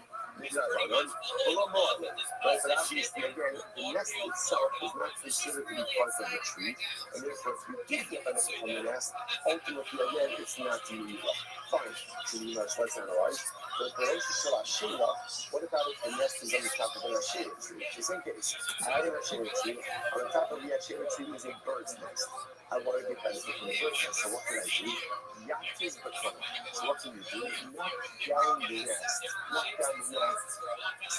Ultimately, again, with a piece of wood, and then you go ahead and get benefit from the nest like that. So let's say Yatis Bakana. I'm sorry. Let's say Yatis Bakana. Kasara Lightfall, he goes to each for the 18, you can survive. Now, let's say that was interesting. Okay, so this is very interesting. So now, again, what can't I do? I can't, say in both cases, I can't climb the tree in order to get to the nest, right? Because climbing the tree is usage of the tree. But okay, but there's other tree, interesting enough, what can I do? Just take a piece of wood, knock down the nest, and get back to the nest. Now, you might say, let's say, what is the bird building the nest from? Now, the assumption over here is that the nest in the Asherah tree is being built from wood or from twigs from the Asherah tree, right? And yet, what does the Gemara say? You get benefit from the nest. You can't scale the tree, but you can get benefit from the nest. But that nest was made from broken pieces of the Asherah tree. What do you see from there? That once Avodah Zarah breaks, right? Even on its own, it has not been actively broken, it's decommissioned.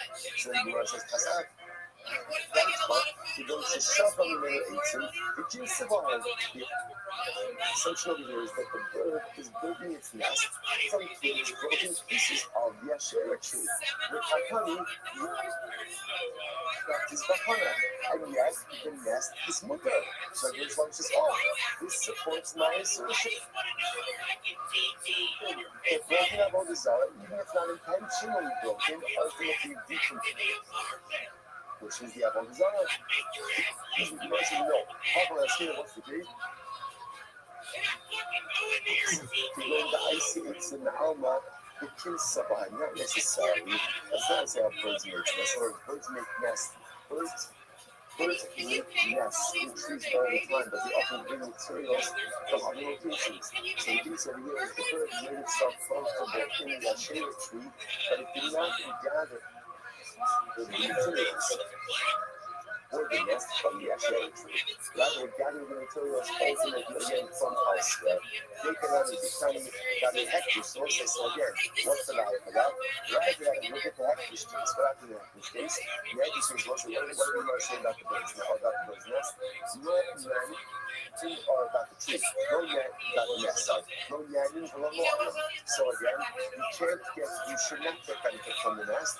But if you did not commit the evil, so let's analyze this.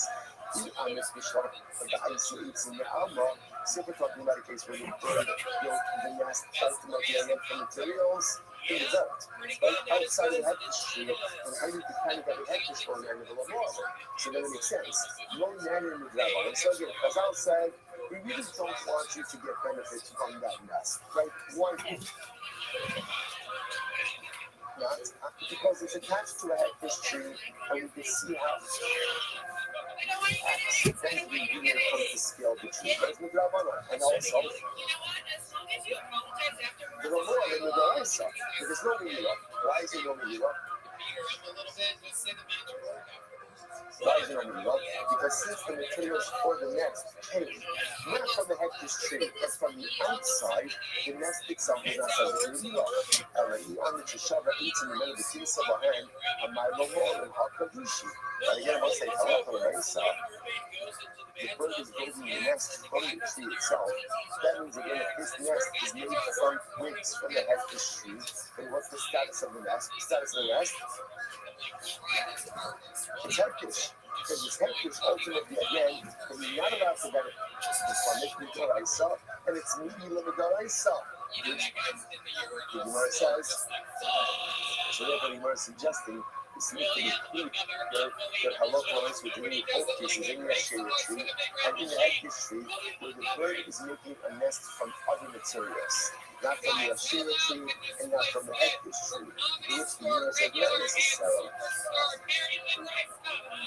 The Gemara says,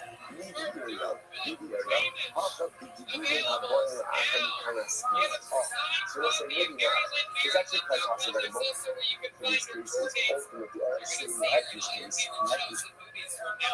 case, that the bird is making its nest from the actual hectare tree itself.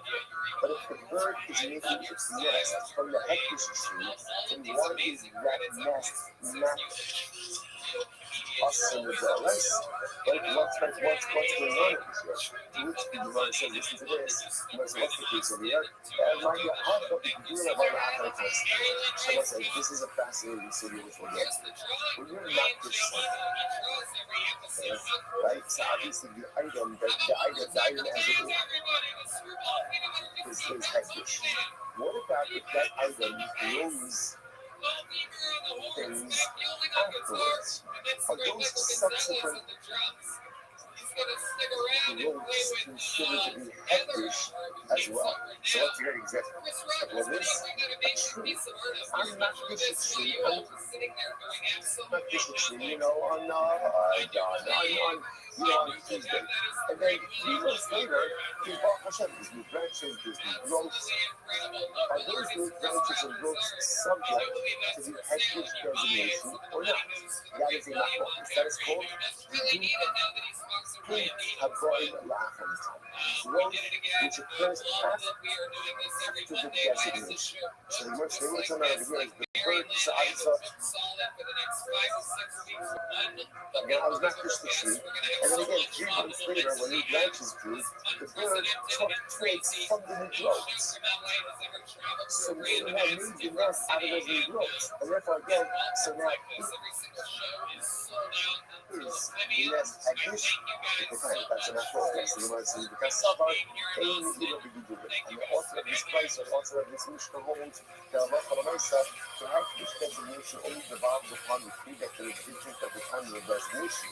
But anything that grows afterwards is not subject to haggish. And therefore, again, the nest is mutter. Incredible. Variable, Amari, Operan, Maya is.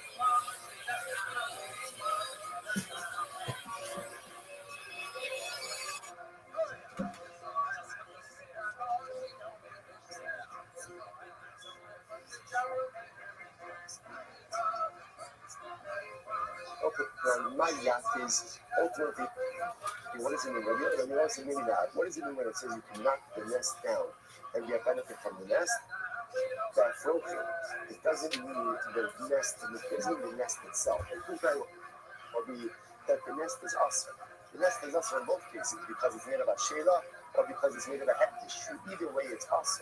So what's mutter? What can you get benefit from? The chicks. But when we say knock down the nest, what it means is get benefit from the contents of the nest, but not the nest itself. I'm going to be about Taklifa as Sabilo. That broken. We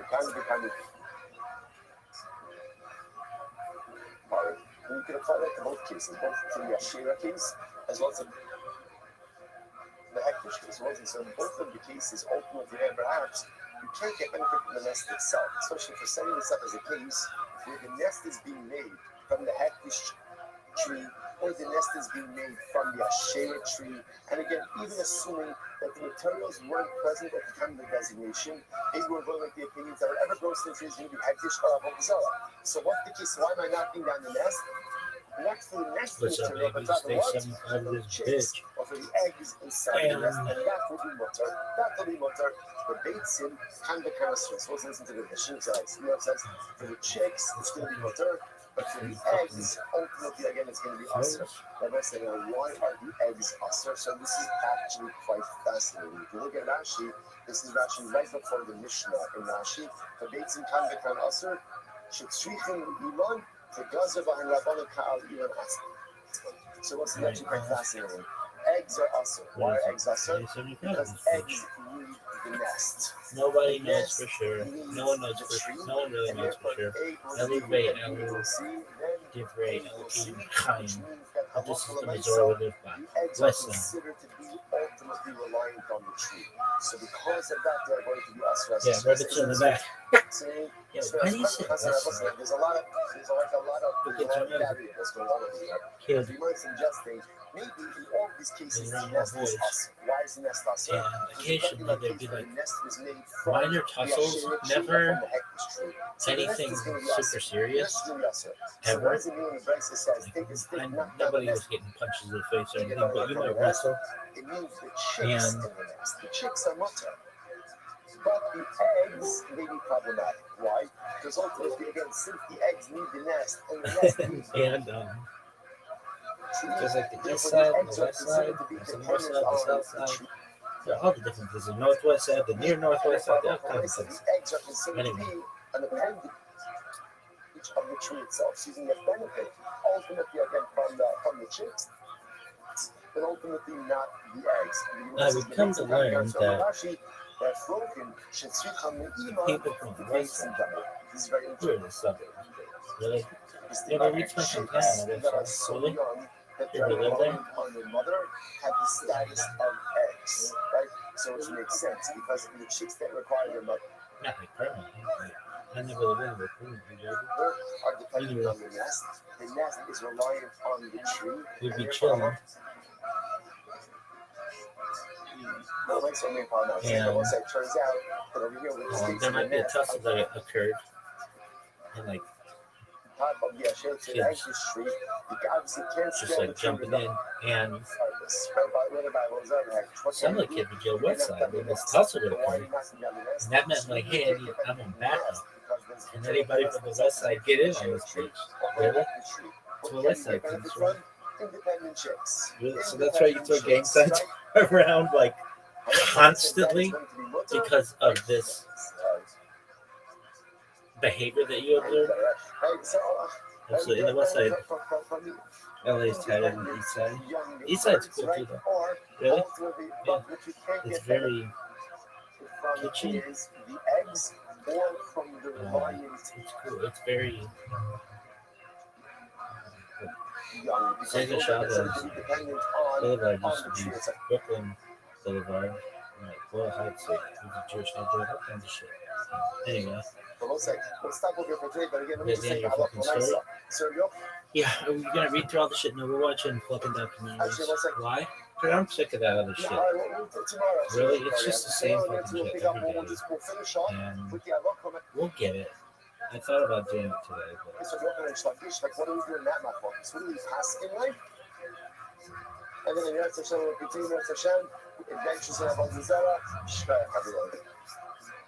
Right, everyone's have a great day.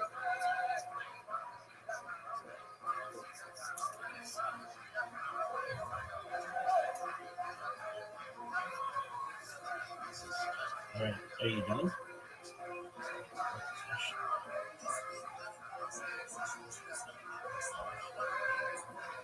What do you think of your robots? I'm very proud of them.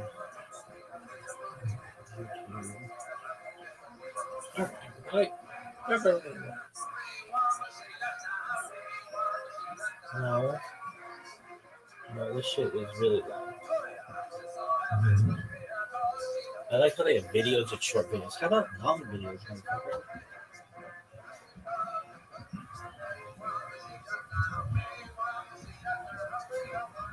All right, I want to say good morning. Good morning. Let us begin by thanking all of our sponsors for this morning show. To thank our annual summer program sponsor, Wilson Shpaka Israel. This is the shit. Okay. Dedicating all the shows. Should we watch this stupid one? Russia's this year as its close for the service levels and Israel. Our television sponsors for the month of Av, Abari, and Kova Stephen and Lady Tracy, in honor of their parents Israel Tracy, female Tracy, Adin Roses White, in memory of Stanley Roses White from the Rafa.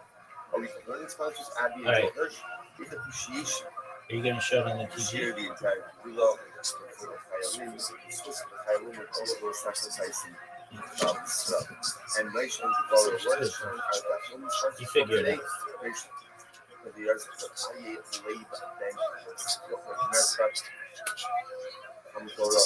all of those shows have now the families in the all of this new push-up. And the police, this revolution message in the home hour has to be and the current allow our police soldiers to be successful. I'm good with this view. Calm down, woman. Today's staff is Mendes. We have seen up here on Men's public days 41 minutes. We left off the something which is 2468 about 15% of the lives. Let's remember again, in yesterday's document, a fascinating distinction between finding broken pieces of what we call slumming versus finding broken pieces of what we call control. Western see those two terms. Slumming are images. Images, maybe they were worshipped, maybe they weren't worshipped. No. So about myself, where said that if you essentially you still have to be taken off. Why not? Because again, there's a suffix. What's the suffix? Is an akum decommission them or not? That's our child now. An akum, and we're going to discuss this more today's now. An akum.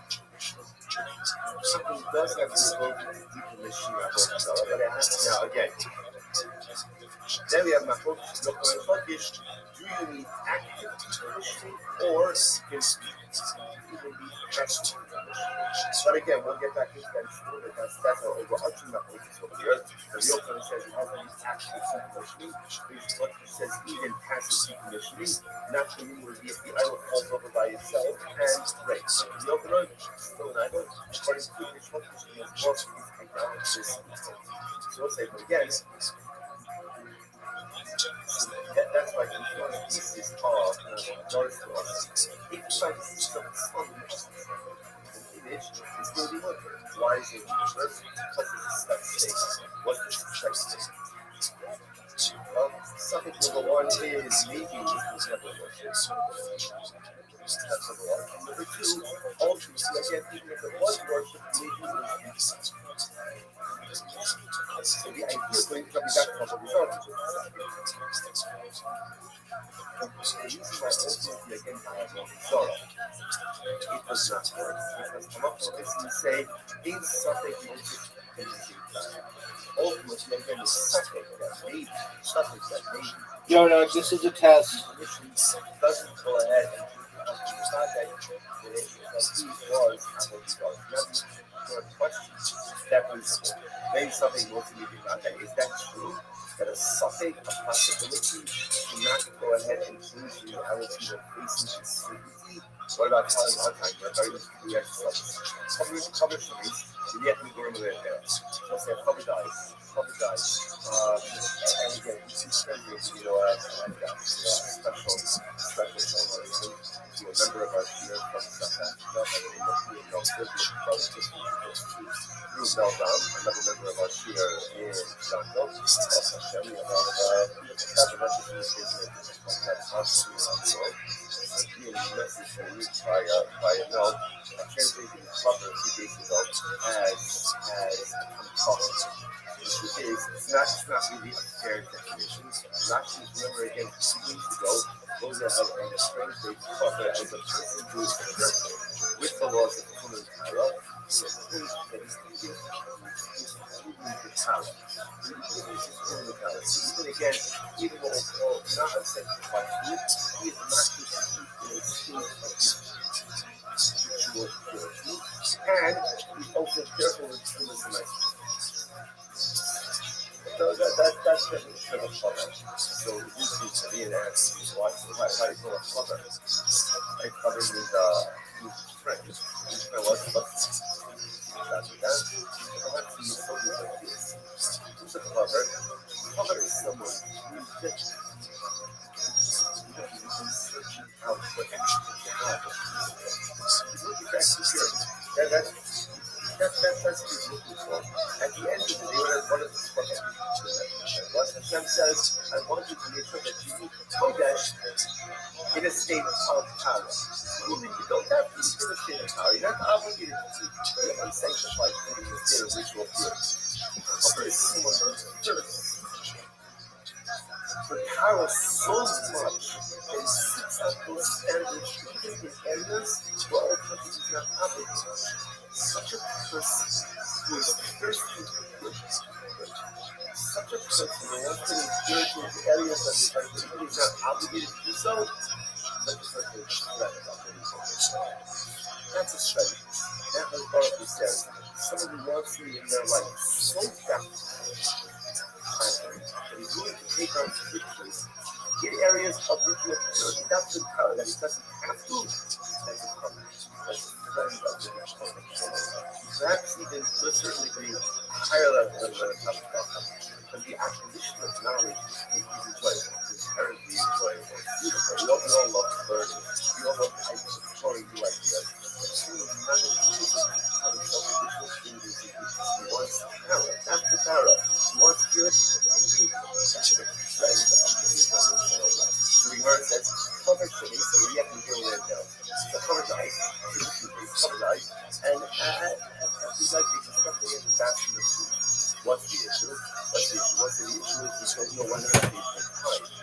Even if not even just harvest them that day, or in the first message for is the Passover, ultimately again that they are properly timed. I know exactly. If that actually something else to do, something else to do. There was a body left for what's the case. You're the case of Dada.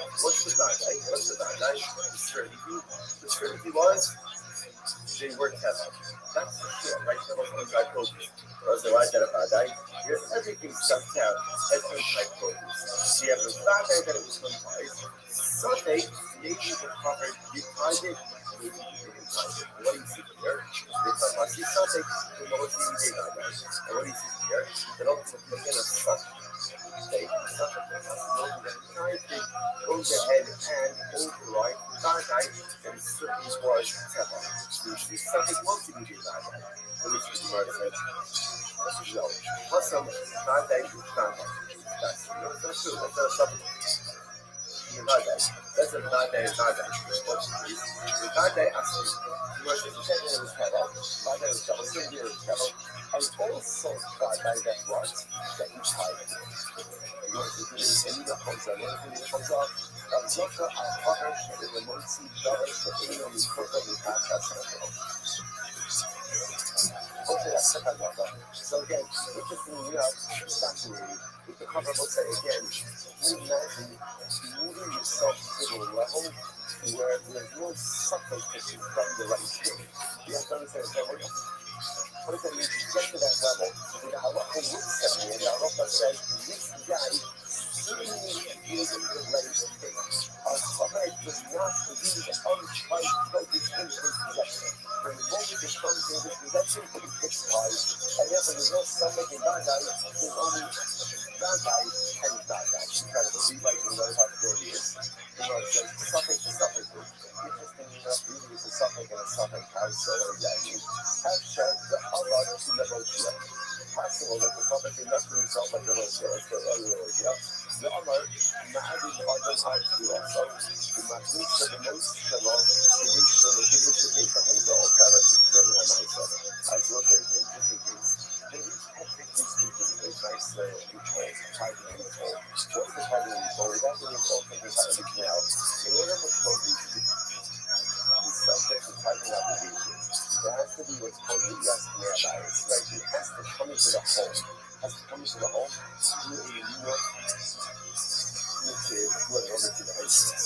Technically speaking, if you were to do your Kobe source, let's say through the window and not through the door, technically it's nicer exact. Technically, it's nicer exact. Now again, there are limitations on that also. And the Gemara says over here, there's really no such thing that's smoking in that. Why? Because it's actually possible, even if you want to go for that, maybe it's a suffix if the public finds it or not, it's also a suffix if what? If the produce was ever subject to this niceness. Why? But it's possible that literally we're getting used in this legal loophole of bringing it through the window, and therefore it was never subject. Okay, so you want to say, well, it's like an 8-second look in the lot of sources. So remember, the way is questioning this peaceful.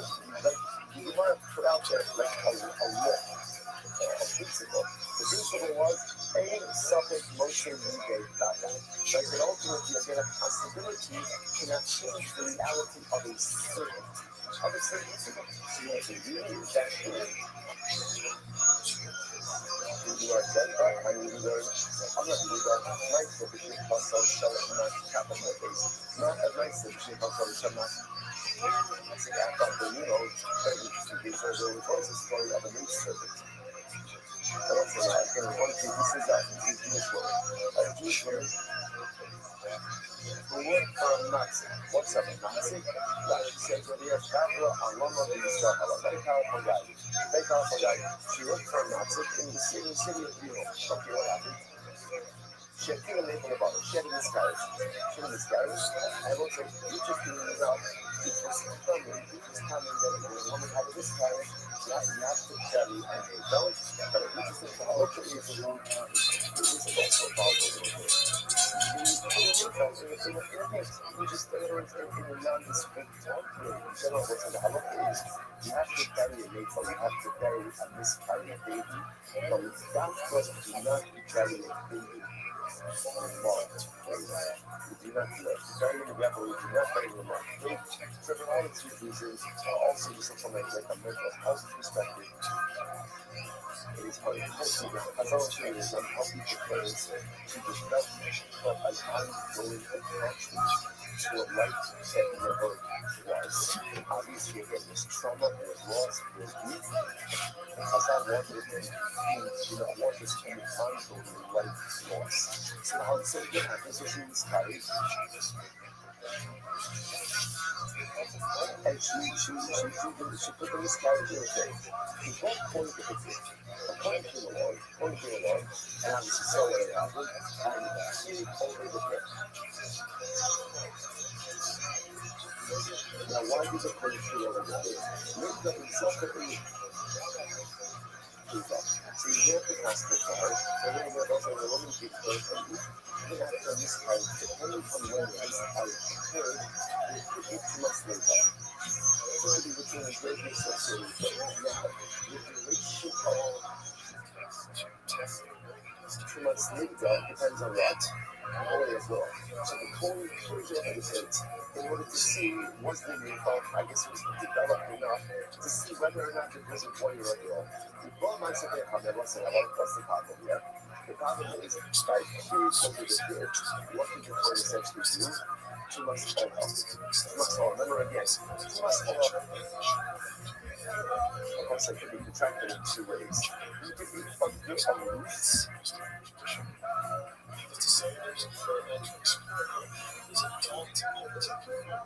Together with the niece, or the roof over the base. So technically speaking, if there's a corpse, let's say again, I was sitting next to a corpse underneath the side, but I lean over the corpse, I am the OL. So here's the funny one, I leaned over the cake. You see, is it a boy or a girl? Or whatever, you got my favorite of this episode came for coming. The Tiagino, if they just woke up in partners in each and they're retired. Same time, while they're retired, because ultimately, again, this was a place where there were weasels and animals there, and the reality is they probably talked to the sky. Probably something with our 57. Because what's that? The fact that it's human something goes, something the cost is something that wants to be valid. Because in this case, here's the case of that. What's about that? The ship doesn't want to have miscarriage, and she placed the baby in the bed. What's the something? Maybe the animal took it, maybe the animal didn't take it. And yet, what do we see from there? The Lord says, and yet we see that the suffix trumps the Bada'i, right? The suffix changes reality even in the case of the Bada'i, to the point that again, the fasting, the coin is not solid. Coin is not solid. So you see from there, but suffix can go ahead and trump a Bada'i. The Lord says, no, don't be what it's in the bar, make a bar, have a imam, which people immediately come apart. The Lord says, no. What happened over here is that the Kohen sees the ship throwing something that looked like the in other words, that she miscarried and placed it in the bar. Rather again, he saw what appeared to be being placed in the car by this woman. So it's a second to begin with. What's most likely, but that's not what it seems. How many things are indicatable? Because the Gemara said that you can't peer over in order to see if it was a boy or a girl. Which the Gemara says, how can the word is the same? Later, the Gemara said, later, it wasn't Tila, it later. So first of all, he was looking at the Rebbe to see what did she miscarry? Did she miscarry again? Did she miscarry a baby? Or the Rebbe said, look at it, just means maybe she just expelled something else from her body. In other words, last Dachka that she expelled miscarriage. Maybe it was just something else. It was some other discharge. So he was first of all looking over the front to see was it an AFL or not. If it's over an AFL, if it was an AFL, then he did that. If it was an AFL, later he's not going to to see if it was a boy or girl. So in fact, this wasn't the case of Bada'i and something. Rather again, this was a case of something and something. So again, something whether or not she miscarried a baby, right? Was it a miscarriage or not? And then again, compound that would be something ultimately again, maybe an animal taking a baby, but it's a possibility is very much a called the Bible. It's missing the shot, not that guy. The other possibility is no. Once you have a place, you know, there's a food in the Bible, it's that these animals there, they definitely flag away whatever was expelled from the place. Okay, so it's the ace, so here's the cash up.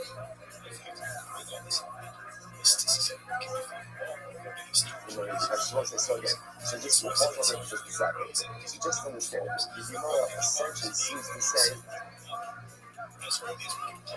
that principle of being suffered once it that ultimately again holds.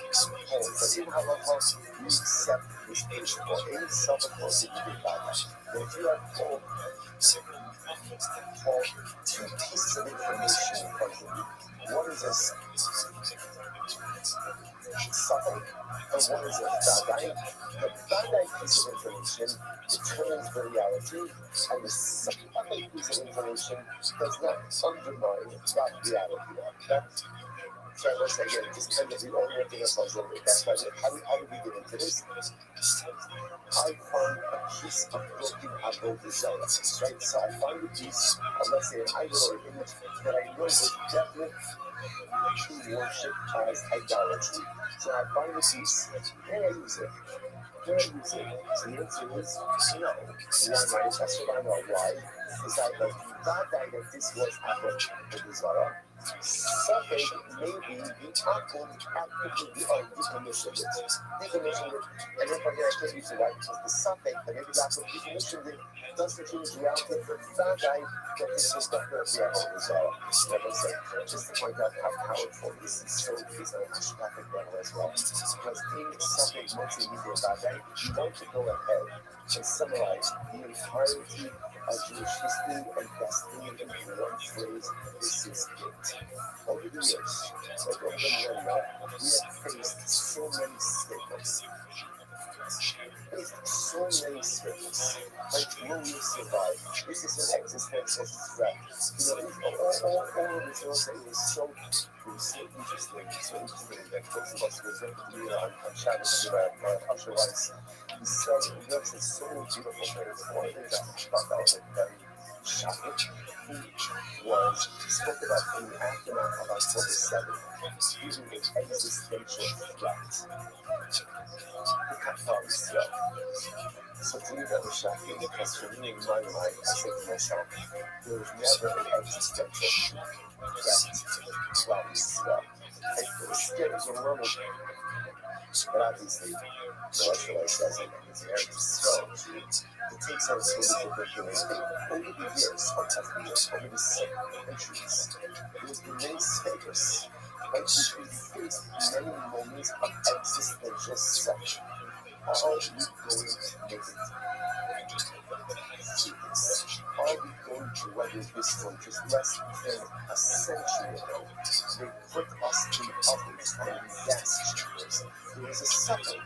So what holds us over? What holds us over is this principle.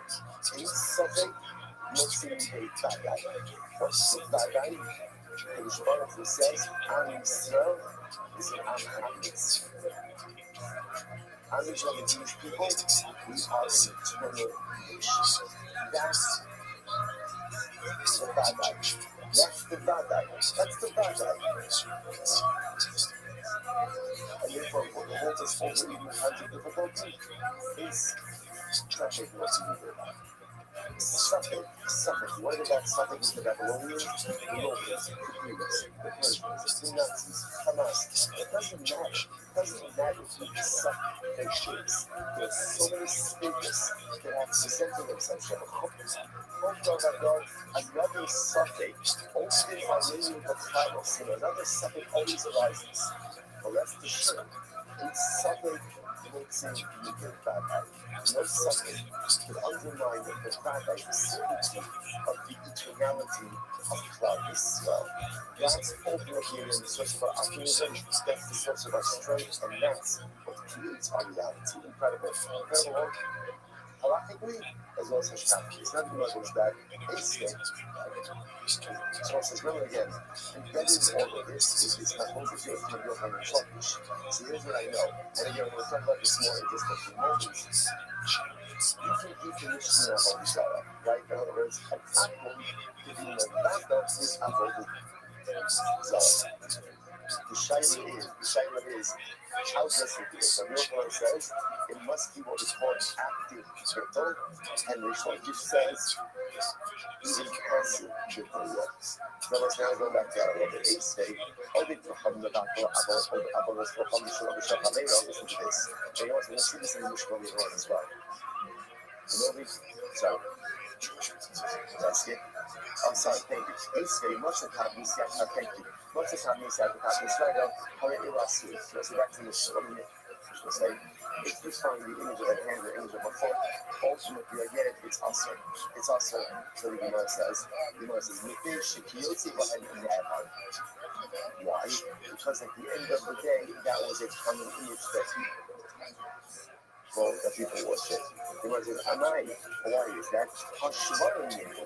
So let's say that's broken pieces. So in other words, once again, this is a kasha on the shlokish. She says, you don't ask me shlokish. Your shlokish, according to you, should be totally mutter, right? Because someone says shlokish, once you find broken pieces, whether the apple actually broken or the idol broke on its own, an apple doesn't worship an idol like that. You know, again, what's always been Shlakish's logic? Idol. If you can't save yourself from being broken, then chances are what? You're not much help to me. You're not much help to me. And therefore, again, so what's going on? Because the US is not taking much more, so now I need it, not the of the seaside. So this is another again, as we said yesterday, the piece of the hand in the pole is the piece ultimately when it's on a pedestal. When it's on a pedestal, then that is quite possible that is actually a self, almost like a self-suction, is the wrong word. But it's always type of idolatry. Okay, it's like known not the conscience. Only become the doctor of all conscience. I'm sure I mean, it's very faithful. See more of this later. And the equal parent, speaking the doctor, is on the Bodhizara. So ultimately, again, the Bodhizara of his fact. Meaning, any Achim can ultimately again negate and thereby decommission any form of idolatry. Whether it's his idolatry that he worships or someone else's idolatry. However, the Yisrael, even without my brothers, Hashem shall always come. And this is actually quite fascinating. We'll see the logic behind this. Actually, excuse me, the Yisrael does not have the ability to negate any form of idolatry. Isn't that fascinating? Right? So, can you build and decommission any form of idolatry? Okay? And Yisrael has no power of inhibition over idolatry. Fascinating. So when you say, so am I, to have you that both comes from Shalom and that. But why is that? What about a case of idolatry that just breaks on its own? Right? Really, again, according to Shlokish, you, according to that should work. Rabbi Shepascha, what's the case of here? The case of here is where Yisrael dented the other Mokashim. So what's interesting, what the Gemara suggesting is, denting is not a form of decommission. Why not? Decommission requires breakage. Denting where the entire item is still intact doesn't decommission. The rest is what's happening. Pascha, my hobby, Vaktian, Pascha, Apatishua, Pascha, Vatla. That's actually learning that again, if you dent an idolatry, even though again, all of the idolatrous material is still present, ultimately again, you have all these other bottle. How do you read the Pascha of the Adam? About Pascha, you saw a robot. Ultimately, then that's right. If he actually goes ahead and dents the idolatry, that negates it. But if he still dents the idolatry, that does not negate it. You must have Rabbi says, we all know, keep Pascha, you saw a robot. The book is a very important remark. So like this, in reality, even when you throw dents the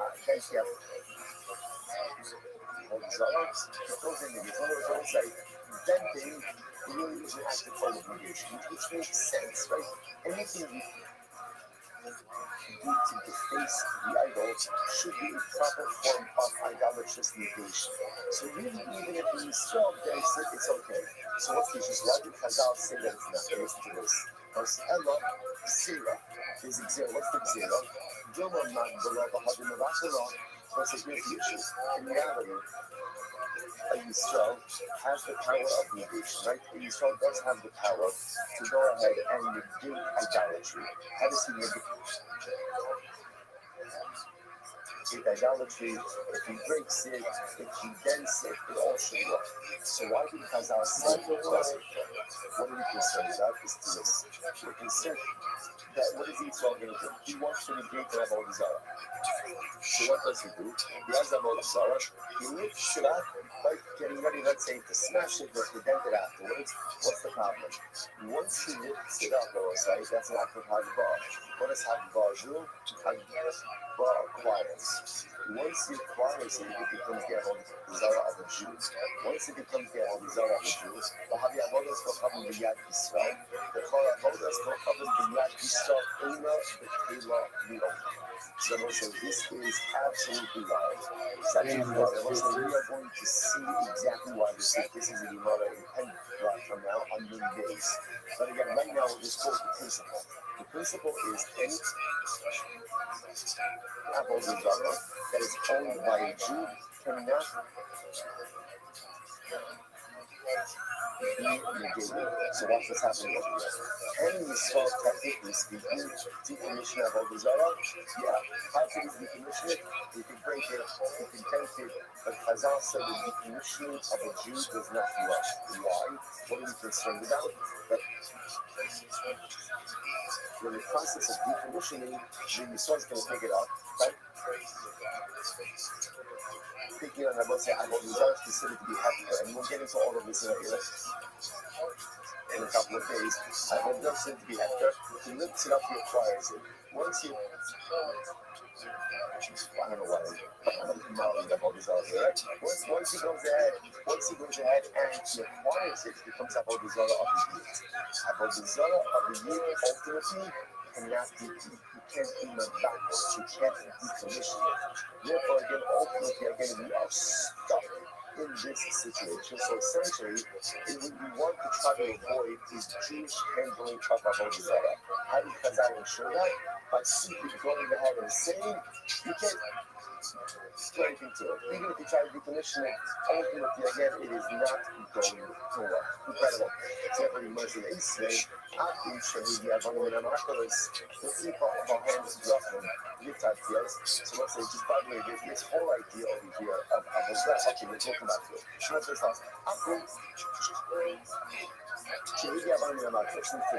let's go to Apple, who brought stones from Marcos, right? What's Marcos?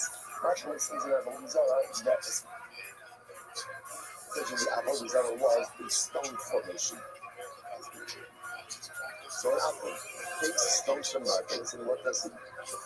The people of the hands drop in the Tartios Mufaras. And what does he do? He goes ahead and he takes the stones, and he builds them into roads. In other words, he decommissions stones by using them for mundane use. He uses them as pavers.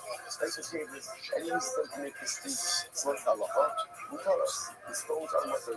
Why are the stones mutter? Because again, halacha and Raisa is have to be decommissioned them through using them for mundane use. It's such a but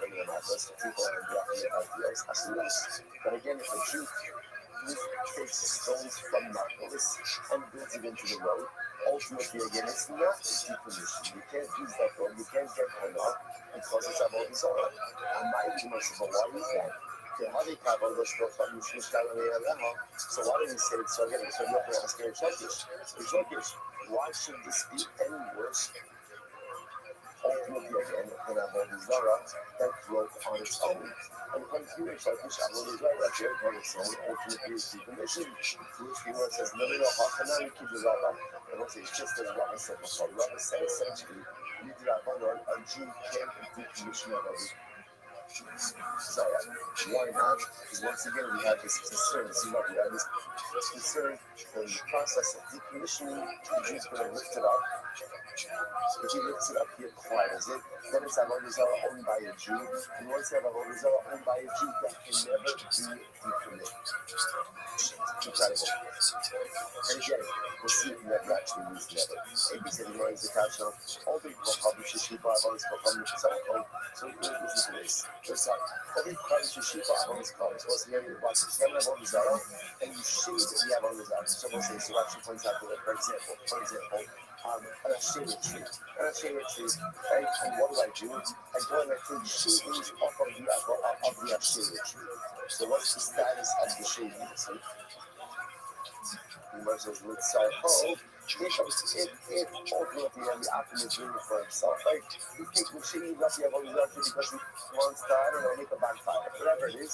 Let's say, ultimately again he's doing it for himself, and he, the sheep will both the shavings and the tree itself become mutter. Why? Because the action of taking shavings off the avodah tree for the Akkum's own personal use is what? Is itself a decommissioning of the avodah. So, okay. However, it's taking shavings off the tree, as he's pruning the tree, right? And that's for the benefit of the tree itself. So it's here Surah, the Shikuya on the tree, ultimately again, then the shavings and the tree, ultimately again, then here Surah, the tree is still also, the Shikuya on the tree, but ultimately again, the shavings will be mutter. The squash, the sheep five are also coming, but if the snow takes shavings, right, takes pieces off of the actual tree, being with Sarko, he will sheep will asu. Whether these fellows doing this against his benefit or for the tree's benefit, ultimately again, we have all the zara, the tree itself, and the shavings remain mutter. Once again, we also answer to the subject, and now, they have the type of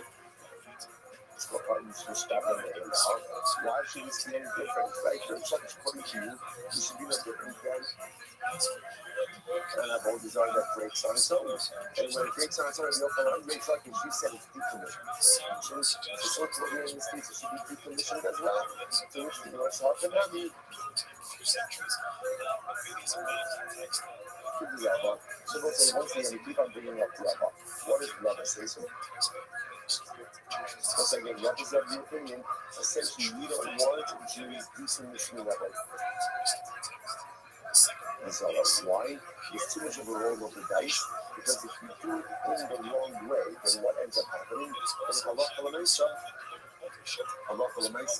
you end up acquiring it, and therefore again, it can never be, it can do no good. Ace, you'll see, but you'll see where she'll take result in the option, not to the what's actually our next mission. Our next mission that I'm see this session. So what Yossi says, or say, or two translation, show me result in the if you find the Zara, you can grind it up and scatter it to the wind. Or you can go ahead and throw it into the sea. And also, we're going to keep this talking about if you find that Zara made up of metal. So what you do is grind it up, scatter it, scatter it to the wind, or throw it into the sea. You know, it says, Amulo, Akim Ashazel, and you can't do it. Because if you scatter it into the wind, then what can happen? It can become fertilizer. So it's what it says, when you drop the earth from the wind, you're not getting it. Plus, it says, moving, you can't retain any part of a boat for your own use. So it's but I'm not here. Once again, if you open a spell shortish, I'm not. The heavy cable is become Shishkara Me'eleha. But once again, why? Because 20 people should be fine. 20 people shortish. Even if a boat breaks on its own, ultimately it is decommissioned. So in this case, a blind can also be a decommissioning. So who cares even if it does act as fertilizer? It's not a holding cell as fertilizer, which they must talk. And let me keep it up. Once again, I'm also saying keep all roads keep leading back to Rabba. Ultimately, again, was concerned that if the Jews involved in decommissioning, he may lift it up first, acquire it, and once it's acquired by the Jew, it cannot be decommissioned. This way, WFC Ben Yisrael Omer, Matzah, Suras Dako, the Rosh Hashanah. What's the interesting case over here? Let's see, you find it. Of a dragon. And this is our next respect. Now, we're also going to see a dragon is one of those images that was always considered to be idolatrous. So watch this. You go ahead and you find the image of a dragon, but the head is cut off. That is cut off. So therefore, suffer obi kocham patro, suffer kisar patro. Mutter, c'est un nutshell, get to decapitate the dragon. There's right organ akum, it's mutter, it's mutter. You know, so on the other hand, Daga Yisrael patro, also, but Yisrael is one color, it's also, you know, so that night. هذه كعبوده تخصص مشتغل لها. I said, why should this be any different? Or is this something? Why should be any different than a case? Ultimately, again, the whole desire that grow on its own. But now we should do that one. Once again, the United States are concerned ultimately again about the concern of rights. Most likely, essentially, to begin to see the theme over here. We don't want Jews to bother them on the side at all, even if it's a Muslim level of the side. We just want Jews to stay away from idolatry. Therefore, Chazal was enough to the point that even the Muslim of the Jews doesn't work, out of concern that he may pick it up, acquire it, and create even greater problems going forward. Ace way, from Yossi Omer, afterwards you are supposed to be Masai Shanim, with their Shanim being no Sharat's fine. So it's an interesting case over here.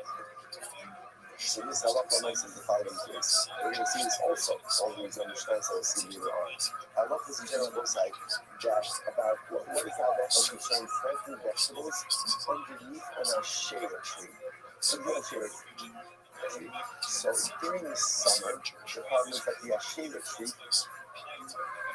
provides shade, and shade is beneficial, obviously, to the vegetables, to the produce. Right? So therefore, you can't plant in the summertime, however, in the winter, the rainy season, ultimately the shade is actually detrimental. So therefore, you know, wants this wants to suggest that there's no problem planting vegetation underneath a shade tree during the rainy season. But Yossi says not true. You can't even plant vegetables underneath the tree during the rainy season. Why not? If there's shanavia, there's sharas alay. Because what can happen? The leaves of the tree fall off, and the leaves themselves act as fertilizer for the growing vegetation. So I'm not sure watch falling leaves be a problem. After all, you have a couple of the countries that are in the once again, in Turkish, falling leaves should be no different than what? Fallen idols. I mean, quite curious about this. If an idol falls and breaks on its own, it's bottled. So too, if a leaf falls off of the tree, it should also be bottled. Surely, I'm a fertilizer. Which was a shiny hot sun, the ikra hodas go up in Hayalis. No, in the case of the fallen leaves, why is it different? Because the primary part of the idolatry remains intact. The leaf may fall off, but the tree is fully intact. That kind of endows the fallen leaf because the Zolite identity, even after it's no longer on the tree. You must well say other days, when there's 42 B, the Gemara says, well,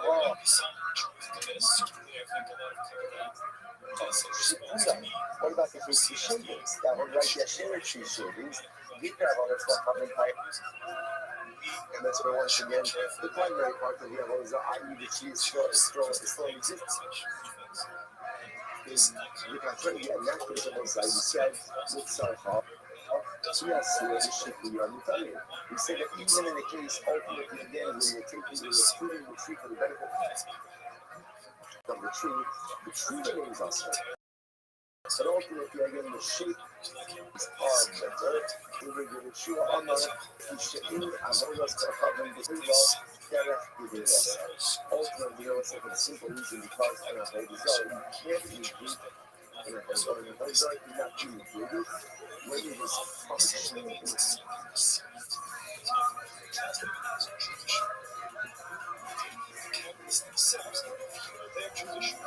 normal natural way. So since there is normal for leaves to fall off trees, that act cannot create a sense of negation or reality of negation, which makes sense. You know, it says, Ace, they were saying, well, should we look like this? So up until now, all of these questions have been from Rabbi Yochanan to Reish Lakish. You know, I get both sides. Rabbi Yochanan focuses on one simple case, and Avodah Zarah falls over by itself and breaks. Is the Avodah Zarah bottled or not? Rabbi Yochanan No, because negation of idolatry requires active negation. Reish Lakish, yes, because even de facto negation, right, or passive negation ultimately works. Up until now, this entire Amid has been the opener questioning Reish Lakish. Now, we switch gears. Ace from the opener, so Reish Lakish asked the question on the opener, didn't go, time should have. Well, now you go there. It's an interesting case here. If you have a tree, now the tree belongs to that fish, right? The tree belongs to this in the fish. Now what happens? There's a nest on top of the tree. So birds made a nest on top of the tree. What's the halacha? Well, now you in Olamar. You really should not get benefit from the nest, but if you did so, you have not committed a mitzvah. Now listen. So again, Rashi says over here, second Rashi in the top. That's the Rabbanon. So you can't get benefit, the Rabbanon, right? But obviously, again, the nest itself is not considered to be part of the tree, and therefore, you did get benefit from the nest. Ultimately, again, it's not to me. Fine. So you realize that's not right. But also, Shalashia. What about if the nest is on the top of an Asherah tree? The same case. I have an Asherah tree. On the top of the Asherah tree is a bird's nest. I want to get benefit from the bird's nest, so what can I do? Yachty is the kana. So what can you do? Knock down the nest. Knock down the nest. Ultimately, again, with a piece of wood, and therefore you can go ahead and get benefit from the nest like that. Like that. So let's say, you know what I'm saying? Yachty is bakana. I'm sorry. Let's say Yachty is bakana. Hasara Daikha. He goes to Mishpah. You know, 18, you think so. I'm not saying this is interesting. Okay, so this is very interesting. So now, again, what can't I do? I can't, I will say in both cases, I can't climb the tree in order to get to the nest, right? Because climbing the tree is usage of the tree. But if you have all those other trees, interesting. You know, what can I do? Just take a piece of wood, knock down the nest, and get back on the nest. Now, the man says, what is the bird built in the nest from? Now, the assumption over here is the nest in the shade tree is being built from wood or from wood. Is from the Asherah tree, right? And yet, what does the Imam say?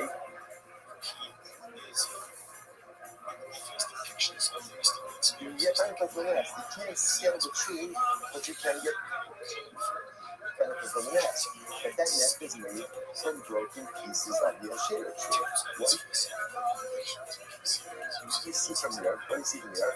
The once at Golden Sarah breaks, right? Even on its own, even though it has not been actively broken, it's definition. So the Gemara says, Hasara Daikha, he goes to Shabbat. The assumption over here is that the bird is building its nest from twigs, broken pieces of the Asherah tree.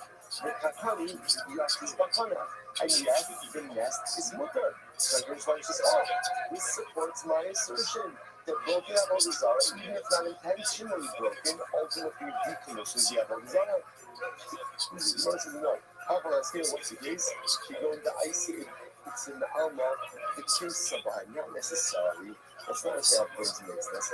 Birds make nests. Birds make nests in trees all the time, but they often bring materials from other locations. So the case over here is the bird made itself comfortable in the shade tree, but it did not gather the materials.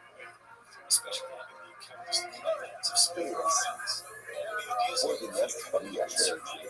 Rather, it gathered the materials ultimately again from elsewhere. Taken on the Bikani, carrying hectares. So we'll say, so again, what's the lie for that? The lie for that is look at the hectares. What happened to the hectares? The hectares is what do you want to say about the birds now, or about the bird's nest? No nanning or about the tree. No nanning about the nest, sorry. No nanning or more. So again, you should not get benefit from the nest, but if you feel you did not commit milah, let's analyze this. Amit discovered the icy eats in the Alma. Super talking about a case where the bird built the nest ultimately again from material in the belt, right outside of the head tree, and kind of got the head fish going there in the below more. So that would make sense. No nanny in the Draban. So again, as I'll say, we really don't want you to get benefits from that nest. Right? Why not? Because it's attached to a head fish tree, and we can see how accidentally you may come to scale the tree. But it's a Draban. And also, the Lamor and the Midoraisa. So there's no Mila. Why is there no Mila? Why is there no Mila? Because since the materials for the nest came not from the hectic tree, but from the outside, the nest itself was not subject to Elah.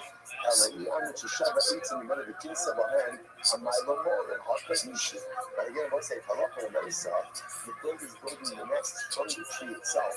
So that means again, if this nest is made from twigs from the hectic tree, and what's the status of the nest? The status of the nest is hectic. So this hectic ultimately again, so you're not allowed to benefit from it, and it's maybe a Midaraisa. This the Gemara says.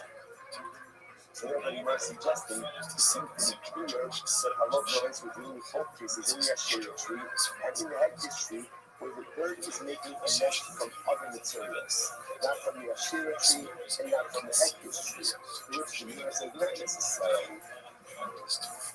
The Gemara says, so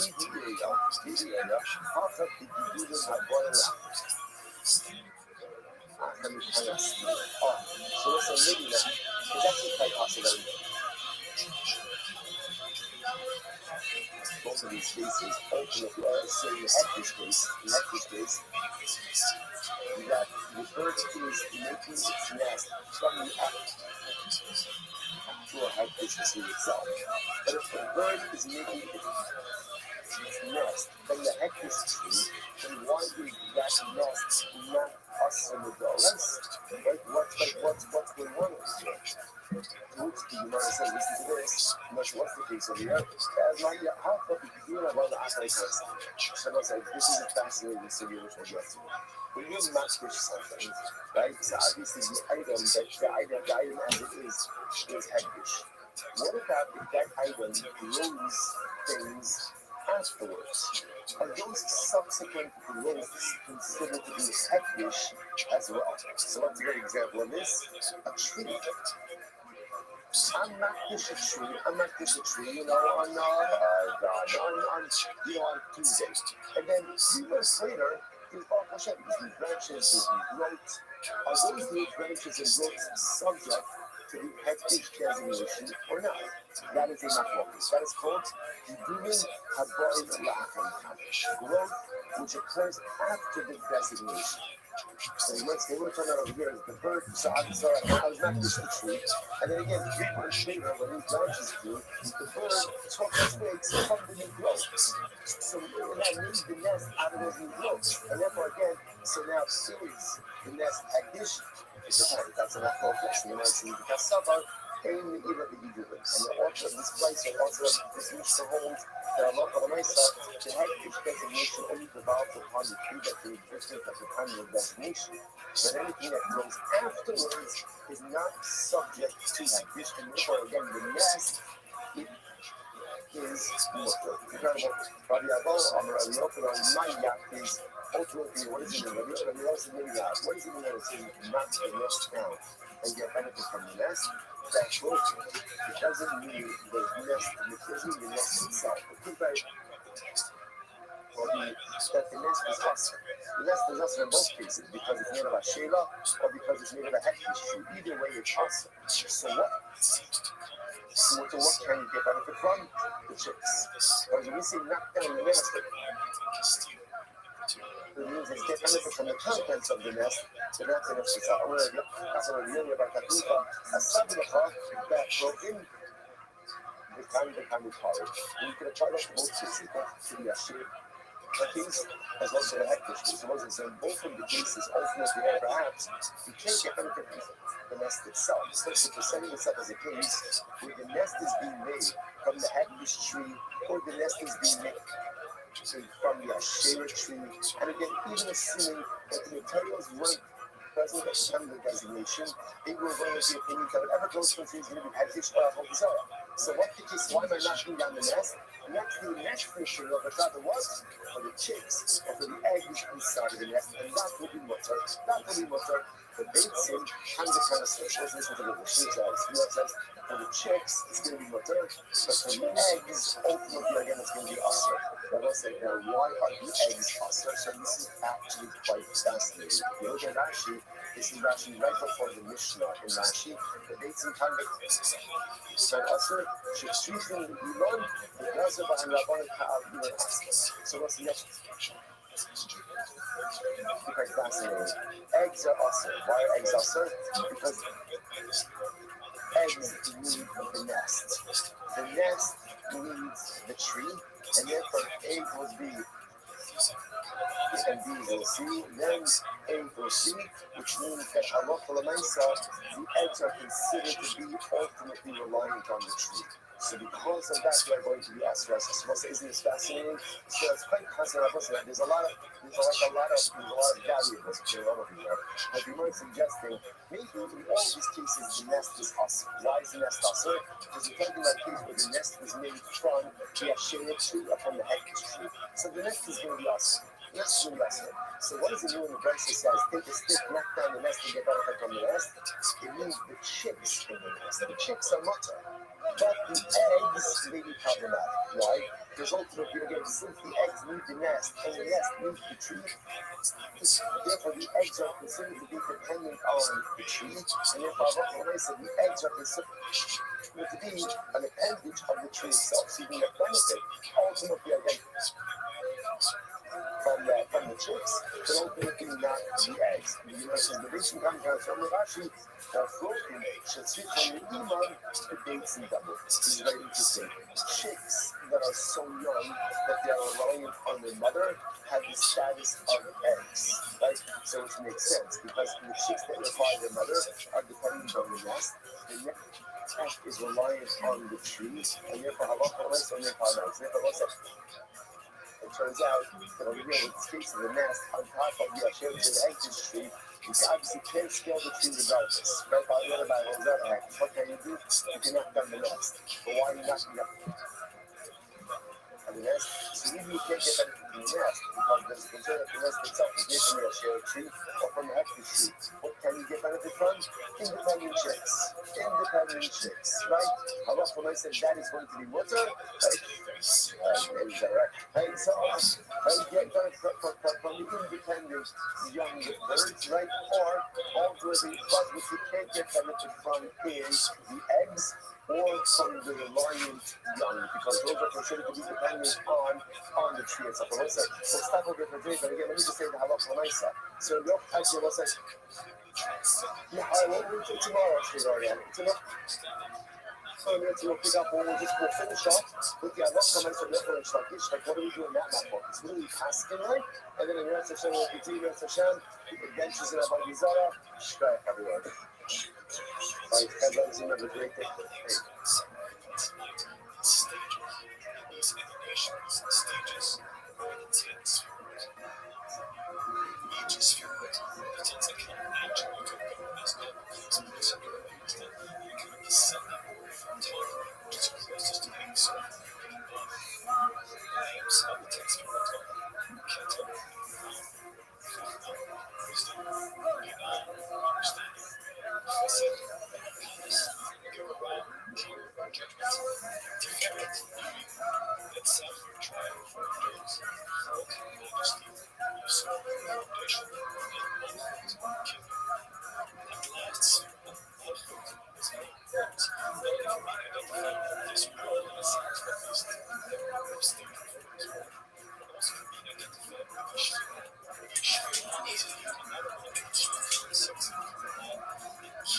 All right, I want to say good morning, Rabbi.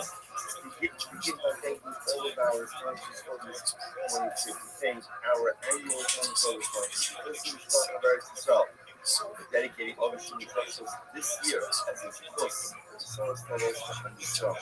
Our sponsors for the month of Av, our volume of over season and when it's racing in honor of their parents' indoor treason, inner treason, every rose is white, and every rose is white. When it comes to Abby and Joe Hirsch, it's appreciation, share that we love for the Carolyn, especially the Carolyn and all of those sacrificing and Rachel and Laura Waterston are back on the specials for today. Rachel, for the other side of Haye and Lay back then. America, Commodore, all of those songs have now we have the damage. All of those movies were done the course of police of the professional recognition with whom our passages to show up and the current allow our police soldiers to be successful with all of us. So that has been about someone a lot to do today. Today's that is Mendes. Today's that is Mendes. And we have nothing else on then 12 days, 41 feet.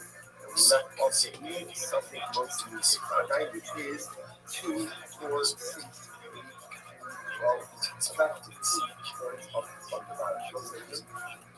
But again, in yesterday's that we made a fascinating distinction between finding broken pieces of what we call slumming versus finding broken pieces of what we call mortizar. What's the famous two terms? Slumming are images.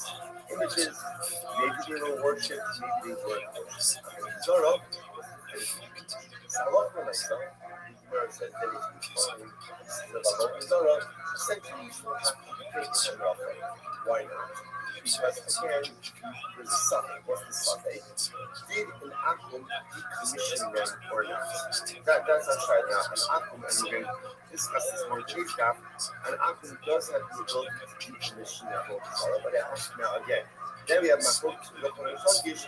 Do you need active decommissioning or is it even be passive decommissioning? But again, we'll get back to that.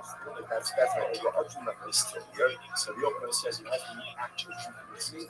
But says even passive decommissioning, not to mean will be the item falls over by itself and break. But the opener is still an item. According to this function, has lost its way down into a state point. So we'll say again, that's why these pieces are worth loss. If you find some something on the image, it's going to be open. Why is it open? Because it's a spec state.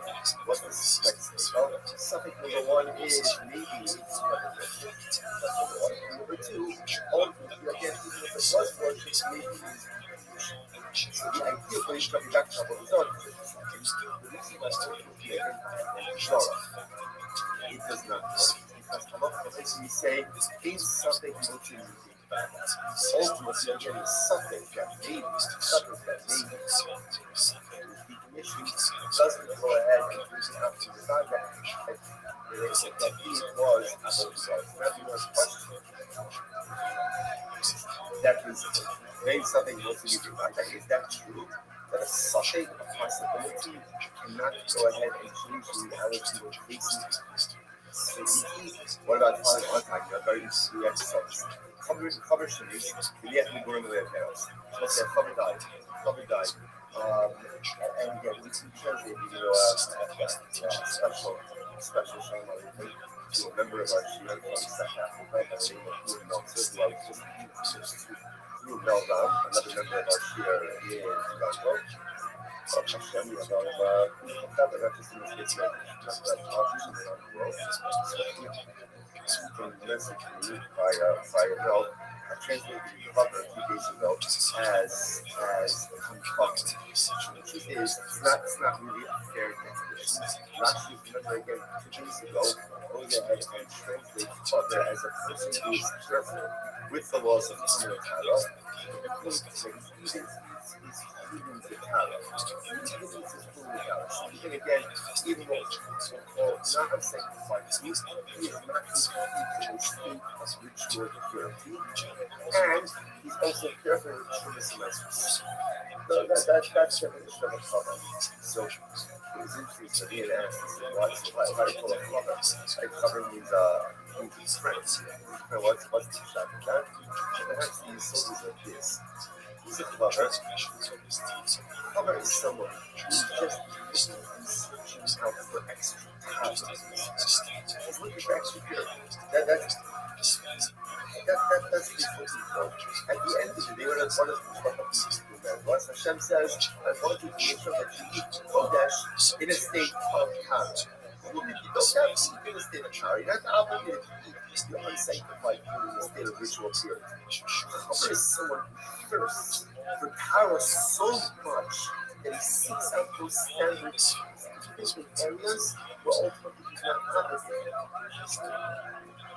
Such a person who is thirsty for purity, such a person who wants to be dirty into areas that he's not obligated to do so, such a person is very unbelievable. That's it. But that very Baruch says, someone who wants me in their life so badly that he's willing to take on scriptures in areas of ritual purity, that's the power that he doesn't have to. That's a hope. That's a friend of this hope. Perhaps even to a certain degree, a higher level of because the acquisition of knowledge is enjoyable, inherently enjoyable, beautiful. We all love learning. We all love exploring new ideas. It's even the time which puts upon himself additional stringency because he wants power. That's the power. He wants purity. That's a friend that has to be emotional. So the Gemara says, "Father Shemiz, we yet before we let go." So Paradise is Paradise, and after that they discuss the basket. What's the issue? What's the issue? What's the issue? Is we don't know whether or not they can time. The Gemara says, even if the time is just harvested them that day, or even the best that's is a chazaka, ultimately again that they are already tied. But I know exactly. In that I something as real, something was real. I was a boy that was what's the case. Here's the case of the bad guy. What's the bad guy? What's the bad guy? The certainty was they were kept.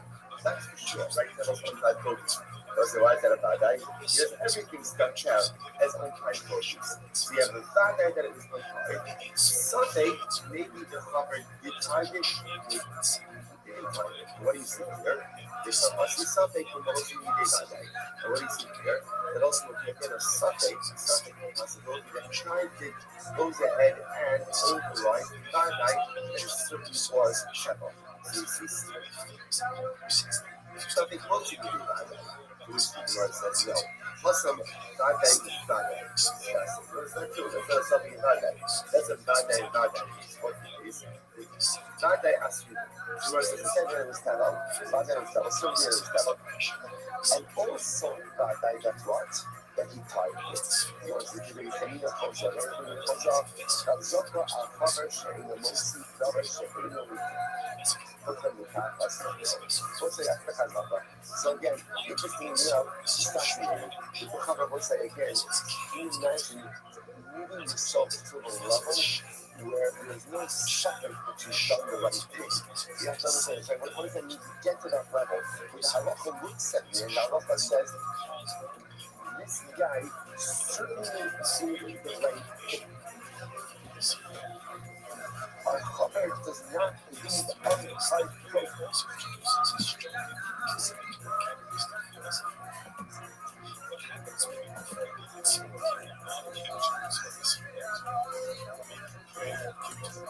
It's in his possession. When the moment it comes in his possession, it's tied.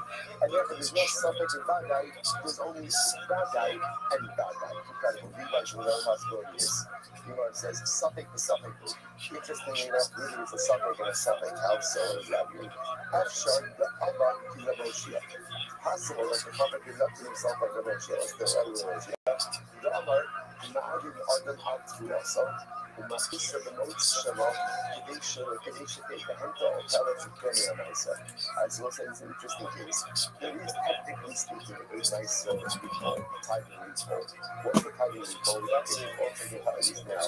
In order for produce to be subject to typing obligations, there has to be what's called the yes rabbi. It has to come into the home. Through a normative entrance. Technically speaking, if you bring your produce in, let's say through the window and not through the door, technically it's nicer exempt. Now, you have three things on that also. So the Gemara says over here, if you do more something that's going to be bad, why? Because if you want to go into that, maybe it's a suffix if the cover tied there or not. It's also a suffix if what? If the produce was ever subject to the semesters. Why? Because it's possible that little bit here used this legal loophole of bringing it in through the window, and therefore it was never subject. Okay, so the Gemara says 1 second, ain't something not to be divided. So remember, the way is questioning this principle. Like, the Gemara put out there like a law, a principle. The principle was a something, don't say new day about that. Right? Don't do it, you get a possibility to change the reality of a certainty. Of a certainty. So what it really is that you know,